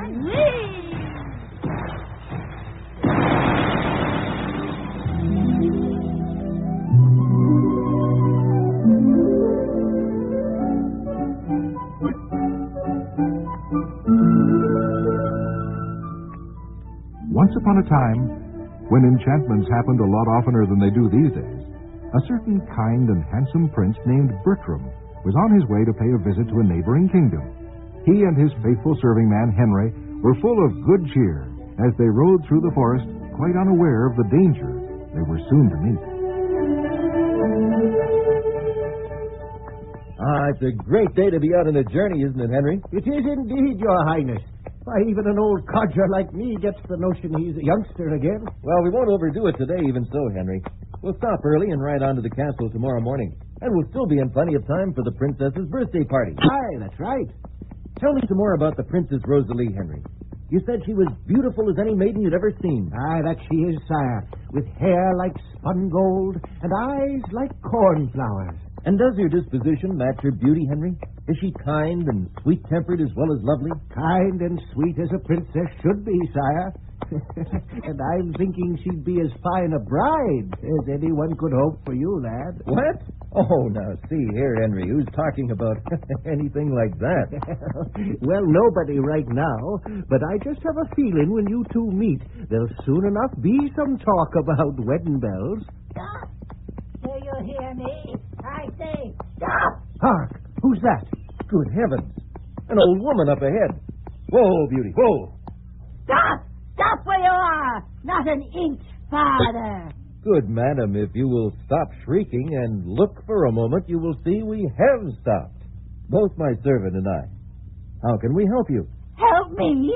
What makes you think I need help? See here, ma'am. Be a bit more courteous when you speak to His Highness Prince Bertram, if you please. Don't tell me how to behave. Don't tell me who he is, either. I know he's Prince Bertram, and he's staying right here in the forest with me. You can ride along now, old man. What? Get out of His Highness' path at once now. In this part of the forest, I give the orders, and I'm ordering you, Prince Bertram, to get down off your horse and come with me at once. Really, madam, I'm afraid I can't obey that request unless Your Highness, please, don't even speak to her, but let us ride on at once. This is no ordinary old woman, but a witch. Well, what a clever old man. She is. Look, her eyes flash red. They'll flash even redder if you don't dismount and come with me, Prince Bertram. For years I've been looking for a young, handsome prince to help me in my work. So quickly now. Up, Beauty. Come, Henry, you're right. Come on, Beauty. No, you don't. Let go of that bridle, old woman. Let it go. Come with me, Prince Bertram, or take the consequences. Never. I'd rather die than help a witch. Oh, it won't be such an easy choice. You won't die. One more chance, Prince Bertram. Come with me. Never.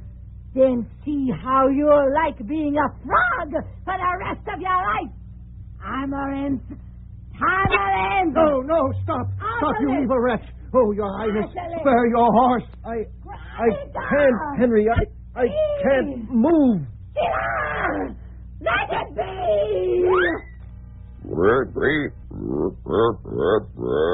Oh, no. It's not so. It can't be.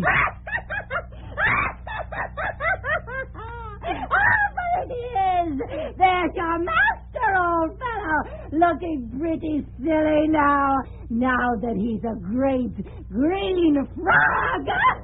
Oh, I can't bear it. Oh, Prince Bertram, Your Highness, sir.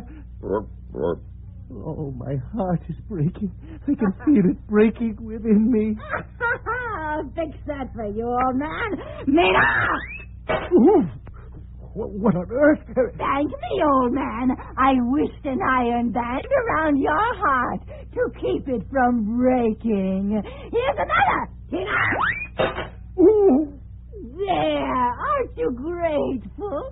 2 iron bands around your heart, so it can't possibly break, even though your prince has become a frog. Oh, my dear master, there must be some way to undo this enchantment. Only one way in all the world. But he'll find a way to undo the magic more miserable than staying as he is, unless he wants to act as ugly as he looks. I'm thinking he'll stay a frog from this day on.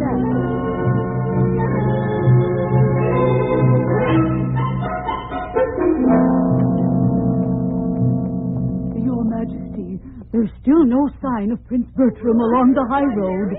Dear me, that's really very curious. The prince wrote he was most anxious to come and eager to meet Rosalie. Didn't he say he wanted to meet me too, Father?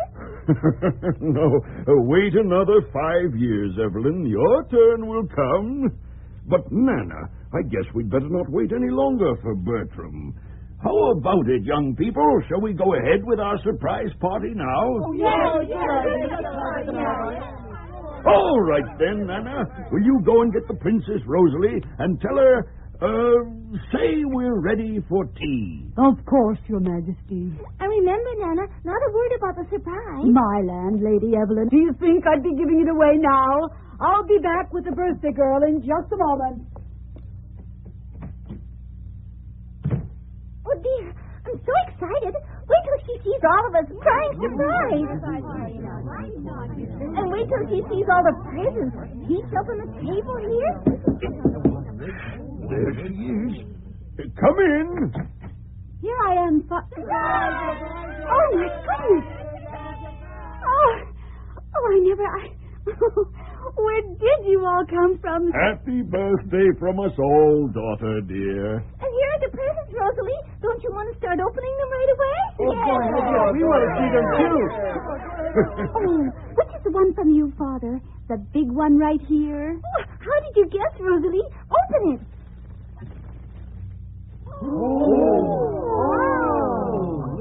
Father, what a beautiful golden ball. Too much of a toy for a young lady just turned 17? Oh, no, it's lovely. I never saw anything like it. Nor heard anything like it either, I imagine. Heard? Throw it to someone, my dear. Just toss it gently in the air. To me, Rosalie, to me. All right, Evelyn, catch.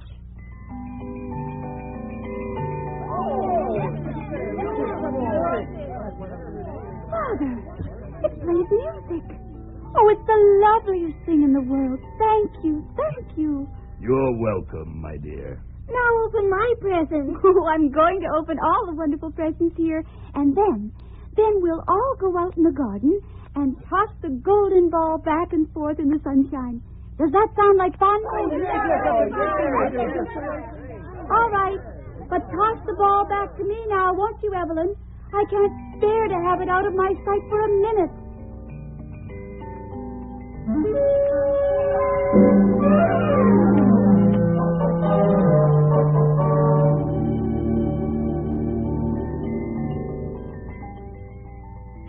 How it flashes in the sunlight. It seems as though I'll never get tired of tossing it and listening to its music. Even Evelyn is a little weary of it now. But I'll never be. Oh, no. Please, not in the pool. Oh, it can't.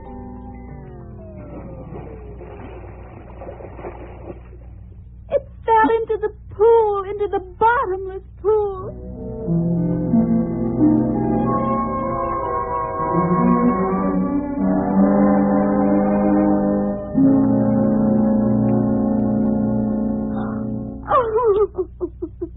There now, Your Highness, dear. Please don't cry anymore. Oh, Nana, I can't help it. I love that golden ball more than anything. I know it, my dear, but surely your father will get you another. He can't. He's tried. He's had messengers go all over the land, and there isn't another one like it. Well, then, we'll have the pool drained. Nana, you know that's not possible. This is a bottomless pool. Oh, I'd give anything if somebody could get it for me, some way. Oh, if I only hadn't been so careless.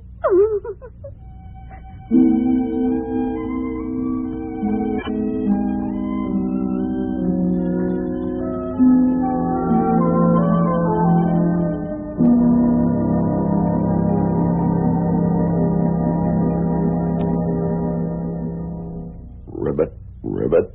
Only one way to break the enchantment. That's what the witch said, and I've one chance to find out what it is. Ribbit. Ah, here at last, the Cave of the Winds. Ribbit. Who comes to the Cave of the Winds? Ribbit. It is I, good woman of the winds. I come seeking help.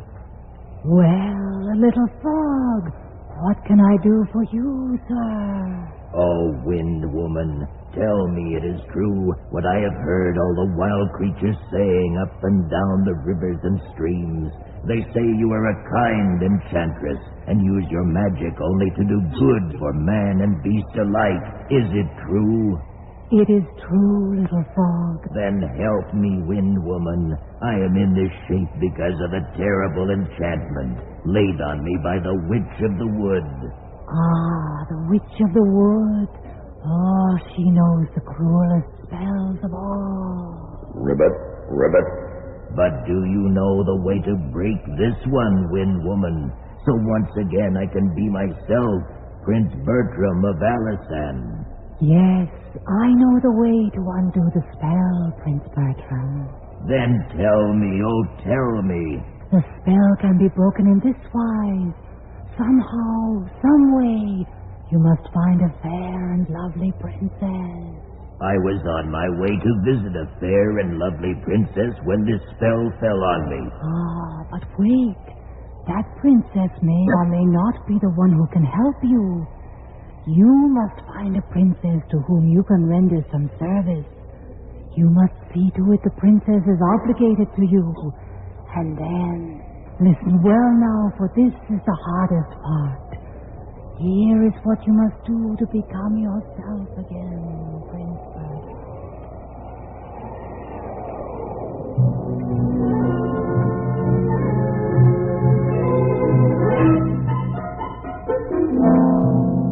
Princess Rosalie, it's a week now since you lost your golden ball in the pool here, and you can't go on like this, sitting here grieving your heart out. Come now, come back with me to the castle. Oh, Nana, please. At least I'm near to the spot where I lost it when I stay here by the pool. Very well. If you won't come in, then I shall bring some hot chocolate and honey cakes out here. And please, please don't cry any more. Don't cry. Oh, when it was my own fault. Oh, why did I toss it so near the pool? Ribbit. Good luck for me that you did. Oh, who's that? Ribbit. It is I. But who? I see no one. Where are you? Ribbit. Here, at the edge of the pool. At the edge of the... But I see only a great green frog. Ribbit. Exactly. Oh, good heavens, it speaks. The frog speaks. How can that be? Never mind that. You'd like to have your golden ball back, wouldn't you? Oh, yes. Yes, more than anything. Oh, could you get it for me, Mr. Frog? Oh, yes, of course. Oh, wonderful. If you're willing to do something for me in return. Oh, anything. Well, you're very obliging, aren't you? Still, I'll wager I could ask for something you won't want to do. Can I come live with you in the castle? Live in the castle? Why, of course. Why not? Eat off your golden plate. If you can bring back my golden ball, of course you can eat off my golden plate. Drink from your own silver cup. Oh, of course, of course. Oh, please, Mr. Frog, get my ball. Wait. May I sleep at night on your silken bed? Yes, yes. I told you anything. All right. I have your promise. Wait here. Ribbit, ribbit. He's jumped into the water. He's diving down, down. Oh, will he get it? Will he?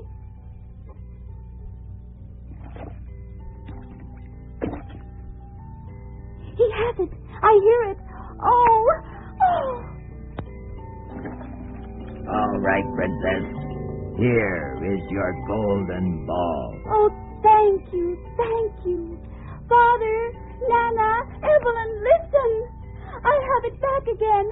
I have it back at last, my beautiful golden ball. Ribbit, ribbit, ribbit, ribbit, ribbit, ribbit. Wait a bit. Wait up there. You don't think I got those promises from you for nothing, do you? Wait.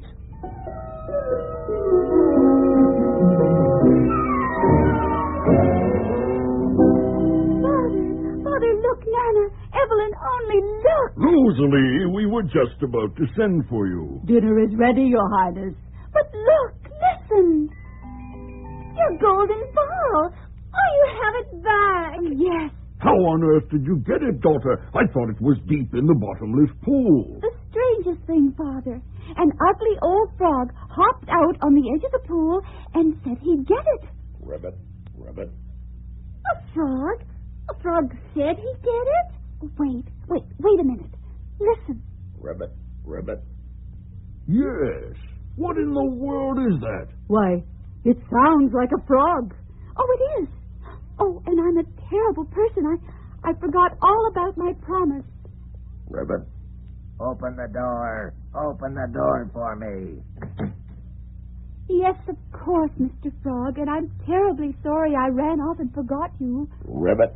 Oh, you are you? A frog that talks? How does it happen, Mr. Frog? Well, tell us. Ribbit. I'm not here to answer questions. I'm here to get what was promised. Yes, of course, Mr. Frog, and you shall. You see, I am grateful. Now, what all did I say I'd do? Yes, just what is all this, Rosalie? I take it you made some promise to the frog as a reward for getting your ball? Yes, Father. I said he could live in the castle with us, and, let's see. Eat from your golden plate. Drink from your silver cup. Sleep on your silken bed. So hurry up now. Put me up on the table. Well, please, Mr. Frog, you don't need to be so ugly about it. Yes, my goodness. You don't need to swell up and pop your eyes like that. Rosalie keeps her promises. Ribbit, ribbit, ribbit, ribbit, ribbit, ribbit, ribbit. Pick me up, pick me up. Please, don't hop around so. Oh, Father, look at him. I never dreamed he was this ugly. How can I bear to pick him up? What you have promised, you must perform. Oh, all right. There. But don't squirm, Mr. Frog. I'm putting you on the table. Right here, beside my own plate. Ribbit. All right. Put some food on it. And be quick about it. And where's your silver cup? I'm thirsty. My silver cup. Oh, yes, of course. Here, Mr. Frog.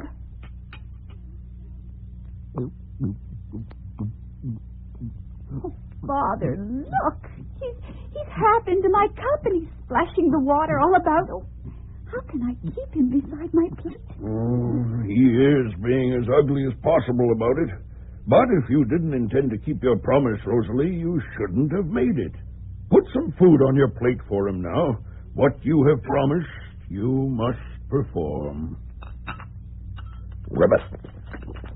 Ribbit.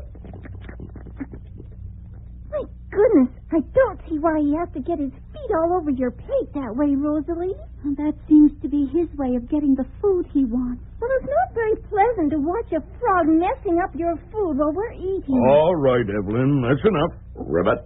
All right, I've had enough. Now I'm sleepy. Take me up and put me on your little silken bed, Princess. Just a minute, Mr. Frog. I grant you promises are made to be kept. But after all, my daughter made the promises she did without half thinking. You took advantage of her desire for her ball. Ribbit. I had to. There wasn't any other way. And the thing is, she's done her best to keep them, although you haven't made it too easy. Must you sleep on her bed and force her to go somewhere else? Yes, she promised. She's got to keep the promise. Her bed. Oh, Father, it's as though he was trying to force me to the point where I'd be glad to break a promise. Ribbit. Yes, take me upstairs now. You promised. You put me on your bed. All right. Go along with your sister, Evelyn, and as soon as she's put him down as he wishes, take her into your room. All right, Father. Ribbit. Pick me up, Ribbit. Oh, all right. Ugh. All right. Evelyn, open the door.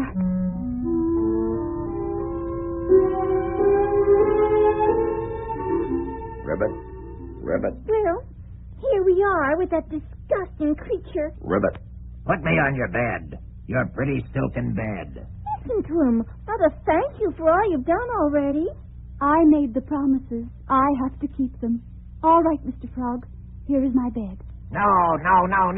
Turn down the covers first. Fix it properly, you fool. Oh, enough. I've had enough. Turn down the covers, indeed. I never promised that.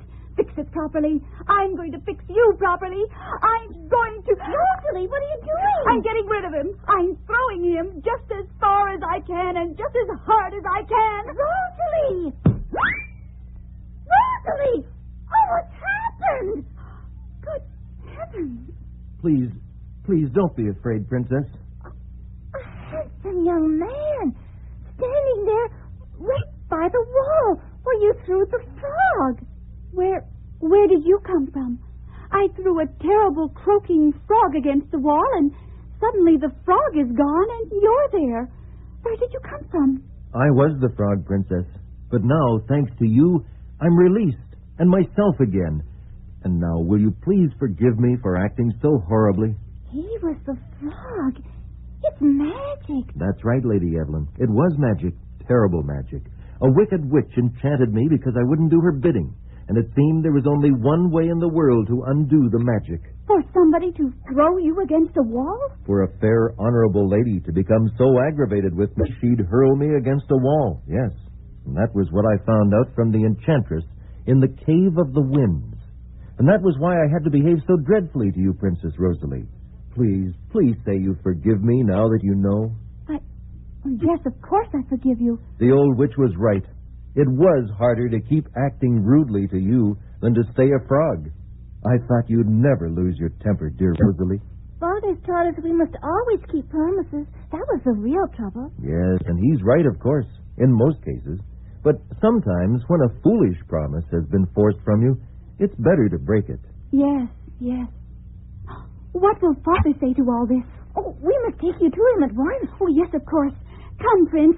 Oh, my goodness, but I don't even know your name. I am Prince Bertram of nearby Atchison. Prince Bertram? You're Prince Bertram? The one who didn't come to Rosalie's surprise party? I was on my way when I met with the witch who transformed me. Come, we must take you to Father. Oh, he'll hardly believe his ears.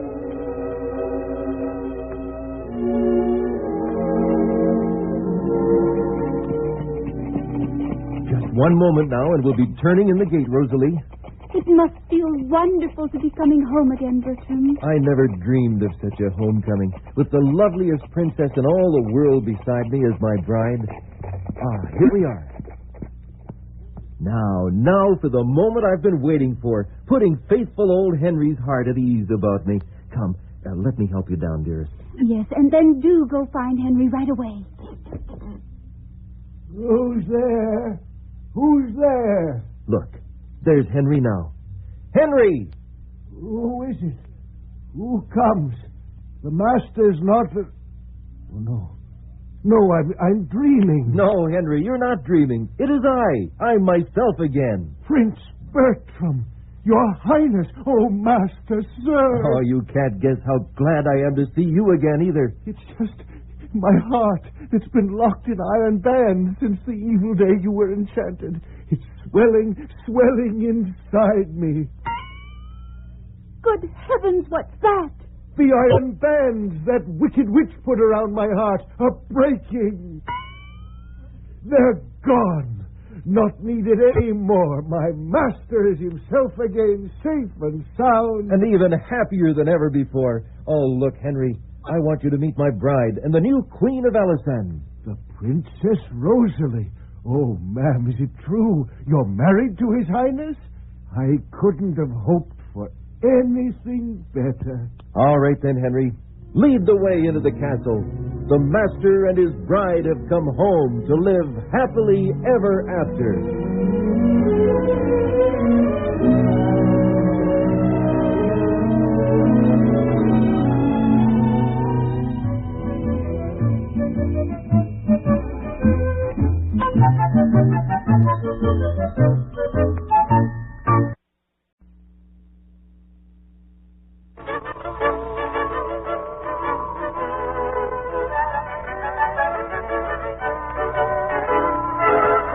Wheat is so good to eat, yes, we have it every day. We sing this song, it will make us strong, and it takes a shout, hooray! It's good for growing babies and grown-ups too to eat. For all the family's breakfast, you can see cream of wheat. Cream of Wheat, the great American family cereal, presents Let's Pretend.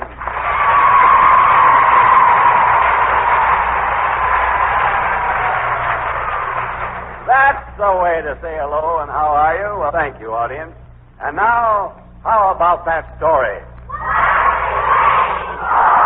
What are you waiting for? Well, Gwen, that's your department. What's today's story? Oh, it's one of the all-time favorites, Uncle Bill. Faithful John. Oh, that's one I know.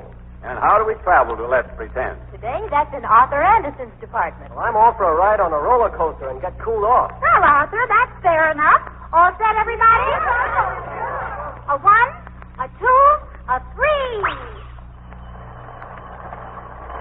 This car for Let's Pretend and Faithful John. Don't stand up in the seat and hold on to your hat. Let it go, Petro.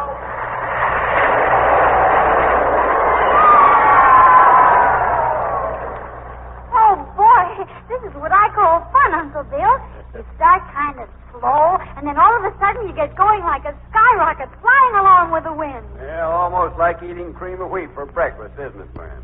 And maybe you're a little slow-pokey getting out of bed and getting dressed, but boy, oh boy, once you light into a big, delicious bowl full of satin-smooth cream of wheat, you're all set to take the whole morning in high gear. And that's because cream of wheat is so jam-packed with quick-acting food energy. It helps you get off to a real flying start every single day. So eat a better breakfast, feel better all day. Get a better start the cream of wheat way. And here's a reminder to keep listening for our cream of wheat game that we'll play right after the first act of today's story, Faithful John.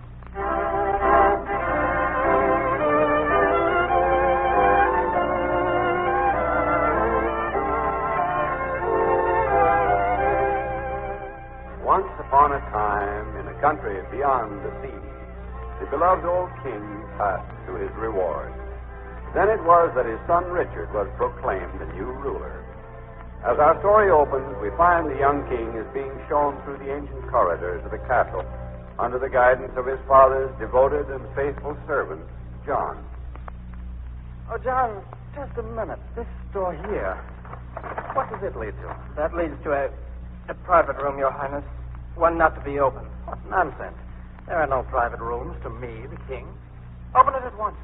But, Your Majesty, I promised your father I would never open this door. I am Richard the king. Open that door instantly. I command it. Very well, sire.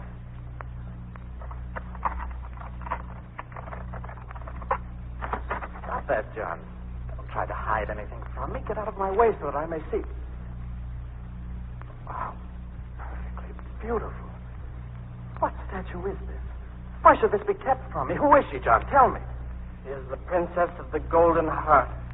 Oh, sire, to fall in love with her would endanger your life as well as your most faithful friend. I don't believe it. Tell me where she is. Tell me.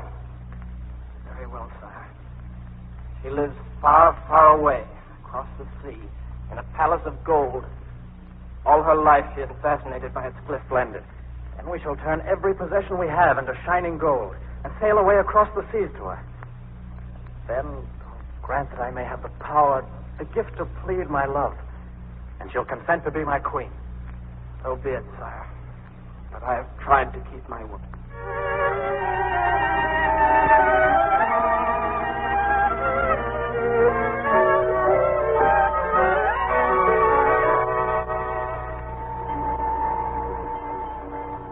Well, John is bringing a party of people aboard the boat, Your Highness. Good. Remember, Captain, address me only as merchant, never Your Highness. Can you see who they are? They're coming up the ladder now. Well, sir, there's the most beautiful woman I've ever seen. Where? By all that's holy, it's she. It's the Princess of the Golden Heart. Oh, good old faithful. John, he's brought her to me. Merchant, I have a princess who would see your rare golden cargo. Shall we come up on deck? Of course. May I help you, Princess? Thank you. Come, Matilda. Yes, Your Highness, I'm here. Princess of the Golden Heart, this is the merchant, Mark. Your Highness. Lady Matilda and I are eager to see the golden treasures, merchant. Will you show them to us at once? Certainly, Your Highness. Will you come with me? They are here in this cabin. Captain. Yes, John? Lift anchor at once. Get underway as fast as you can. The princess on board, John? It's the king's command. Be quick about it. And quietly, too. She must not know anything about it. Work fast. Aye, aye. And here are the bracelets, Your Highness. The earrings to match. This yellow gold is very rare. Oh, I'm delighted with them. What's that? Probably the crew testing their signals, Your Highness. This is the most marvelous collection I've ever seen, Princess. I'm fascinated. Oh, Matilda, look at this curious material. What is it, merchant? Spun gold, Your Highness. It's like silk, isn't it? And this incense bowl. What workmanship. Your Highness, the ship, it's moving. You're out at sea. What? Merchant, how dare you? Order the ship to return at once. At once, do you hear? Not if it costs me my life, Princess. We've been kidnapped. I'm terrified. Quiet, Matilda. Now then, merchant, explain instantly what this means. It means, Princess, that I have deliberately stolen you from your home because I love you. Forgive me, but my love is greater than my patience. And your judgment. How dared you presume? How dared you, a common merchant, think you could win the love of the Princess of the Golden Heart? I wish that I might have won your heart before I told you this, my lovely one. But I am not a merchant. Like yourself, I am of royal blood. I don't believe it. It's true. I fell in love with your statue. I swore that I would reach you and tell you so. Oh, my beautiful one, forgive me for this bold step. Believe what my eyes and lips are saying. Well, you are daring. I'm honest enough to admit your courage. But you should be beheaded for it. But will I be, Princess? It would seem that at present you're more or less safe. But, Princess, we have Lady Matilda, I've prepared a royal suite for you. Everything is there that a princess could need. And it's all in gold. May I conduct you, Princess? Matilda, we may as well make the best of this unusual adventure. And I'm sure, whatever happens, no harm will come to us. Come along. Oh, bless you, my princess. Captain, full speed ahead.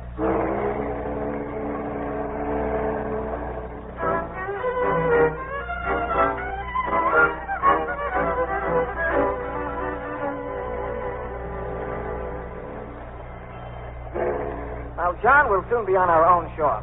How goes it with Her Highness, the Princess? Very well, Captain. King Richard has pleaded his suit so ardently that the Princess has exchanged her heart of gold for one that beats faster when he is near. Then all is well. I'm not so sure, Captain. I fear there is much sorrow ahead for us all. Nonsense. Word, John, you're in a mood. We're about to land. See the crows flying over? Soon you'll be busy making preparations for the wedding feast. Well, I'm going below, John. Very well. I'll wait here.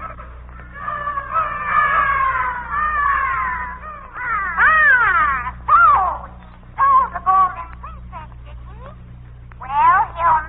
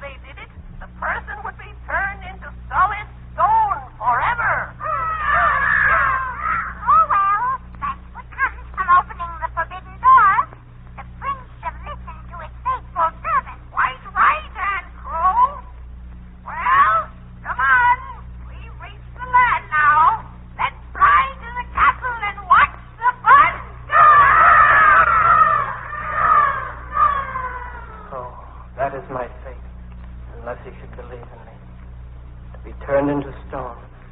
That is how I must pay to keep my promise to the dead king. Very well. I shall keep my oath.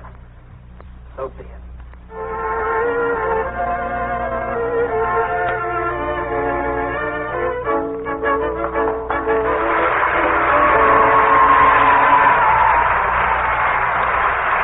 Hey, Uncle Bill, with all these sounds and noises in today's story, isn't it about time for us to play our sound effects game again? That's the very idea I had, Sybil. I'm going to tell my cream of wheat story, and I want our audience to supply the sound effects I need as I go along. Now, how about it, pretenders? Are you with me? Well, that's swell. Well, once upon a time, there was a young man named Jimmy Jones who hated to get up in the morning. Even his old dog Spike couldn't get him up, not even by barking his head off like this. Well, sir, do you know what finally did the trick? Young Jimmy's mother found 3 magic words that had him out of bed all dressed and down to breakfast in practically nothing flat. And those words were... That's right. Enriched 5-minute cream of wheat, brimming with come-and-get flavor, simply busting with up-and-atom nourishment, body-building proteins, blood-building iron, teeth and bone-building calcium and phosphorus, vitamin B1 for a healthy appetite. And did Jimmy like cream of wheat? Well, you bet your life he did. Better than a buzzing bee likes honey. So, if you want a dish that hands you the smoothest, most delicious flavor in the whole world, a dish you can fix in practically one shake of a lamb's tail, get yourself a package of enriched 5-minute cream of wheat. It cooks to full digestibility, even for babies, in just 5 minutes of boiling. So tell me, what's the good word for breakfast tomorrow morning? You're right on the beam, pretenders. Yes, the treat that's fit for king or queen is cream of wheat. The flavor's keen. It's way up in flavor. It's way down in fat. It's plenty smooth.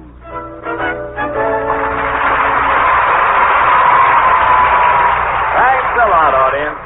And now back to today's story of Faithful John.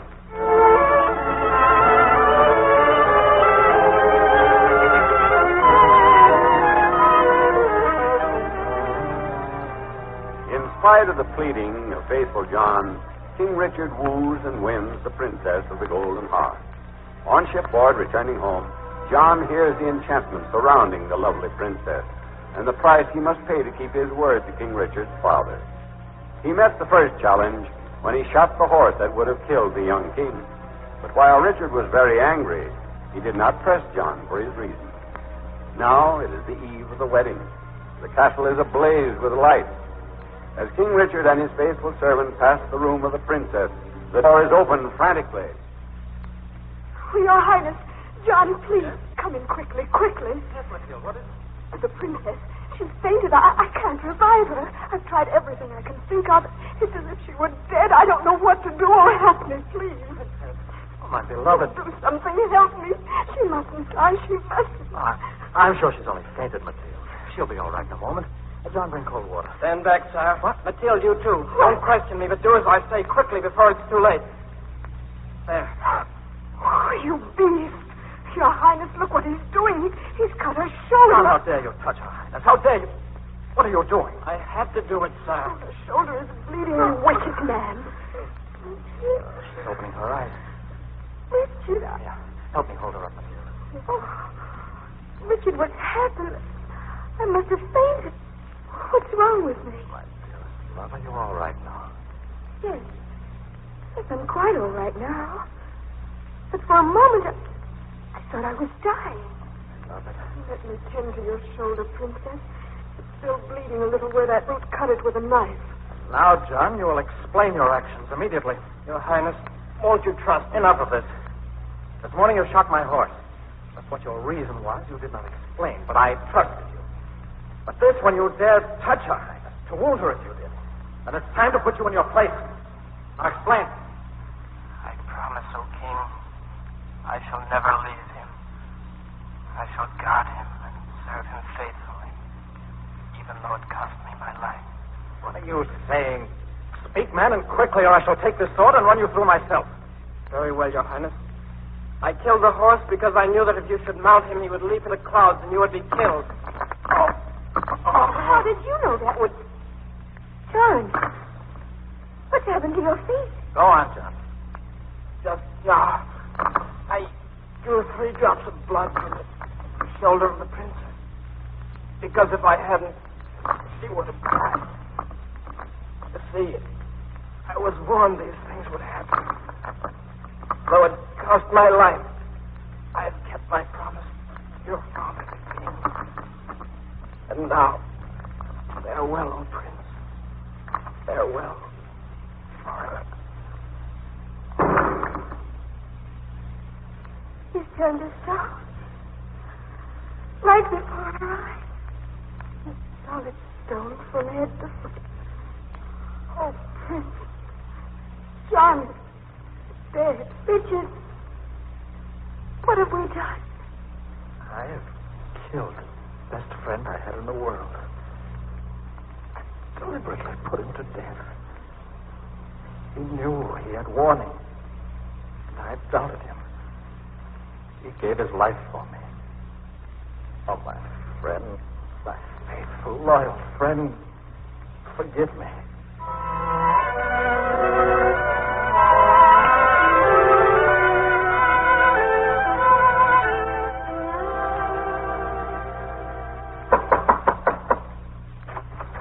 May I come in, dear? Oh, come in, Richard. Richard, you're pale. And excited, too. Has anything happened? Just this. As you know, ever since my doubt and mistrust caused the death of my friend here, I've searched for someone who could restore him to life. I know, dear. Oh, Richard, have you discovered anything that might help? I have a sorcerer just outside who claims he can restore his speech. At least that is something. Of course. Quickly, bring him in. Oh, if only this is true. Come in, sorcerer. Good morrow to you, Queen. Good day, sorcerer. Here is the stone statue of my faithful John. Sorcerer, restore him to life, and I'll give you anything you ask. We shall soon see what this magic potion will do. Shall I begin? Please do. Saints in heaven, help the magic work. Remain perfectly quiet, both of you. And do not make despair. God of thunder, slaves of lightning, attend me. Crack globes in your earthen jar. Crystal tablets melt the stone. Liquid silver bring to life. Turn into live blood and bone.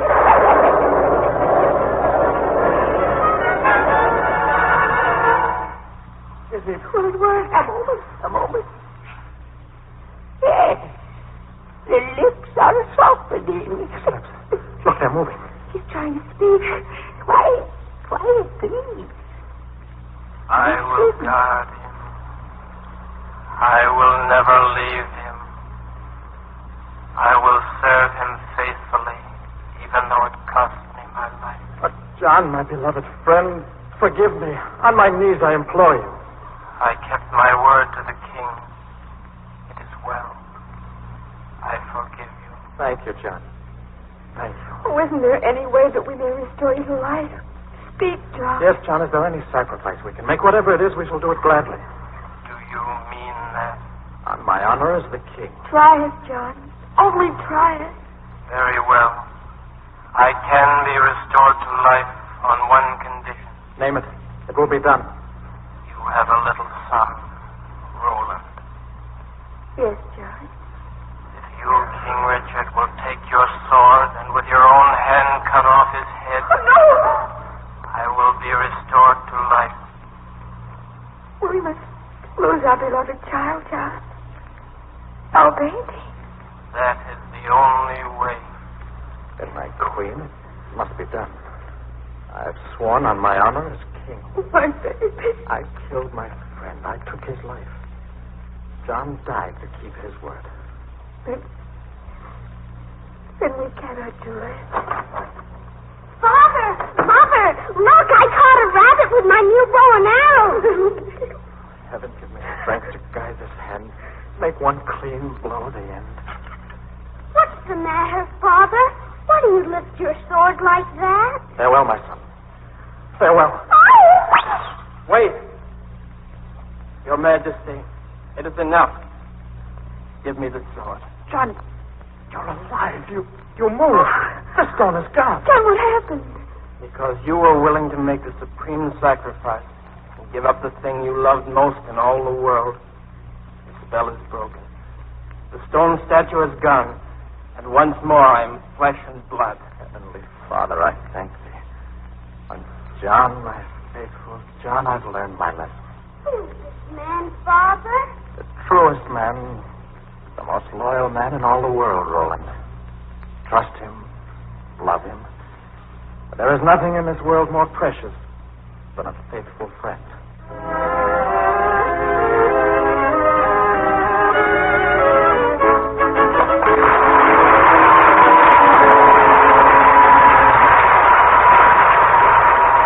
Now, before we introduce today's cast and tell you about next week's story, how about it, audience?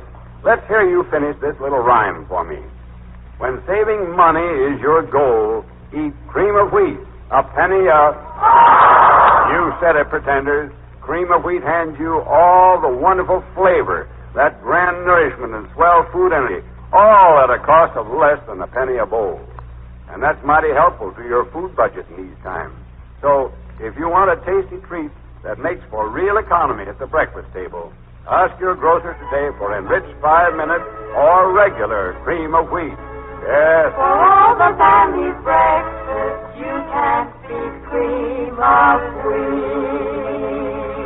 The pretenders for today were Sybil Trent. Faithful John, Don Hughes, Prince Richard, Albert Alec, the Princess of the Golden Heart, Patricia Ryan. her lady-in-waiting Mathilde, Miriam Wolfe. the captain of the Golden Ship, Jack Ryan, Roland, the young prince, David Anderson. the sorcerer, Donald Buca, the first crow, Gwen Davies. second crow, Bobby Reddick, third crow. Arthur Anderson. Music conducted by Maurice Brown. Let's Pretend is dramatized and directed by Nyla Mack. Would you like to see a broadcast of Let's Pretend? Well, if you live in or near New York, just drop a postcard to Cream of Wheat, CBS, New York, for your free ticket. And listen each week to the Billy Burke Show on the theater of today. And next Saturday, be sure to join us when Cream of Wheat will take you on another magic trip to the land of Let's Pretend to celebrate our 16th birthday with a laughing and singing story of the elves and the shoemaker.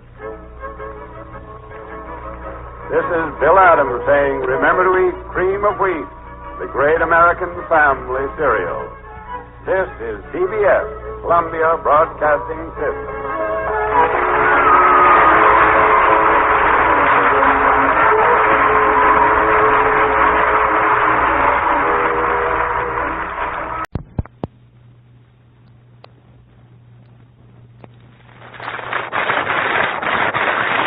Here they are, the Quiz Kids, presented by the makers of Alka-Seltzer. We're on the air with the School Kids Questionnaire.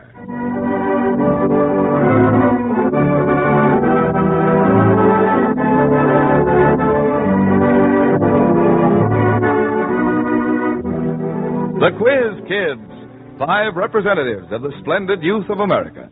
5 bright youngsters eager to tackle another difficult examination that would flunk most of us oldsters. Questions were sent in by you listeners and were selected by Sidney L. James of the editorial staffs of Time and Life magazines. The makers of Alka-Seltzer will award a new Zenith portable radio to the sender of each question used on the air tonight. Each of the kids will receive a $100 denomination United States savings bond from the makers of Alka-Seltzer. Our 5 quiz kids on the program here in New York tonight are the 5 who were selected to appear before the 12,000 members of the American Association of School Administrators at Atlantic City yesterday, so tonight's examination will not be scored. Last week's winners will compete again next Wednesday night back in Chicago. But now, here's our chief quizzer himself, Joe Kelly.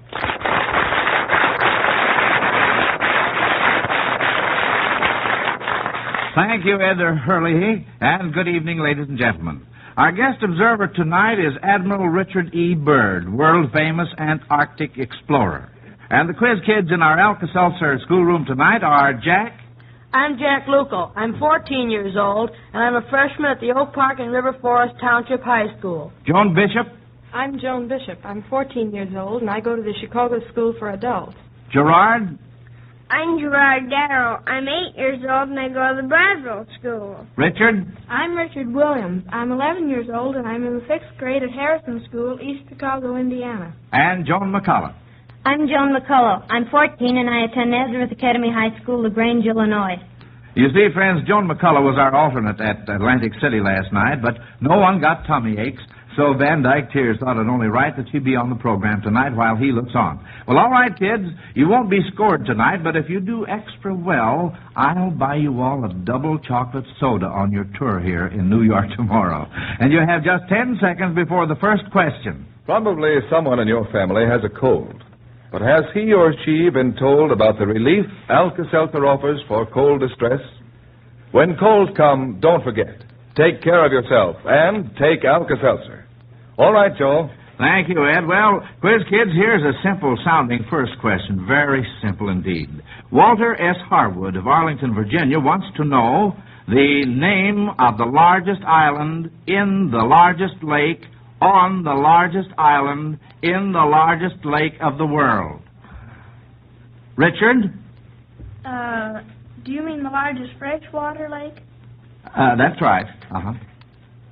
Well, I think it's Siskiwit Island in Siskiwit Lake on Isle Royal in Lake Superior. Marvelous, Richard. That's swell!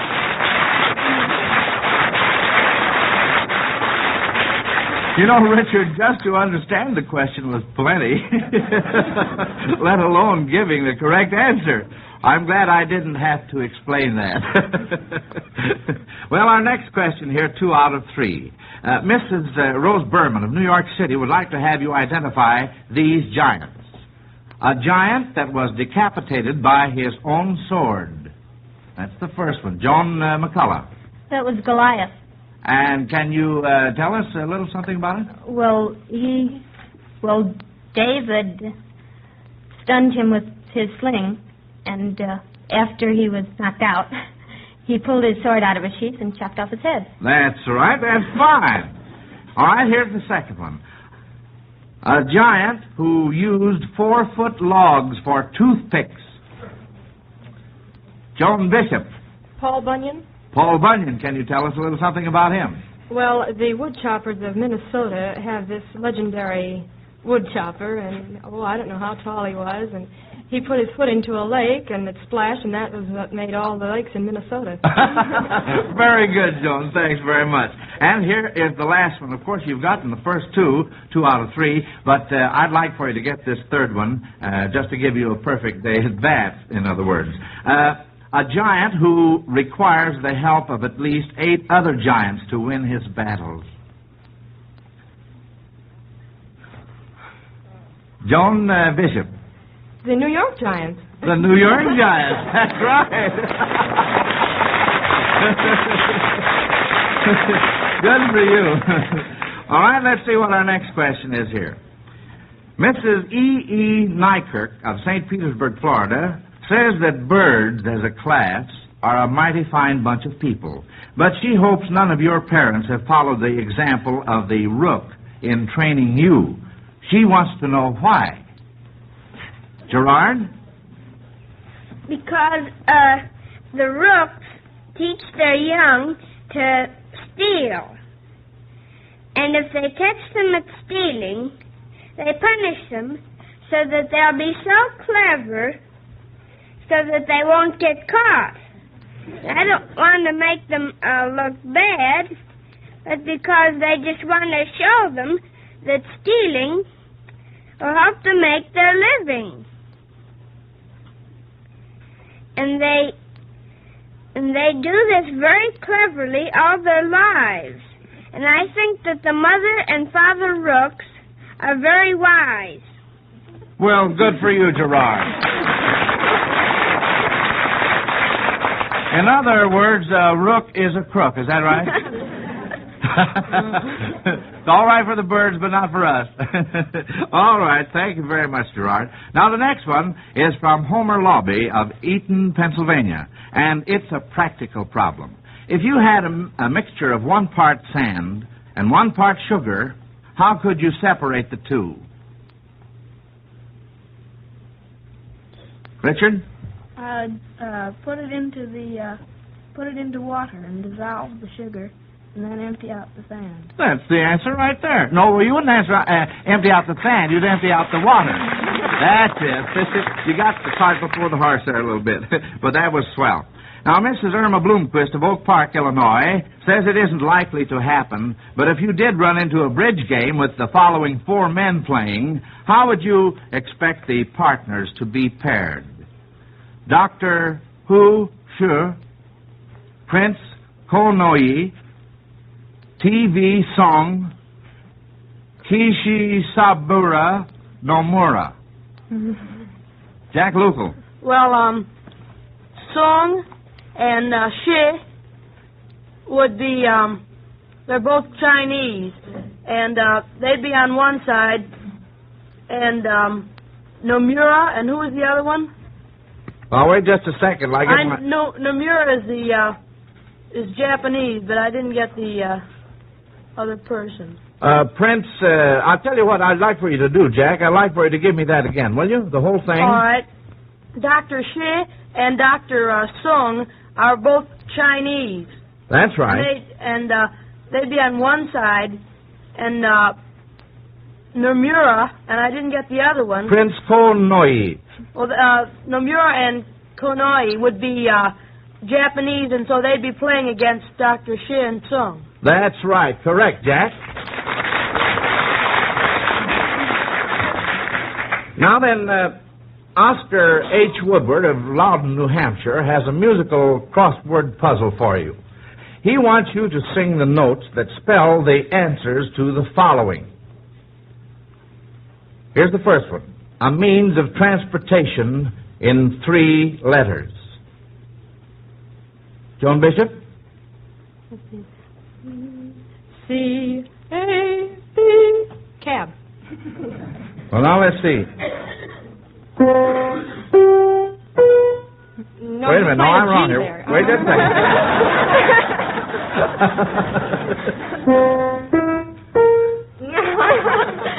Well, all right. You give it to me again, will you? C-A-B. Well, sing it. C-A-B.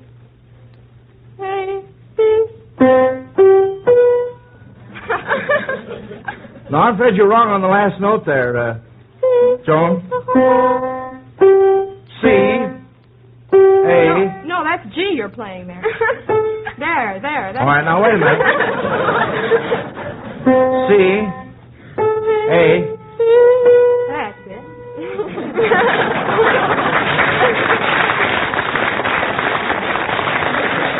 Well, it seems to me that somebody was wrong there. It must have been me. All right, here's the next one. A 4-letter word describing the affliction of Beethoven. A 4-letter word. D-A-F. All right, wait just a second. D-E-A-A. Pardon me, that was my mistake. A-F. That's very good. Now watch out on this next one. A 4-letter word describing Methuselah. Oh. A-G-E... No, pardon me. A-G-E-D. Oh, wait just a second. A-G-E-D. Good for you, Joan.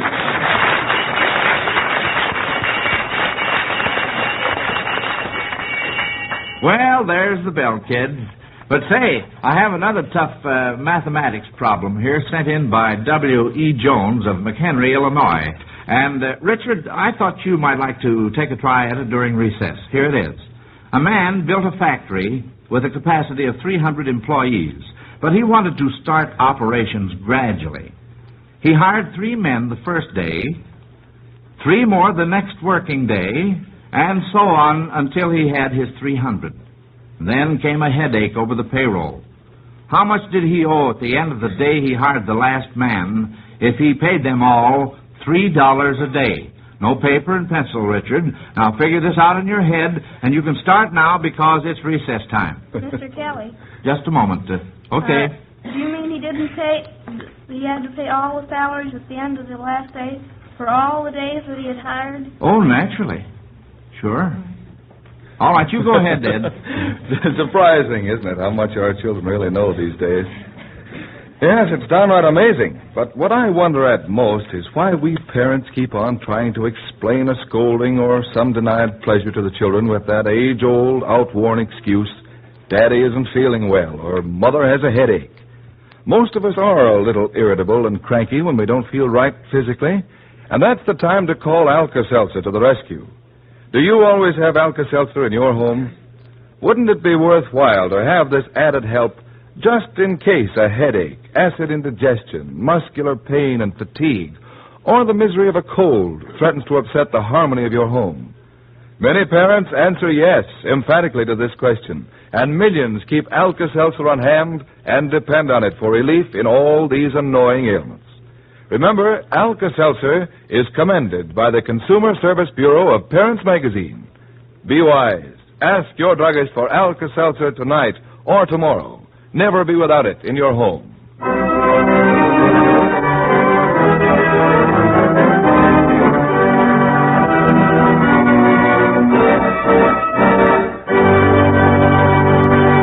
Ladies and gentlemen, you're listening to The Quiz Kids, presented by the makers of Alka-Seltzer. Questions on this program are sent in by you listeners, and for each one used on the air, the makers of Alka-Seltzer will award a new Zenith portable radio with patented built-in movable wave magnet. Operating under the most difficult conditions with big set performance, this handsome portable radio will operate on its own self-contained lifelong battery or on your electric light current. Just mail your question in a letter or on a postcard to Quiz Kids, National Broadcasting Company, Chicago. Quiz Kids, National Broadcasting Company, Chicago. We reserve the right to reword questions, and if like questions are submitted, the first received will be used. All questions become the property of Quiz Kids. Well, we're ready for the second half of our examination. By the way, Richard, how did you get along with that problem I gave you to do in your head just before recess? Well, he'd owe $45,450. $45,450 is right.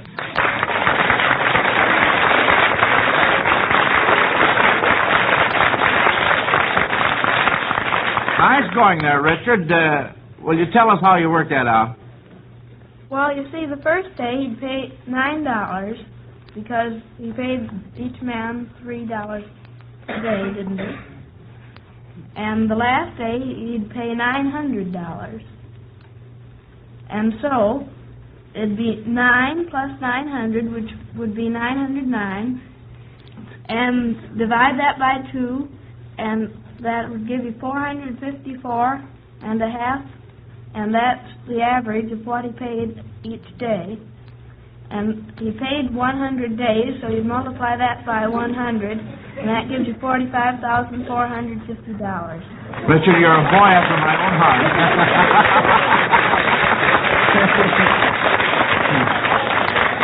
Well, let's take some more questions. Now, Mrs. Franklin L. Almack of Spokane, Washington, heard you 2 weeks ago when you came up with the right answer to a question about the time that elapsed between the signing of the Declaration of Independence and the Gettysburg Address. She wants you to tell us what Abraham Lincoln's opening line would be if he were to deliver his Gettysburg Address today. Today makes a big difference. Jack Lucal. 85 years ago today. That's right, Jack. Good for you.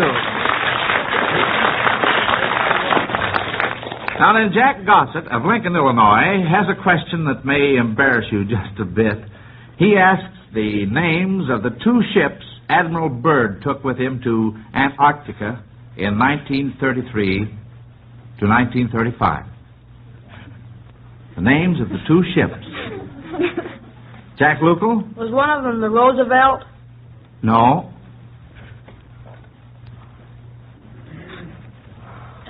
Oh, my goodness sakes. The Admiral's sitting right here close by. Oh, dear. Well, Jack... I'm not sure of this either. Is it one of them the Bear? Well, yes, and can you give us a little more on that, Jack? The only thing I can think of would be Polar Bear. Well, you're pretty warm, even though you are talking about polar bears. Joan, you had your hand up. Well, that's what I was going to say. Oh, you were. Mm-hmm. Well, I'll tell you. Gerard has his hand up. Gerard? I only taken a terribly rough guess. Are you? Could one be the Penguin? Well, it could be, but it wasn't. I'll tell you what let's do. Let's call on the Admiral and have him give you the two names. Admiral Byrd, will you step up and tell the children, myself, and everybody here? That's about the only question I could answer better than these youngsters. The Bear of Oakland and the Jacob Rupert. Thank you very much. I'm glad the Admiral knew that.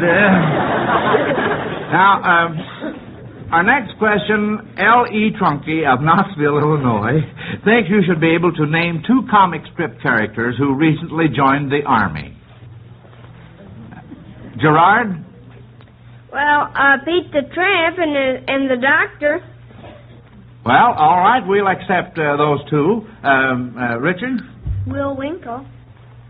Well, I don't think he's joined. He's considering it, possibly by request.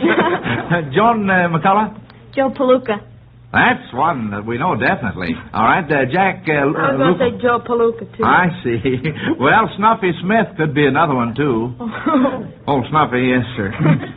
Now, among the people interviewed by Wendell Willkie on his recent trip to England were Clement Attlee, Ernest Bevan, and Herbert Morrison.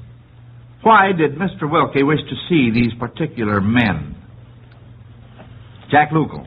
Well, Major, his name is Clement Richard Attlee, is the British Lord Privy Seal, and he has charge of all the documents, especially all military secret documents in England, and he's very important.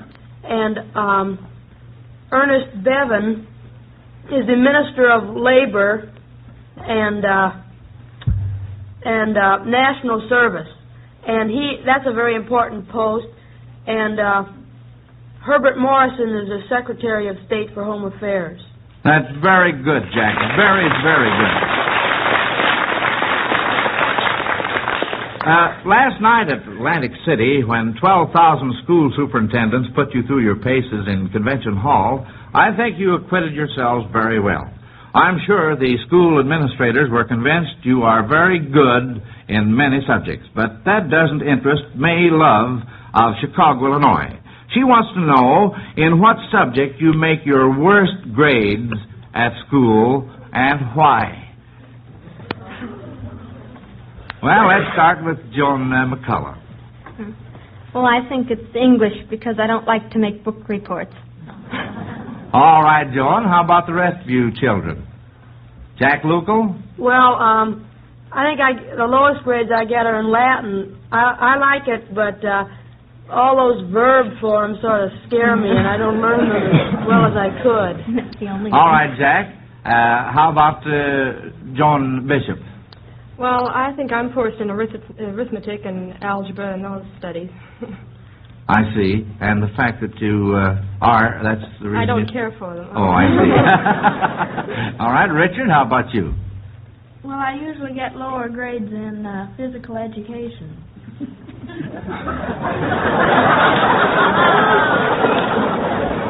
Well, now, I never thought you were lazy or anything like that, Richard. Why do you suppose that is true?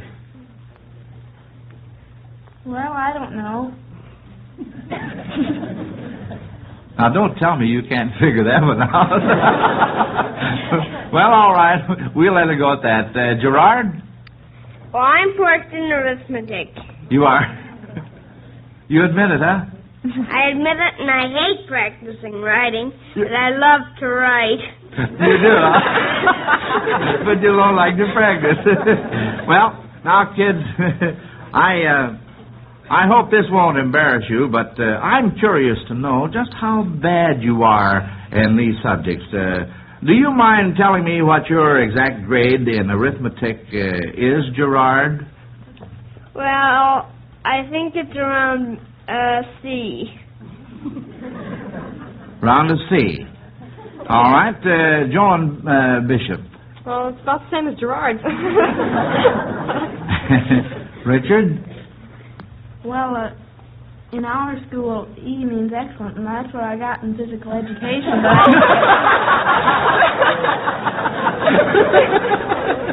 Well, say, you're doing all right then, Richard. Joan McCullough. Well, I get around A or A minus. Oh, is that all?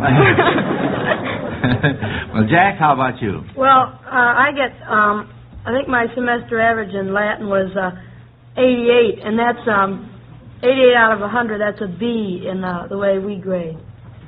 Well, that's swell, kids. That's fine.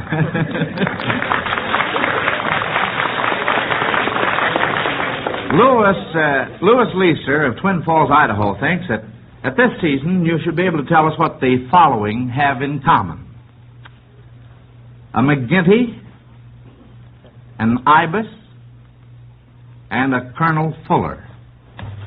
Richard? They're all flies. What kind of flies? Well, flies for fishing. That's right, fishing flies.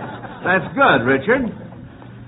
Now, Joan Raddick of Avon, South Dakota, reminds you that vanity is considered a feminine trait these days, but she wants you to tell her what male in mythology is noted for his great vanity. Gerard? It was Narcissus, who was changed into a flower because of his vanity. Well, that's very, very good. Uh-oh. Well, there's the bell, kids, tolling the end of our examination tonight. And we'll hear from Admiral Richard E. Byrd in just a moment. And here's a simple ABC lesson for all of you to remember. Always beware of colds. When you fool around with a cold, you're only fooling yourself. You're asking for trouble. The real wise thing for you to do is to take care of that cold and try the Alka-Seltzer ABC cold treatment. See how it can help you weather much of the usual suffering and distress. And here it is, simple as ABC. A, Alka-Seltzer. Take it for fast, effective relief from cold distress. B, be careful.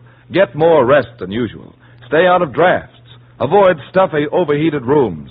Get your daily quota of vitamins. And C, comfort your raw, raspy throat due to the cold by gargling with Alka-Seltzer.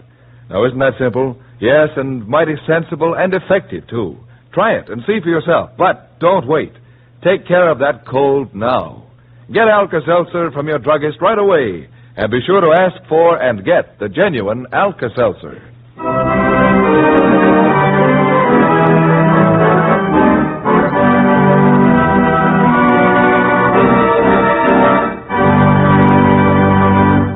Well, kids, as I told you before, we're not scoring you tonight, and you only missed one question tonight, and I think that's fine. Now then, Admiral Byrd, we're all eager to hear from you. Friends, Admiral Richard E. Byrd, famous Antarctic explorer, author, and scientist, our guest observer for the evening.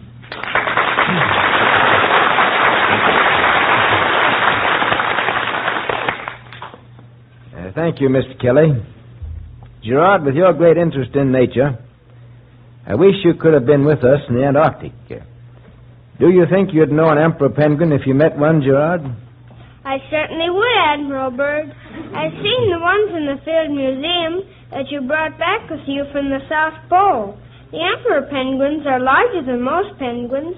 They have distinct yellowish-orange markings about the neck. They're very beautiful. Right you are, Gerard. Not many people would have known that. Youngsters are always surprising me with how much they know. Not only you quiz kids, but all children, even my own. But I'm sure I couldn't even begin to keep up with you children in answering hard questions.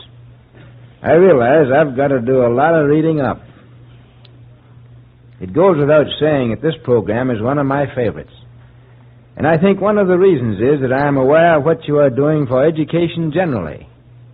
I know one teacher who told all her pupils to listen to the quiz kids every Wednesday night as a homework assignment.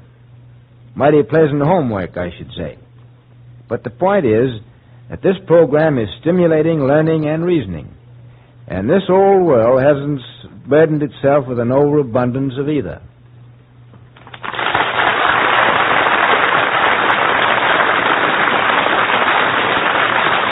Thank you, Admiral Byrd. It's a pleasure to have you with us. Well, quiz kids, you all did excellently tonight, and you needn't worry about those sodas I mentioned. I'm sure the children of America felt that you represented them very well indeed, and I'm happy to present to you at this time, pardon me, these $100 denomination United States savings bonds on behalf of the makers of Alka-Seltzer for you to use in planning your future education to further equip yourself for worthy citizenship in this great land of ours.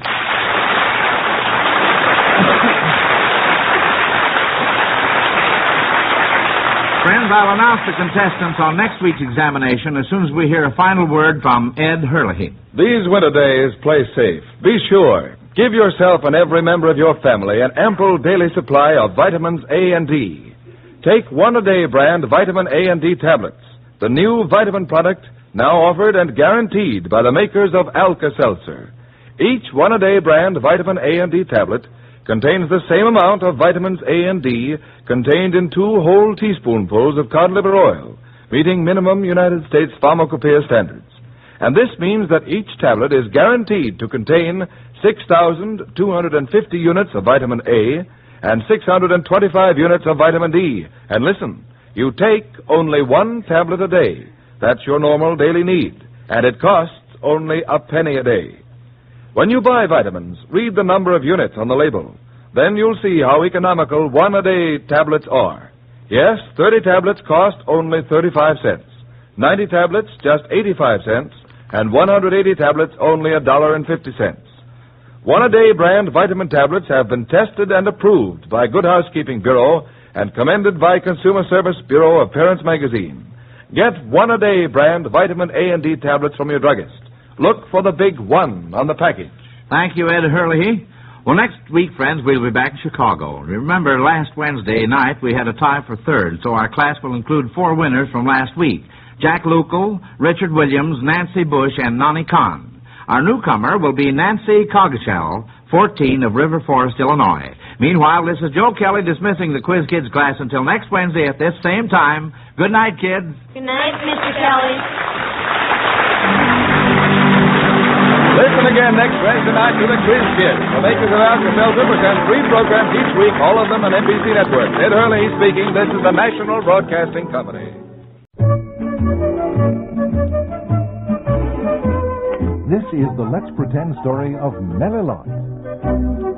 Come one, come all, the big over here with Let's Pretend. You'll laugh, you'll cry, and wonder why until the very end. The joy of storytelling you always do extend. So give a cheer, 'cause look for another Let's Pretend. Hello, pretenders. Hello, Uncle Ted. Say, you've all heard the expression, appearances are deceiving, haven't you? Sure. And sometimes people say, you can't tell a book by its cover. Mm-hmm. Both sayings mean the same thing. You can't always tell what a person is like from his looks. And it's certainly lucky for the 3 young men in our story that a young girl named Melilot didn't go by appearances. And now, Matthew, suppose you tell us how we traveled to meet Melilot. Well, I'd like to fly, Uncle Ted, only not in an airplane. On the back of an eagle, I think. Well, now, that ought to be both fast and exciting. Everybody want to travel on an eagle's back? You bet. Okay, Emily, will you take charge of the magic? Certainly, Uncle Ted. Magical sound men, every one of us would like an eagle to fly us right to Let's Pretend and our story of Melilot. 1, 2, 3. Aren't they cute? And there we are. Quiet now, you birds, while we all get on your backs. Ready? I'm ready. Hold tight, everybody. Let's go.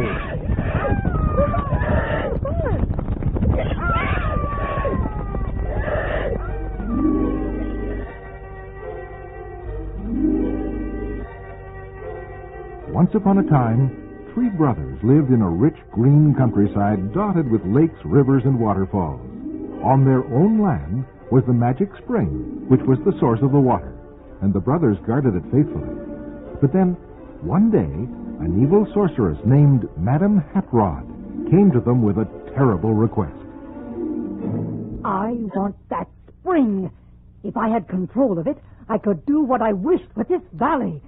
Let me have it, and I'll reward you handsomely. Let you have it? Never. Our father left it to us as a sacred trust. The whole water supply of the valley depends on that spring, and I know what you'd do. You'd let the valley dry up and become a desert. And what would you care? You'd be rich enough to go wherever you wanted. It's hopeless, Madam Hatrod. We'll never sell you the spring. And you'll never find out from us the magic words that control it either. So you might as well give up your wicked plans right now.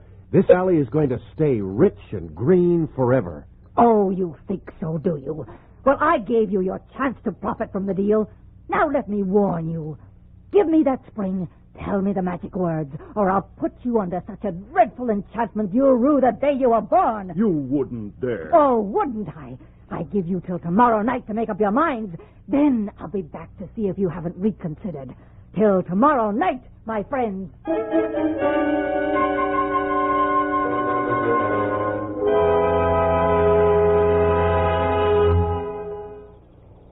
She should be along any minute now, brothers. Yes, it's completely dark now. I wonder what sort of enchantment she plans for us. Something very unpleasant, without a doubt. You're sure, brothers, you don't want to change your minds and give Hatrod what she wants? Let her have the spring so she can dry up every river and brook in the valley? Listen. Hear our own stream rushing along in the darkness? Should that sound be stilled and never heard in the valley again? Every farm for miles around would be ruined. Hundreds would starve because of us. We can't let it happen, whatever she does to us. I agree. Good for you, brothers. That's how I feel, too. Let her do her worst. Listen, that wind. And that raven. She's coming. Hatrod's coming. Yes, I am here for your answer. Good heavens! Madam Hatrod's the raven. I transformed myself into a raven to show you how easy enchantments are for me. I can transform you 3 into anything if you choose to defy me. So come now. Do I get the spring? No, Hatrod, you do not. What? What are you saying? We defy you, witch. You shall not have the spring. Then look your last on each other in your natural forms. And hear now what your doom shall be. Since you are so fond of water, from now on, bear the mark of your devotion. From now on, be half men, half frog. No. With hideous frog heads and frog legs. Go on, guard your spring. Gods of thunder, make it so.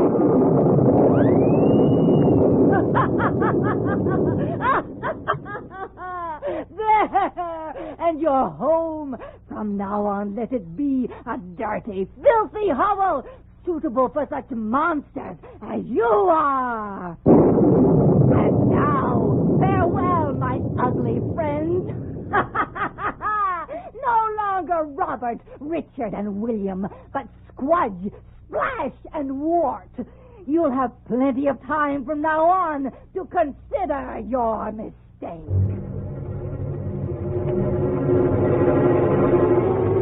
And so Hatrod's terrible enchantment fell on the 3 brothers, and it seemed there was no way to end it. At first they had thought they would go down in the valley and ask if anyone, anywhere, knew of a magic greater than Hatrod's. But whoever saw the brothers in their hideous form ran screaming away from them. So they returned to the hovel that was their home and tried to find help in books. Oh, it's no use. There's nothing in these books that tells how to end a spell like hot rods. Well, we must face it, brothers. We're doomed for life. To live in the filth and squalor of this cabin. Too hideous for any of our men to look at. Hopping about on these horrible frog legs. Wait. Brothers, listen to this. You found something? A way to break the enchantment? No, not that, Squudge, but a hint, a clue, as to where we might go to get help. Well, what does it say? Splash, have you ever heard of the Nymph of the Oak? The Nymph of the Oak? No. Wait a minute. Doesn't she dwell in the Forest of Fen, in the next kingdom? That's right, I've heard of her. Well, it says in this old book, she knows the answer to every enchantment under the sun. Then we must go to her at once. Yes, what are we waiting for? But Splash, Squudge, now think a minute. It's miles, hundreds of miles to the Forest of Fen. We'll have to hop all the way. We'll have to stay away from towns and settlements, too. Would you let that stop you, Splash? Never. If there's a chance anywhere in the world to find out how to be free, I say, let's go. All right then, brothers. Let the way be long and hard. If we find the way to freedom, at the end of it, it's worth it. All the way. Come, let us start at once.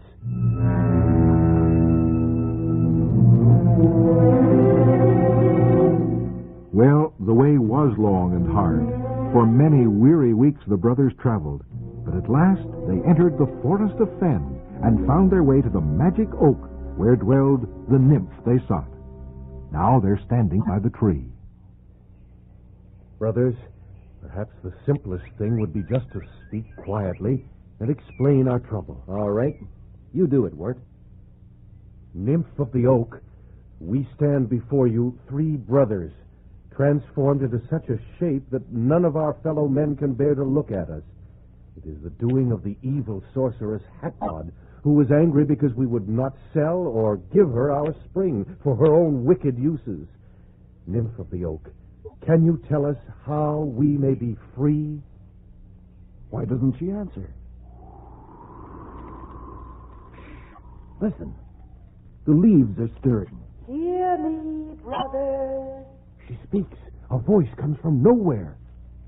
First to serve and say no word, then be served and served again. At last release so long deserved will change you back again to men. Wart, she's told us. But the meaning of her words. First to serve and say no word, then be served. Nymph of the Oak, you mean someone must serve us? But who? Who, when no one can bear to look on us? Only so may the spell be broken. Return to your home now. I have spoken. Now the brothers were almost as unhappy as before. All through the long journey toward home, they asked themselves how the nymph's words could possibly come true. While they were still a long way from home, night fell, and a terrible storm broke. I've never known such a storm. The rain comes down in torrents. Oh, for once being half frogs is an advantage of the sort. Just the same.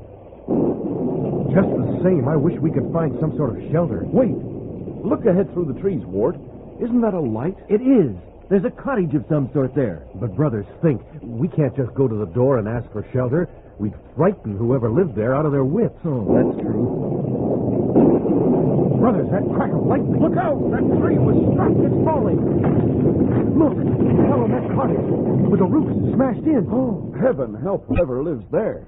Oh, what shall I do? What shall I do? Listen, it's the voice of a girl, and she's terrified. Brothers, yes, we have to offer help at least. We can tell her there's no need to be frightened. We are enchanted to these forms. Squudge, no. Remember the nymph of the oak? First to serve and say no word. Maybe this is our opportunity. But remember, not a word of explanation, just the offer of help. All right, but let's hurry. The door is this way, brothers. Come on.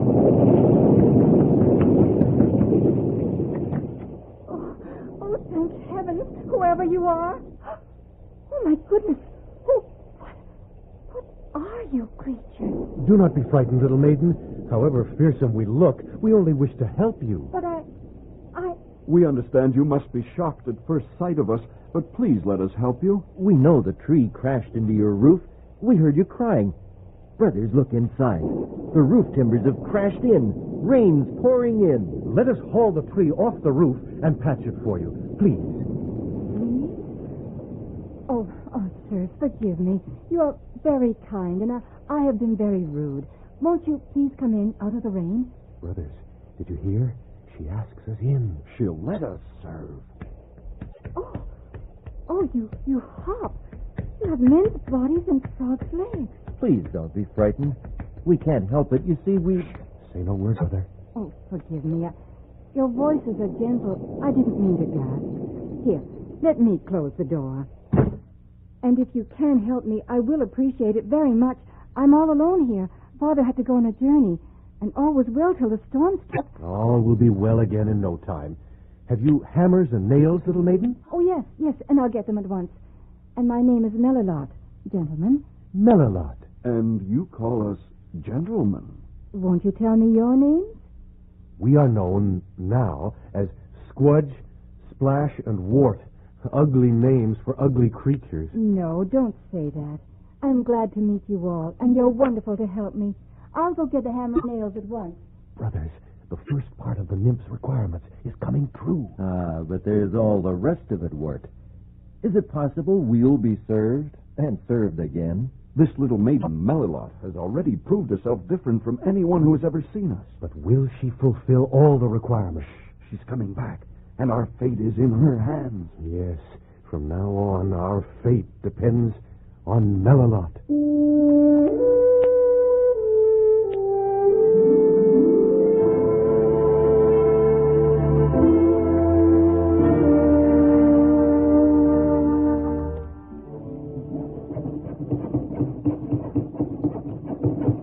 Splash, hold the light over here for a moment. That's it. Here we go. All right, Melilot. The last nail. And the roof is fixed. Throw down the hammer, Wart. Slide down those extra boards, Splash. Oh, I don't know how to thank you, all of you. Look out below. I'm jumping down. Here I come. Yes, the roof is snug as can be now. I can see that. You fixed it good as new. Oh, but you must be very tired. Not a bit, Melilot. It was good to work. But now you must come into the cottage. I fixed a fire so it's warm and cozy. You must rest. That's right. Come on in. Thank you. We'll be glad to. You're Always very good now. It is cozy in here, and so clean. Oh, how nice it would be to live once more like this. Splash. Shh. But it's true. Everything does shine. And you keep house all by yourself for your father, Melilot? Yes, and I'm glad you think things look nice, but... Oh, I know that most of all you must be hungry now, and it's just because Father's been gone so long, and just tonight... Well, just tonight... Melilot, what's wrong? Don't cry. Please don't. Just tell us what's wrong. Well, you've worked so hard for me, and more than anything, I'd love to serve you a real meal, but I haven't eaten a single crust of bread to offer you. I'm so sorry. What was that? Melilot, look. Look on the table. Why, there's a full loaf of bread and a pitcher filled with milk. But where on earth did they come from? First to serve, then be served. She wanted to serve us, you know. Oh, but I shan't ask where the food came from. I'm just so glad I have something to offer you now. Here, I'll break the bread into 3 parts and divide the milk. There you are. Now, please, sit down, eat, and enjoy yourself. Oh, and I do have some honey in the pantry. I'll go get it. Splash, Squudge, you saw that bread and milk appear out of nowhere? We certainly did. Magic's working for us now. What's more, she's surely hungry, but she divided the bread and milk and kept nothing for herself. Dare we give her some of ours, or would that go against the nymph's instructions? Then be served and served again. I don't know, Wart. Here we are. Here's honey for your bread. Oh, it looks wonderful, Melilot. But won't you share our feast? Oh, no, I'm not hungry, truly. Oh, my goodness. Oh, another loaf of bread, another pitcher of milk out of nowhere. Now, will you admit you're hungry, Melilot? Well, now that there is enough for all of us, yes, I guess I will have some bread and milk. It does taste good. Doesn't it? And to think it came by magic. Is there something special about you three that brings magic like this? I think there's something special about you, Melilot. About me? Oh, no. That's where you're wrong. You let us help you, then you fed us. And now I'm going to see to it you all three go to bed, too. I don't know where you live, but it's much too late for you to travel on tonight, tired as you are. You must stay here. There's plenty of room in here, and I'll sleep in a hammock out on the porch. It'll be lovely sleeping there now that the storm is over. Come now, one bedroom's over there. The other one is right next. So to bed with you all. And a very good night. Come, brothers. Good night, Melilot. Good night. Poor things. Poor kind creatures, hopping so awkwardly. And to think I was frightened of them when I first saw them. I only wish there was some way to help them. For somehow I'm sure they need help. Well, time for me to go out to my hammock. Good night, Splash, Squadge, and Wart. Sleep well.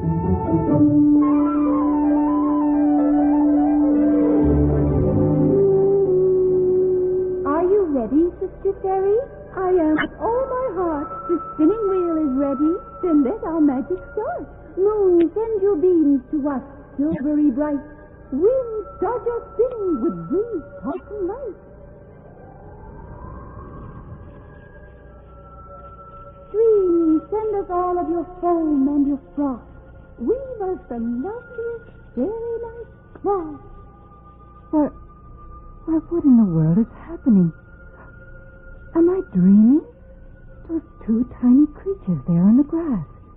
And is that a spinning wheel?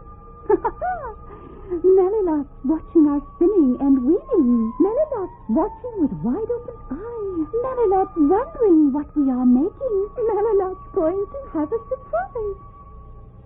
I'm not dreaming. Those are fairies. I see them. I hear them. Put all our magic into the spinning. The cloth must be finished before we are through. Now fold it and carry it. Lay it down gently at the feet of sweet Melilot, loving and true. Oh, wait, please tell me. Why, they're gone. And I'd be sure I'd been dreaming, but for this bundle of snowy white cloth at my feet. Oh, it's beautiful. What shall I do with it? I know. My new friends, Squidge, Splash, and Wart, their shirts are all torn, tattered. I'll make each one of them a new one. Tonight, while they're asleep, I'll make them so they'll be ready in the morning. That's something I can do to make them happy.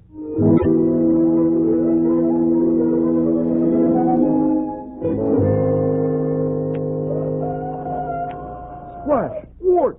Wake up, quickly! Look here! What is it, Squadge? What's the matter? Look at these shirts. 3 of them. Why, how beautiful they are. And they're made by hand, every stitch.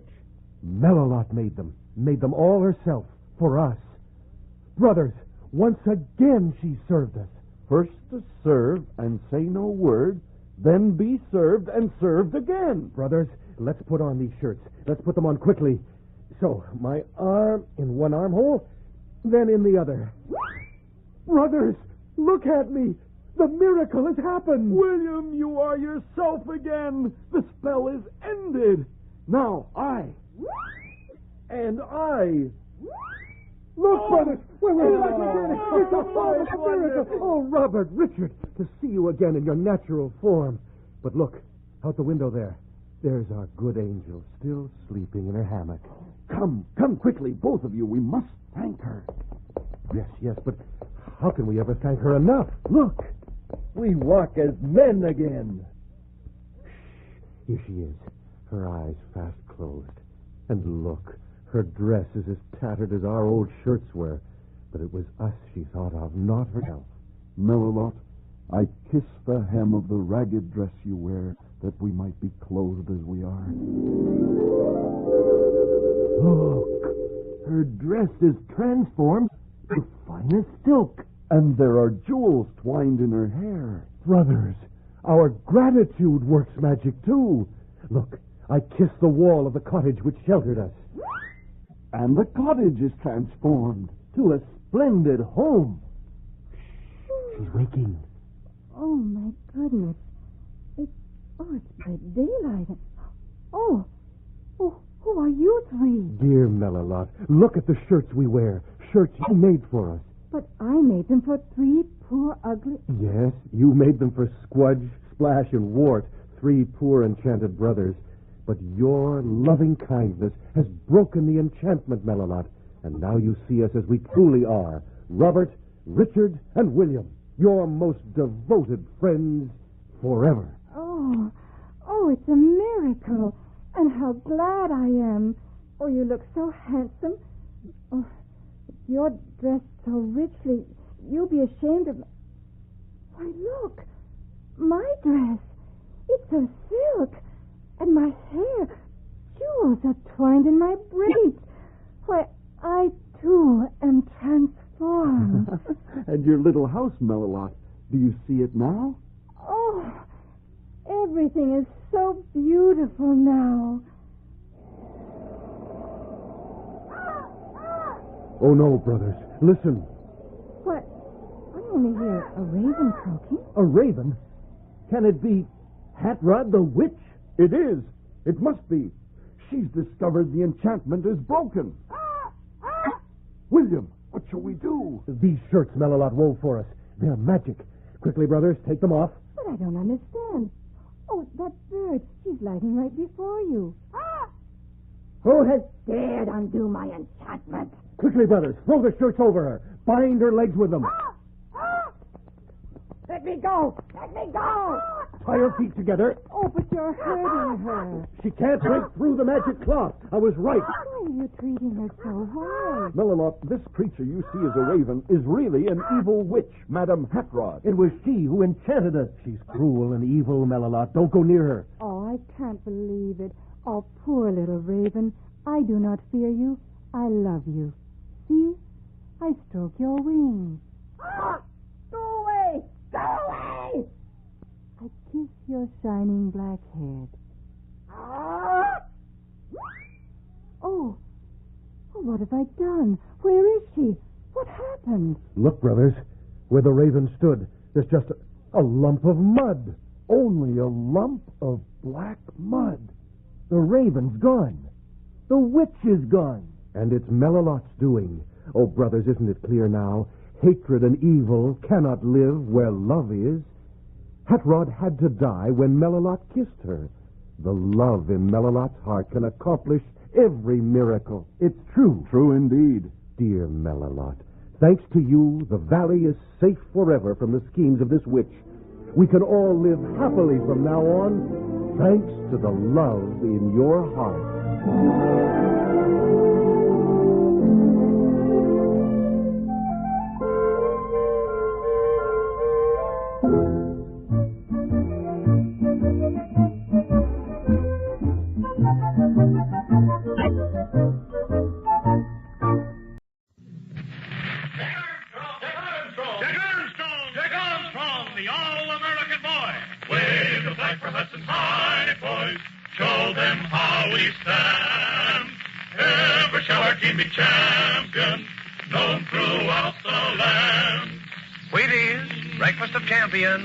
Bring you the thrilling adventures of Jack Armstrong, the All-American Boy. And now, Jack Armstrong, the All-American Boy. Jack Armstrong is climbing up the dangerous mountain trail to the cave of the glacier. High above him, the towering peaks of the Andes press their eternal snows against the South American sky. And far below lies the valley with its hotel and winter sports. Jack and his friends are seeking Whisper, whom the enemy agent Lazaro has captured and brought to the cave of the glacier. Right now, Uncle Jim leads the way with Senor Quesada, the Secret Service man whom they rescued from the enemy agents, and Jack and Billy and Betty follow not far behind. But as their footsteps crackle on the crisp snow, Jack's mind is not on the grandeur of the alpine scenery, but on the dangerous mission that lies ahead of them. Listen. We've got to keep our eyes peeled, Billy. If Lazaro and his men discover that we're on the way up to the cave, we won't have a chance. Don't I know it, Jack? Why, if Lazaro could get rid of the Secret Service men and Whisper and us all at the same time, he'd have clear sailing. That's right. He joined the Hayami in the ruined Inca city. And as soon as the Hayami started the Indian revolt, Lazaro would flash the word to all his agents. Oh, but I don't see how Lazaro could possibly know that we're on the way up to the cave, Jack. Lazaro thinks we're still fooled by those fake Secret Service men. Yeah, but just the same, Lazaro knows we won't give up until we find Whisper. He's bound to have a guard placed around the cave. Yeah, and he'll let us walk in and then capture us. Look, Uncle Jim and Senor Quesada have stopped where the trail turns. They must have seen something. Oh, Jiminy, I hope they haven't run into any of Lazaro's men. Uncle Jim is looking through his binoculars, Jack. Perhaps he's looking at the cave of the glacier. Why, maybe he can even see Whisper. I imagine Whisper and the other prisoners are way back in the cave, Betty. Can you see the cave of the glacier, Uncle Jim? All I see is the glacier, Jack. Be careful there, Betty. Don't get too close to the edge of the cliff. You'd drop 1,000 feet if you slipped. Keep close against the mountainside. Oh, all right, Uncle Jim. But where is the cave? Look straight ahead, Betty, and halfway up to the very peak of the mountain. Do you see that glacier? Do you mean that thick white ice that's about to slide down the mountain? That's right. That's the glacier. And great chunks of it are always breaking off and falling down to the valley. Those chunks would become icebergs if this mountain were by the ocean. But, Jiminy Christmas, Uncle Jim. Do you mean that the cave is actually in the glacier itself? That's what Senor Quesada says. He's been up there before. Ah, Senor, the cave is magnificent. Many people used to climb the mountain to see it. But why don't they go up to see it now, Senor? Oh, the cave, it is too dangerous now. It is too near the edge of the cliff. Very soon it will go over the cliff with a great piece of the glacier. But that's terrible, Senor. Then everyone in the cave will go over the cliff with us. Yeah, that is so. That is why Lazaro is taking his prisoners up there. I couldn't understand why Lazaro took his prisoners up there, Jack, until Senor Quesada told me about the cave. The glacier moves very slowly, of course, but the cave's very close to the cliff, and it's almost time for another chunk of glacier to break off. Jumping Jiminy gee whiz, and Lazaro is going to keep whispering the others there until it does break off. Yeah, that is so. No one would ever find them again. Careful, Billy. Don't go around that boulder. If anyone's watching from the cave, they could see you there. But we ought to keep on going, Uncle Jim. We can't stop here. Senor Quesada knows a different way to go up. We're going to scale the mountainside on our left. We'll go up as high as that rock bench in the mountainside. But it's almost vertical, Uncle Jim. That's why we brought this mountain climbing equipment, Betty. What happens when we get to the top, Uncle Jim? We're going to approach the cave in a way that Lazaro won't expect, Jack. We'll take him by surprise unless those men of his escape from the hotel and come up to warn him. I do not think they will escape, Senor. They are guarded by men I can trust. Get your ropes ready now. Make the loop fast around your waist and tie the end of the rope to the loop of the person ahead of you. Senor Quesada will go first. I'll follow, then Jack, Billy, and Betty. You'll be at the tail end, Betty. If you lose your footing, the rest of us can hold you up. But be careful. If you fall, I'll be the first one to get the strength. And if she pulls, you lose, Billy, I'll catch it from both of you. I don't want anyone to fall. Senor Quesada and I'll dig out footholds in the rock with our picks as we climb up. Now, that has already been done, Senor. Before this trail was built to the cave, many mountain climbing parties scaled this cliff. If you look closely, you will see that footholds have already been dug. Oh, good. That'll save a lot of time. Here, Jack, make your line fast to me. And you make yours fast to me, Billy. Okay, Jack. Betty's already tied to me. Boy, oh, boy, this cliff is about as steep as any I've ever climbed. Oh, but suppose one of us falls and jerks somebody else loose. And he jerks somebody loose. Never mind the ifs, Betty. If all that happens, our worries will be over once and for all. We're all ready, Senor Quesada. Ah, that is good. You must not look down now. It is looking down that makes people dizzy. We've all done a little mountain climbing before, Senor. Bueno. Then I shall start. If the foothold is not good, I shall dig it out. I'll follow as soon as the slack in the line's taken up, Jack. All right, Uncle Jim. Billy, you stay far enough behind me to take up most of the slack in your line. Same goes for you, Betty. Then if anyone slips, it won't be so much of a jerk on the rest of us. Okay, Jack. But it's all right with me if nobody slips. Well, I'm going up now. Keep your pick strapped to your back. Golly, Jack, I feel nervous every time I try a climb like this. Don't forget to be nervous when you're climbing, Billy. Oh, do you suppose Lazaro can see us from the cliff, Jack? Not now, Betty. Maybe when we get to the top, he'll be able to see us if he trains his glasses in our direction. But he probably won't be looking for us except on the trail. All right, Jack. Get started. Here I come. If anything goes wrong below me, just yell. We won't have to yell, Jack. You'll know what's happened when you find yourself jerked off the cliff. Well, I'm certainly going to have to stretch to get from one foothold to another, Billy. It's not going to be a picnic for me either, Betty. Well, here I go. Don't keep your line too tight, Billy. Got to have a little bit of slack. I'll watch it, Jack. And don't you come falling down on top of me. Senor Quesada and Uncle Jim would have to fall first, Billy. Come on, Betty. Get started. All right, Billy. Oh, look how high Senor Quesada is already. Yeah, he's moving right along. And we've got to climb just as fast, too. Watch this foothold when you reach it. It's crumbling a little. And there's some ice in this crevice up here, Billy. Pretty slippery. Hey, Jack, you're moving too fast. There's no slack left in the line. That's because Senor Quesada and Uncle Jim are climbing fast, Billy. Oh, they're almost pulling us up. Oh, look out, Betty. We're moving faster than you are. Oh, now my line is tight, Jack. Goodness, I feel as though I was being hoisted up. Look out for the next foothold. It's the one that's crumbling. Oh, Jack, I can't hold on. Holding, Uncle Jim. Betty, you slipped. Hold on tightly, Billy. Don't let her pull you down. I'm holding on. But look at Betty. She's swinging free. I can't get a hold of anything. Oh, I'm afraid I'll pull you all down. No, you won't, Betty. The line is taut all the way. Each of us is holding you up. Oh, I've got a hold now. Oh. I can climb up now. Oh, it's all right now, Uncle Jim. Keep moving. Boy, it's a good thing we had these lines fast when we started up. How you now, Betty? Feel all right? Oh, I feel a lot better now, Jack. It was just that crumbling notch in the rock that made me slip. Well, I feel a lot better, too. Now that I know what happens if one of us slips. We haven't got much farther to go, Billy. Senor Quesada's climbing up on the rock ledge now. We've climbed up quite a ways. But I'm getting dizzy, Jack. That's because you look back, Billy. Don't look down. Keep your eyes on the cliff. Oh, okay, Jack. But boy, oh boy, will I be glad when we get to the top. How you doing, Betty? Oh, I'm doing fine now, Billy. I'm beginning to like mountain climbing. Well, just wait till you have to dig out a foothold for every step you take. Look, Uncle Jim's at the top now, and Jack's almost there. You can both slip now if you want to, Billy. Quesada's made the line fast with his pike. I'd just as soon not slip, Jack. Oh, I'm getting so winded, Billy. Are you getting winded, too? I'll say I am. The altitude's beginning to get us. You're almost up, Billy. Here, give me your hand. I'll pull you up the last couple of feet. I can make it, Jack. Suffering catfish, my heart is pounding like a rivet gun. We'll rest here for a few moments and get our wind, Billy. We really climbed up too fast for this altitude. Look out, Jack. They're coming up the side. Yep. There's plenty of room, Billy. Hey, Jim, let's take a hand of the line and hoist Betty. All right, Jack. You ready? Yep. All right. Up we go. Oh, what happened? It's all right, Betty. We're giving you a free lift. I feel like a fish being pulled out of water. You'll probably gasp like one for the next few moments, Betty. There you are.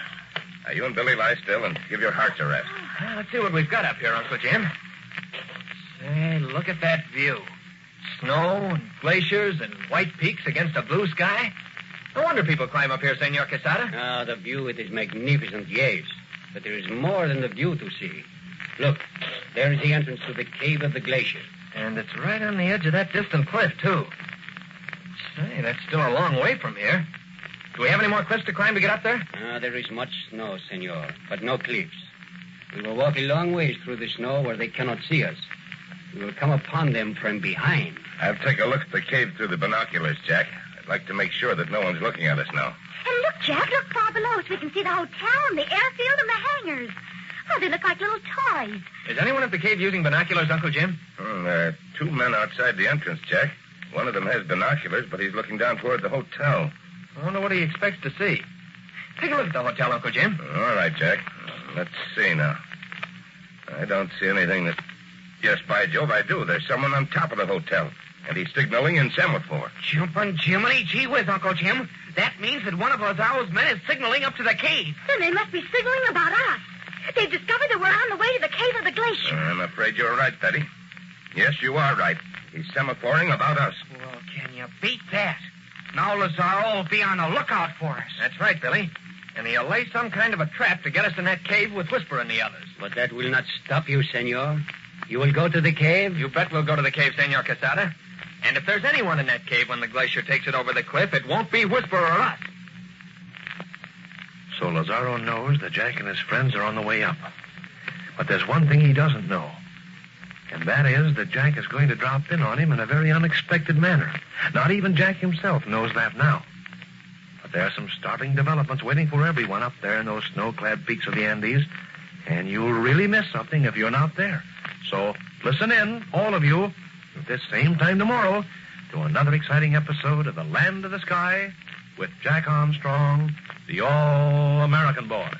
Now remember, you start tomorrow morning. Follow Jack Armstrong's training rules for physical fitness and eat Wheaties for breakfast. A big bowl full of those good whole wheat flakes with milk and fruit. That's the dish for you. Wheaties, breakfast of champions. Have you tried Wheaties? They're whole wheat with all of the bran. This is Franklin McCormick saying goodbye until tomorrow for General Mills, makers of Wheaties, breakfast of champions. We have just presented another episode of Jack Armstrong, the All-American Boy. Just try Wheaties, the best breakfast food in the land.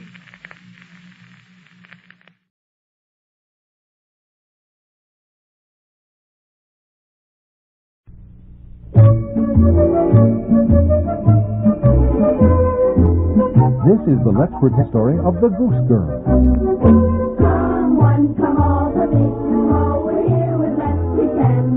You'll laugh, you'll cry, and wonder why until the very end. The joy of storytelling to all we do extend. So give a cheer, cause look, we're here, another Let's Pretend. Hello, pretenders. Hello, Uncle Ted. The Goose Girl is one of my favorites, Uncle Ted. It's one of my favorites, too, Emily.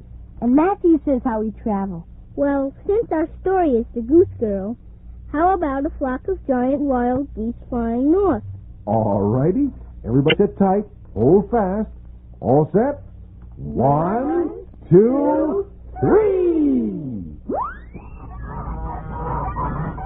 These birds are headed for Let's Pretend and points beyond the northern seas. Let's go, birdies.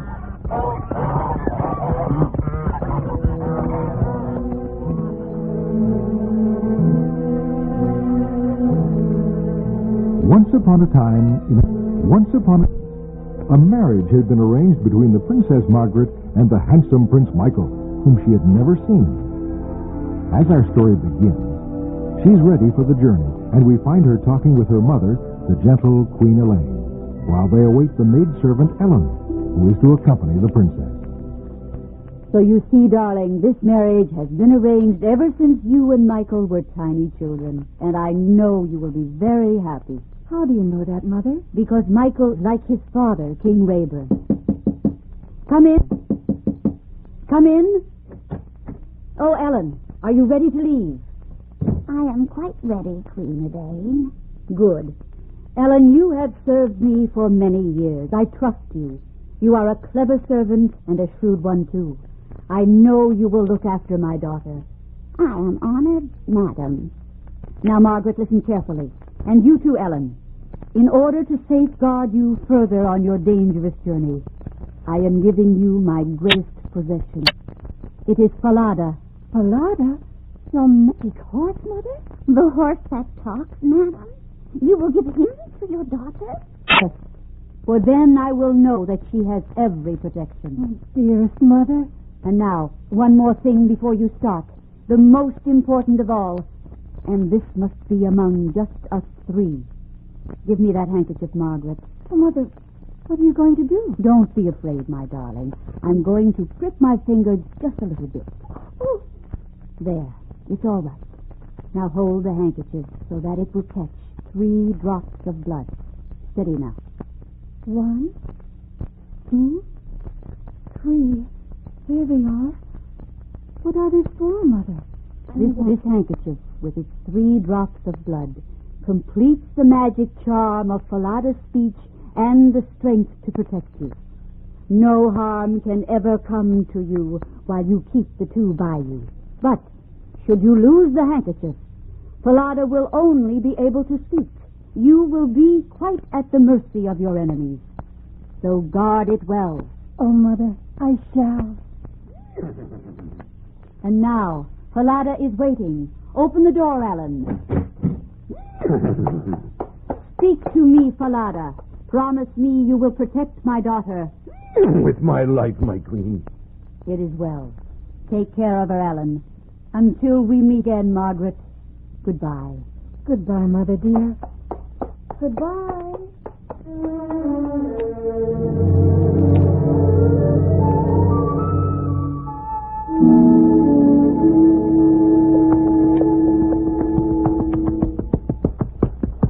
Oh, at last. Here's a lovely little stream of water. And I'm very thirsty. Ellen? Yes? Take my golden cup and get me a drink of water, please. No. I'm no longer your servant, Margaret. If you want a drink, then get it yourself. Ellen, you can't mean that. I certainly do. I've been waiting for this opportunity ever since we started. Shame, Ellen. Shame. You keep still, you idiotic Salada. Ellen, how can you be so disloyal to my mother? Do be a good girl and obey me. Get the drink yourself. Ungrateful Ellen. Deceitful Ellen. Deceitful Ellen. Shut up, Salada, or I'll beat you. Stop, Falada. It's no use. She's mad or something. Wait, please, and I will get a cup of water myself. Oh, Princess Margaret, if your mother knew this, it would break her heart. Don't lean over the stream too far, Princess. Be careful. Oh, I dropped the handkerchief. It's floating out in the stream. Oh, help me, Ellen. Just what I hoped would happen. The precious handkerchief with its 3 drops of blood has fallen out of your blouse. And there it goes to the bottom of the stream. Oh, how terrible. Oh, what will become of me now? I'll tell you exactly what will become of you. I hoped you'd lose that blessed handkerchief. Now, I am in command, and the first thing you'll do, young lady, is to exchange your royal robes for my servant's dress. What is that you say? This robe instantly, unless you want a horse whipping. Oh, Falada, what can I do? My poor dear Princess, you have lost the handkerchief. I am powerless to help you now. And let me tell you something more. We are going to Prince Michael as we planned. From now on, you are the servant, and I the princess. And if you ever dare to tell, then I shall put a curse on your mother that will torture her to a slow and terrible death. I swear, don't harm my mother. Do whatever you like to me, only don't harm her. I swear I will never tell. Oh, Princess, if your mother knew this, her heart would break. Keep quiet, Falada, or I'll break this whip over your head. From now on, remember, I'm the Princess Margaret, and you are Ellen, my servant, and you will do as I say.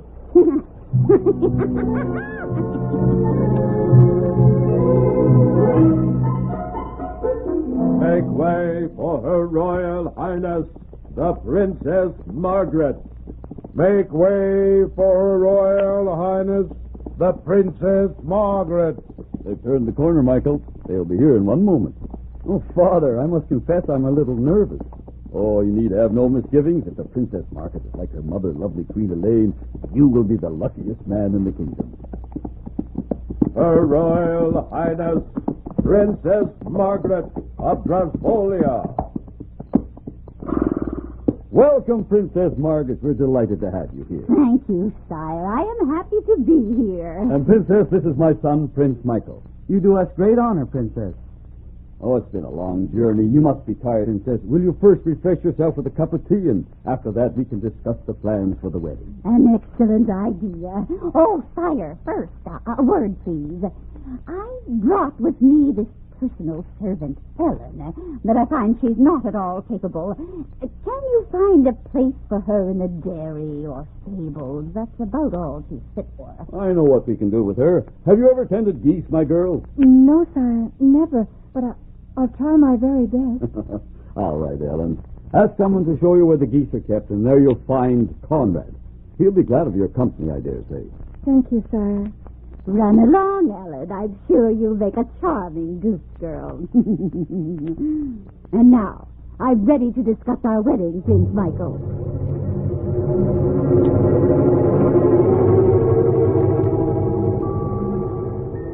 And so while the real servant made ready to marry the prince, the real princess tended her geese in the pasture.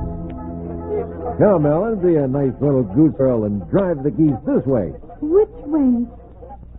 We'd take them over through the east gate of the city, and there we'd tend them all day, but you'll not be lonely.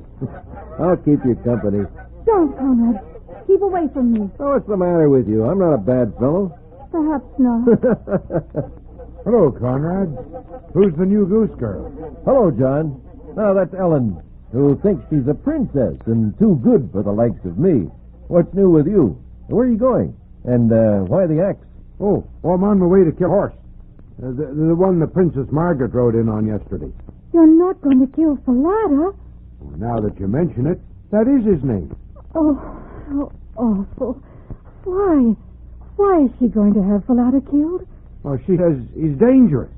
He behaved very badly on the trip here, and she doesn't want to see him again. She's afraid he'll tell the king. What did you say? Nothing.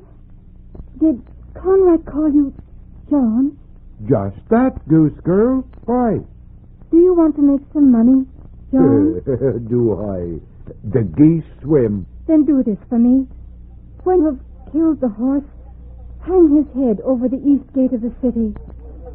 If you do what I ask, I will give you a whole golden guinea for yourself. Very well, then, goose girl. It's a bargain. Conrad, you're witness. My poor Falada. But what else could I... Come on, Alan. This is not getting the geese out in the meadow. See you tonight, John. Come on. Shoot.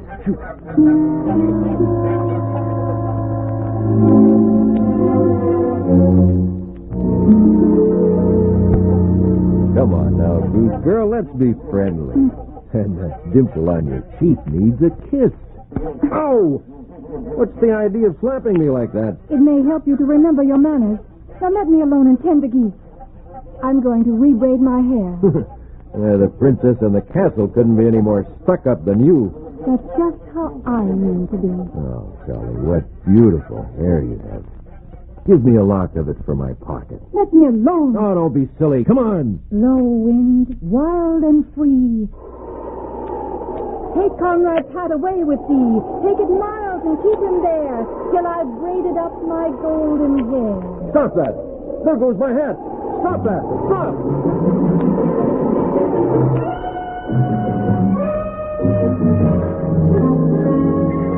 Shall I open the gate, Conrad? Yes, I'll drive them through. Watch them now. Be sure to close the gate. Good morning, my poor dear Falada. You're keeping silent for her sake. If your mother knew, her heart would break. Oh, please, Falada, keep my seat. Protect my mother. Come on, Conrad, the gate is open. Conrad? You needn't yell. I'm right here, behind you. Oh, I thought you had gone on. I know you did. What's more, I heard what you said. And I heard that horse answer you. You're a witch. That's what you are. You called to the wind and it obeyed you. You talk to a dead horse and it answers you. And I'm going straight to the king and tell him what I know. No, please, Conrad, don't do that. I beg of you, please don't. You've changed your tune now, haven't you? Slap me, will you? Blow my hat away, will you? Well, now it's my turn. Wait till the king hears this. Oh, no. I'll get even with you now, my fine lady. Well, Conrad, you asked for an audience. Yes, sire. What have you to say? Pardon, sire, but I can't tend the geese anymore. Why not, fellow? What's the matter? I'm afraid, sire. Afraid? Of what? Of that new goose girl. The goose girl? Ellen, you mean? Nonsense. Oh, it isn't nonsense, sire. She's bewitched or enchanted or something. What makes you think so? What does she do? She talks to the wind, sire, and it obeys her. What? What's this you're saying? It's true, sire. She makes it blow my hat away whenever she wants to. And not only that, sire. She talks to a horse that's dead, and he answers her. You're mad. Your Majesty, I'm not. I swear it's true. I beg of you to see for yourself. Well, certainly. I'll have to see it to believe it. Be at the east gate at 7 a.m, sir. And you will know then I speak the truth. Woe be to you if you're not. Very well. I shall be there.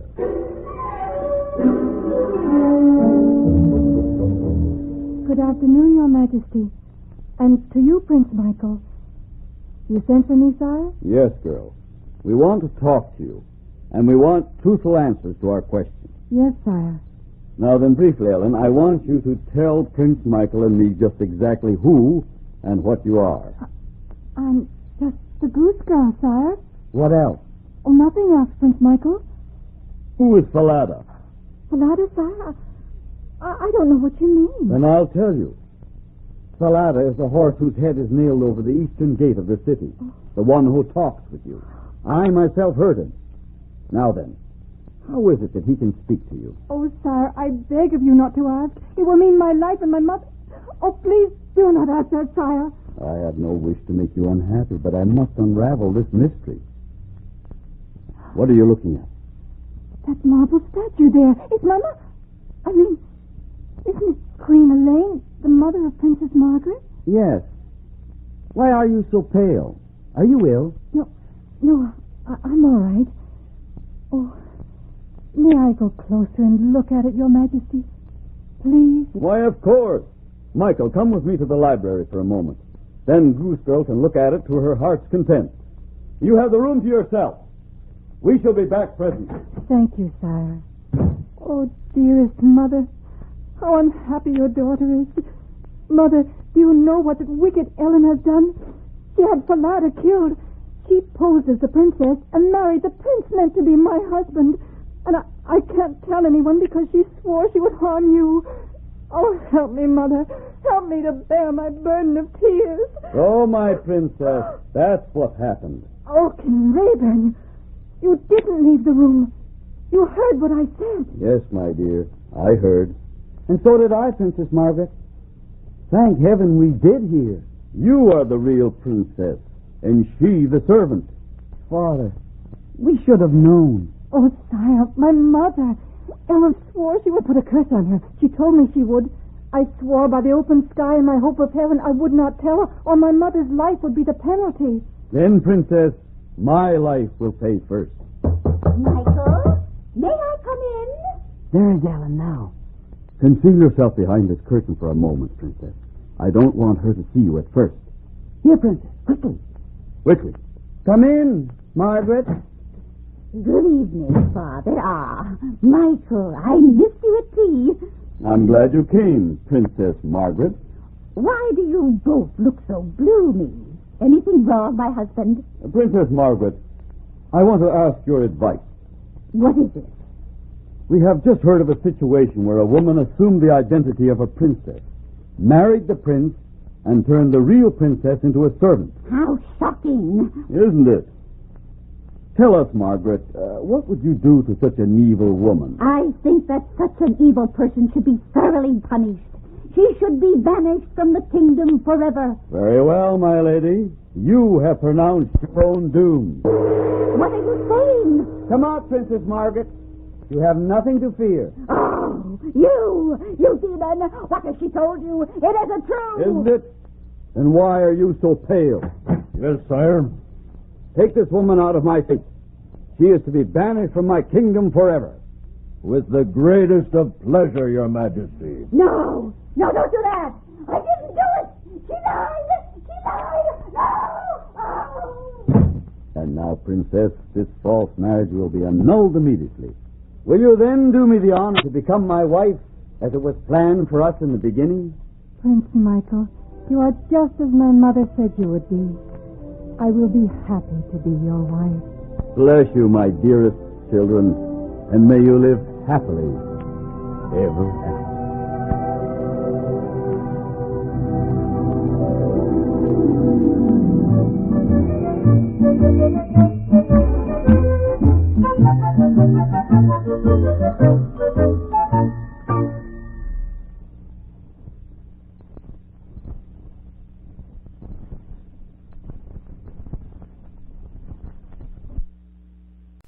This is ChestertonRadio.com. Buck Rogers in the 25th century.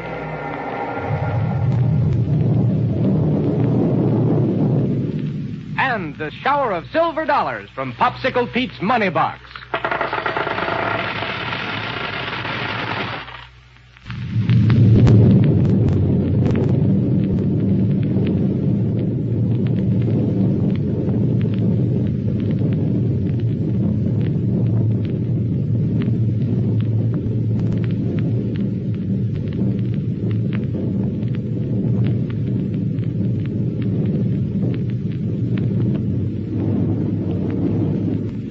right now, without wasting any time, we're going to pick up our story on the surface of the moon, just as Buck and Wilma discovered that they'd been tricked by Killer Kane and Ardela.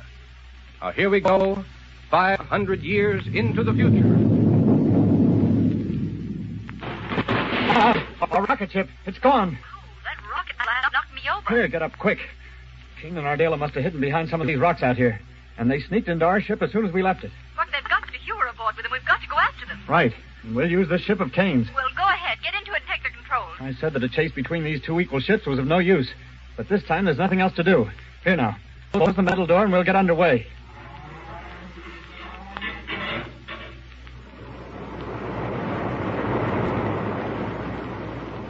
Can you still see our blue ship in the teleradioscope, Ardela? Yes, Kane. Buck and Wilma have just got into it.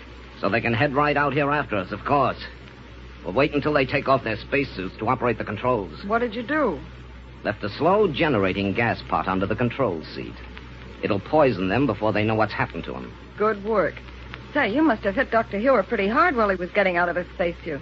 See, he's still out cold. Then we won't need to worry about him for a while. As a matter of fact, from now on, he can do all the work. How do you mean? Ewer's next job will be to invent a new weapon. For me. And it will have to be something I can use to bring a whole planet to its knees in a single stroke. Isn't that asking a lot, Kane? For a man like you, huh? No. What I'm thinking of is trying to persuade him to do it. I've an idea that when I show him how much he can accomplish under my direction, he may be perfectly willing to play along with us. All right. Now, where are we headed for? Ardela, we're going to Enceladus. That's one of the moons of Saturn, isn't it? Yes, it's one of the least known moons of Saturn. But I've decided that it will provide a good nucleus for the organization I will build up to carry out my plans. Why pick Enceladus? Because there we can work without any chance of being disturbed or interfered with. That sounds logical. Oh, my head. Wait, Hewer's coming too. Look, where are you? Wilma. Shall I throw some water on his face? No, let him come out of it in his own sweet way. Killer Kane. Hello, Ewer. How are you? So, what have you done? Where are Buck and Wilma? I'm sorry, Dr. Hewer. Ardela. But I'm afraid it was necessary to leave them stranded down on the moon. Stranded? Well, Yes, the power control on that blue ship down there is out of order. Oh.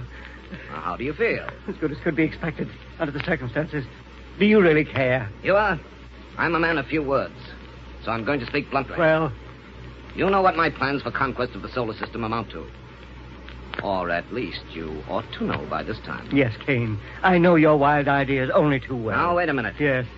Nobody realizes any more than I do your capabilities as a scientist.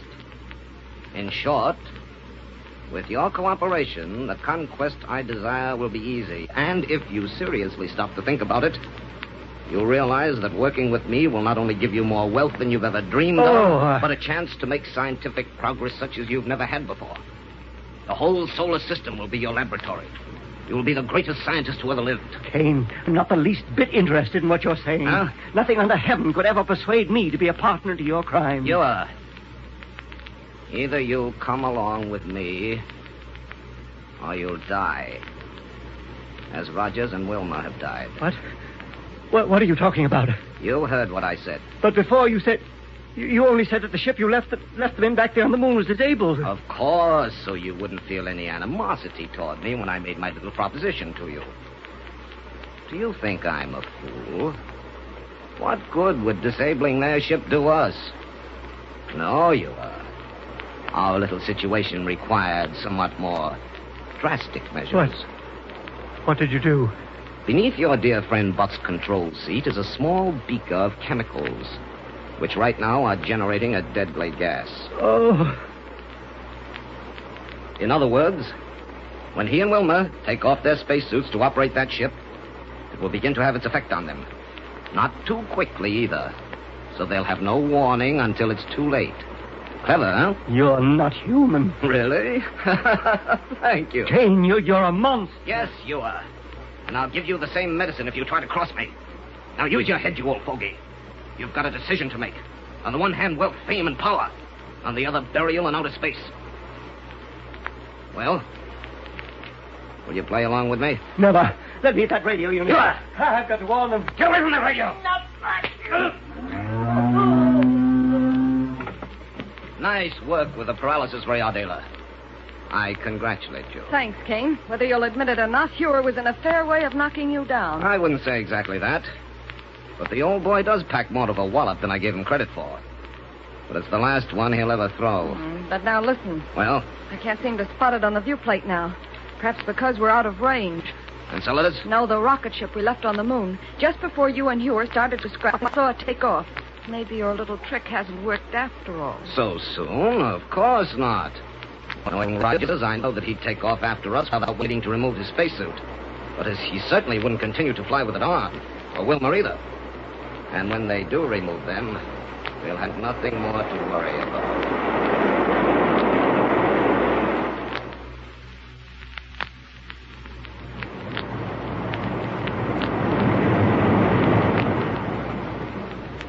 With me, Wilma, that's the fastest takeoff we ever made. Now, let's get out of these spacesuits so we won't have to talk by radio. Are we going in the same direction that Kane took? Yeah. So spot his ship in the teleradioscope as fast as you can. Hard to tell what focusing range to... Oh, there it is. Good. I see it. And we're going straight after it. Thank goodness he's flying a straight course, though. Huh? Notice how clouds of cosmic dust keep interfering with the vision on this viewplate? Yeah. Too bad he got such a head start on us. But, Wilma, he's heading straight out toward Mars or Saturn. They happen to be in line with each other. Now I can't see his ship at all. Look, if he swings around out there very much, we're going to lose him, do you know it? Well, we don't need to. We can hook in the gas analyzer and automatically follow his rocket trail. Great, I'll get it for you right away. Get it for me? Sure, out of this cabinet over here. But it's right here on the control board. See these dials? There. Turned it on. Then what's this unit here on this shelf? Oh, that's just an auxiliary unit in case this one gets out of order. Leave it there. Oh. See? These dials register 3, 1.7, and 32.1. It's Kane's rocket trail, all right. From now on, this ship will follow it automatically. Good. But say, let's get out of these spacesuits. Yes, let's. Breathing condensed air gets tiresome. They're not exactly comfortable in the control cabin, either. Unsnap my helmet clamps for me. Sure. No, wait a second. Where are you going? Didn't close the door of this cabinet tight. For that, you can open your own helmet. All right. Anything to breathe pure air again. Wait, stop. Huh? Keep on that helmet. Are you trying to get me? Ouch! Told you to keep that helmet on. You see that auxiliary gas analyzer there in the cabinet? What's the matter, Buck? Cyanogen gas. Something very much like it here in this control cabin. What? According to dial 1 on this analyzer, it's slowly been getting stronger and stronger in here. Right now, there's enough to kill us instantly. Buck! More of Killer Kane's work. Somewhere in this control cabin. Here it is. See this beaker? Right under your control seat. Yes. Pouring out a gas intended to get us the minute we took off our spacesuits. Snap your helmet clamps tight again. What are you going to do? Throw this beaker out the main metal door. While we're tearing along like this? Yes, sir. Look. Did you feel the air in this cabin rush out when I opened that door? Yes, Buck. The pressure in here is returning to normal again. Well, that helped to clear the gas out, too. Thank heaven for the auxiliary gas analyzer. Yes, it's back to normal again. Well, then we can take off these helmets safely. I'm almost afraid to. No, it's okay now. Here, I'll help you. There you are. Here goes my helmet. Now that it's all over, Buck, I feel sort of funny. Yeah, I know what you mean. If you really think about it, it was a pretty close call for us. Too close. Killer Kane and Ardela won't stop at anything. The president was right, Buck, when he said that this is the most dangerous assignment he ever gave us. And we're seeing it through. We know how far Killer Kane will go to get what he wants, so we're going to play mighty safe every step of the way. But we're not going to waste any time. We can't waste any time. Keep the power on full. Dr. Hewer is a prisoner aboard their ship, Buck, after what they tried to do to us. Don't worry, Wilma. We'll get to him. We're on a clear rocket trail that can't miss. Maybe these two ships are exactly alike, but there are a few tricks of navigation that even Killer Kane doesn't know.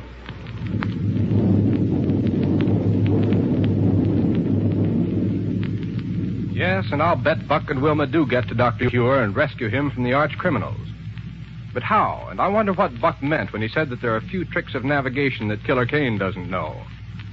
Well, I'm afraid we'll have to wait for the next episode.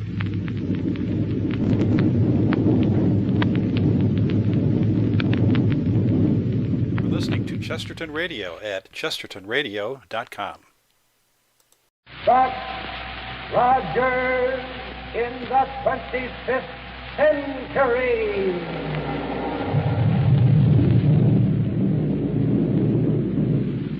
And the shower of silver dollars from Popsicle Pete's Money Box.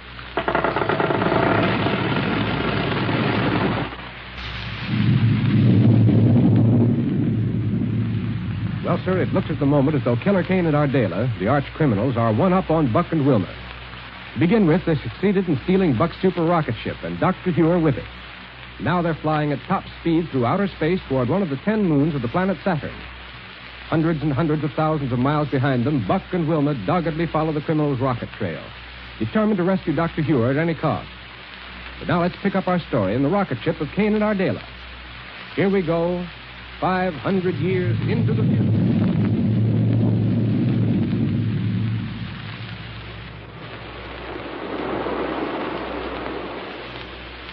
You are still under the influence of the paralysis ray, Ardela? Yes, Kane. He's still out cold, back in the storage compartment. Good.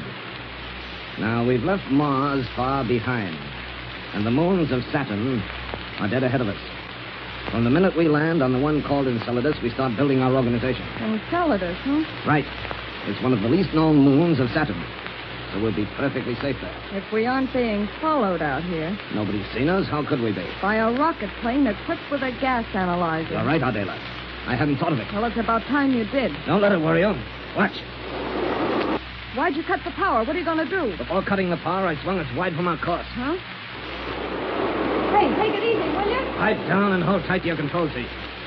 By the time I'm through, there isn't a gas analyzer in existence that will be able to follow the trail of this ship. Hey, let me know when you're going to do that, will you? This is something that even your dear departed friend Rogers wouldn't have thought of.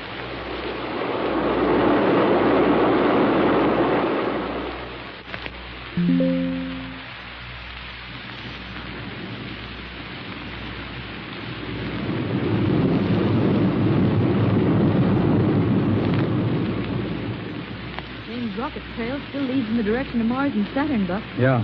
2 more hours of flying at this speed, and we should be able to spot his ship in the teleradioscope. I'll try another look on the viewplate now. Yeah, go ahead. Well, how about it? No, I guess we're just not close enough yet. Or else there's too much cosmic dust in the way. Well, don't worry about it. As long as this rocket trail holds out, there's nothing... Wilma. What's the matter, Buck? The rocket trail is stopped. But we've got to keep on Killer Kane's track. Now look. What? Now the dials register again. Gas analyzer back over. Oh, sir, it can mean only one thing. Huh? Kane has deliberately swerved his ship around to make a crooked trail. Listen to our motors as we follow it. It doesn't make very comfortable flying. No, it doesn't, but... Now look. The trail is gone completely. Can't you pick it up again? I'm afraid not, Wilma. This is one of Kane's old tricks, and believe me, a clever one. Out here, where there's no air friction, his momentum is enough to carry him literally thousands of miles between short bursts of power. Maybe hundreds of thousands of miles.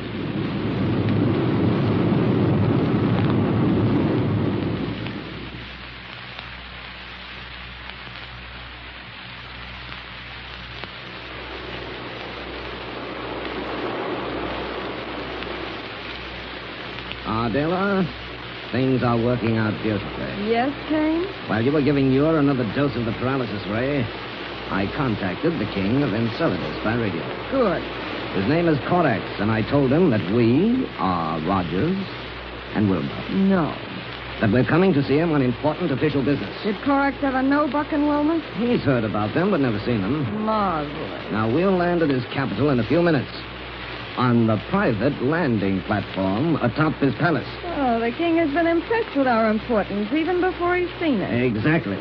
Thinking that we're Rogers and Wilma, he's all ready to eat right out of our hands. Kane, I hand it to you. You certainly have a pretty little way of pulling the wool over people's eyes and making them like it. Forget it.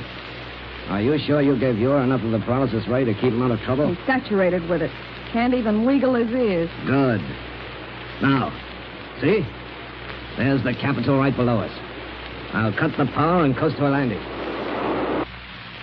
Somebody down there waiting for us on that platform. Yes, it must be King Korak. Hang on now. Now, don't forget, I'm Rogers and you're Wilma. Okay, let's get out. Welcome. Welcome to Enceladus, the most progressive moon of Saturn, Captain Rogers. How are you, Korak? Meet her. Lieutenant Wilma did it. Oh, greetings. How do you do, Your Majesty? I am honored in having you here. Yes, sir, honored. Well, let's not waste time with formalities, Corax. Where can we talk? Why, right through this door here in my private study. Lieutenant? Thank you. Yes. Here we can be comfortable and undisturbed. Fine. This'll make good headquarters for the work we'll have to do while we're here. While I think of it, Captain. Well? I understand that when you and Lieutenant Wilma visited the moons of Saturn before, you brought along a gentleman who was a very wonderful scientist. The man who developed the system of government under which our moons now function. Oh, he means Dr. Huer. Yes, that's it, Dr. Huer. Where is he now? Why, he came with us. Oh, yes? But, on the way, he developed a strange illness that has, shall we say, rendered him totally unconscious. How terrible. Right now, he is in our rocket plane, so I don't want anyone to go near it. You must have complete and undisturbed rest. Well, isn't there something we can do for him? Nothing, Corax, except leave him entirely alone. Whatever you say, I'm sure you know what is best for him. Right. Now, let's get down to business. Yes. Yes, Captain Rogers? Huh? Yes. Now, Ardell, Lieutenant Wilma and I are here as delegates of the Interplanetary Council of Science. Yes. Our scientists have discovered that a large unexplored planet far out of the solar system is planning to invade all the others with which we've established contact. Oh. In any event, Corax, our job is to organize a space fleet that will be the most powerful ever assembled. Of course, I can see that. And we must have an army composed of every able man on every moon of Saturn. That army will be under my leadership, of course. Of course. And, Captain, I shall waste no time in informing the kings of the other Saturnian moons that you are here and that they are to take all orders from you. And you believe they'll cooperate? Oh, no question about it, none. Everybody knows what you and Lieutenant Wilma and Dr. Huer did for us when you were here before. Fine. Now, when you inform the kings of the magnificent project we're about to undertake, tell them they must immediately effect censorship of all interplanetary news channels. Why that, Captain? Corax, no one outside of the Council and the people of the Saturnian moons know what is going on. What? Why, on the other planets, it would cause nothing short of panic. Oh, I see. Now, before going any further, I want it understood that you are to be my official representative. Oh, that is an honor I'm afraid I don't deserve. Don't be so modest, Corax. Well, thank you. You will receive any and all delegates from the other moons that are involved in our plans. It will save me a great deal of time. I shall serve you to the best of my ability. And if you'll pardon me, I think I'll contact the other kings right away. Fine. As long as this is going to be our headquarters, we'll stay right here. Oh, certainly. By all means.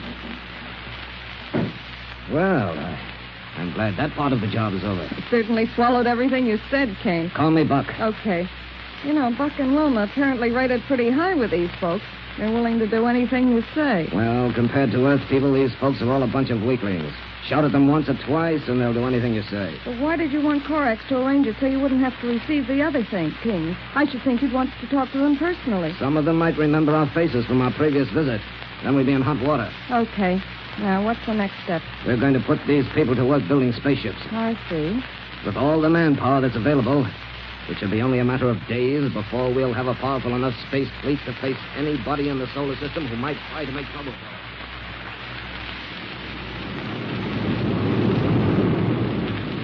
Calling Black Barney. Buck Rogers calling Black Barney. You can land on Mars whether you get him or not, Buck. But if we don't have to land, it'll save us a lot of space traveling. That's true. Calling Black Barney. Hello, Captain Rogers. How are you? Hello, Barney. Why, I haven't heard from you since we got back from exploring under the Earth. But, I understand you're looking for Killer Kane and Ardella. Right. Have you seen any sign of him? Yes, sir. And I don't think you better waste any time if you want to catch him. You know where they are? Well, Captain, with them crooks on the loose, the minute I got back here to Mars, I got everything all organized out and fixed up a fleet of space patrol. Yes. And just yesterday, one of the pilots seen a strange super rocket ship flying out towards a little plasteroid. You mean planetoid? Yeah, plasteroid. It lays about 14 points west of here in the same orbit as Mars has. Good. With this teleradioscope in sharp focus, he could see that with Killer Kane heading right towards Saturn. Great. So you sent patrol ships after it. Well, Captain, I was sort of afraid to... What? You mean you let him get away? Well, Captain, In getting things all organized out in such a hurry, I forgot to equip any of my patrol ships with rocket guns or anything.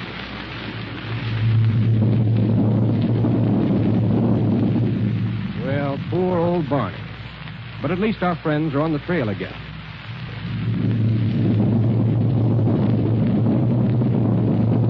This is Chesterton Radio, your home for podcasts of works by G.K. Chesterton, plus drama, comedy, mystery, science fiction, big bands, and much more. The soundtrack to your Chesterton day at Chesterton.